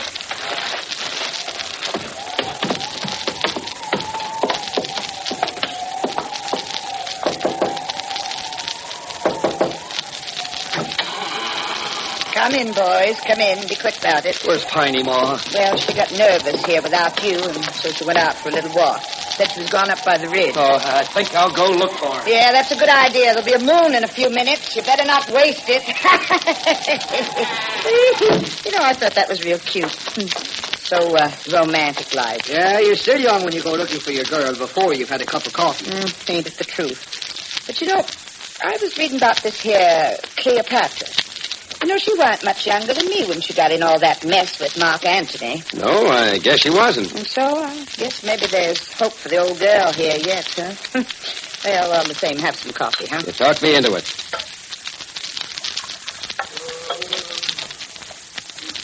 Did you say something? Who? I thought one of you fellas said something. Sounds like somebody outside. What could it be? Forrest and Piney back so soon? It wasn't by the door. It sounded as though it came from this side. There's a bear. Could smell it if it was a bear. You mean to say you could tell if it was a bear outside just by the smell? Why, sure thing. It smelled kind of hot and heavy. And I'm sure it's no deer. I can smell a deer a mile away if the wind's right. They smell sort of musky-like. That's no animal. That's a person out there. Well, what's he doing around the back, then?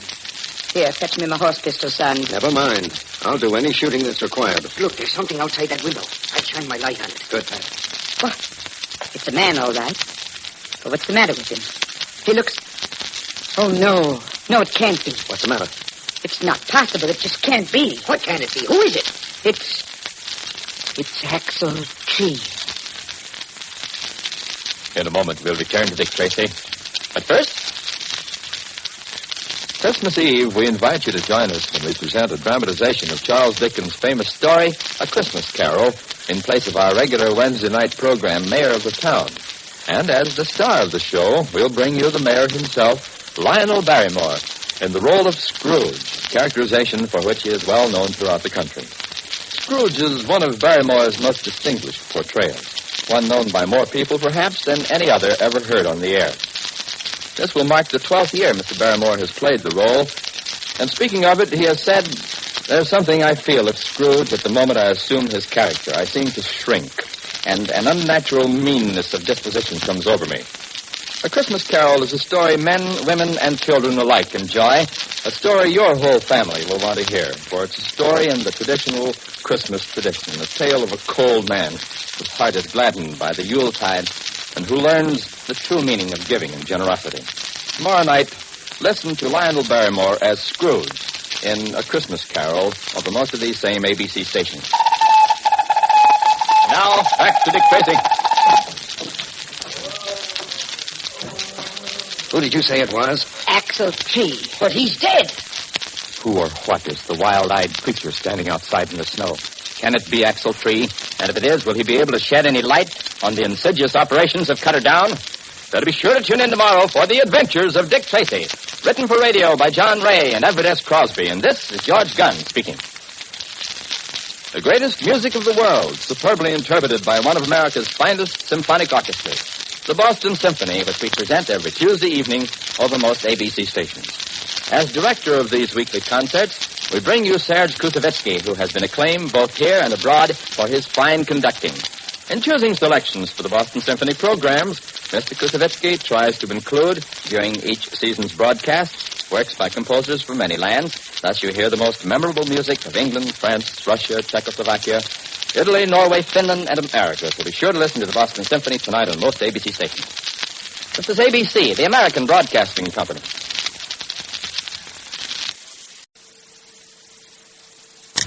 The following program is transcribed. And now, Dick Tracy!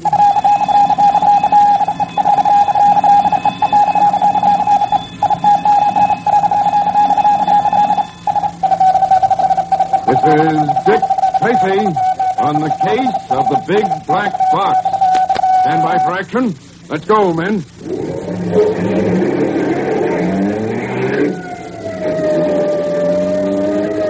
Yes, it's Dick Tracy, protector of law and order. Tracy fans, long ago, when there were no big cities as we know them today, New Year's Eve was celebrated by dancing in the streets, singing, the ringing of church bells, and lots of merriment. Many people welcomed in the new year in their homes. Well, the custom hasn't changed very much. Nowadays, there are usually one of two ways that people celebrate ushering in another year. Folks attend watch night services in churches all over the country. Other people celebrate with carnivals in the main section of town, or they have gay parties in their homes or in hotels and restaurants. Here in New York City, both these ways are celebrated on a big scale. There are famous, impressive services uptown at Riverside Church, which end with the carillon ringing in the new year.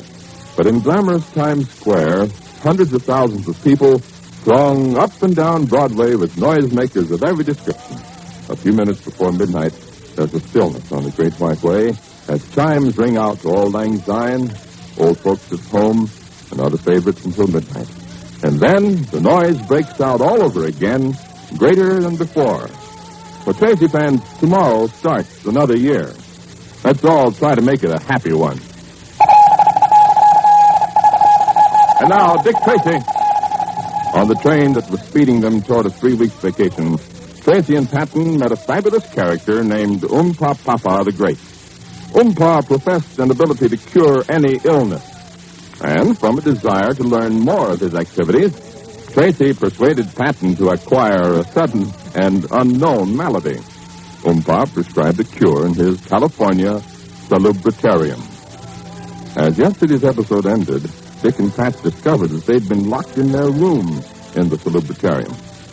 Tracy, the more I hang around with you, the more I regret it. Don't be bitter, Patrick. Will you give me one concrete reason why I shouldn't be? Well, pretty soon it'll be New Year's Eve. You say that as if I was supposed to be happy at the prospect of greeting 1948 from a couple of rooms in an isolated mansion on top of a mountain in Southern California, in the rain. Well, aren't you? It's beneath my dignity to answer that.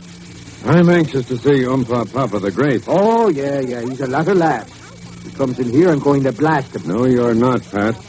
You're going to be Pat Paragon, who's very sick and hoping that the Oompa can cure him. Oh, Dick, listen, let's knock off this masquerade. Not until we've solved the Oompa's racket. All right, I'm getting weaker and weaker and weaker. And this time I'm not kidding, I'm starving to death. Well, Rusty Blade, the butler, said he was going to send us some food. Sure, he also said he was going to hang up our clothes. So what did he do? Wipe our guns and lock us in here. Now, look here, Pat. Calm down for a minute and be practical. Oompa Papa the Great... Hey, Tracy, do you believe that name? Will you listen? Oompa, as I was saying, must be in this racket to make money. He thinks you're a rich man, and he also thinks he's convinced you that you're sick. It's to his advantage to keep you happy and keep you duped. In a little while, he'll be along with some golden words and some food. Oh, keep talking, Richard. I feel better already. And what's more, the food should be good. Something he'd eat himself, like unsalted crackers and distilled water. Oh, you black-hearted mistake for an officer of the law. I believe you joined forces with the Oompa to drive me crazy. Honestly, I haven't, Pat. Then why am I the poor guy? Why do I have to pretend to be sick? Because you're such a good actor. Well, of course, you have a point there. The whole success of trapping this fellow devolves on you. Hey, but wait a minute. Supposing this guy isn't just in it for money. Supposing he's nuttier than a Waldorf salad. What then? Well, then we'll just have to shoot it off the cuff. Yeah, the only shooting we'll do will be with our cuffs. He's got our guns. And while you're playing with your cuffs, I'm likely to be taking the Oompa's treatment in that electronic gizmo he's talking about. Oh, you mean the electronic thermodynamator and cosmic health dispenser? Yeah, that's it. Yeah, that's the thing that he sells. That's his racket. I'm anxious to see how it works. Well, I'm not. It'll be lots of fun, won't it, to see me sitting in the thing and Oompa Papa the Schmappa hooting and hollering around and pulling switches while my knees are slapping together and my hair is pointing north to the magnetic pole and lightning shoots out of my ears. It'll be magnificent, Pat. Well, I wish you'd get some other guinea pig to try it on. Now, Pat, you'll feel better after you've had your crackers. Oh! And in another part of the salubritarium, we find Oompa Papa the Great and his remarkable butler, Rusty Blade. Well, how long you going to keep him sweating, Oompa Papa the Great? You have a rare gift for objectionable language. Thanks. And that's the perfect answer to my question, I suppose. I shall graciously bestow my presence on the Messrs. Richard Tracer and Pat Paragon in a few moments. If they worry a bit now, the greater their relief when they see me. Yeah, sounds smart enough to me. I wish you to have food sent to them right away. Okay, what do we give them? Wage box? Not tonight. Give them a real meal. It will put them in a more receptive mood to part with their money. Well, are these guys loaded? Of course. I wouldn't have lured them here to the salubritarium if they weren't. If things go as I plan, I expect to separate them from about 10,000 in the next couple of days. Doing good. Of course.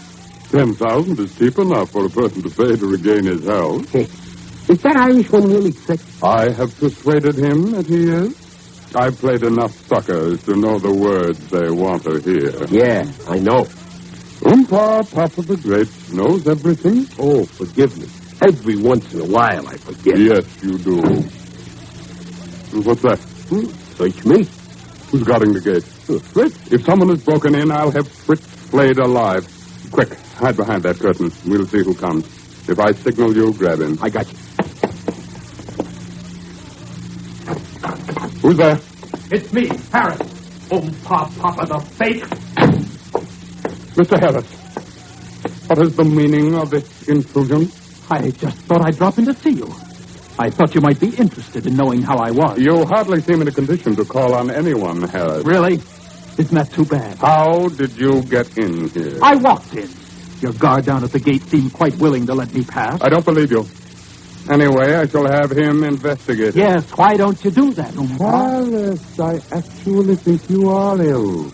At least your mind seems to be somewhat unbalanced. That's always possible, Oompa. I am called Oompa Papa the Great. I do not tolerate contractions. That's a great pity, because you may have to listen to some this evening. I think you'd better go. I'll go when I'm ready. I'm not ready. I have a few things to say to you first. Either leave or I'll have you thrown out. I don't think you will. I refuse to debate the point. You'll find out soon enough. I'm sure you'll excuse me now. I have much to do. Stay where you are, Oompa.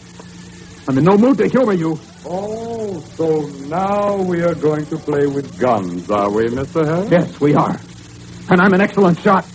That's very possible, but why do you want to make me a subject for your skill? Just possibly because you deserve it. You are a fool. Put your gun away and get out of here. I'm going to make a call to the Los Angeles General Hospital in a little while. And I may or may not have to use my gun on you, depending on the answer I You're get. talking in riddles. As I said before, I think your mind is deranged. You'll think differently when I tell you that my wife is a patient at the hospital. Oh, so that's it. Yes, that's it. Your wife's sickness has nothing to do with me. On the contrary, it has everything to do with you. Huh? Right now, she is dangerously, probably fatally ill. The doctors say that if she'd come to them several months ago, there'd be no question but that she'd be well. Ridiculous. But she didn't go to a doctor. You got to her instead and talked that phony line of yours. And heaven knows you're excellent enough. Your wife probably didn't follow my advice. She followed it all right. That's why she may be dying now. That's a lot of nonsense. There's one other little item. My wife is a charity patient at the hospital because my life savings went to buy that electronic gadget of yours. I told her not to get the thing, but you had her so duped that she thought it would cure anything. I have never made such claims for the electronic thermodynamator, nor have I ever attempted to diagnose a disease or prescribe for one. Just remember that. Oh, I know. You're very careful not to break any laws. Of course. And that's why I'm out here with this gun. I'm going to break a law. The one about murder. If my wife dies. You rattle like an hysterical old woman. I'm bored with it. Don't move! I have no intention of moving. But it's time Rusty Blade did. I think so.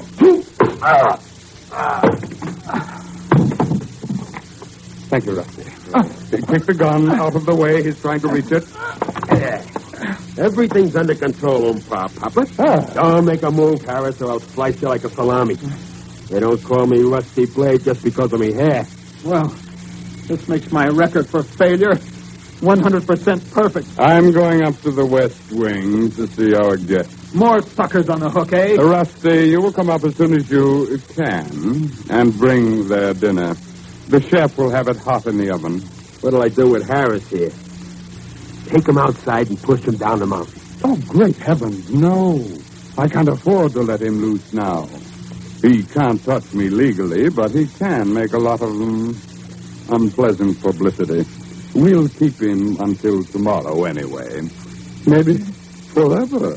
Give him the bridal suite, the one with bars. I dig you, Master Oompa Papa.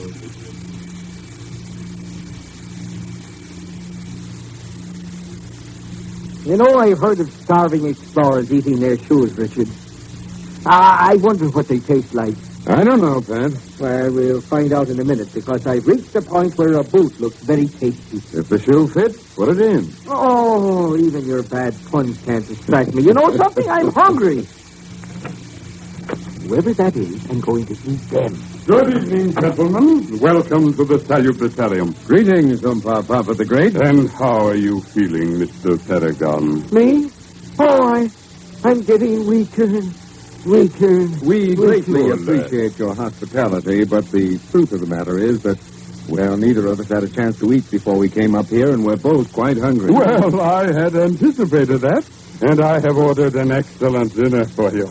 Dinner? Well, you wonderful, wonderful man. Of course. Oh, look, it isn't going to be just crackers, is it? Oh, crackers. No, tomorrow you shall start a diet, but tonight, you will have everything. Leave me alone, you! If I ever get out of here, I'll kill you and him both! Good heaven, what was that? Did you hear that? What was that? Just a dramatic record that I was playing for some guests. Oh. Yes, that's very interesting, don't you think? In a moment, we'll return to Dick Tracy. But first, what a wonderful addition to ABC's great lineup of Wednesday night hit shows. It's the star-studded Tony Martin Show. Yes, starting tonight and every Wednesday night, the lively melody and mirth-filled Tony Martin Show will follow the Bing Crosby Show over most ABC stations. For melody, there's the popular, romantic voice of Tony Martin, and then, of course, there's the lass with the delicate air, lovely Evelyn Knight, who's famous for her special interpretations of beautiful folk ballads. But that's not all. You'll also hear the music of the Victor Young Orchestra and the Jeff Alexander Chorus. In the Tony Martin Show's last department, I think you'll roar over the hilarious antics of comedian Alan Young, who specializes in getting into riotous predicaments that would have anybody but Alan at his wit's end. But when you hear him, you'll agree that there's no end to Alan's wit. Well, here's a program that you're sure to enjoy, the Tony Martin Show. The Tony Martin Show features Alan Young with Evelyn Knight, the Victor Young Orchestra, the Jeff Alexander Chorus, and Jimmy Wallington. So be on hand when it's on the air on most ABC stations tonight at 10:30 in the East and 9:30 elsewhere. And now, back to Dick Tracy. You see, Mr. Harris, it don't do no good to go yelling around. I get so excited that I beat you up. First my wife, and now myself. Harris is not the only unfortunate to have been caught in the umpas grasp. And what of Dick and Pat? What can they do? Better be sure to tune in tomorrow for The Adventures of Dick Tracy, produced by Charles Powers. And this is George Gunn speaking. One farewell that won't be sad will be ABC's farewell to 1947, especially tonight's great Bing Crosby New Year's Eve show. Bing's welcoming two guest stars to help him celebrate, comedian Danny Thomas and Rudolph Schmohopper. Schmohopper was supposed to appear on a recent Crosby program, but he failed to show up. Just what he'll do on tonight's show is being kept a secret. But there's no mystery about the laughs you'll enjoy with Danny Thomas. After a battle of quips, Danny and Bing will enact a riotous musical sketch that we hope will keep you in stitches. So don't miss Bing Crosby's great New Year's Eve show when it's on most ABC stations tonight. The preceding was transcribed. This is ABC, the American Broadcasting Company.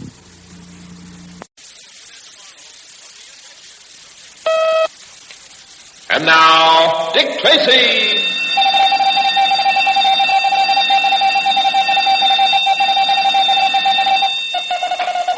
This is Dick Tracy on the case of the Big Black Box. Stand by for action. Let's go, men.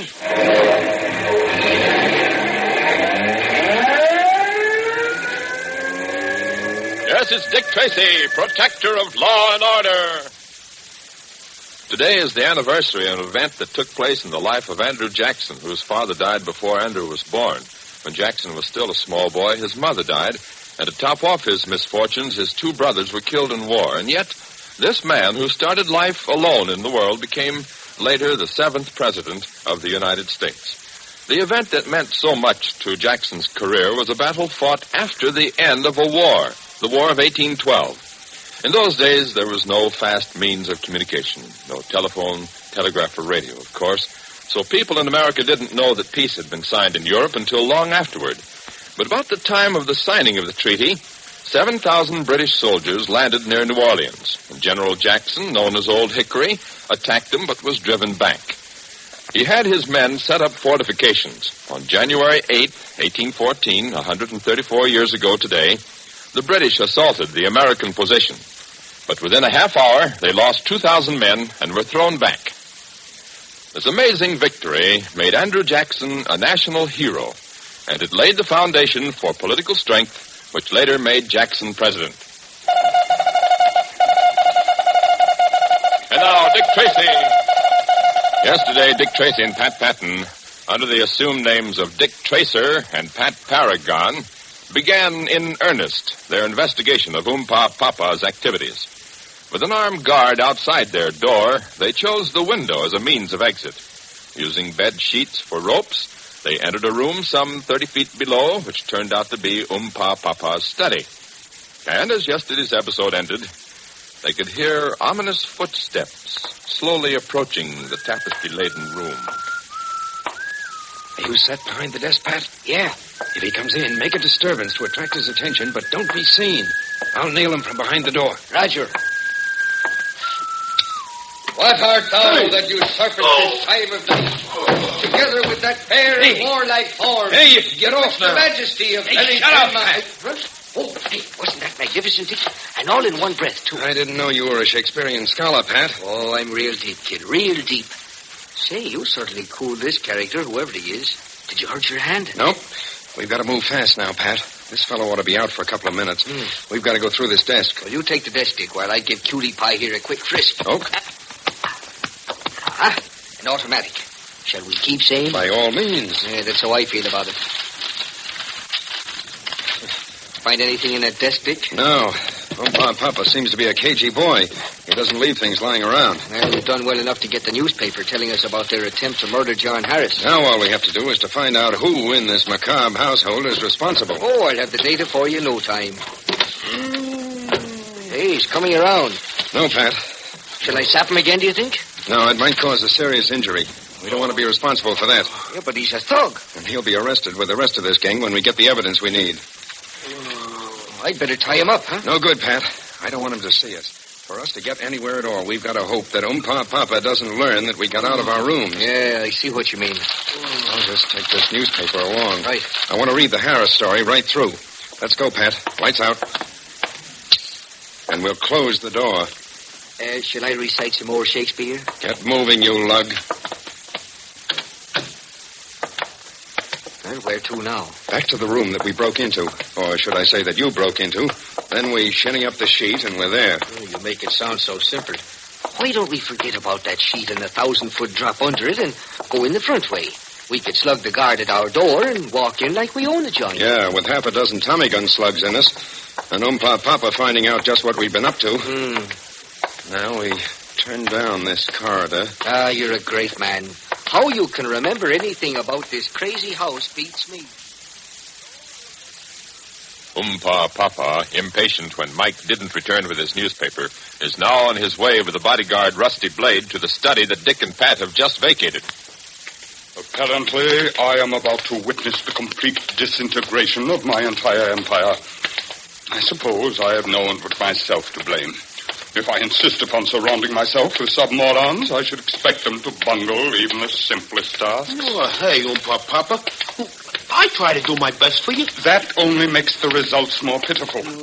I send you out with explicit instructions to kill a man. Not only do you do everything backwards, but the man is still alive. Yeah, but not very much alive with 3 slugs in his back. I do not recognize degrees of inefficiency. Either a job is done or it isn't. Yeah, but... And just a little while ago, I sent Mike to bring me that newspaper in which your blunder was so thoroughly written up. And he doesn't return. One would think that a little thing like carrying a newspaper wouldn't overtax his brain. Oh, maybe he stopped to read it. Let us confine our speculating to the realms of possibility. Yeah, leave us do that. Here we are, my study. You will go in first. Oh, yeah, sure. Hey, Oompa Papa. The lights is out. Well, switch them on, you blockhead. Oh, yeah, that's a good idea. Hey, did you hear that? Of course I heard it. Will you turn on the lights? Yeah. Hey, it's Mike. He's laying on the floor. Hey, come on, get up, Mike. You don't look dignified. Slap his face and wrists. Bring him around. Yeah. Mike, I want you to know that I'm doing this in just the spirit of friendship. More. Oh, no. Okay. You can stop the massage. Yeah. How do you feel? Oh, like somebody dropped a safe on me. For heaven's sake, what happened? I don't know. I come walking in here to get the piping you sent me for. My heart was light and gay. I was whistling a happy tune. My spirits felt... For dear great Caesar's sake, will you stop that drivel? I don't care about your heart, spirits, liver, or anything else. What happened to you? I'm telling you, Papa. I walked into the study. I turned on a light. Yeah? And I heard a verse. Oh, like Joan of Arc, huh? Someday, I am going to do myself the great good favor of choking you to death while a chorus of 1,000 mixed voices sings Happy Days Are Here Again. Go on, Mike. That's all. I heard a verse, and the next thing I know, this here ape is slapping me around. Any bumps on your head? I don't feel nothing. I must have got a rabbit punch from somebody standing behind the door. You didn't see anybody? No. I hope you two gentlemen don't have a tangle with anyone really tough, like Margaret O'Brien, for instance. Who's guarding the gate? Red. Hello, Red. Has anyone been in or out of the gate today? No one. Well, keep alert. If you see anyone but me, Harry, Rusty Blade, or Mike, shoot them. No, sir. But did you pick up the paper, Mike? I never got that far. I left it right here on the desk. It's gone. Hey, maybe we got spooks. You men are armed, aren't you? Oh, yeah, of course. Sure. Right here's my... Uh-oh. What is it now? My gun's been swiped. My only comment is that I hope whoever has it does me the extreme kindness of shooting you with it. Oh. Get your gun out and search the house, Rusty. I'm going upstairs to talk to Tracer and Paragon. Oh, they couldn't have done it. Harry's been guarding them with a Tommy gun. From now on, I forbid you to have an opinion about anything.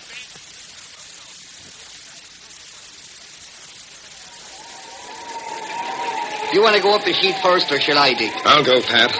When you get to our window, swing the sheet back to me. Anything to keep you happy, son. All right, here goes. Oh, boy.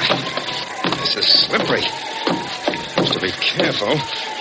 I guess I can... Okay, Dick? Yeah, I'm okay, but when you come, watch the grip. It's slippery wet. Right. Okay, Pat. I'll swing the sheet over to you. Ready? Right. Here she comes. I got it. That's it. All right, now. I'm coming. All right, hurry it up, Pat. Oh, you're right. It sure is slippery, all right. Almost there now. Who's that? Oh, great. That was the sacred 9 knocks of Papa. Get in here quick, Pat. Shut the window. Oh. Get fast, Dick. We can't let him see us soaking wet. No, I'll strip and put my robe on. Uh-huh. Would you mind coming back? It is I, Papa the Great. I would talk with you. Just a minute, Papa. Pat, get in there and turn the shower on. Okay. Come in, Papa. Well, thank you very much. But you're dripping wet. Well, that's why I asked you to wait. I was in the shower when you knocked. I had to get my robe. Why so out of breath? Well, I was doing my setting up exercises. Oh, yes, of course. I see you. You were doing what? Oh, there's Pat taking his shower. Well, I trust that he doesn't do setting up exercises, too. Oh, no. He's in too weak a condition for that. Yes, well, tomorrow he will be strong, for I shall place him in my electronic dynaminator.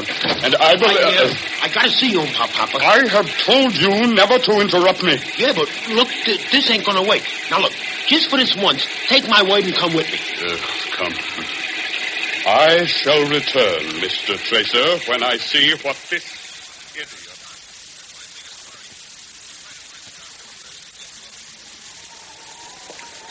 Turn the lights on.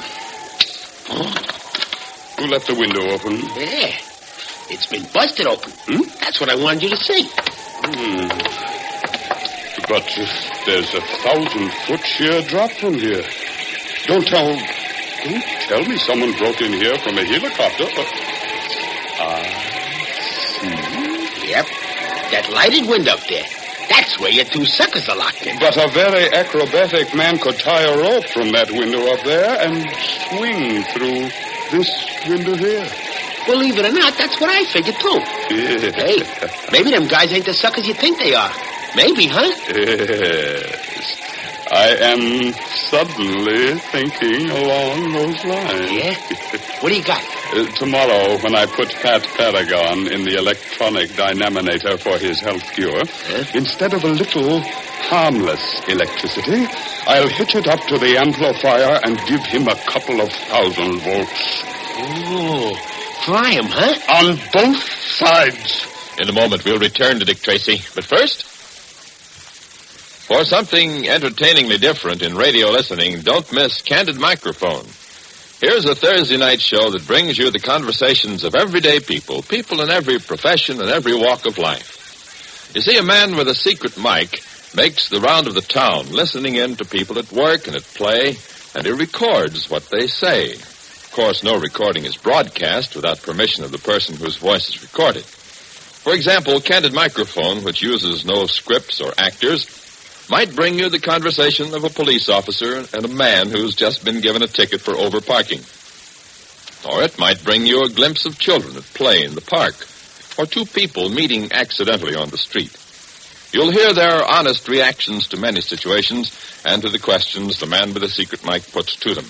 You'll learn their hopes, their fears, the courage with which people face life and the happiness and sorrow they bear. Don't forget, Tracy fans, plan to join us for this entertaining program, Candid Microphone, when it speaks out tonight and every Thursday night over most of these same ABC stations. And now, back to Dick Tracy. You keep dragging me around in the rain, Dick, and I'll have galloping something or other. Never mind. Papa will fix you up. Yeah, I'm looking forward to sitting in that electronic dynaminator tomorrow. I wouldn't if I were you, Pat. Better be sure to tune in tomorrow for the adventures of Dick Tracy. This is George Gunn speaking. Every Saturday afternoon, it's high C time on the American Broadcasting Company. Yes, the Metropolitan Opera broadcasts Saturday afternoons over most of these ABC stations. And that means from the operatic stage of New York's famous Metropolitan Opera House, you enjoy celebrated artists singing in the great musical tradition of grand opera. Stars like Lily Pons, Helen Traubel, Lauritz Melchior, Ezio Pinza, Robert Merrill, and Licia Albanese. Every week, of course, Milton Cross is on hand to introduce each act of the opera being performed. And so, for an afternoon's musical enjoyment, don't miss the Metropolitan Opera on the air tomorrow afternoon or Saturday afternoon over most of these same ABC stations. This is ABC, the American Broadcasting Company. And now, Dick Tracy.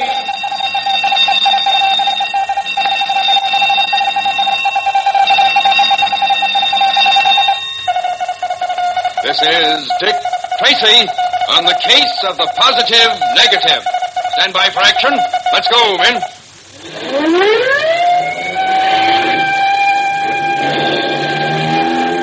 Yes, it's Dick Tracy, protector of law and order.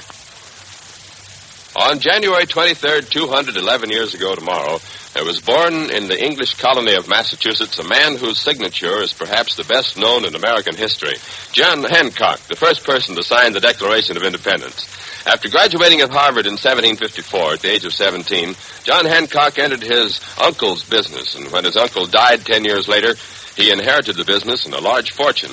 Well, after the so-called Boston Massacre in 1770, he was a member of a committee which demanded that British troops be taken out of Boston. The British governor, offended by a speech made by Hancock, attempted to arrest both Hancock and Samuel Adams. Well, this arrest is supposed to be one of the objects of the British expedition to Concord, which led to the first battle of the Revolutionary War. John Hancock went on to greater things. He was president of the Continental Congress. He was, of course, the first signer of our Declaration of Independence, and his last office was president of the convention that adopted the federal Constitution. And so, Tracy fans, let's all join in saluting John Hancock, a great American patriot whose birthday anniversary will be celebrated tomorrow. And now, Dick Tracy. Tiptoes, the sinister news photographer, attempted to start a fire in a warehouse yesterday, but the plan was not quite successful. He did manage to get some good pictures, however, when one of the fire engines overturned on its way to the fire. Well, meanwhile, Dick Tracy and Pat Patton, convinced that the fire was set by Tiptoes, investigated and discovered that the night watchman had been bound and gagged and left to die in the intended fire. And now, as they drive back to the station house, Pat Patton turns to Dick Tracy and says, Richard, it's just got to have been Tiptoes who started that fire. I think you're right, Pat. Nobody else could have sneaked up so quietly on the night watchman. It gives us a new slant on this character, all right. It certainly does, because whoever started that fire is a killer. He left that night watchman bound and gagged to face certain death in the fire. The only reason he didn't die was because the building was equipped with a smoke detector. And all of that fits in with what Junior told us about Tiptoes bungling. A careful person who knew as much about that warehouse as Tiptoes seemed to know would have found out that it was equipped with a smoke detector and was a poor place to start a fire. Yeah, and remember the rope that tied up the night watchman? It looked as though it had been tied by somebody who'd heard and not described, but had never actually seen one. Yes, it all adds up to the very strong possibility that it was Tiptoes. But unfortunately, that's all it adds up to. But surely it's enough to arrest him on. Oh, think a minute, Pat. What evidence will we give to the DA? Somebody sneaked up quietly behind the night watchman. Tiptoes can sneak quietly. Somebody tied sloppy knots. Tiptoes ties sloppy knots. How long would that stand up? Well, but what about that interval timer that was used to start the fire? A gadget with the serial number destroyed and of a type sold in every hardware and photographic supply store in America? Try again. Well, what about us seeing him hurrying away from the scene of the fire? Hours after the watchman was tied up, and probably with a perfectly legitimate set of news pictures in his camera. Pat, if you want to pick up a paper at this corner, I'll be willing to bet that one of those pictures will be on the front page. So soon? I'd bet 100,000 that it isn't. You're on.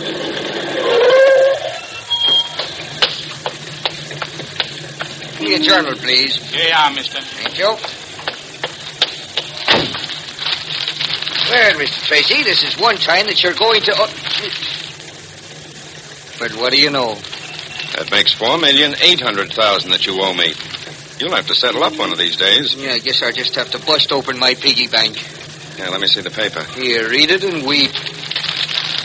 Spectacular picture of burning fire engine taken at the corner of North and Pine by the well-known news photographer Otto Focus. Firemen may be seen giving first aid to two of their fellow members who were hurt in the crash. How do you like that? I don't, but it's just what I expected. It gives him a perfect alibi for his speeding. And what can we do? No fingerprints. Nobody saw him go into the building or even saw him in the vicinity when the watchman was attacked. Absolutely nothing. Yeah, but what about Junior? Yes, that is something we can do. We've got to warn him that he's working for a dangerous killer. Which, if I know Junior, won't stop him. No, but it'll slow him up. Come on, Pat. Let's get to a telephone.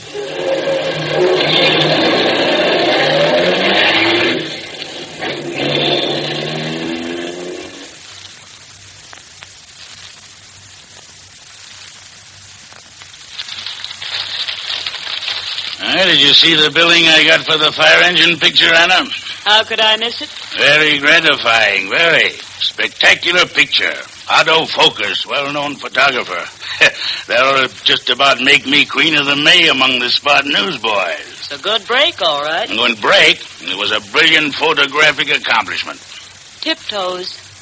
Do you want to know what I think of that picture? Not terribly, but if it'll make your little heart happy... What do you think of the picture? It stinks. Yeah? A terse, concise criticism. May I point out that the papers didn't think so? They wouldn't know a good picture if it came up and bit them.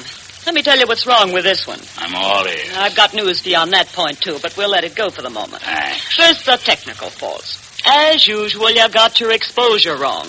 You overexposed so badly that you lost all the texture and sheen of the wet street. Ah, minor point. Then if you'd moved over about 3 feet, you'd have still gotten the same view. But the backlighting you would have picked up would have made that big mass of fomite glisten like snow. Amazing. Have a grape? Now for the human interest angle. I can see from the direction in which the fire chief's walking that if you'd waited just a split second longer, he would have moved enough to allow you to have gotten a clear shot of the injured fireman's face. Much more powerful, much more dramatic. Rubbish. The only way to take news shots is to be the first one at an accident. Step up to it, point your camera, and click the shutter. Yeah. You sure you won't have a grape? No, thanks. Oh, I know there's no use talking to you because people keep paying you for these atrocities you call pictures. Quite right, my dear. You're just not commercial, that's all. Tiptoes, that does it. First you start a fire. Then you bungle it so completely that all you get out of it is about 2 bits worth of smoke. And then, with the luck of the Irishman who fell into the pigsty, a fire engine obligingly turns over right in front of your camera. And so that makes you a great photographer. Really delicious grapes. Can't you stop eating for a minute? If you get any bigger, you won't be able to get into your car. The day that someone hears me walking up behind them will be the day that I start to diet. Might also be the day you die. You know, you're a very morose person, always talking about death. Can't we talk about something else? Like what, for instance? Like a plan I have for killing a couple of bank messengers. Oh, fine. Let's not talk about death, he said. What I meant was, let's not talk about my death. No, this is probably the greatest plan I ever had because it'll get us some great pictures plus about $10,000 in cash. On the surface, it sounds all right. What gives? Now, there's a certain armored car that carries the payroll for a large factory, and it uses the same route and runs at the same hour each week. So? Well, it'll come down Western Avenue and pass 110th at 3 minutes past 6 tonight. And then? Well, about half a block up the hill, an explosives truck will be parked. Its drivers will be eating in a dog wagon. Well, is the picture becoming any clearer? Tiptoes, that's positively the most harebrained scheme you ever thought up. And you've thought up some honeys. Think, Anna. $10,000. How could you be sure that the truck would roll to the intersection at the exact moment when the armored truck would be passing through? Would you hand me some more grapes? Thanks. It's quite simple. I know the weight of the truck and the angle of the incline. I figure that it would take the truck starting from a dead stop exactly 34 seconds to reach the intersection. Timing the armored truck with my stopwatch, it takes it exactly 34 seconds to reach the intersection from the church up the street. You know, it really doesn't sound bad. If only you planned your pictures with the same care that you plan your accidents. Well, that wouldn't be nearly as much fun. Well, what do you say? You have a chance to pick up all the money before a crowd gathers? No, it's in a couple of canvas satchels. The explosion will demolish the cab of the armored truck, but it shouldn't do much more than rip open the part where they carry the money. So? These are good grapes. Well, let's go. It's almost 6 o'clock.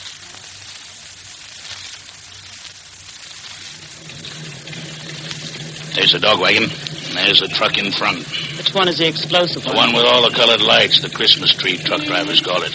All explosive trucks have to be lit up that way. There's one thing that's been bothering me. We know the truck will roll straight after I release the brakes. Well, that type of truck has a lock on the steering wheel as well as on the ignition. That means that the wheels are locked straight, and there's no one parked between it and the corner. Okay. Now, let me get this straight. Climb up in the cab, and I release the brakes, then jump to the ground and walk away. Right. Everybody's inside getting ready for dinner. I'll drive alongside the truck, and you open the door and stand up on this seat. When I say now, you start the truck to rolling. I get it. And I'll turn the car into the side street and come out at the intersection a few seconds after the crash. With luck, the street light should be blown out so that it'll be dark when I pick up the money. What'd you switch the motor off for? Patience. The armored truck hasn't come over the hill yet. Give me some more grapes. We haven't got any more. Have a walnut. Thanks.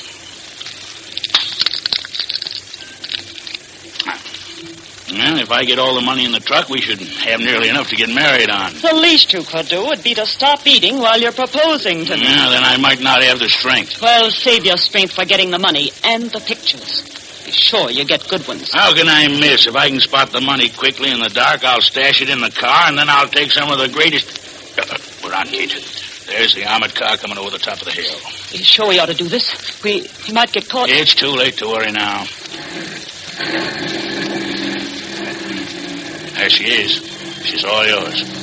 Hold it here.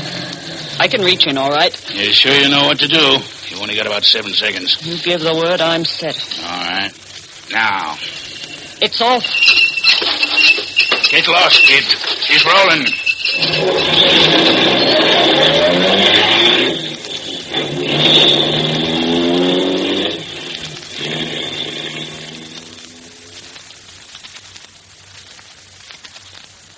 In a moment, we'll return to Dick Tracy.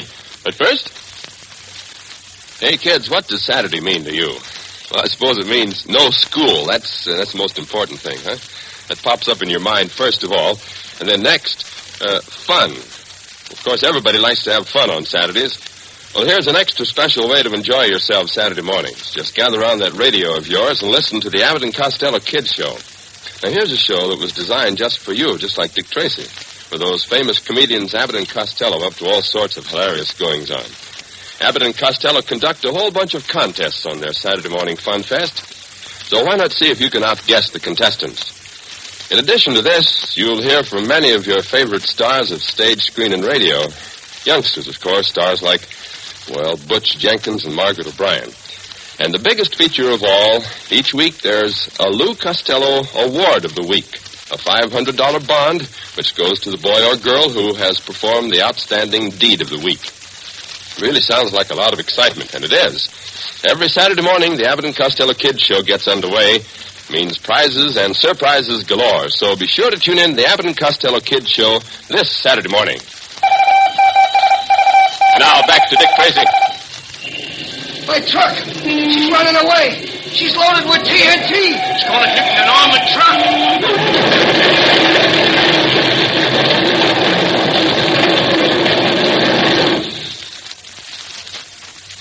Has the money-mad Tiptoes carried out another crime to perfection, or has there been a slip-up? Better be sure to tune in tomorrow for the adventures of Dick Tracy. This is George Gunn speaking. The Mad Hatter of Lewis Carroll's famous story, Alice in Wonderland, would turn green with envy if he could see Tom Brenneman. You see, collecting hats is Tom's hobby, too, and so is trying them on. And if the Mad Hatter makes you laugh when you read about him, you should see Brenneman. But, of course, you don't necessarily have to see in order to believe what I've just told you. You can just listen in to his Breakfast in Hollywood show, which we bring you over most ABC stations. Now, here's a program that'll cheer your spirits for the day. So don't forget, for a barrel of good fun, start tomorrow to make it a weekday morning habit to join Tom Brenneman for his Breakfast in Hollywood show on most ABC stations. This is ABC, the American Broadcasting Company. And now, Dick Tracy!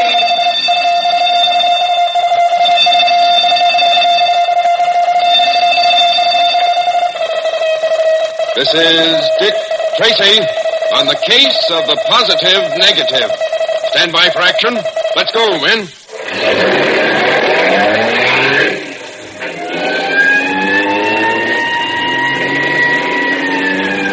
Yes, it's Dick Tracy, protector of law and order.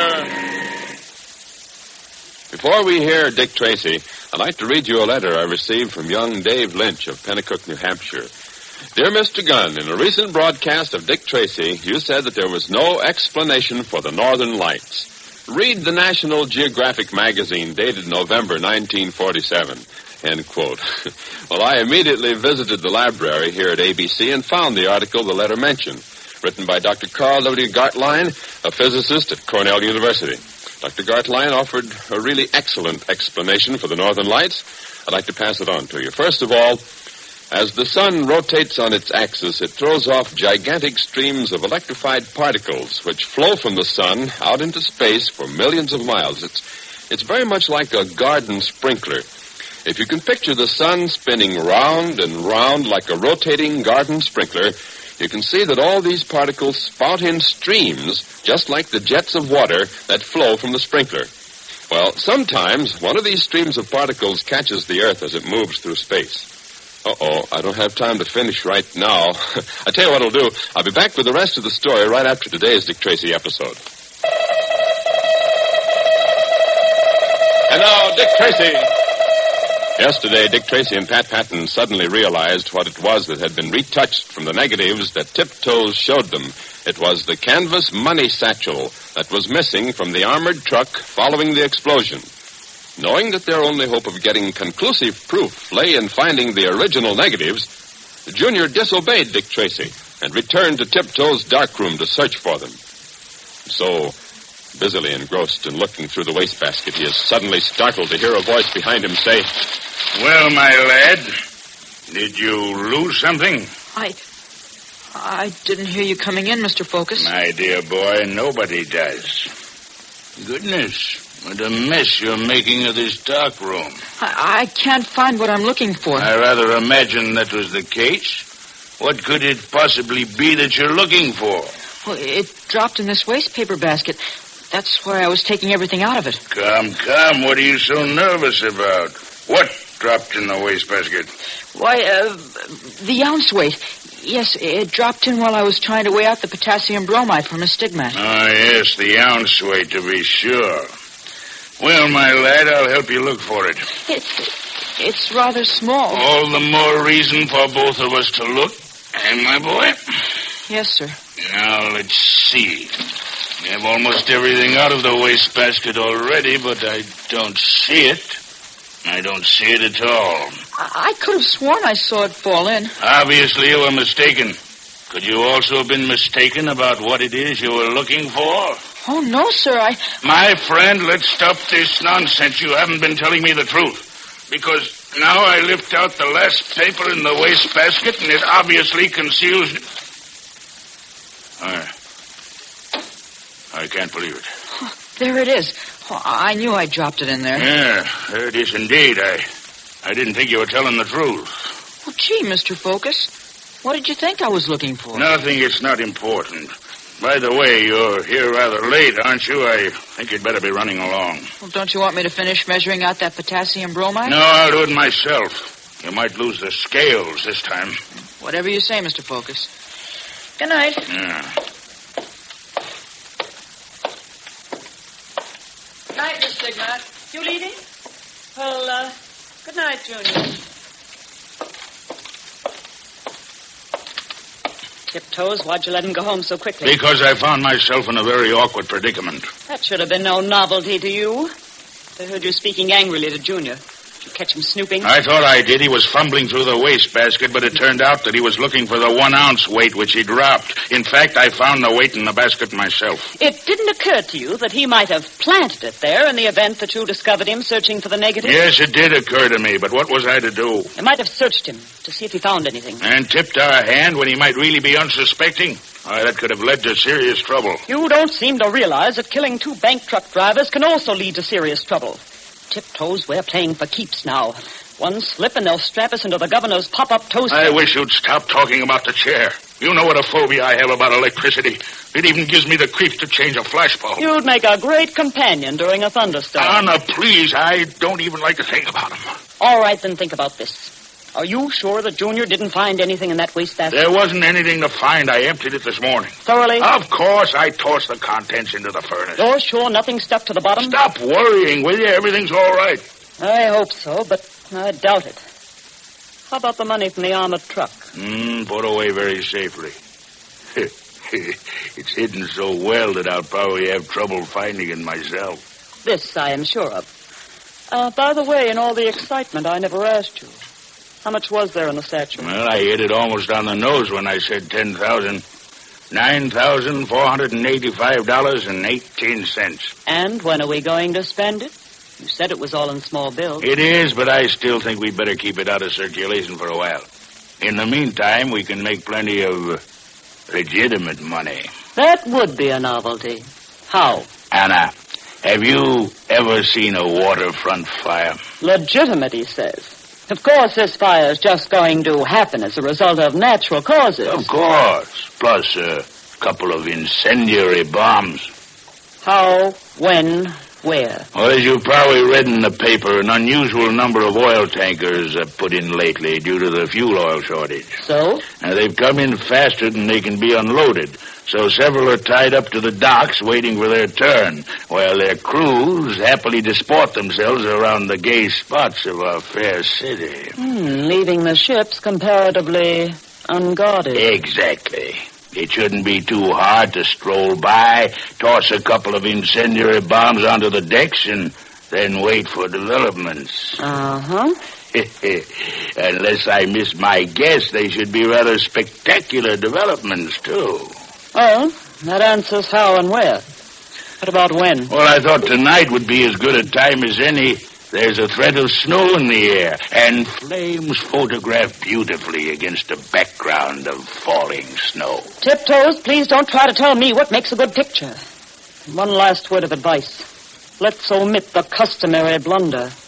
In other words, don't throw your camera on the deck of the tanker and try to take the picture with the incendiary bomb. They tell me that doesn't work so well.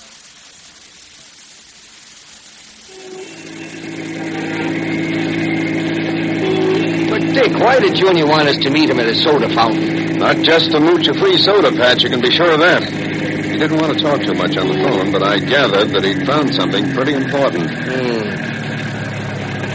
Well, this is it. Yeah, quite a place. Cut-rate soda fountain, sandwiches at less than cost. That's an interesting business philosophy. Oh, I like that sign better. We stand behind every sandwich we sell. That must keep someone awfully busy. Yeah. I wonder where Junior is.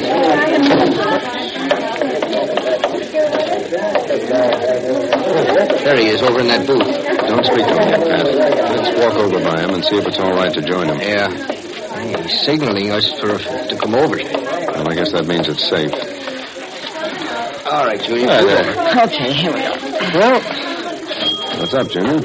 I found something while I was in the dark room, but I was afraid they might discover it was gone and follow me.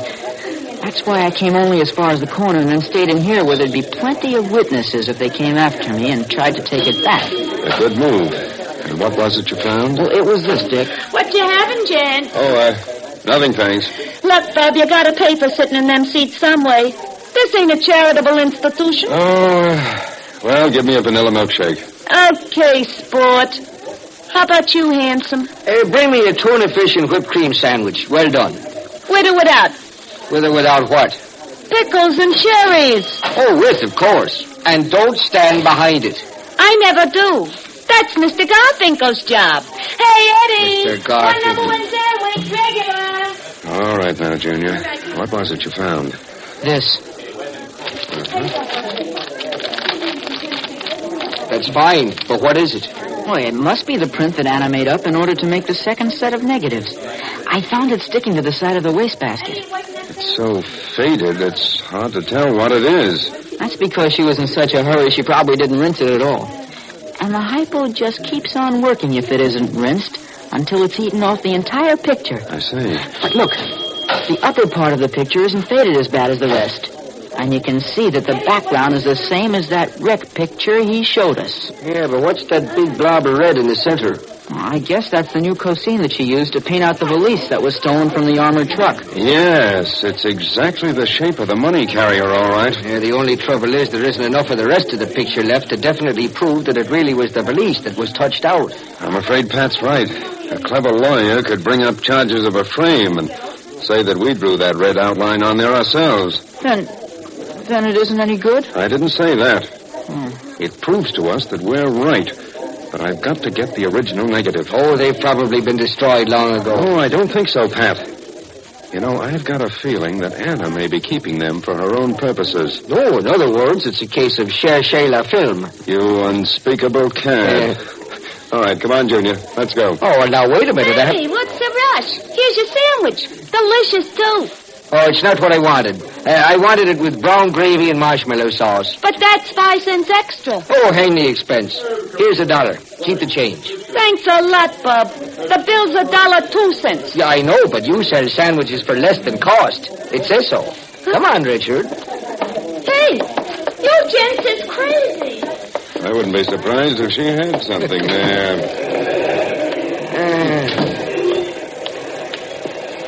You know something, Dick? Maybe I was just a little bit hasty about that sandwich. Seems to me the least you could do is... Hold it, Pat. Tiptoes and Anna Stigmat were in that car that just started up. And unless I miss my guess, they're up to something. Come on, Pat. Let's go. I'm right with you, my boy. And this time we're going to catch them dead to rights. Or better yet, just plain dead.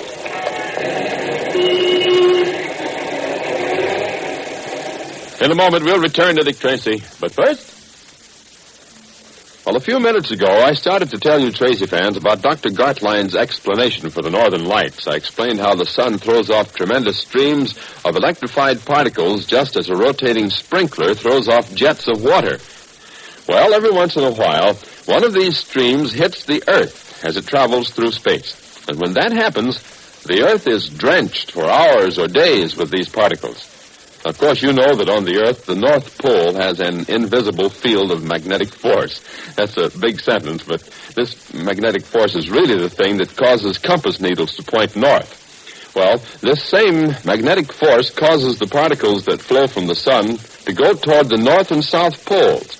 And once there, this steady stream of sun particles enters the upper part of the Earth's atmosphere, and the particles crash into atoms in the very thin upper air. The collisions cause the atoms to give off light, setting up a glow which can be seen by us from the Earth far below. And this glow is the aurora, the northern lights. Well, boys and girls, I hope this explanation was clear. And, oh yes, thanks, Dave. And now, back to Dick Tracy.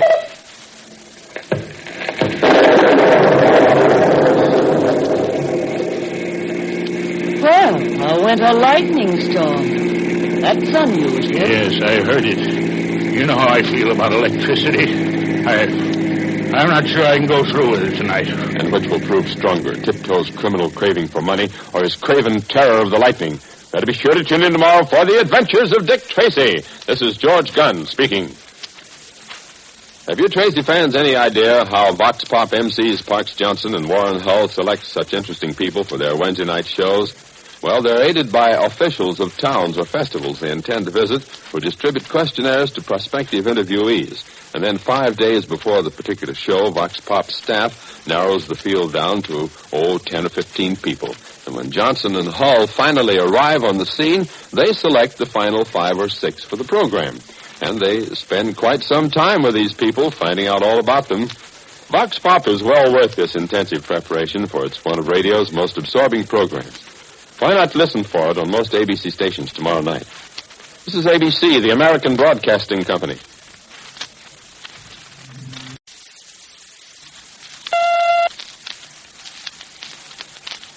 And now, Dick Tracy!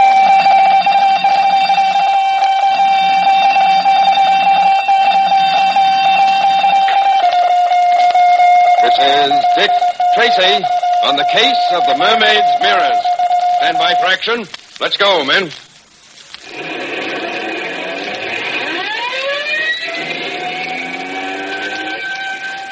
Yes, it's Dick Tracy, protector of law and order. Say, Tracy fans, what do you think was the greatest search ever undertaken anywhere? The search for the lost continent of Atlantis, maybe? Well, that's a possibility. But there's one historic search that led to the discovery of many things and places, but has never been completed to this day. And that's the great search for the Fountain of Youth. You remember the story. You remember how Ponce de Leon set out to find the Fountain of Youth and found Florida instead. Well, de Leon sailed from Puerto Rico, where he was governor, on March 3rd, 1513, and landed on the coast of Florida near St. Augustine on April 8th. That trip took him more than a month. Today, it's a matter of hours by airplane. Now, Ponce de Leon didn't find the Fountain of Youth, but there's one interesting sidelight to his discovery of Florida. Today, thousands of people travel to the Sunshine State every winter to spend the cold months in the warm weather there. Many of them do it hoping it'll prolong their lives. So there you have it. Ponce de Leon, searching for the Fountain of Youth, found Florida 435 years ago today, and people are still going to Florida for pretty much the same reason right now.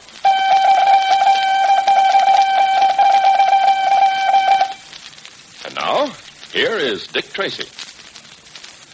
I want to tell you something about Crowder Hall. It's a big 40-room mansion about 60 miles from the city. It's got acres of ground around it and ought to be a swell place to spend a few spring days just doing nothing. Pat Patton and I were invited out by Colonel Tewksbury Crowder. But when we got there, we ran into a bit of trouble. And no colonel. The next morning, while I was shaving and Pat was taking a cold water shower, we talked things over. Yes, sir. Right after breakfast, we'll search the house, we will. If anybody's hiding in any of the rooms, we'll nab. What? What's that you said? I can't hear you, Pat. Turn off that shower. That's right, in about an hour. I said I couldn't hear what you were... Oh, never mind. Oh. You know something, Richard? There's nothing like a chilly morning shower to make your insides feel good. I know, Pat. I just took one. If the bucko who broke in here last night is still on the premises, I'm healthy enough to nab him with my bare hands.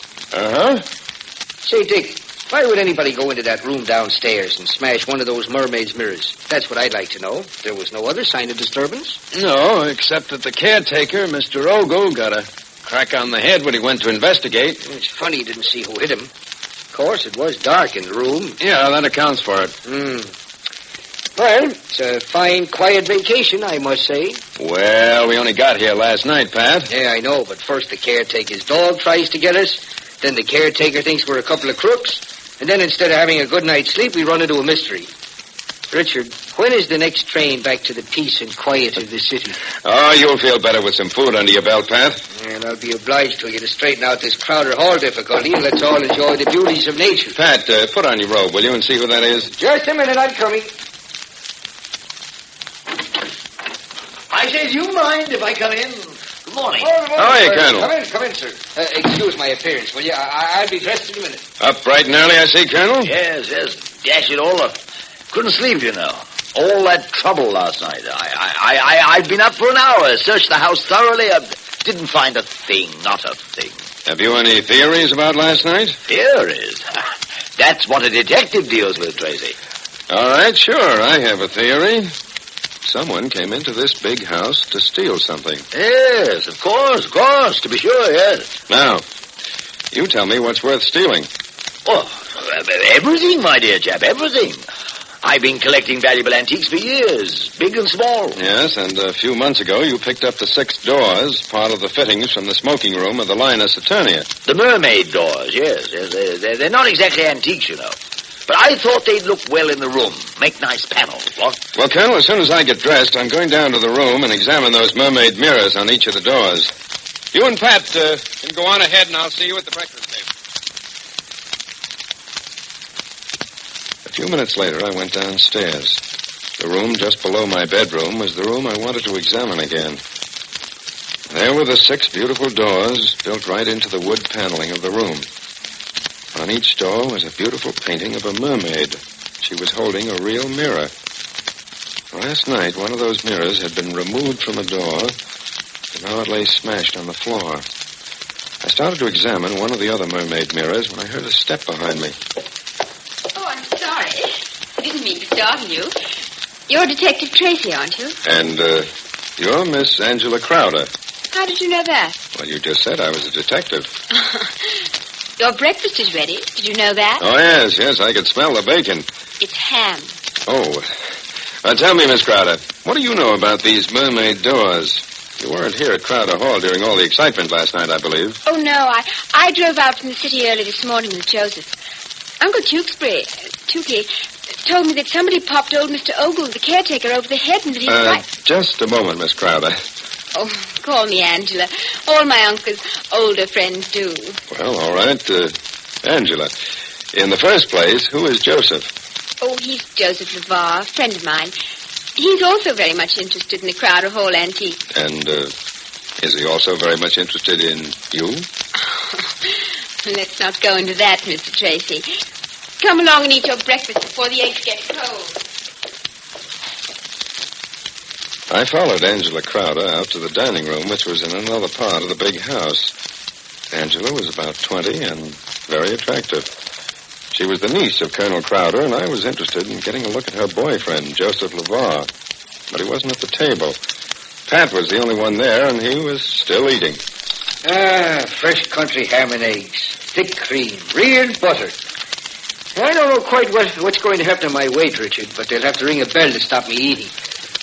While I ate my breakfast, Pat had another cup of coffee. And when Angela went out of the room, he told me about Joseph LeVar. Know something, Dick?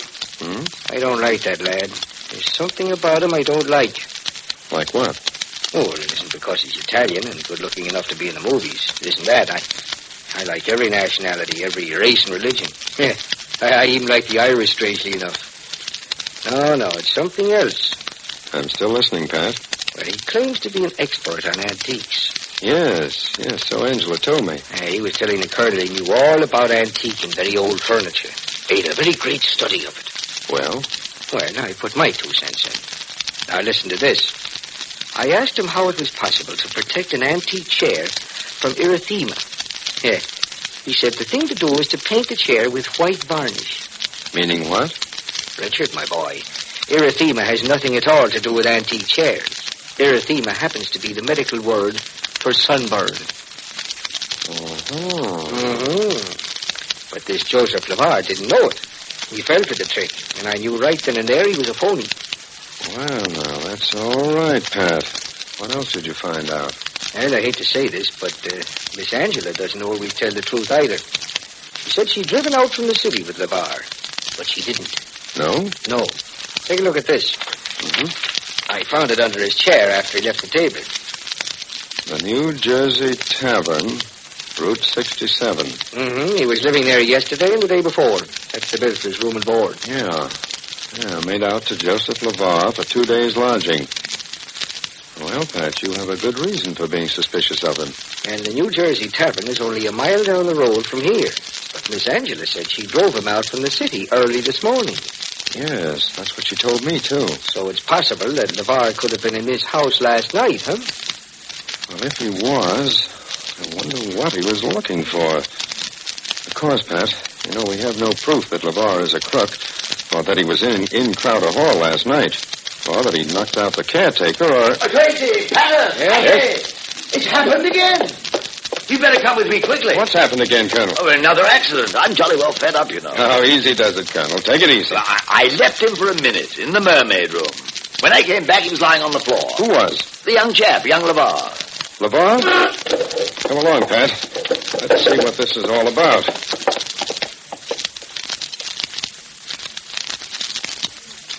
Oh, there you are, Angela. Is he all right? I mean, the chap isn't dead, is he? Oh, no. No, but we ought to send for a doctor. We ought to get into a bedroom. Please, let me have a look, Miss Crowder. This is Mr. LeVar, I suppose. Oh, confound it. Of course it is. Well, then, no, I won't try to move him until I've examined. Odd. Very odd. He seems only to have fainted. Shall I telephone for the doctor? Yes, you can call the New Jersey Tavern. Maybe there's one there. Do you know where it is? Of course. It's only a mile from here. No, on second thought, no, perhaps we don't need a doctor. Pat, lend a hand here, will you? We can carry him to one of the bedrooms, and I think he'll revive without too much trouble. We left Joseph LeVar in the hands of Uncle Tukey Crowder and his niece, and came back downstairs to the Mermaid room. Didn't take a second look to see that 2 more of the Mermaid mirrors had been removed from 2 of the doors. Richard, guess maybe I was wrong about that antique expert. Looks like LeVar is just as innocent as I am. You mean because he was found unconscious here on the floor a few minutes ago? Of course I mean that. What else? I found the old caretaker lying here last night, didn't I? Now this morning we find LeVar out like a light. With only one slight difference, Pat. What's that? The old caretaker was conked over the head and knocked out. LeVar didn't have a mark on him. But he was unconscious. Oh, no. What? When Angela brought a glass of water and poured a bit down his throat, he gulped. Now, Pat, an unconscious man is unable to gulp water or anything else. No, Pat. Joseph LeVar was no more unconscious than I was. Well, that'd be a monkey's uncle. Now, look, Pat. We've got to work fast. You've got a small screwdriver on your key ring. I have. All right. We'll unscrew the 3 remaining mirrors on the Mermaid doors. My hunch is that somebody's looking for something behind those mirrors, and I'm going to look first. Then we'll put the 3 mirrors back in place and keep our mouths shut. We won't say a word to the Colonel, or Angela, or LeVar. Come on now. Let's get busy before somebody comes. In a minute, we'll return to Dick Tracy. But first... Hey, kids, here's a show for you starring those 2 laugh-happy comedians, Abbott and Costello. Every Saturday morning, the Abbott and Costello Kids Show comes your way over most of these same ABC stations. And here are just a few of the gala surprises that you'll be hearing on this Saturday Fun Fest. Abbott and Costello, of course, are up to their usual funny tricks, and they'll interview some of your favorite boy and girl screen stars, like Roy Rogers or Margaret O'Brien or Butch Jenkins, who will appear to try to hold their own with the 2 comedians. And, of course, many children from the audience will be interviewed and will participate in different sorts of contests. Now, here's a show that was meant just for you. Of course, Abbott and Costello hand out prizes for the best answers. And each week, a trophy and gold medals will be awarded to the outstanding boy or girl who has done the most heroic deed of the week. Now, that's really something to work for, isn't it? These Abbott and Costello Kids Show programs originate in the famous Lou Costello Jr. Youth Foundation for Underprivileged Children. That's the Hollywood organization started by Lou Costello a few years ago for one of the best causes in the world. Tune in to the Abbott and Costello Kids Show this Saturday morning. And now, back to Dick Tracy. That's funny, Pat. Yeah, it sure is. Not a single thing behind any of these mirrors. No. All right, Pat. Let's get them back on the doors. But there has to be a reason behind this mystery. Even if there isn't anything behind these mirrors. Somebody knows the answer. Maybe it's the Colonel or Angela. Maybe it's LeVar. But there has to be a solution to this. Yes, Dick Tracy is right. And you'll be with him tomorrow when the case of the Mermaid's mirrors starts to reveal a lot of exciting clues that just about ruin a swell vacation. So get in on the detective work, too, on the adventures of Dick Tracy. Tomorrow, same time, same station. This is George Gunn speaking. An average radio listener recently said, quote, "Your Thursday night Willie Piper show is certainly pleasant." Yes, it moves along so smoothly and delightfully that you'll be surprised to find yourself completely absorbed in the story, not aware that your face is covered with a broad smile. 30 minutes pass just like that, and you're left with a mellow, contented feeling. The hero of the show is Willie Piper, a well-intentioned youth who blunders his way through the darndest predicaments. He's married to a wonderful girl, and they live with Willie's father-in-law. These are the chief members of the cast.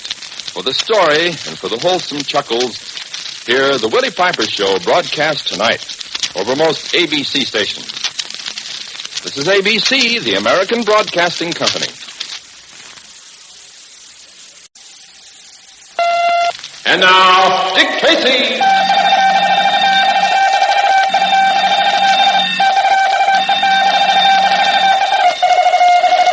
This is Dick Tracy on the case of the Careless Crooner. Stand by for action. Let's go, men.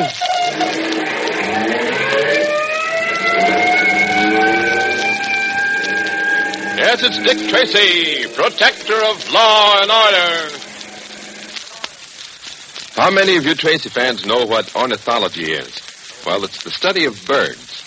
And exactly 163 years ago today, one of America's best-known ornithologists was born. His name, John James Audubon. But he wasn't born in the U.S. His birthplace was Les Cayes in what is now the Republic of Haiti. And he was educated in France. His father, a French Navy captain, had commanded a naval vessel at the Battle of Yorktown during the Revolutionary War and had acquired a farm near Philadelphia. There, Audubon spent 10 years collecting birds and making sketches of them. His interest in birds served him well because when he was about 40 years old, he met Alexander Wilson, known as the father of American ornithology. Wilson was trying to publish a book describing American birds, and his drawings were rather crude. Well, this gave Audubon the idea of publishing his own book, which he did the following year. All of you have no doubt seen Audubon's pictures of birds. Some of you are members of one of America's 3,500 junior Audubon clubs. These and our various Audubon societies were all named after the man whose birthday anniversary we observe today, John James Audubon. And now, here is Dick Tracy. Now, about this job of being a detective. I promised I'd take you with me, and we'd try and work out this blackmail case from the very beginning. You remember that Iris Ashland came to me and asked me to recover some letters for her. These letters had been written by her younger sister in a silly moment to a crooner named Artie Choate. And Choate was just the kind of heel who would threaten to reveal the contents of the letters to the public and cause a scandal. As Iris Ashland explained to me, my younger sister Joan is now engaged to marry a very fine young man of good family. If he or his parents should learn that Joan wrote silly love letters to Artie Choate, well, the engagement would be off. So I want you to go to that miserable crooner and buy the letters. I don't care how you get them, but get them. But it was no go. Artie Choate told me to go fly my kite. The letters were his, all 6 of them, and he'd do business when he got good and ready. So Pat Patton and I dropped over to have another talk. with Miss Ashland. If Choate wouldn't play ball, there was very little anybody could do. Oh, yes, there is something somebody can do. I'm not going to let him ruin my sister's life. Oh, come now. And that's exactly what he'll do. He's a mean, nasty little worm. Oh, yes, the Bobby Soxers swoon in the aisles when he sings. But you know and I know he has a disposition like a... That he has, Miss Ashland. He's a bad boy. But we can't take a few love letters away from him by force, now can we? Well, and he doesn't want to sell them. He says, so our hands are tied. Perhaps your hands are tied, but not mine. There are ways of shutting Mr. Choate up. Oh, sure. Many's the time I've turned him off on my radio. But this is different. Do you see this? Oh, no, Miss Ashland. You're surely not so desperate that you'd... Have you a permit for this gun? Yes, I have a permit for this gun, and I know how to use it, too. If you men can't make Artie Choate see the light, if you can't convince him to give up Joan's letters and stop threatening her happiness, then I'll... Now, wait. Wait. Let's not be hasty. Hasty? I said let's not be hasty. Now, I've been to see Choate. And got exactly nowhere. Will you listen a moment? And put that gun away. No, not back in your purse. In the desk drawer. All right. But I don't like the way you... You came to me and asked me to handle this problem for you. It isn't in my line of work, but because of my friendship for your father, because of his memory, I agreed to help you and your sister. But either you let me handle this in my own way, or I'll withdraw from the case. And I won't have you waving a gun around and threatening. Is that clear? Yes. All right, then. Now, I'm going to have another try at Artie Choate. That's a good idea. Catch him when he's in a more cheerful mood. Although I doubt if he ever is. And I must ask you to stay out of this, Miss Ashland. And I want your sister Joan to keep in the background, too. By the way, is she here in the apartment? I'd like to talk to her. Joan is up in the country at a house party. She won't be back tonight. Well, you tell her to keep on staying away and not to meddle in this. And I'll try my luck with Choate again about 2 o'clock in the morning.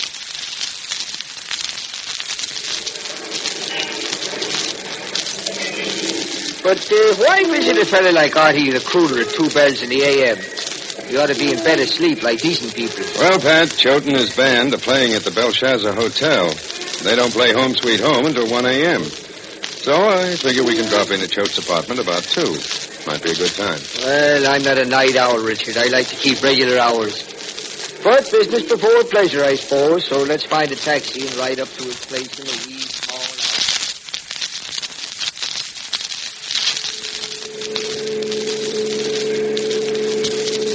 No, 2 a.m. isn't exactly business hours. But musicians aren't exactly business people. That goes for singers, too. The kind who cry into a microphone. So Pat and I took a cab up to the Choate apartment building and got out.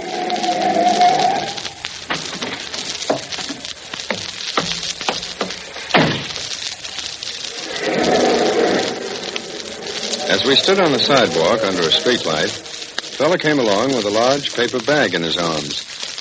When he got closer, I recognized him. He was Bells Jackson, the piano player for Choate's band. He saw us and stopped. Hey, Jack, where's the fire? I wish I had time. I'd go. I go for fires. Oh, hello there. You're Mr. Jackson. Huh? What fire?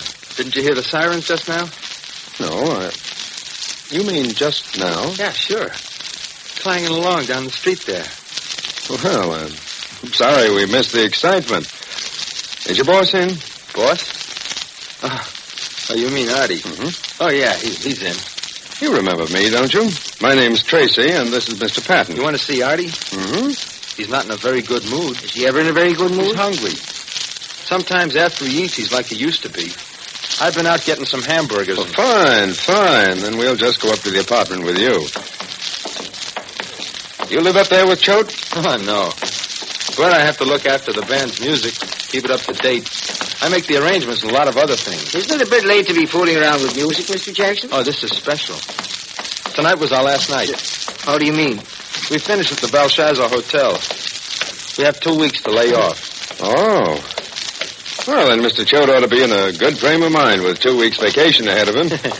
Yeah, that's right. He ought to... Somebody ought to answer that.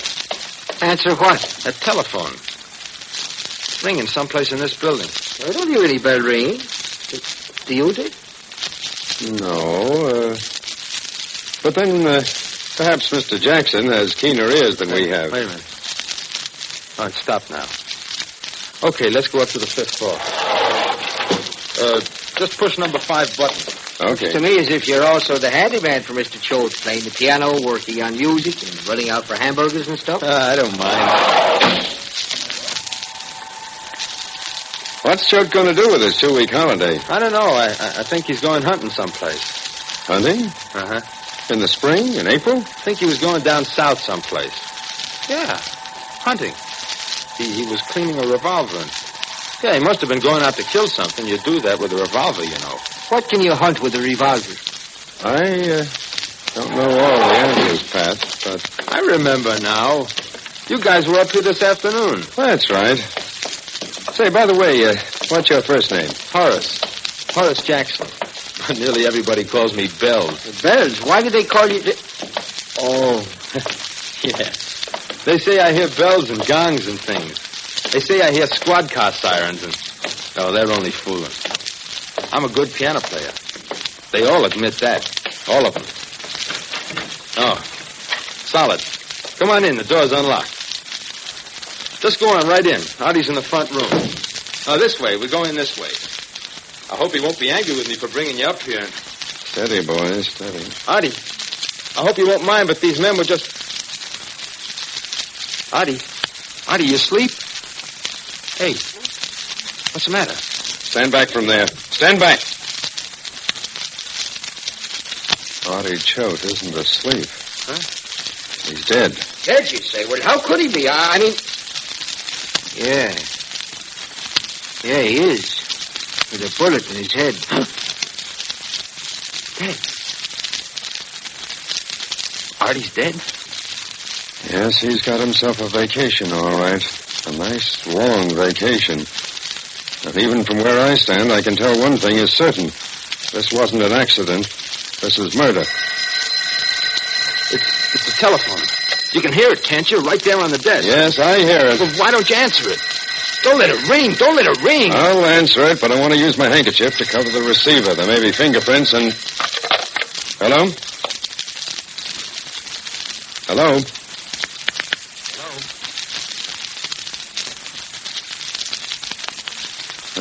Whoever it was hung up. It's murder, all right, Dick. No man could do away with himself like this. I thought he was asleep across the desk. He looks like he's asleep, doesn't he? But here's the gun. The one he was cleaning right here on the desk. Stay away from there. I don't want anything touched. This is a job for homicide. Pat? Yeah, I know. I make the call. Is there an extension phone in this apartment, Bells? Mr. Jackson? Huh? Extension? Yes. Is there another telephone? I don't want to use this one. Oh, yeah. In his bedroom, by the bed. Lead the way. I'll try to get Lieutenant Berkey. He ought to be on the early morning. Well, it started out to be a simple job of buying a few old love letters back from a man. Has turned into murder. And right now, you know as much about the case as I do. It was certainly quite a shock to find Artie Choate sprawled across the library desk, dead. There was a revolver on the desk, too. But I didn't touch it. The first rule is not to touch anything. To call the police. If you do anything else, you just get yourself into trouble. Now then, I want you to be with me when the next step is taken. And tomorrow I'll give you the ABCs of a detective's thinking. So let's get on this case and solve it quickly. In a minute, we'll return to Dick Tracy. But first, what will it be like for a couple to go to the movies in 1955? You'll hear the hilarious answer to this momentous question on this Wednesday night's Great Bing Crosby Show. You see, the question comes up when Bing and his glamorous guest star, movie queen Claudette Colbert, exchange quips over conditions in theater lobbies. Their humorous repartee leads into a laugh-packed sketch in which the Groner and Claudette play a couple about to visit the Flickers 7 years from now. On Wednesday night's show, the lovely Miss Colbert will also be given the chance to sing as she and Bing join voices in You Are Too Dangerous, Cherie, a song they'll do in French. As usual, Bing will delight you with a few solos, the same being the Thousand Islands song, a friendly mountain, and I may be wrong. He'll be backed by the fine harmony of the Rhythmaires and the wonderful music of John Scott Trotter's orchestra. You're sure to enjoy every minute of this Bing Crosby show, guest starring Claudette Colbert. So, Tracy fans, remember to be on hand this Wednesday night at 10 o'clock in the East and 9 o'clock elsewhere, when the Bing Crosby show is on the air over most ABC stations. And now, back to Dick Tracy. Yeah, I got hold of Lieutenant Berkey, Dick. He'll be right along. Good. This is a job for homicide, Pat. We better not mix in. Yeah, but we're already mixed in. We can't just say we were standing here waiting for a streetcar. No, we'll have to explain our connection, of course. Meanwhile, let's have a talk with Bells Jackson. I'd like to get his story. There's a thrill and plenty of inside detective tips on this case of the Careless Crooner. Be sure to tune in tomorrow, same time, same station, for the adventures of Dick Tracy, featuring Jeff Morrow and Carl Eastman. And this is George Gunn speaking. There's no business like show business, especially when you have two top comedians like Abbott and Costello in their own funny show every Wednesday night. Yes, this famous madcap couple carry on in a strictly wacky vein on their ABC program each Wednesday, with Lou Costello giving out with his famous bad boy routine. His partner, Bud Abbott, acts as foil to Lou's shenanigans. Abbott and Costello bring their usual contagious brand of humor to their ABC Wednesday Night Fun Fest, aided and abetted by singer Susan Miller and Matty Malnick's orchestra. For a carload of laughs, don't forget the Abbott and Costello Show when it's heard every Wednesday night over most of these same ABC stations. This is ABC, the American Broadcasting Company. And now, Dick Tracy! I had all the evidence the FBI would ever need on Croker King and his gang, and I was ready to leave Miami, I'd put it back and turn it over to the Fed. When Pat Patton got a brainstorm. Look, Tracy, here we are in one of the pleasure spots of the world, and we ain't had a lick of fun. We're ahead of schedule, so let's take ourselves a holiday. 48 hours of sunlight and sand listened good to me. So instead of checking out, I told the hotel manager we'd be staying over, which was all right with him, except... I'm afraid I'll have to ask you and Mr. Patton to change your room, Mr. Tracy. No. We've already reserved 917 for another patron, a rather eccentric gentleman, to say the least. Would you mind moving into 919? Not at all. Front door.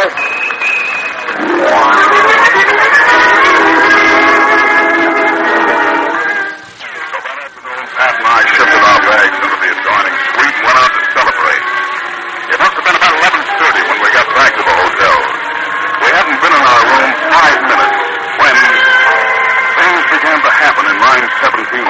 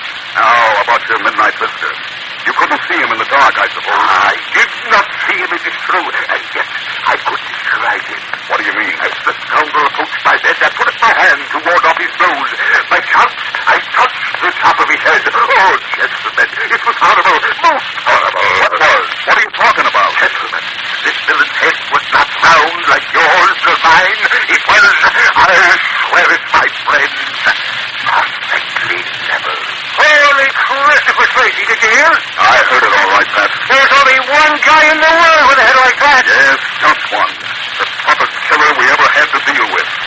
Flattop.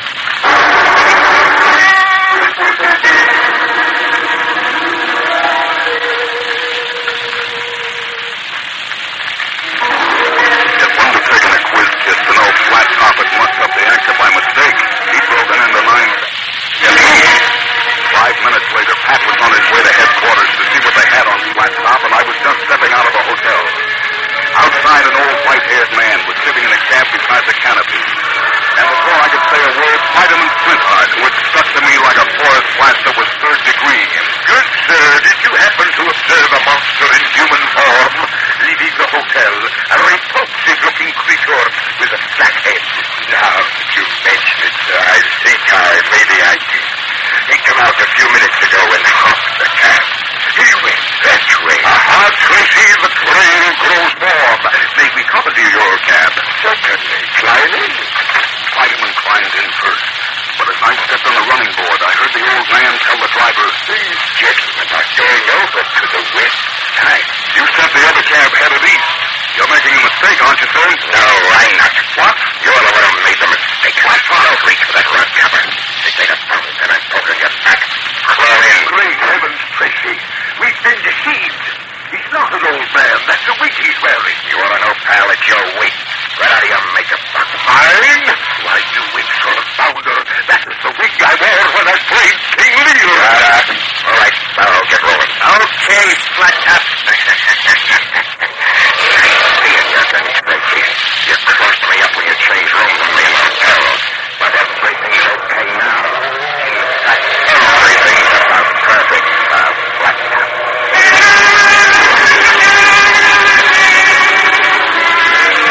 I knew I was in a rough spot, but I didn't know what was behind it all until we reached Flattop's apartment over on the west side. His stooge Sparrow shoved us into a fancy library with oriental rugs, antique furniture, bookcases up to the ceiling, and locked the door. We were 6 stories high. There were no rain spouts, no fire escape. And we could hear Sparrow pacing up and down just outside. And then, pressing our ears against the door, we could hear Flattop's voice. Hello. He was talking on the phone. "This is Flattop. Let me talk to Croker King." "Great Scott, I should have known it. He's tied in with Croker King." "Croker, this is Flattop. I got an old chum of yours locked up in my library here." "Yeah, that's right. Dick Tracy. Yeah. What's it worth to you if I run him out?" "Quiet, Fireman. I want to know what I'm worth." "Make it 50 grand, Croker, and it's a deal." "Okay. Soon as I polish him off, I'll be around to collect. Oh, there's an old ham along with it. I'll take care of him, too. No extra charge. He's seeing you, Croker." "Tracy, did he have the effrontery to call me Fireman Flinthouse?" Relax, Fireman. I know it hurts, but the slugs in his automatic are going to hurt worse.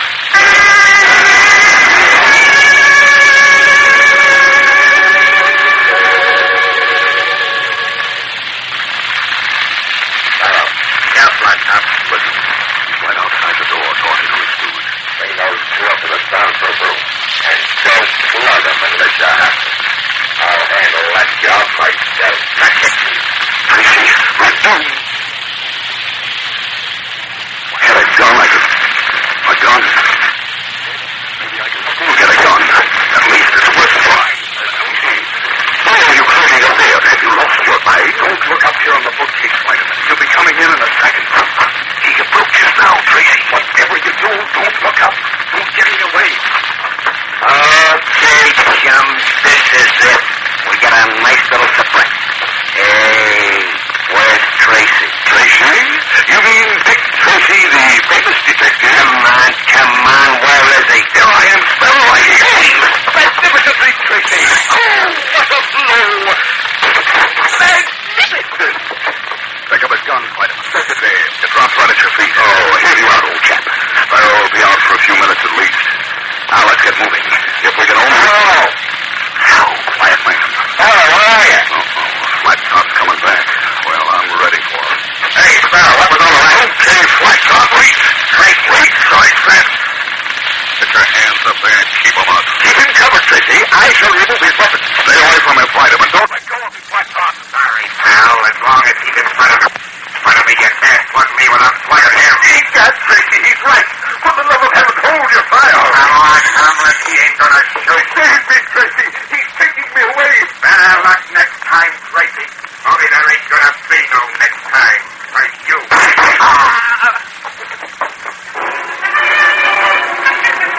I felt the hot lead steering through my shoulder, and then I must have blacked out.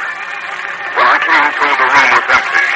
Then I remembered what Flattop told Croker King on the phone. As soon as I polish him off, I'll be around to collect. That gave me the idea. I tied up my shoulder with a makeshift bandage and put through a call to headquarters. Pat Patton was still there. Hello, Tracy. Pat, listen.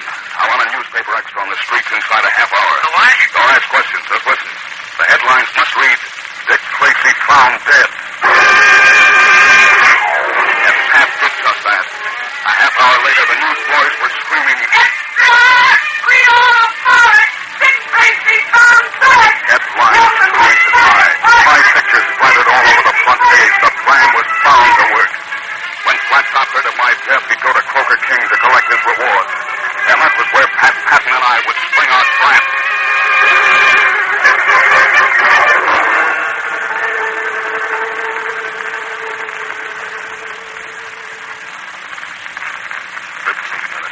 A half hour.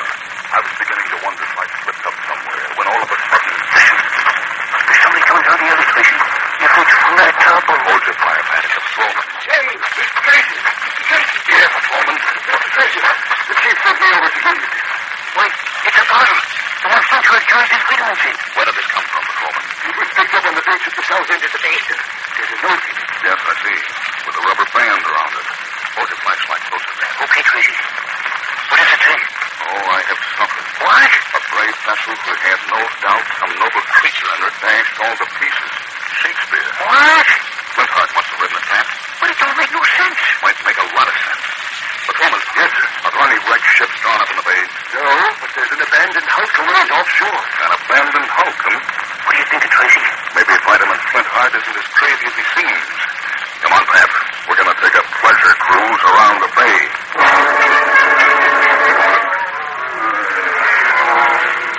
Dawn hadn't broken yet, and we were almost certain of the berth before we saw her. Moving as tight as we could, we pulled alongside, and grabbing a rope ladder, climbed up on deck. Pat covered the top side, and gun in hand, I went below. The captain's cabin was one flight down, and I slipped into it. It was black as pitch in there. I was just reaching for my flashlight when I heard... I told you to stay in your own cabin, Flintheart. Maybe he is in his own cabin, Flattop. Please don't move on. Too bad I didn't fall for your newspaper gang. Never mind that, Flattop. I've got you now. Yeah, and I've got you covered. You can't see me no better than I can see you. If you're gonna shoot, you better make the first one count. I knew what he meant. If I fired and missed him, the flash of my gun would tell him where I was. But the same thing went for him. We circled around in the darkness, each trying to catch a glimpse of the other, each afraid to reveal his position, neither one daring to pull the trigger. And then I remembered an old trick. I took the rubber band that Flintheart wrapped around his nose. Then I took a plain kitchen match, the kind I light my pipe with, fitted it into the rubber band, fetched it back, aimed at the wall, and let go. 6 feet away it struck, and flared, and then... It was Flattop's gun barking in the darkness, aiming where he thought I was. I whirled and pulled the trigger.